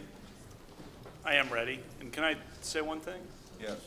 Just going to say, I started my last colloquy by saying to Senator Klobuchar how much I respect her and respected what she did at the last hearing. And she asked me a question at the end that I responded by asking her a question. And sorry I did that. This is a tough process. I'm sorry about that. I appreciate that. I would like to add, when you have a parent that's alcoholic, you're pretty careful about drinking. And the second thing is, I was truly just trying to get to the bottom of the facts and the evidence. And I, again, believe we do that by opening up the FBI investigation, and I would call it a background check instead of investigation. Thank you. Appreciate that. Senator Hatch. Well, thank you, Judge. Welcome. We're happy to have you here. My friend from, I'd just like to say a few words. My friend from Arizona emphasized yesterday that we have before us today two human beings, Dr. Ford and Judge Kavanaugh. They deserve, each of you deserves to be treated fairly and respectfully. We tried to do that with Dr. Ford earlier, and I think we succeeded. It's important that we treat Judge Kavanaugh fairly now, and it remains to be seen how that's going to work out. Judge Kavanaugh has been a federal judge for 12 years, and he's been a great federal judge on the second highest court in the nation. He's earned a reputation for fairness and decency. His clerks love him. His students, he teaches in law school as well, his students love him. His colleagues love him. This man is not a monster, nor is he what has been represented here in these hearings. We're talking today about Judge Kavanaugh's conduct in high school, and even then, and as a freshman in college, I guess, as well. Serious allegations have been raised. If Judge Kavanaugh committed sexual assault, he should not serve on the Supreme Court. I think we'd all agree with that. But the circus atmosphere that has been created since my Democratic colleagues first leaked Dr. Ford's allegations to the media 2 weeks ago, after sitting on them for 6 weeks, I might add, has brought us the worst in our politics. It certainly has brought us no closer to the truth. Anonymous letters with no name and no return address are now being treated as national news. Porn star lawyers with facially implausible claims are driving the news cycle. I hate to say this, but this is worse than Robert Bork, and I didn't think it could get any worse than that. This is worse than Clarence Thomas. I didn't think it could get any worse than that. This is a national disgrace, the way you're being treated. And in the middle of it all, we have Judge Kavanaugh, a man who until 2 weeks ago was a pillar of the legal community. There's been no whisper of misconduct by him in the time he's been a judge. What we have are uncorroborated, unsubstantiated claims from his teenage years. Claims that every alleged eyewitness has either denied or failed to corroborate. I do not mean to minimize the seriousness of the claims. Yeah, they've been serious claims, but the search for truth has to involve more than bare assertions.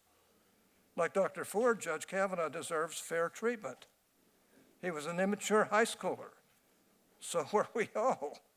That he wrote or said stupid things sometimes does not make him a sexual predator. I understand the desire of my colleagues to tear down this man at any cost. I do understand it. But let's at least be fair and look at the facts or the absence thereof. Guilt by association is wrong. Immaturity does not equal criminality. That Judge Kavanaugh drank in high school or college does not make him guilty of every terrible thing that he's recently been accused of. A lifetime of respect and equal treatment ought to mean something when assessing allegations that are flatly inconsistent with the course of a person's entire adult life. With those comments, Judge, I'd just like to ask you a few questions, if I can, about how, and if you can be short in your answers, it'd help me get through a bunch of them, about how this process has unfolded. When did you first learn of Dr. Ford's allegations against you? It was a week ago Sunday, one Washington Post story. Isn't that amazing? Did the ranking member raise these allegations in your one-on-one meeting with her last month? She did not. Did the ranking member raise them at your public hearing earlier this month? No. Did the ranking member raise them at the closed session that followed the public hearing? She was not there. Did the ranking member or any of her colleagues raise them in the 1,300 written questions that were submitted to you following the hearing? No. When was the first time that the ranking member or her staff asked you about these allegations? Today. When did you first hear of Ms. Ramirez's allegations against you? In the period since then, in the New Yorker story. Did the ranking member or any of her colleagues or any of their staffs ask you about Ms. Ramirez's allegations before they were leaked to the press? No. When was the first time that the ranking member or any of her colleagues or any of their staff asked you about Ms. Ramirez's allegations? Today. I think it's a disgrace between Senator Coons. Thank you, Mr. Chairman. Judge Kavanaugh, today's hearing is about Dr. Ford's serious allegations about sexual assault. You have unequivocally denied those claims, but we're here today to assess her credibility and yours. And in our previous vigorous exchanges in the previous confirmation hearing rounds, I found that your answers, at times vigorously defended, but at other times struck me as evasive or not credible on key issues. And it's against that backdrop that I'm seeking to assess your credibility today. You said in your opening that rule of law means taking allegations seriously, and I agree with that. It brings me no joy to question you on these topics today, but I do think they're serious, and I think they are worthy of our attention. So let me, if I can, return to a line of questioning my colleague was on before, which was about whether you've ever gotten aggressive while drinking or forgotten an evening after drinking. Those are two different questions. I've already answered the second one. As to the first, I think the answer to that is basically no. I don't know really what you mean by that. Like, what are you talking about? Well, the reason I don't mean it that way, but no is the basic answer unless you're talking about something that I'm not aware of that you're going to ask about. The reason I'm asking, we've had a very brief period of time to weigh outside evidence, and I'll join my colleagues in saying I wish we had more evidence in front of us today to weigh. Do you remember Liz Swisher, a college classmate of yours from Yale? First, on your point about the outside evidence, all four witnesses. Well, let me focus. I'm trying to get this question. I know, but you made a point, and I just want to emphasize. All four witnesses who were allegedly at the event have said it didn't happen, including Dr. Ford's longtime friend, Ms. Kaiser, That's right. who said and if she's Mark never... if Mark Judge were in front of us today to question, we'd be able to assess his credibility. But Let me just get through if I can, Your Honor. but- Liz Swisher is a college classmate. She's now a medical doctor, and I'm quoting from a recent interview she gave. She said, Brett Kavanaugh drank more than a lot of people. He'd end up slurring his words, stumbling. It's not credible for him to say he's had no memory lapses in the nights he drank to excess. I know because I drank with him. How should we assess that? She then goes on, if you kept reading, and says she actually can't point to any specific instance like that. The quote that jumped out at me was, "Brett was a sloppy drunk, and I know because I drank with him." There's also, I don't in think a that, separate setting. I do not think that's a fair characterization. And Chris Dudley's quoted in that article. And I would refer you to what Chris Dudley said. I spent more time with Chris Dudley in college than just about anyone. And I'd refer you to what he said. In other reporting, as I'm sure you know, a college classmate described you as relatively shy, but said that when you drank, you could be aggressive or even belligerent. And your roommate, as I think you discussed with Senator Klobuchar, said you were frequently drunk. Yeah, Or and that roommate, that was freshman year roommate. Yes. And there was contention between him and the third person. There were three of us in a small room. And you should look at what I said in the redacted portion of the transcript about him. And you should assess his credibility with that in mind. Put yourself in our shoes for a moment, if you would, Judge, and I know that's asking a lot of you in this setting. But suppose you'd gone through a process to select someone for an incredibly important job in a position. You had a lot of qualified candidates, and as you're finishing the hiring process, you learn of a credible allegation that, if true, would be disqualifying. Wouldn't you either take a step back and conduct a thorough investigation or move to a different candidate? And why not agree to a 1-week pause to allow the FBI to investigate all these allegations and allow you an opportunity a week from now to have the folks present in front of us for us to assess their credibility and for us to either clear your name or resolve these allegations by moving to a different nominee? All four witnesses who were alleged to be at the event said it didn't happen, including Dr. Ford's longtime friend, Ms. Kaiser, who said that she didn't know me and that she does not recall ever being at a party with me, with or without Dr. Ford. What I've struggled with, Judge Kavanaugh, is the absence of a fair, federal law enforcement-driven, nonpartisan process to question the various people who I think are critical to this. My concern, should you move forward, is what it will do to the credibility of the court and how that may well hang over your service. I understand your concern about this. Senator, my but I wish reputation you would has join been- us in calling for an FBI investigation for 1 week when to you- clear or confirm some of these allegations.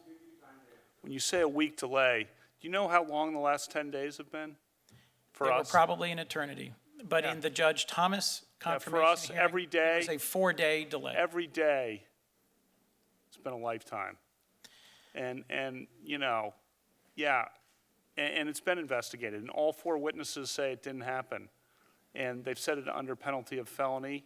And I've produced my calendars, which show, you know, a lot, that's important evidence. And you act like, I mean, the last 10 days, I asked for a hearing the day after the allegation.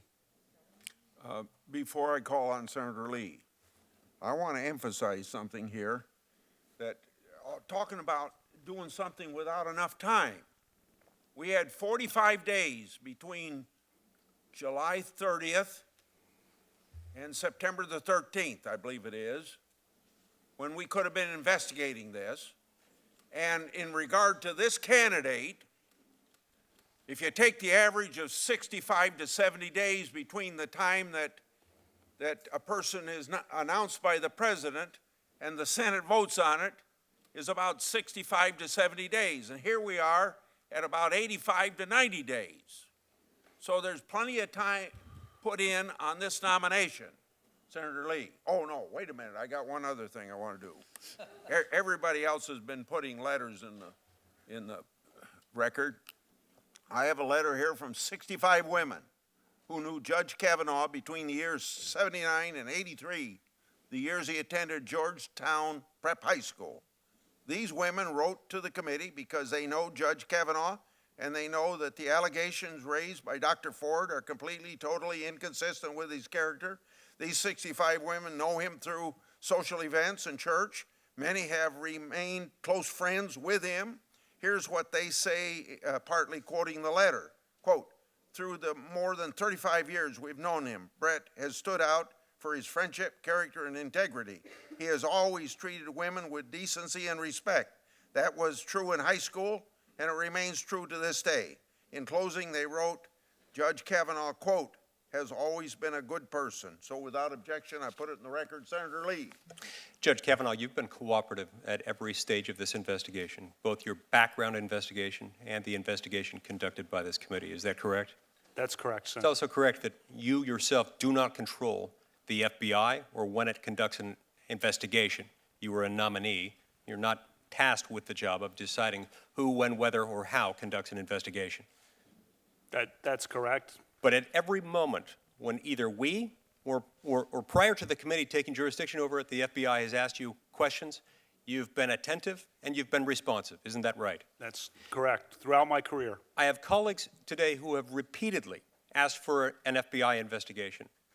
And there are some ironies in this, ironies that ascend at least two levels. In the first place, at least one of my colleagues, at least one of them, had access to this information many, many weeks before anyone else did, had the ability, and I believe the moral duty and obligation, to report those facts to the FBI, at which point they could have and would have been investigated by the FBI. And that could have been handled in such a way that didn't turn this into a circus, one that has turned your life upside down and that of your family, and the life of Dr. Ford and her family upside down.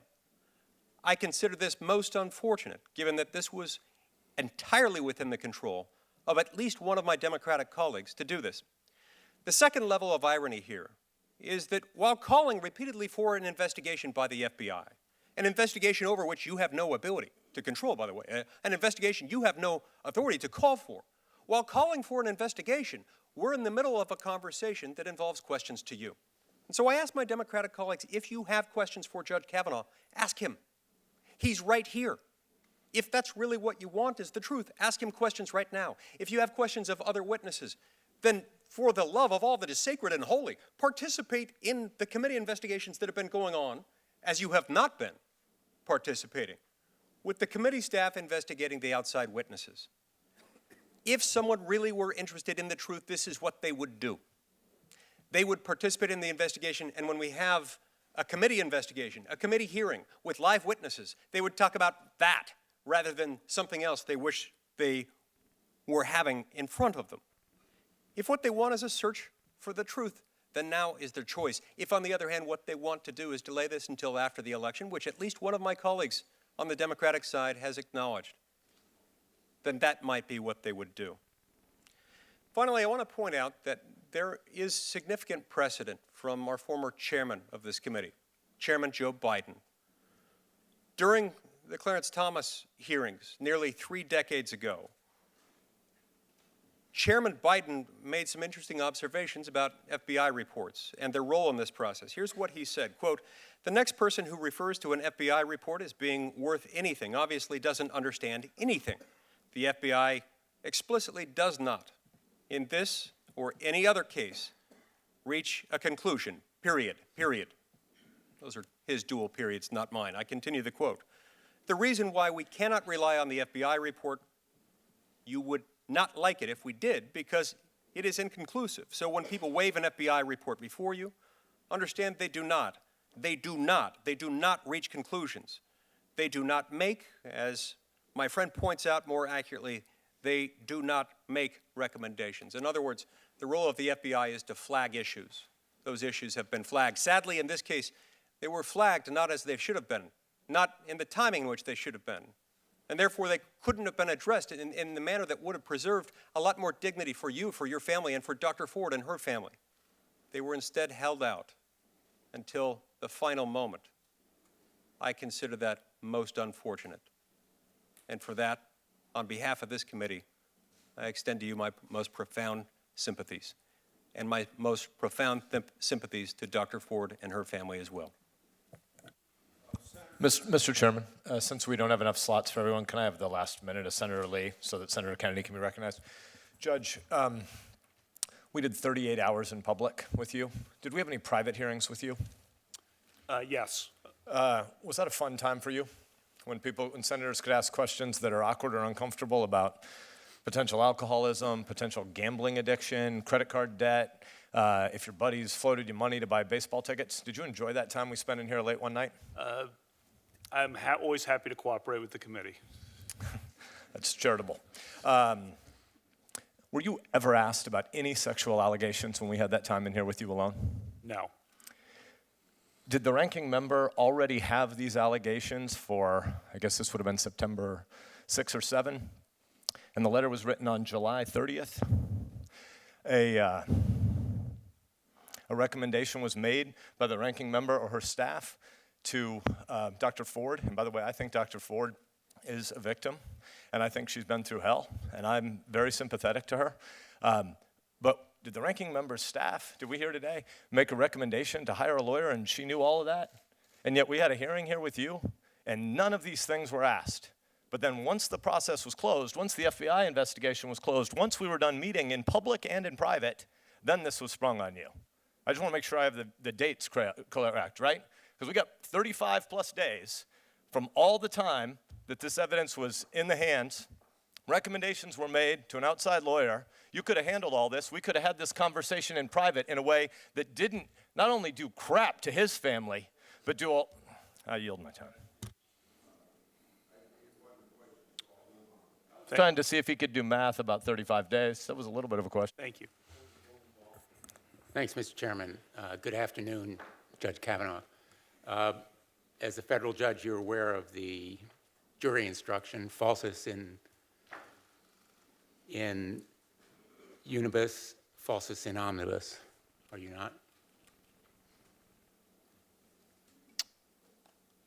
You're aware of that jury instruction? Yeah, I am.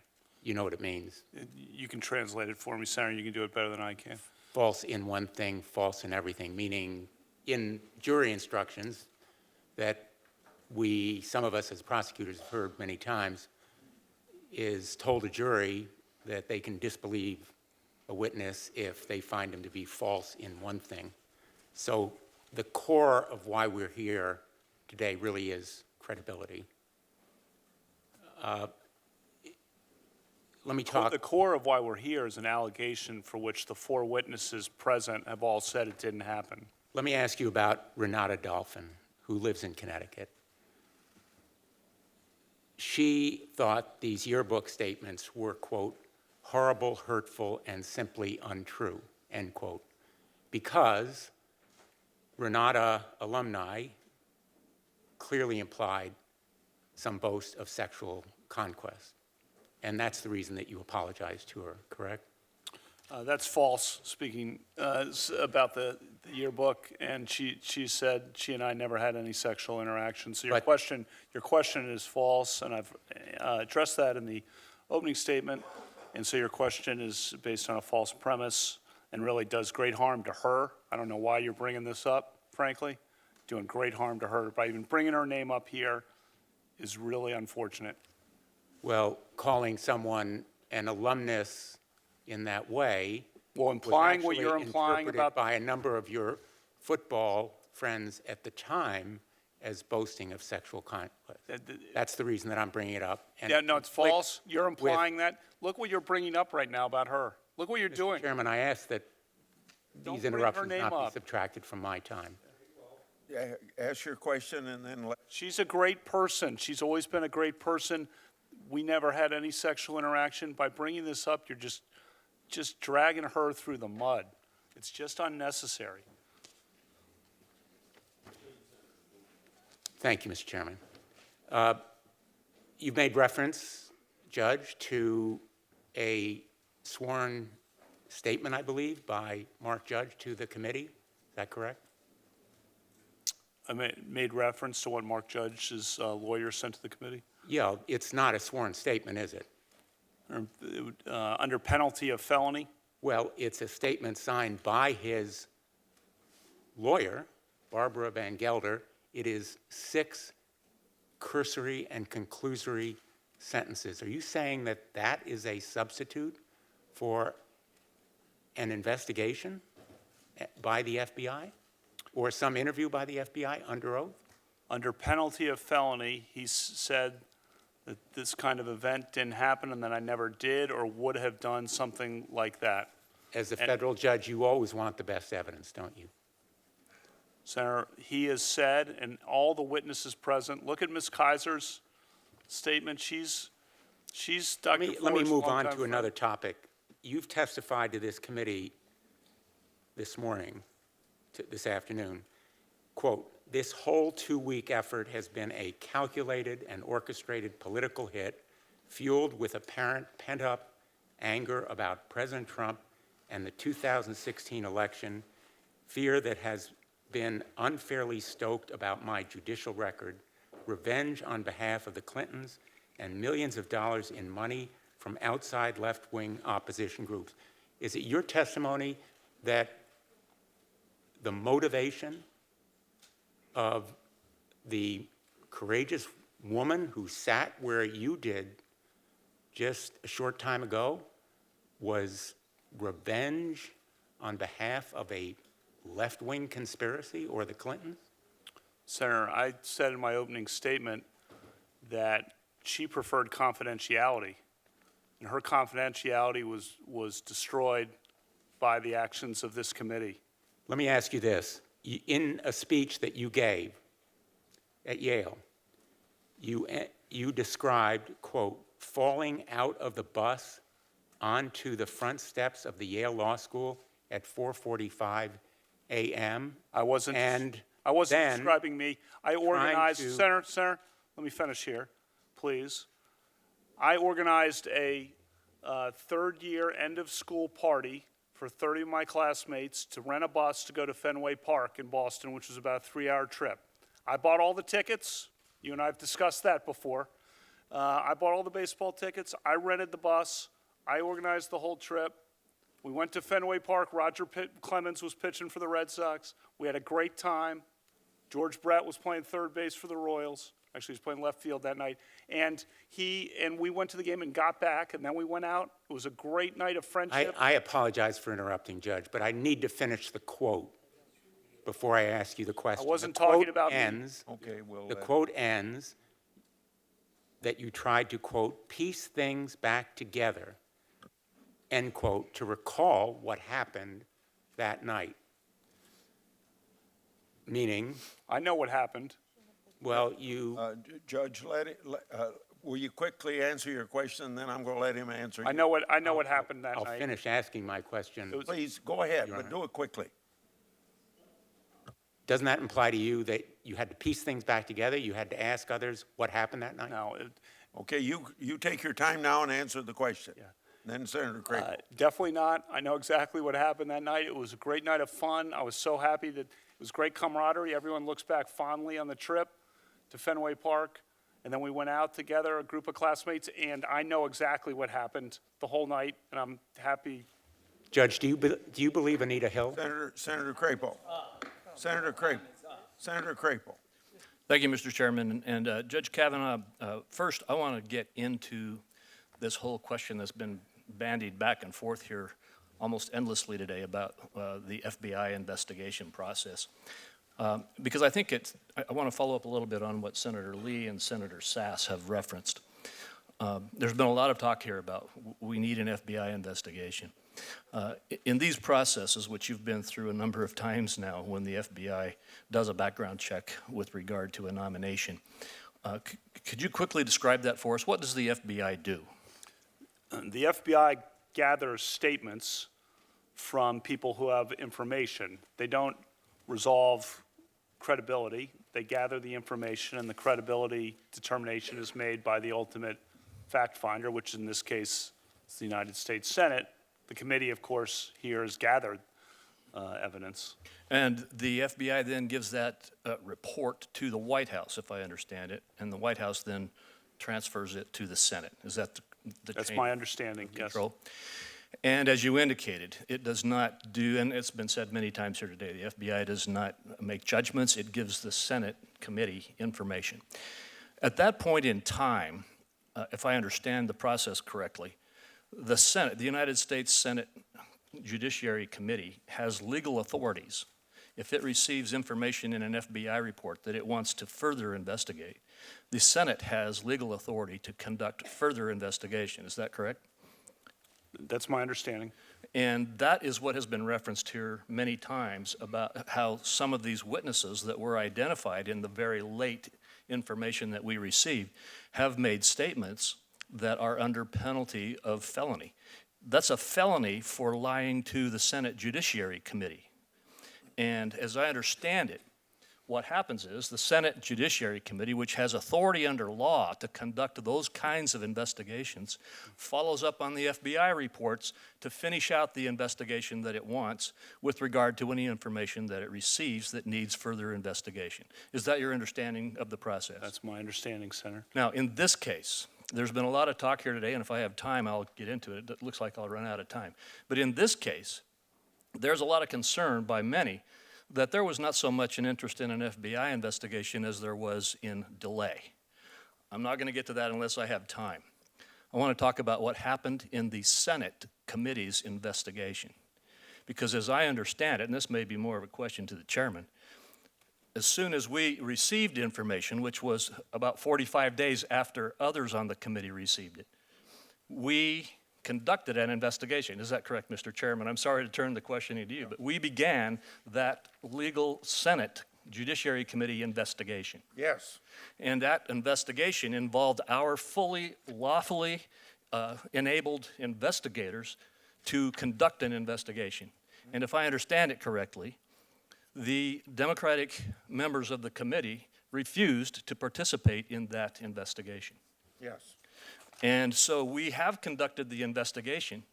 The very kinds of things that my colleagues on the other side are asking that we tell the FBI to do. This committee has the authority to do it, and this committee does it, and this committee has done it. Now, there may be more demands for more interviews and more investigation, but when you, Judge Kavanaugh, have referenced the testimony that has come from those who were identified as being at this event, the testimony that has been received from them is information that has been received pursuant to a Senate committee investigation. And I just think it should be made clear. I think there's been a lot of back and forth here about, oh, we're not getting information, we're not looking at this, you don't want to look into the investigation, you don't want to see what happened. The reality is that this committee immediately and thoroughly investigated every witness that has been identified to us, and we have statements under penalty of felony from them. So I just want to conclude with that. I got 45 seconds left, so I'm going to just ask you one quick question, again on timing.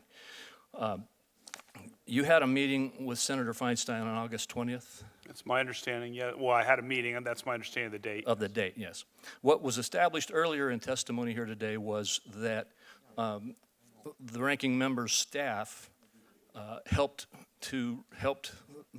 Dr. Ford to retain the Katz law firm on sometime between July 30th and August 7th. So I just wanted you to clarify one more time. In the meeting that you had 2 weeks or more later, this issue was not raised with you. The issue was not raised. All right, thank you. My time is up. We'll take a 5-minute break now.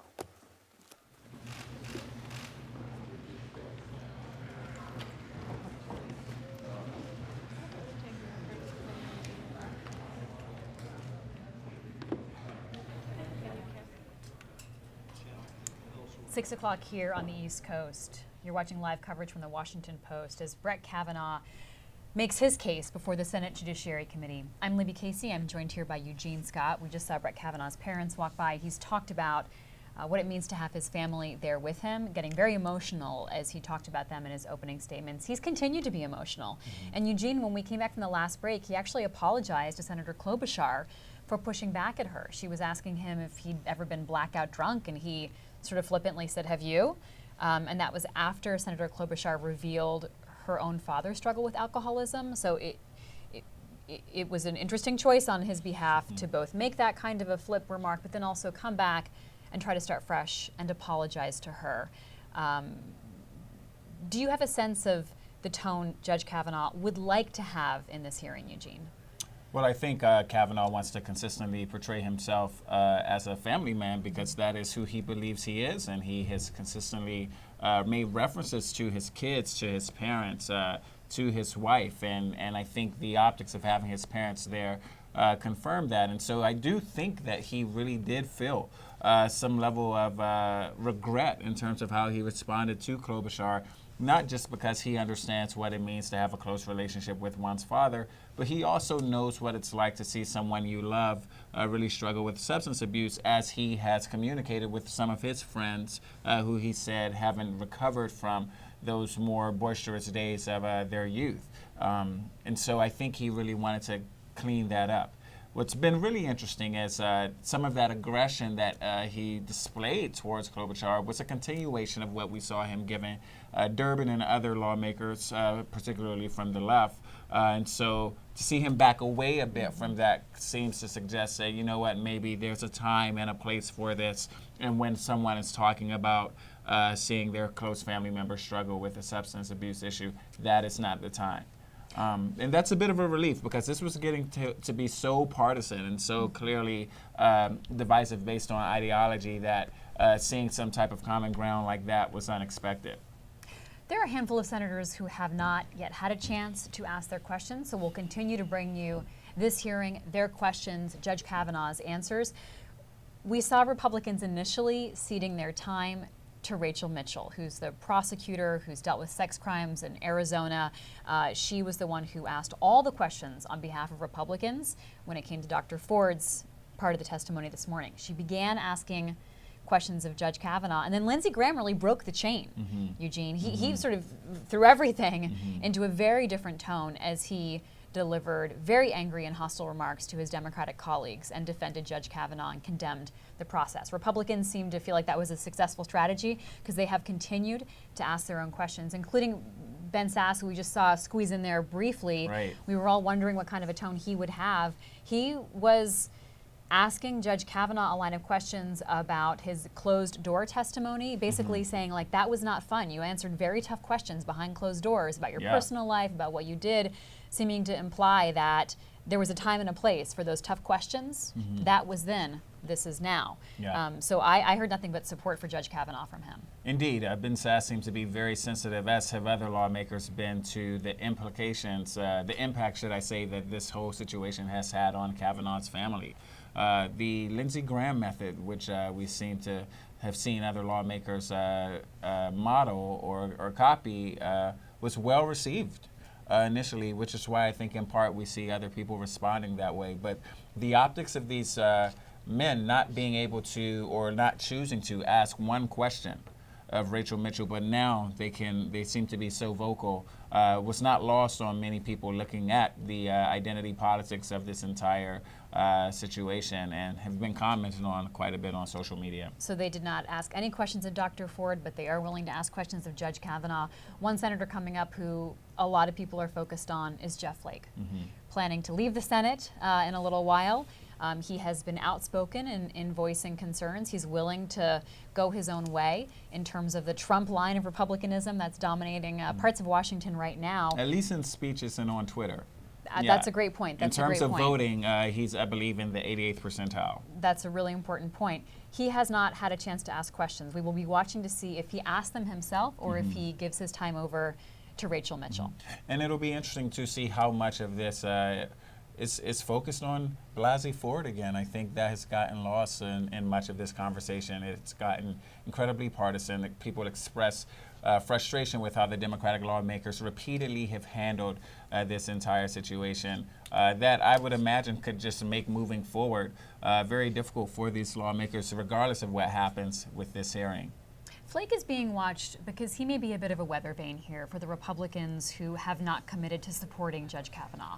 We hear from people like Lindsey Graham, there's no doubt that he plans to vote for his... Orrin Hatch, same thing. Absolutely. His nomination to go forward, to be confirmed to the Supreme Court. So Jeff Flake may be a revealing moment because we may get a sense from his line of questioning whether he still supports this nominee, whether he found Dr. Ford credible enough to raise further concerns, and if he uses his time to try to get to the heart of some genuine questions, or if, like many on both sides of the aisle, he uses it as an opportunity to give sort of partisan approach to this hearing, Eugene. Indeed, and he's someone who has spent quite a bit of time these last months championing bipartisanship, should I say, and criticizing just how politically divided these times have been, even to the extent of it not working out for his best interest. He's having to walk away from Congress because of a lack of relative popularity.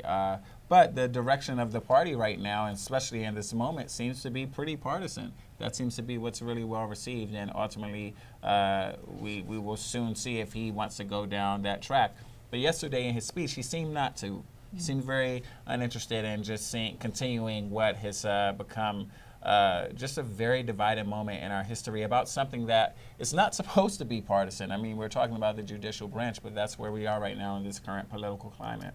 What some of the senators are trying to do is not a he said, she said necessarily, but a they did, we did, right? The Democrats did this, Republicans did that.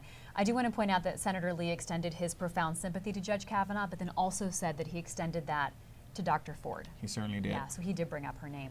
Let's go back to the hearing room as it continues. Thank you, Mr. Chairman. Judge Kavanaugh, my colleagues on the other side are accusing the Democrats of some sort of political conspiracy, but that's because they want us to distract.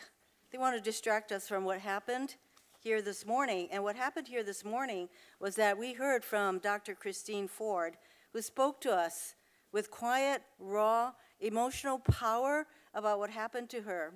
She said she was 100% certain that it was you who attacked her. And she explained how she came forward, how she struggled with her decision, how she wanted the president to know so that he could make a better choice.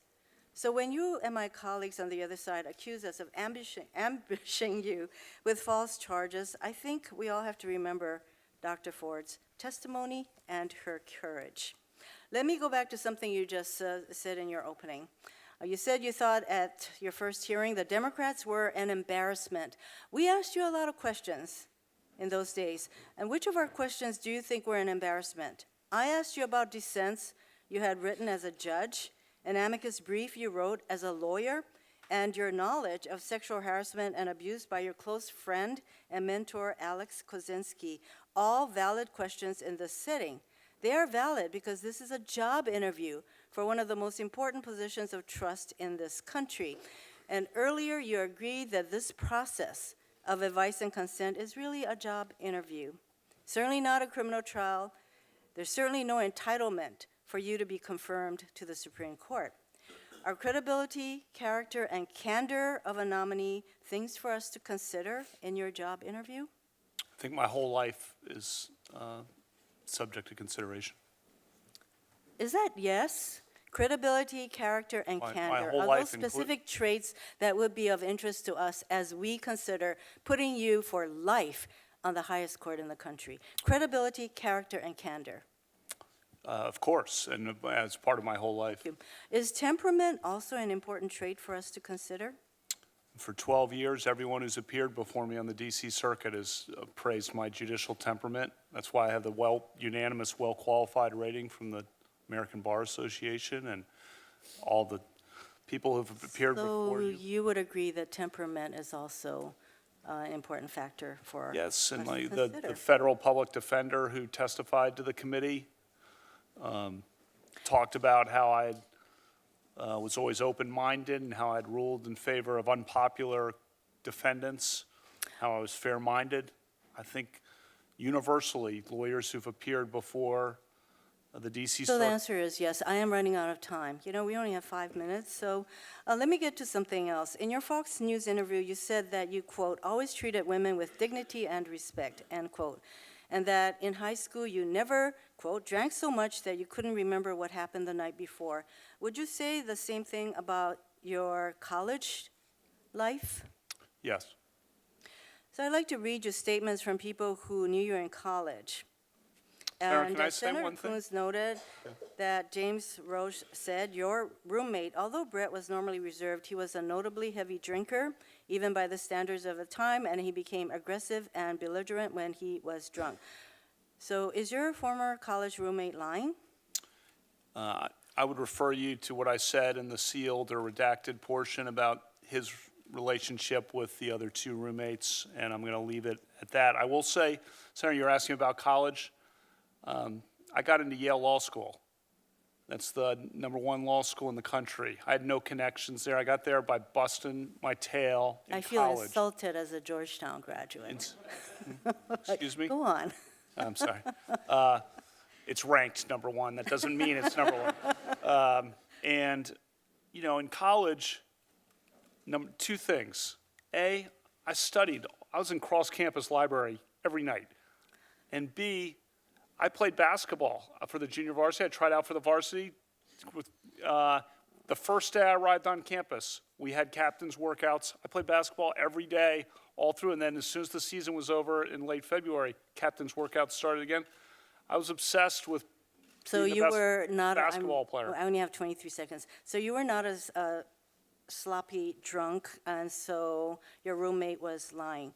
What I about refer Liz you. I will Busher? refer you again to the redacted portion. I'll say, look at my academic record, and I don't usually like to talk about myself this way, but in response to your, I worked very hard in college in my studies, and I also played basketball. I did sports, and I also Okay, did wait. socialize. Excuse me, I know that the chairman is going to stop me, but I do have some other references from people who knew you, who say that you were not the Your basic time choir is bar. up. But, hold on, I'm sorry, Mr. Chairman. Senator Tillis.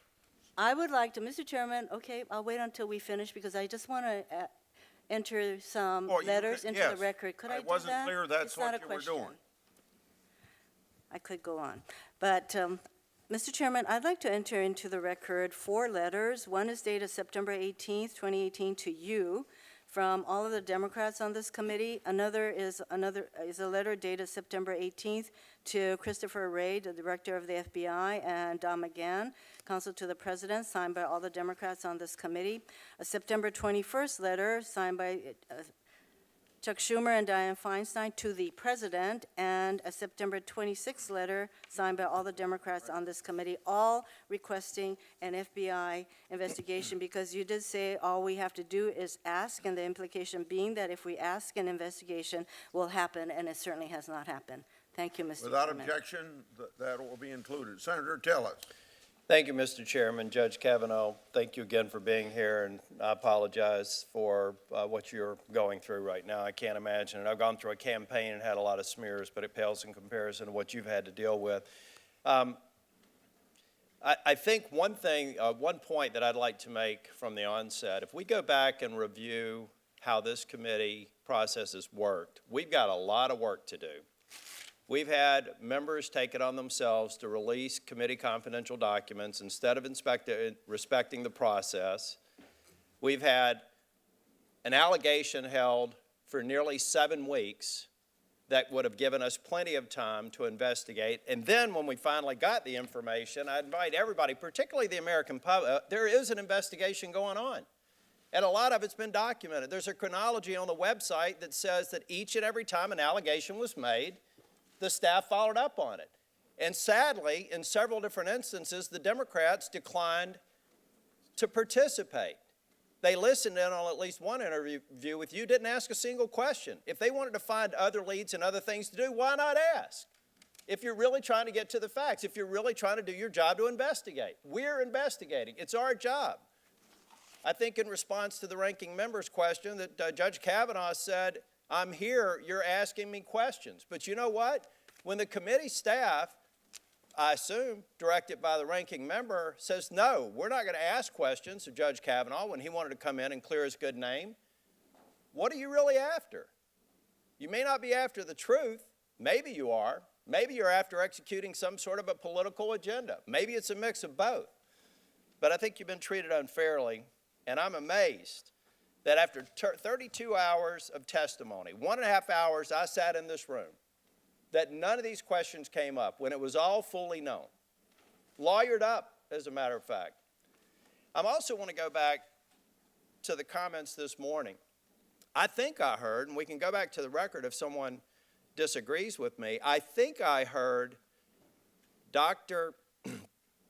Ford say that she wasn't aware of the fact that we said we'd come to California, we'd make it confidential, we'll completely depose and ask any questions you want to. I think I heard her say she wasn't aware of that.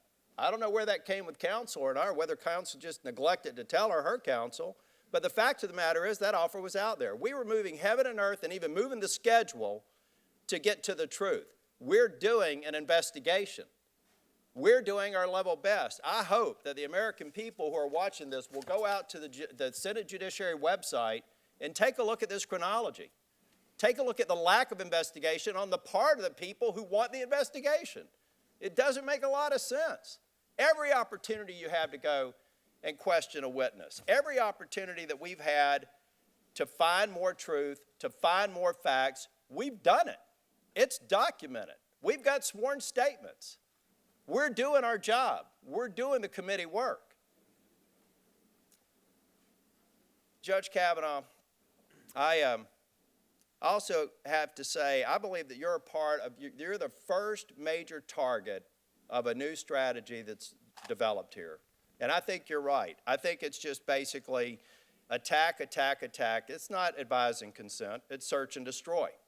And maybe one of the best evidence of this is one of the websites, one of the groups that are out there attacking you and trying to create fodder and all of these red herrings has already acquired a URL for the next judge that they're going to attack. The URL's right here. They've already purchased it. They're ready to go. This is the playbook. This is the way we're going to run this committee from this point forward. Take a look at it. I'll make sure we get it out on our website. We've already got a Stop Another Judge who hasn't been nominated URL from the same people that are trying to mobilize people to attack you. There are some people here who may sincerely have concerns. I would tell you to pound the table with your ranking member and the leadership on your side to say, why didn't we ask questions? Why did we listen in and defer? Why didn't we do our part of the investigation while this leader did everything he could to accommodate Dr. Ford and to run down every single lead that's been presented to us? Weeks after it was known to the minority.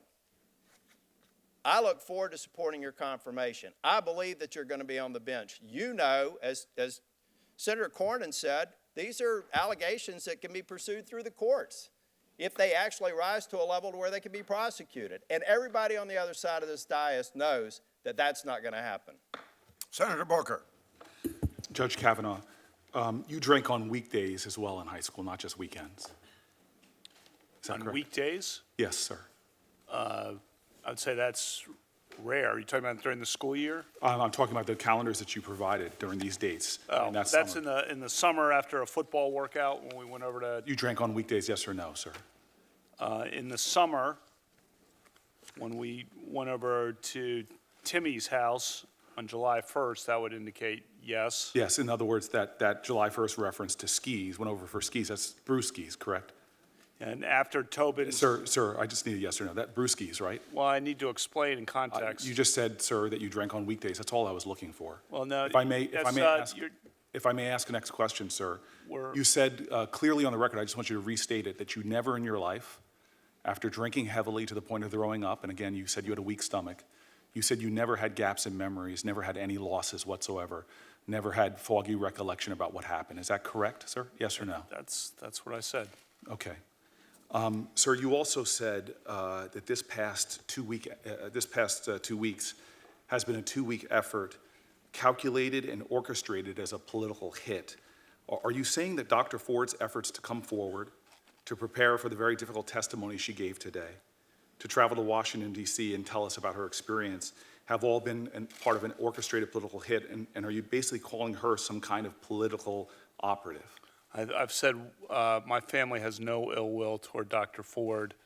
She wanted confidentiality. Her confidentiality was blown by the actions of this committee, and it's turned this into a So, circus. sir, let's just be clear. In other words, you have problems with the senators that are up here and how we conducted it, but you're not saying in any way that she is a political pawn, political operative.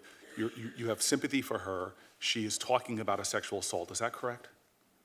I said all allegations should be taken seriously. You should listen to both sides. My family has no ill will toward her. Thank you, sir. Do you wish that she never came forward? Senator, I did not do this. The witness. That's not my question, sir. Could you try to answer my question, sir? Do you wish she never came forward? The witnesses who were there say it didn't happen. Okay, sir. Do you wish she just remained silent then? The witnesses who were there say it didn't happen. All allegations should be taken seriously. So even if it's in the final days before a vote, if someone has a credible allegation of experience that they held for a long time, that person should be allowed to come forward. And in fact, as she said, it was her civic duty. You're not questioning her sense of civic duty, are you? She did come forward, and then it was. I know you have a lot of political animus. You stated it very clearly towards my colleagues and I on this panel. What I'm trying to get to the bottom of is you do not see her specifically as part of an orchestrated event. She is not a political pawn. I don't know her, but I've also said that we bear no ill will toward her. She wanted confidentiality. This could have been handled. And I understand, but she came forward. She took a great extent. Yeah. Your family has gone through hell. Her family has gone through hell. She sat here. She told her truth. And you made the allegation that she was coordinating it. I do not think she was coordinating with the I therapist. did not say that. That's a. You said this, I'm sorry. So you said that others were making a coordinated attack. Coordinated by. Forgive me. You were talking about us, not her. So she people was in this not. room coordinated. She was not doing this for political efforts in 2012 when she talked to her therapist about this attack. She was not coordinating about this painful experience when she made revelations to her husband. She did not coordinate in 2013, 16, 2017, before you even nominated, when she revealed that it was you with 3 different people that had sexually assaulted her. That wasn't coordination. And Lindsay, All the witnesses who were there say it didn't happen. Ms. Kaiser is her longtime friend, said she never saw me at a party with or without Dr. And Ms. Kaiser has said clearly, and I'll quote what she said. She said she does not remember the night in question. That supports what you said. But she also says that she believes Dr. Ford. And so my colleague Lindsey Graham, who I respect and have admiration to and has been a partner of mine, he said voting no would be legitimizing the most despicable thing in American politics. Do you think that people who believe Dr. Ford are legitimizing despicable things? Those of us who think she's a credible witness, the allegations against her are credible, do you think that somehow we are engaging in something that's despicable? Senator, I say listen to both sides before you make a bottom line conclusion, and look at the. That is fair. Look And at my, I have 10 look at my seconds left, sir. calendars. You can answer after I finish. You have 10 seconds left. That is fair. Listen to both sides. This is not about one side being despicable, the other side not. Listen to both sides. She was a credible, I'm going to finish my question, you can answer. She gave credible, meaningful testimony, a woman who had the courage to come forward and tell her truth, sir. And that's what I'm just asking you to say. She is not a political pawn. She is not orchestrating. She is not part of the Clintons' efforts to get some kind of revenge. She is a woman who came here with corroborating evidence to tell her truth. Is that a question? No, sir, it was a final statement. Senator Cruz. Just on one thing, Mr. Chairman, yes. the evidence is not corroborated at the time. The witnesses who were there say it didn't happen. Okay, Senator Cruz. Thank you, Mr. Chairman. Judge Kavanaugh, you and your family have been treated incredibly poorly by Senate Democrats and by the media.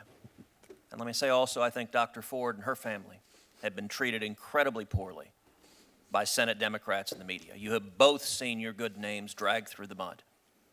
And this has been, sadly, one of the most shameful chapters in the history of the United States Senate.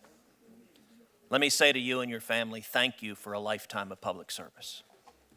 I will say, watching your mother's pained face has been heart-wrenching as she's seen her son's character dragged through the mud after not only your lifetime of public service, but her lifetime of public service as well. And I know as a father, there's been nothing more painful to you than talking to your daughters and explaining these attacks that the media is airing. I also believe, though, that the American people are a fair-minded people, that the American people can set aside the partisan warfare of Washington and look to substance and facts. And that is the charge of this committee. Now, there have been 3 different sets of allegations that have dominated the media. I think it's important to note that 2 of those sets of allegations had so little corroboration that even the New York Times, which is no conservative outlet, refused to report on them because they could find no basis for them. And it was striking in this entire hearing that not a single Democrat in this committee asked about 2 sets of those allegations. Ms. Ramirez's allegations and the allegations of the client of Mr. Avenatti. Not a single Democrat. I don't know if they were just too embarrassed. Mr. Avenatti's allegations were so scandalous that the ranking member omitted his client's most scandalous accusations of you as a criminal mastermind, essentially. omitted those scandalous accusations from her statement. This hearing has focused, rightly so, on the allegations Dr. Ford presented. And let me say, I think the committee did the right thing in giving Dr. Ford a full and fair opportunity to tell her story. That's what we needed to do when these allegations became public. And the committee treated her with respect, as we should. I do not believe Senate Democrats have treated you with respect. What do we know? We know that her testimony and your testimony are in conflict. A fair-minded assessor of facts would then look to what else do we know when you have conflicting testimony? Well, we know that Dr. Ford identified 3 fact witnesses who she said observed what occurred. All 3 of those fact witnesses have stated on the record under penalty of perjury that they do not recall what she is alleging happening. They have not only not corroborated her charges, they have explicitly refuted her charges. That's significant to a fair-minded fact finder. In addition, you've walked through before this committee your calendars from the time. Now, I will say you were a much more organized teenager than I was, and than many of us were. But it was a compelling recitation of night by night by night where you were in the summer of 1982. That is yet another contemporaneous piece of fact to assess what happened. And we also know that the Democrats on this committee engaged in a profoundly unfair process. The ranking member had these allegations on July 30th. And for 60 days, that was 60 days ago, the ranking member did not refer it to the FBI for an investigation. The ranking member did not refer it to the full committee for an investigation. The ranking member, this committee could have investigated those claims in a confidential way that respected Dr. Ford's privacy. And some of the most significant testimony we heard this morning is Dr. Ford told this committee that the only people to whom she gave her letter were her attorneys, the ranking member, and her member of Congress. And she stated that she and her attorneys did not release the letter, which means the only people that could have released that letter were either the ranking member and her staff or the Democratic member of Congress, because Dr. Ford told this committee those are the only people who had it. That is not a fair process. And we should look to the facts, not anonymous innuendo and slander. Mr. Chairman, I ask for a point of personal privilege to respond. Proceed. Mr. Chairman, let me be clear. I did not hide Dr. Ford's allegations. I did not leak her story. She asked me to hold it confidential, and I kept it confidential as she asked. She apparently was stalked by the press, felt that what happened, she was forced to come forward, and her greatest fear was realized. She's been harassed, she's had death threats, and she's had to flee her home. In addition, the investigation that the Republican majority is heralding is really nothing that I know about other than a partisan practice. Normally, all the witnesses would be interviewed. However, that's not happened. While the majority has reached out to several people, they did not notify me or my staff that they were doing this. And so to argue that we would not participate, but not tell us what they were up to, is somewhat disingenuous. I was given some information by a woman who was very much afraid, who asked that it be held confidential, and I held it confidential until she decided that she would come forward. Mr. Chairman, would the ranking member answer a question, please? If I can. I have great respect for Senator Feinstein. We've worked together on many topics, and I believe what you just said. Can you tell us that your staff did not leak it?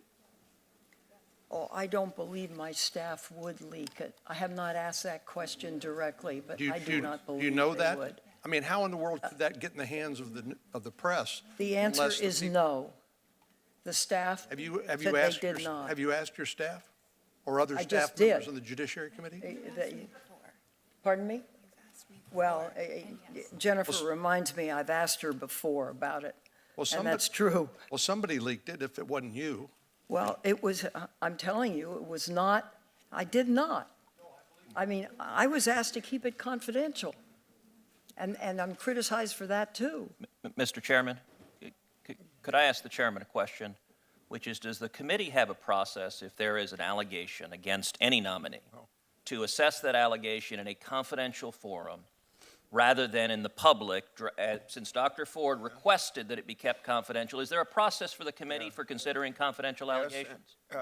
And the answer is yes, and I sent Senator Tillis pointed out the document that I put out to show of all the things that we've done along the lines of your question. And Mr. Chairman, what would you have done if on July 30th the ranking member had raised this allegation with you? As the chairman of this committee, how would you have handled it? We would have done like we have done with every background, or let's say FBI report that comes from the White House with the nominee, and then subsequent to that, because maybe the FBI got done with it 3 months ago, we go through the FBI or information comes to us, then we have our investigators in a bipartisan way, both Republicans and Democrats, follow up on whatever those questions are or those problems that have to be worked out. So bipartisan investigators could have investigated this 2 months ago, and it could have been heard in a confidential setting without Dr. Ford's name or Judge Kavanaugh's name being dragged through the body. Is that correct? And except for one or two conversations that we had with the judge through our investigators, Democrats didn't participate except in those two, but in those two, or one or two, they didn't ask any questions. Thank you, Mr. Chairman. I want to... Mr. Chairman? Yes, go ahead. May I respond? It's my understanding that her story was leaked before the letter became public. And she testified that she had spoken to her friends about it, and it's most likely that that's how the story leaked, and that she had been asked by press. But it did not leak from us, I assure you of that. Well, Mr. Chairman, I'm a little confused. I thought only the member of the House and Senator Feinstein and her lawyers had the letter. So her friends she might have talked to about it couldn't leak the letter if they just had a verbal conversation, unless she gave them a copy of the letter. Senator, I don't think the letter was ever leaked. Well, how did the press know to contact her about her complaint? She testified here this morning that she had talked to friends about it. And that press had talked to her. Senator, our judge, since there was reference to the problems, the legitimate problems, and the change of lifestyle that Dr. Ford had, if you want some time to say the impact on your family, I'd be glad to hear you. If you don't want to talk about it, that's okay. I've talked about that, Mr. Chairman. Okay. Then Senator Harris. Thank you. Judge Kavanaugh, have you taken a professionally administered polygraph test as it relates to this issue? No, I'll do whatever the committee wants. Of course, those are not admissible in federal court, but I'll do whatever the committee wants. They're not admissible in federal court because they're Thank not you. reliable, Thank you. as you know. So you've not taken one? Right. All three of the women who have made sworn allegations against you have called for an independent FBI investigation into the claims. You've been asked during the course of this hearing by 4 different members, by my count, at least 8 times today, and also earlier this week on national television, whether you would call for the White House to authorize an FBI investigation. Each time you have declined to do so. Now, you know, I know you do, that the FBI is an agency of men and women who are sworn and trained law enforcement, who in the course of conducting background investigations on nominees for the Supreme Court of the United States and others, are charged with conducting those background investigations because they are sworn law enforcement and they have the expertise and the ability and the history of doing that. So I'm going to ask you one last time. Are you willing to ask the White House to authorize the FBI to investigate the claims that have been made against you? Well, I'll do whatever the committee wants, of So, course. and I've heard you say that, but the I've witness not heard statements- you I've not heard you answer a very specific question that's been asked, which is, are you willing to ask the White House to conduct an investigation by the FBI to get to whatever you believe is the bottom of the allegations that have been levied against you? The FBI would gather witness statements. You have Sir, the witness it's- statements. They don't I don't want to debate with you how they do their business. I'm just asking, are you willing to ask the White House to conduct such an investigation? Because as you are aware, the FBI did conduct a background investigation into you Yes, before we were aware of these most recent allegations. So are you willing to ask the White House to do that? And say yes or no, and then we can move on. I've had 6 background investigations over 26 years. Sir, as it relates to the recent allegations, are you willing to have them do it? The witness testimony is before you. No witness who was there supports that I was there. Okay, I'm going to take that as a no, and we can move on. You have said in your opening statement, you characterized these allegations as a conspiracy directed against you. I'll point out to you that Justice now, Neil Gorsuch, was nominated by this president. He was considered by this body just last year. I did a rough kind of analysis of similarities. You both attended Georgetown Prep. You both attended very prestigious law schools. You both clerked for Justice Kennedy. You were both circuit judges. You were both nominated to the Supreme Court. You were both questioned about your record. The only difference is that you have been accused of sexual assault. How do you reconcile your statement about a conspiracy against you with the treatment of someone who was before this body not very long ago? I explained that in my opening statement, Senator. Look at the evidence here, the calendars, look at the witness statements, look at Ms. Kaiser's statement. Okay. And then, do you agree that it is possible for men to both be friends with some women and treat other women badly? Of course, but the point I've been emphasizing, and that is if you go back to age 14 for me, you will find people, and not just people, lots of people who I've been friends with, some of whom are in this room today, starting at age 14, women, and who talked about my friendships with them through my whole life, and it's a consistent pattern all the way through. 65 women who knew me more than 35 years ago signed a letter to support me after the allegation was made because they know me and they were with me and we grew up together. We talked on the phone together and we went to events together. That is who I am. What they've said, what the people who worked with me in the Bush White House, the women there, look at what Sarah Day said in centralmaine.com. Look at what the law clerks. I have sent more women law clerks to the Supreme Court than any other federal judge in the country. I only have a few seconds left, and I'll just ask you a direct question. Did you watch Dr. Ford's testimony? I did not. I planned Thank you. to. I planned Thank to. you. I planned to, but I did not. I was preparing mine.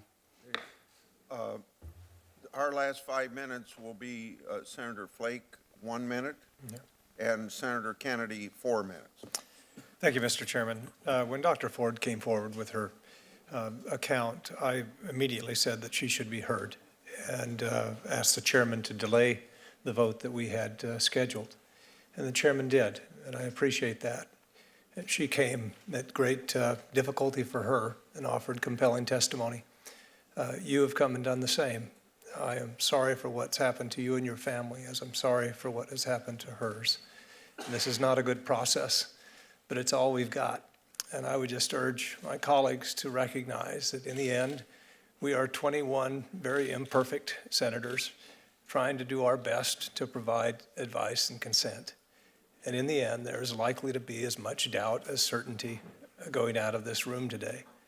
And that as we make decisions going forward, I hope that people will recognize that. And in the rhetoric that we use and the language that we use going forward, that we'll recognize that there is doubt. We'll never move beyond that. and just have a little humility on that front. So, thank you. Thank you, Senator Flake. Now, Senator Kennedy. Senator Kennedy.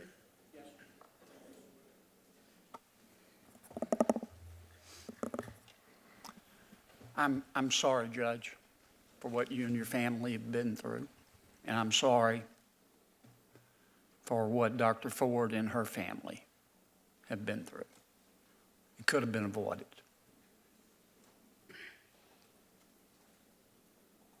Do you believe in God?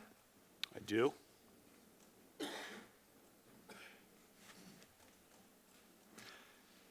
I'm going to give you a last opportunity. We're right here, right in front of God and country. I want you to look me in the eye. Are Dr. Ford's allegations true? They're not accurate as to me. I have not questioned that she might have been sexually assaulted at some point in her life by someone, someplace. But as to me, I've never done this. Never done this to her or to anyone else. And I've talked to you about what I was doing that summer of 1982, but I'm telling you, I've never done this to anyone, including her. Are Ms. Ramirez's allegations about you true? Those are not. None of the witnesses in the room support that.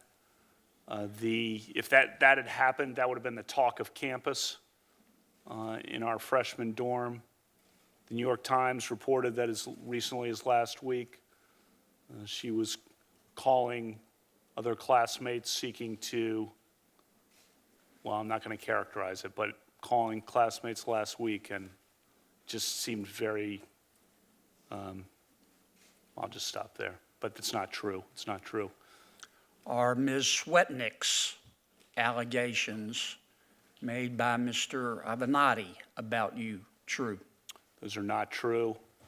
Never met her. Don't know who she is. There was a letter released within 2 hours of that breaking yesterday from, I think, 60 people who knew me in high school, men and women, who said it was, their words, nonsense, totally, the whole thing, that's totally ridiculous.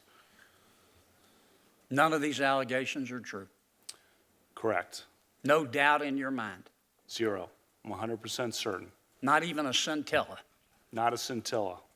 100% certain, Senator. You swear to God? I swear to God. That's all I have, Judge. Judge Kavanaugh, thank you very much. Hearing adjourned.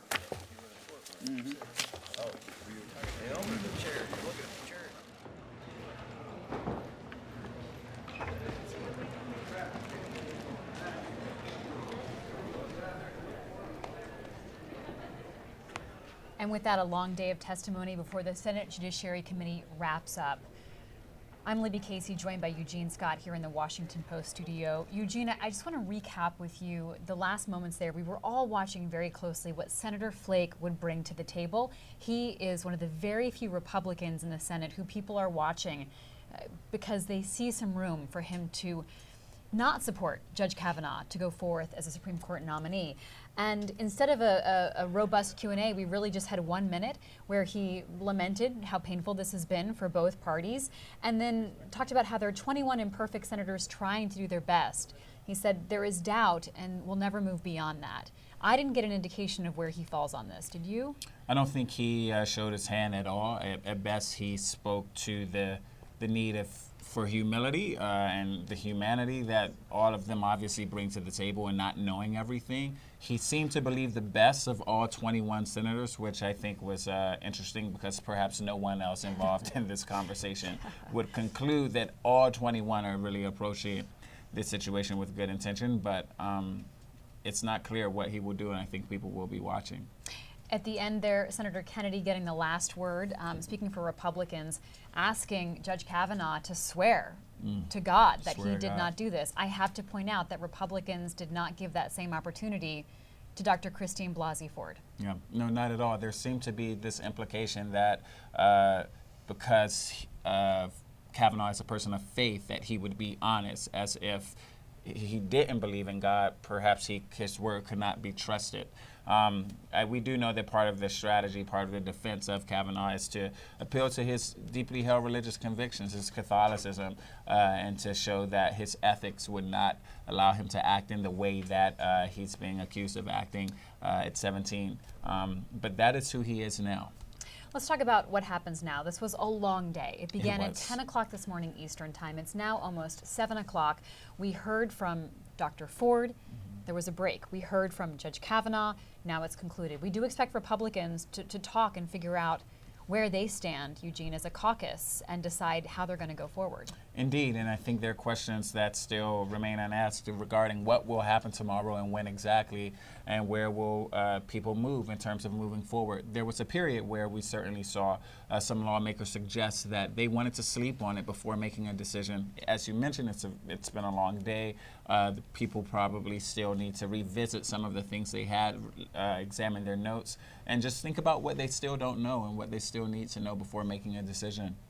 At this point, the plan is for the Judiciary Committee to come together tomorrow morning at 9:30 a.m. and among their list of things to do, the most important one, vote on Judge Kavanaugh and if he should move forward as a Supreme Court justice. That would then get kicked to the entire Senate, and Mitch McConnell has indicated he'd like to run out the clock so they could take that vote next week, but we have to wait and see how the next 12 hours unfold. Amber Phillips, reporter for The Fix, joining us now.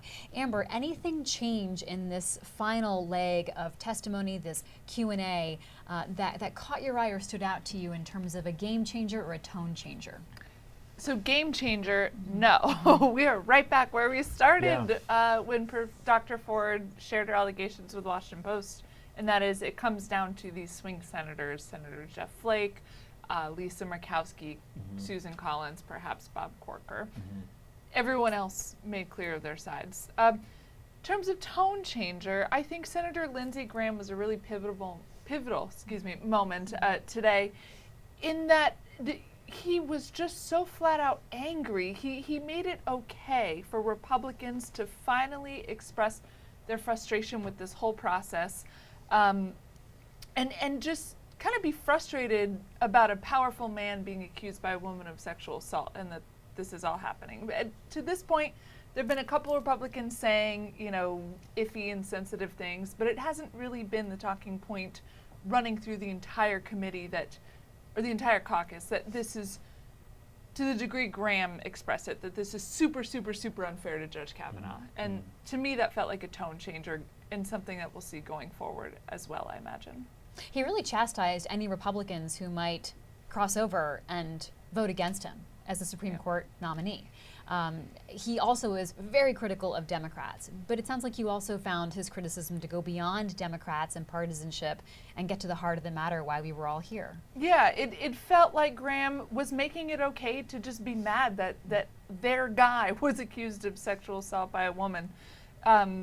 Other people on this committee, other Republicans, have tried to thread that needle a little bit more carefully, and it just kind of blew open with Graham, and Republicans took that and ran with it on the committee.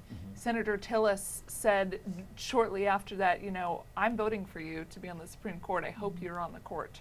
The one exception, of course, is Jeff Flake, who said nothing. Yeah.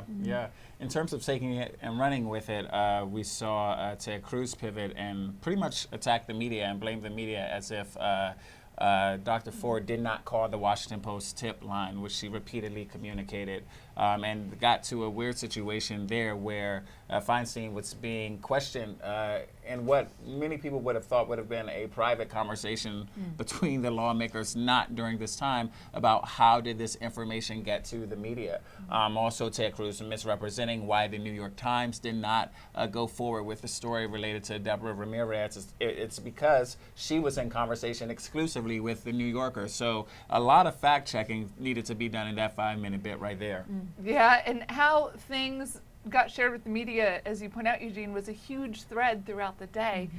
And Libby, as you talked about that, I'm reminded of one answer I think we kind of got, if you're to believe Senator Feinstein, and that is, how did this leak? How did Dr. Ford's original allegation leak? And Feinstein, for the first time, said, it wasn't me, it wasn't my staff.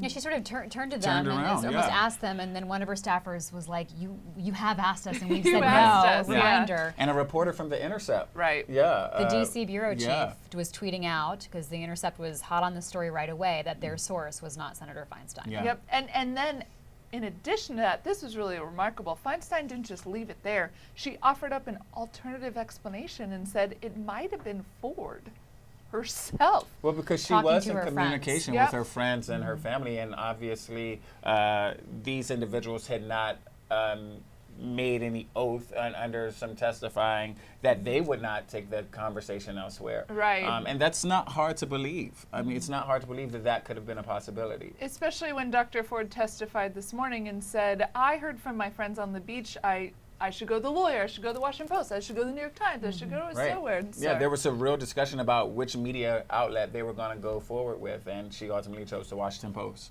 I have to mention that President Trump has tweeted about 6 minutes ago, Judge Kavanaugh showed America exactly why I nominated him. His testimony was powerful, honest, and riveting. Democrats' search and destroy strategy is disgraceful, and this process has been a total sham, an effort to delay, obstruct, and resist. The Senate must vote. Thoughts There's on that. the president's tone? Yesterday, he told us that he was going to be paying close attention to Dr. Blasey Ford. Yep. There's nothing in here about Dr. Blasey Ford. That was what first struck me as well. He uses adjectives that many people would describe Dr. Ford's testimony as well, powerful, honest, and riveting, and he doesn't mention her at all. No tweets about her today. No tweets about her yesterday. This is not a thread. This is not one in a series of tweets. Right. He's been focused on the UN and other issues, so this is his first statement, his only statement so far after this hearing has gone on all day. And so that eliminates, for me at least, the wild card I brought up earlier, which is does Kavanaugh get forced to withdraw by the White House? No. A lot of Kavanaugh's tone was very much in line with what President Trump likes to see. Right. The fight, the pushback, the I'm going to punch you before you can even land a punch on Not me. a quitter. And Yeah. so that seemed to be a tone designed, and I'm not questioning how genuine it was, but it seemed to be a tone designed for an audience of the White House. A question that will play out over the next series of days is how well that tone and approach resonated with some senators on the fence as well as the American public. Right. As far as the American public, many people who believe Kavanaugh said that is exactly the response that they would have expected. If you were being accused of something that you did not do, that you believe is threatening your reputation, your livelihood, and your ability to move forward, punching back is exactly how they would have responded. And it seems like the president and many of those supporters believe he performed well. And then as far as senators on the fence, to your other question, I don't know that Kavanaugh's strategy played well for Lisa Murkowski and Susan Collins. I haven't talked to them or their staffs, but I'm reminded of Collins talking to the New York Times Monday night, and she said, or Murkowski, excuse me, talking to the New York Times Monday night, and she said, Republican senators, let's take her seriously. And not one person on that committee on the Republican side appeared to do that when they had the chance to speak. Maryland Governor Larry Hogan has come out. He's the fourth Republican governor to call for a delay in these proceedings, slowing down the process. He joins governors in places like Ohio, so some very purple states, Vermont. The Alaska governor, who's independent, has spoken out in opposition to Kavanaugh's confirmation to the court. How much do those sorts of voices weigh in this discussion? Both the Alaska governor and Governor Hogan, for example, are up for re-election right now. So what they say has its own political motivation. Yeah, Charlie Baker from Massachusetts also, they like an independent investigation, and I think it's in part because they're listening to their constituents. You know, as we've said repeatedly, this is not about the Supreme Court alone. This issue of sexual assault in high schools with teens and in college, it's a national issue and has been for a while. And so while we're so focused right now on the implications of what this means in terms of judicial matters, we're seeing people stop and take time to ask themselves, what type of community will we be and what type of state will we be when we have issues like this that are really relevant to our people, and how will we respond? And they're looking to the top levels of government saying that they should respond in certain ways that perhaps these cities will follow. And I don't know what impact that will have on the Senate itself. Right. These feel a little bit like periphery. They feel a little bit periphery in terms of what's happening right now in Washington, because senators are loath to give up their power to advise and consent for this very powerful position. We saw so much partisan fighting today on display in the committee, and a lot of what seemed like genuine anger on behalf of Republicans and Democrats, and then a lot of mudslinging as well. How much does that bleed out of Washington? As the American public watches a hearing like this, are they as focused on the partisanship as we here in the Beltway are, or do you guys have a sense that what they want to hear is Dr. Ford make her case, Dr. Kavanaugh defend himself? Do you think that the American public will get caught up in the political circus as some of the senators seem to be getting caught up in, Eugene? I think it depends on where you fall here. I mean, when I look at the people that I'm talking to on social media, which obviously is not scientific, who are in the heartland and these communities where I previously reported in Phoenix and Kansas City and Charlotte, they are really polarized. I mean, we're at a very divided time. I think people are at a place where they're thinking the worst of their political opposite, and that's not solely a Beltway thing. I like to remind people, particularly as a DC native, that the overwhelming majority of people in Washington are from the 50 states. And so they come with attitudes and convictions and ideas about politics that aren't based here, that are based out in their churches, their schools, and their neighborhoods. And I think they'll be taking that with them to the polls during midterms. Yeah, I think if Americans want to view this through a partisan lens, both sides, both senators on each side of the dais gave them an opportunity and an avenue to do that. Yeah. I mean, you quote Senator Booker, you quote Senator Graham, and you've got what you want to argue whatever you want. Democrats repeatedly hammered away at this question of why there's not an FBI investigation going forth, and many of them used their very few 5 minutes to ask Brett Kavanaugh, would you call for the White House to push for an FBI investigation, to open that? He would not agree to that. He kept deflecting and deferring to the committee. When Senator Harris asked about taking a polygraph, he once again deflected and deferred to the committee. Did they get anywhere with that, Eugene? Was the goal for them just to keep hitting home the fact that there has not been an FBI investigation? I think the Democrats' goal was to communicate that they believed that the Republicans, maybe even under the leadership of Kavanaugh, could have an investigation if that's what they wanted. Kavanaugh pushed back repeatedly on the idea that that is what this committee was designed to do. And so did some of the lawmakers, like I believe Mike Lee, say that that is what they were doing now, that this was the time for it. And so there wasn't much movement on that. Final thoughts from the two of you. Amber? That's a tough one. What a day. And I think we are right back where we started. Yeah. Really? Which is Republicans over here, Democrats over here. Kavanaugh's nomination is up in the air and will be decided by a couple swing senators. And I think a memorable point for me is quite a few of the nonprofits that deal with sexual assault victims have said they've seen a significant spike in calls today from people wanting to get help, wanting to get some type of counseling and perspective on this issue that this was really about, which is so easy to ignore. And so it's really sad that that is the reality, but it's a bit of a silver lining that people are getting the help perhaps that they really need. I've also been hearing from people who've been watching our broadcast who've been ready to talk about some of their own experiences with trauma in a way that is a lasting impact, that perhaps that goes beyond the politics, goes beyond the mudslinging, and perhaps advances the national conversation in some way. Yeah, and Anita Hill talked about years ago that she thought that this is what her situation would bring about, just a larger conversation about this issue and reality that many Americans are dealing with on a regular basis. Right. Well, thanks so much to both of you. Thank you, Eugene, for this marathon day of broadcasting. I'm Libby Casey, and thanks to all of you for watching and for sticking with our programming. You can subscribe. We're on YouTube and Twitch if you'd like to get future political programming, news, and analysis. And we'll be following tomorrow what happens as the Judiciary Committee meets. Their plan is to meet at 9:30 tomorrow morning to vote on whether or not to advance Judge Kavanaugh's name forward to the full Senate, so watch the Washington Post for that as that story evolves. And we'll be doing some Twitch broadcasting tomorrow to dig into what happened today and see how tomorrow evolves here in Washington. Thanks for watching and good night.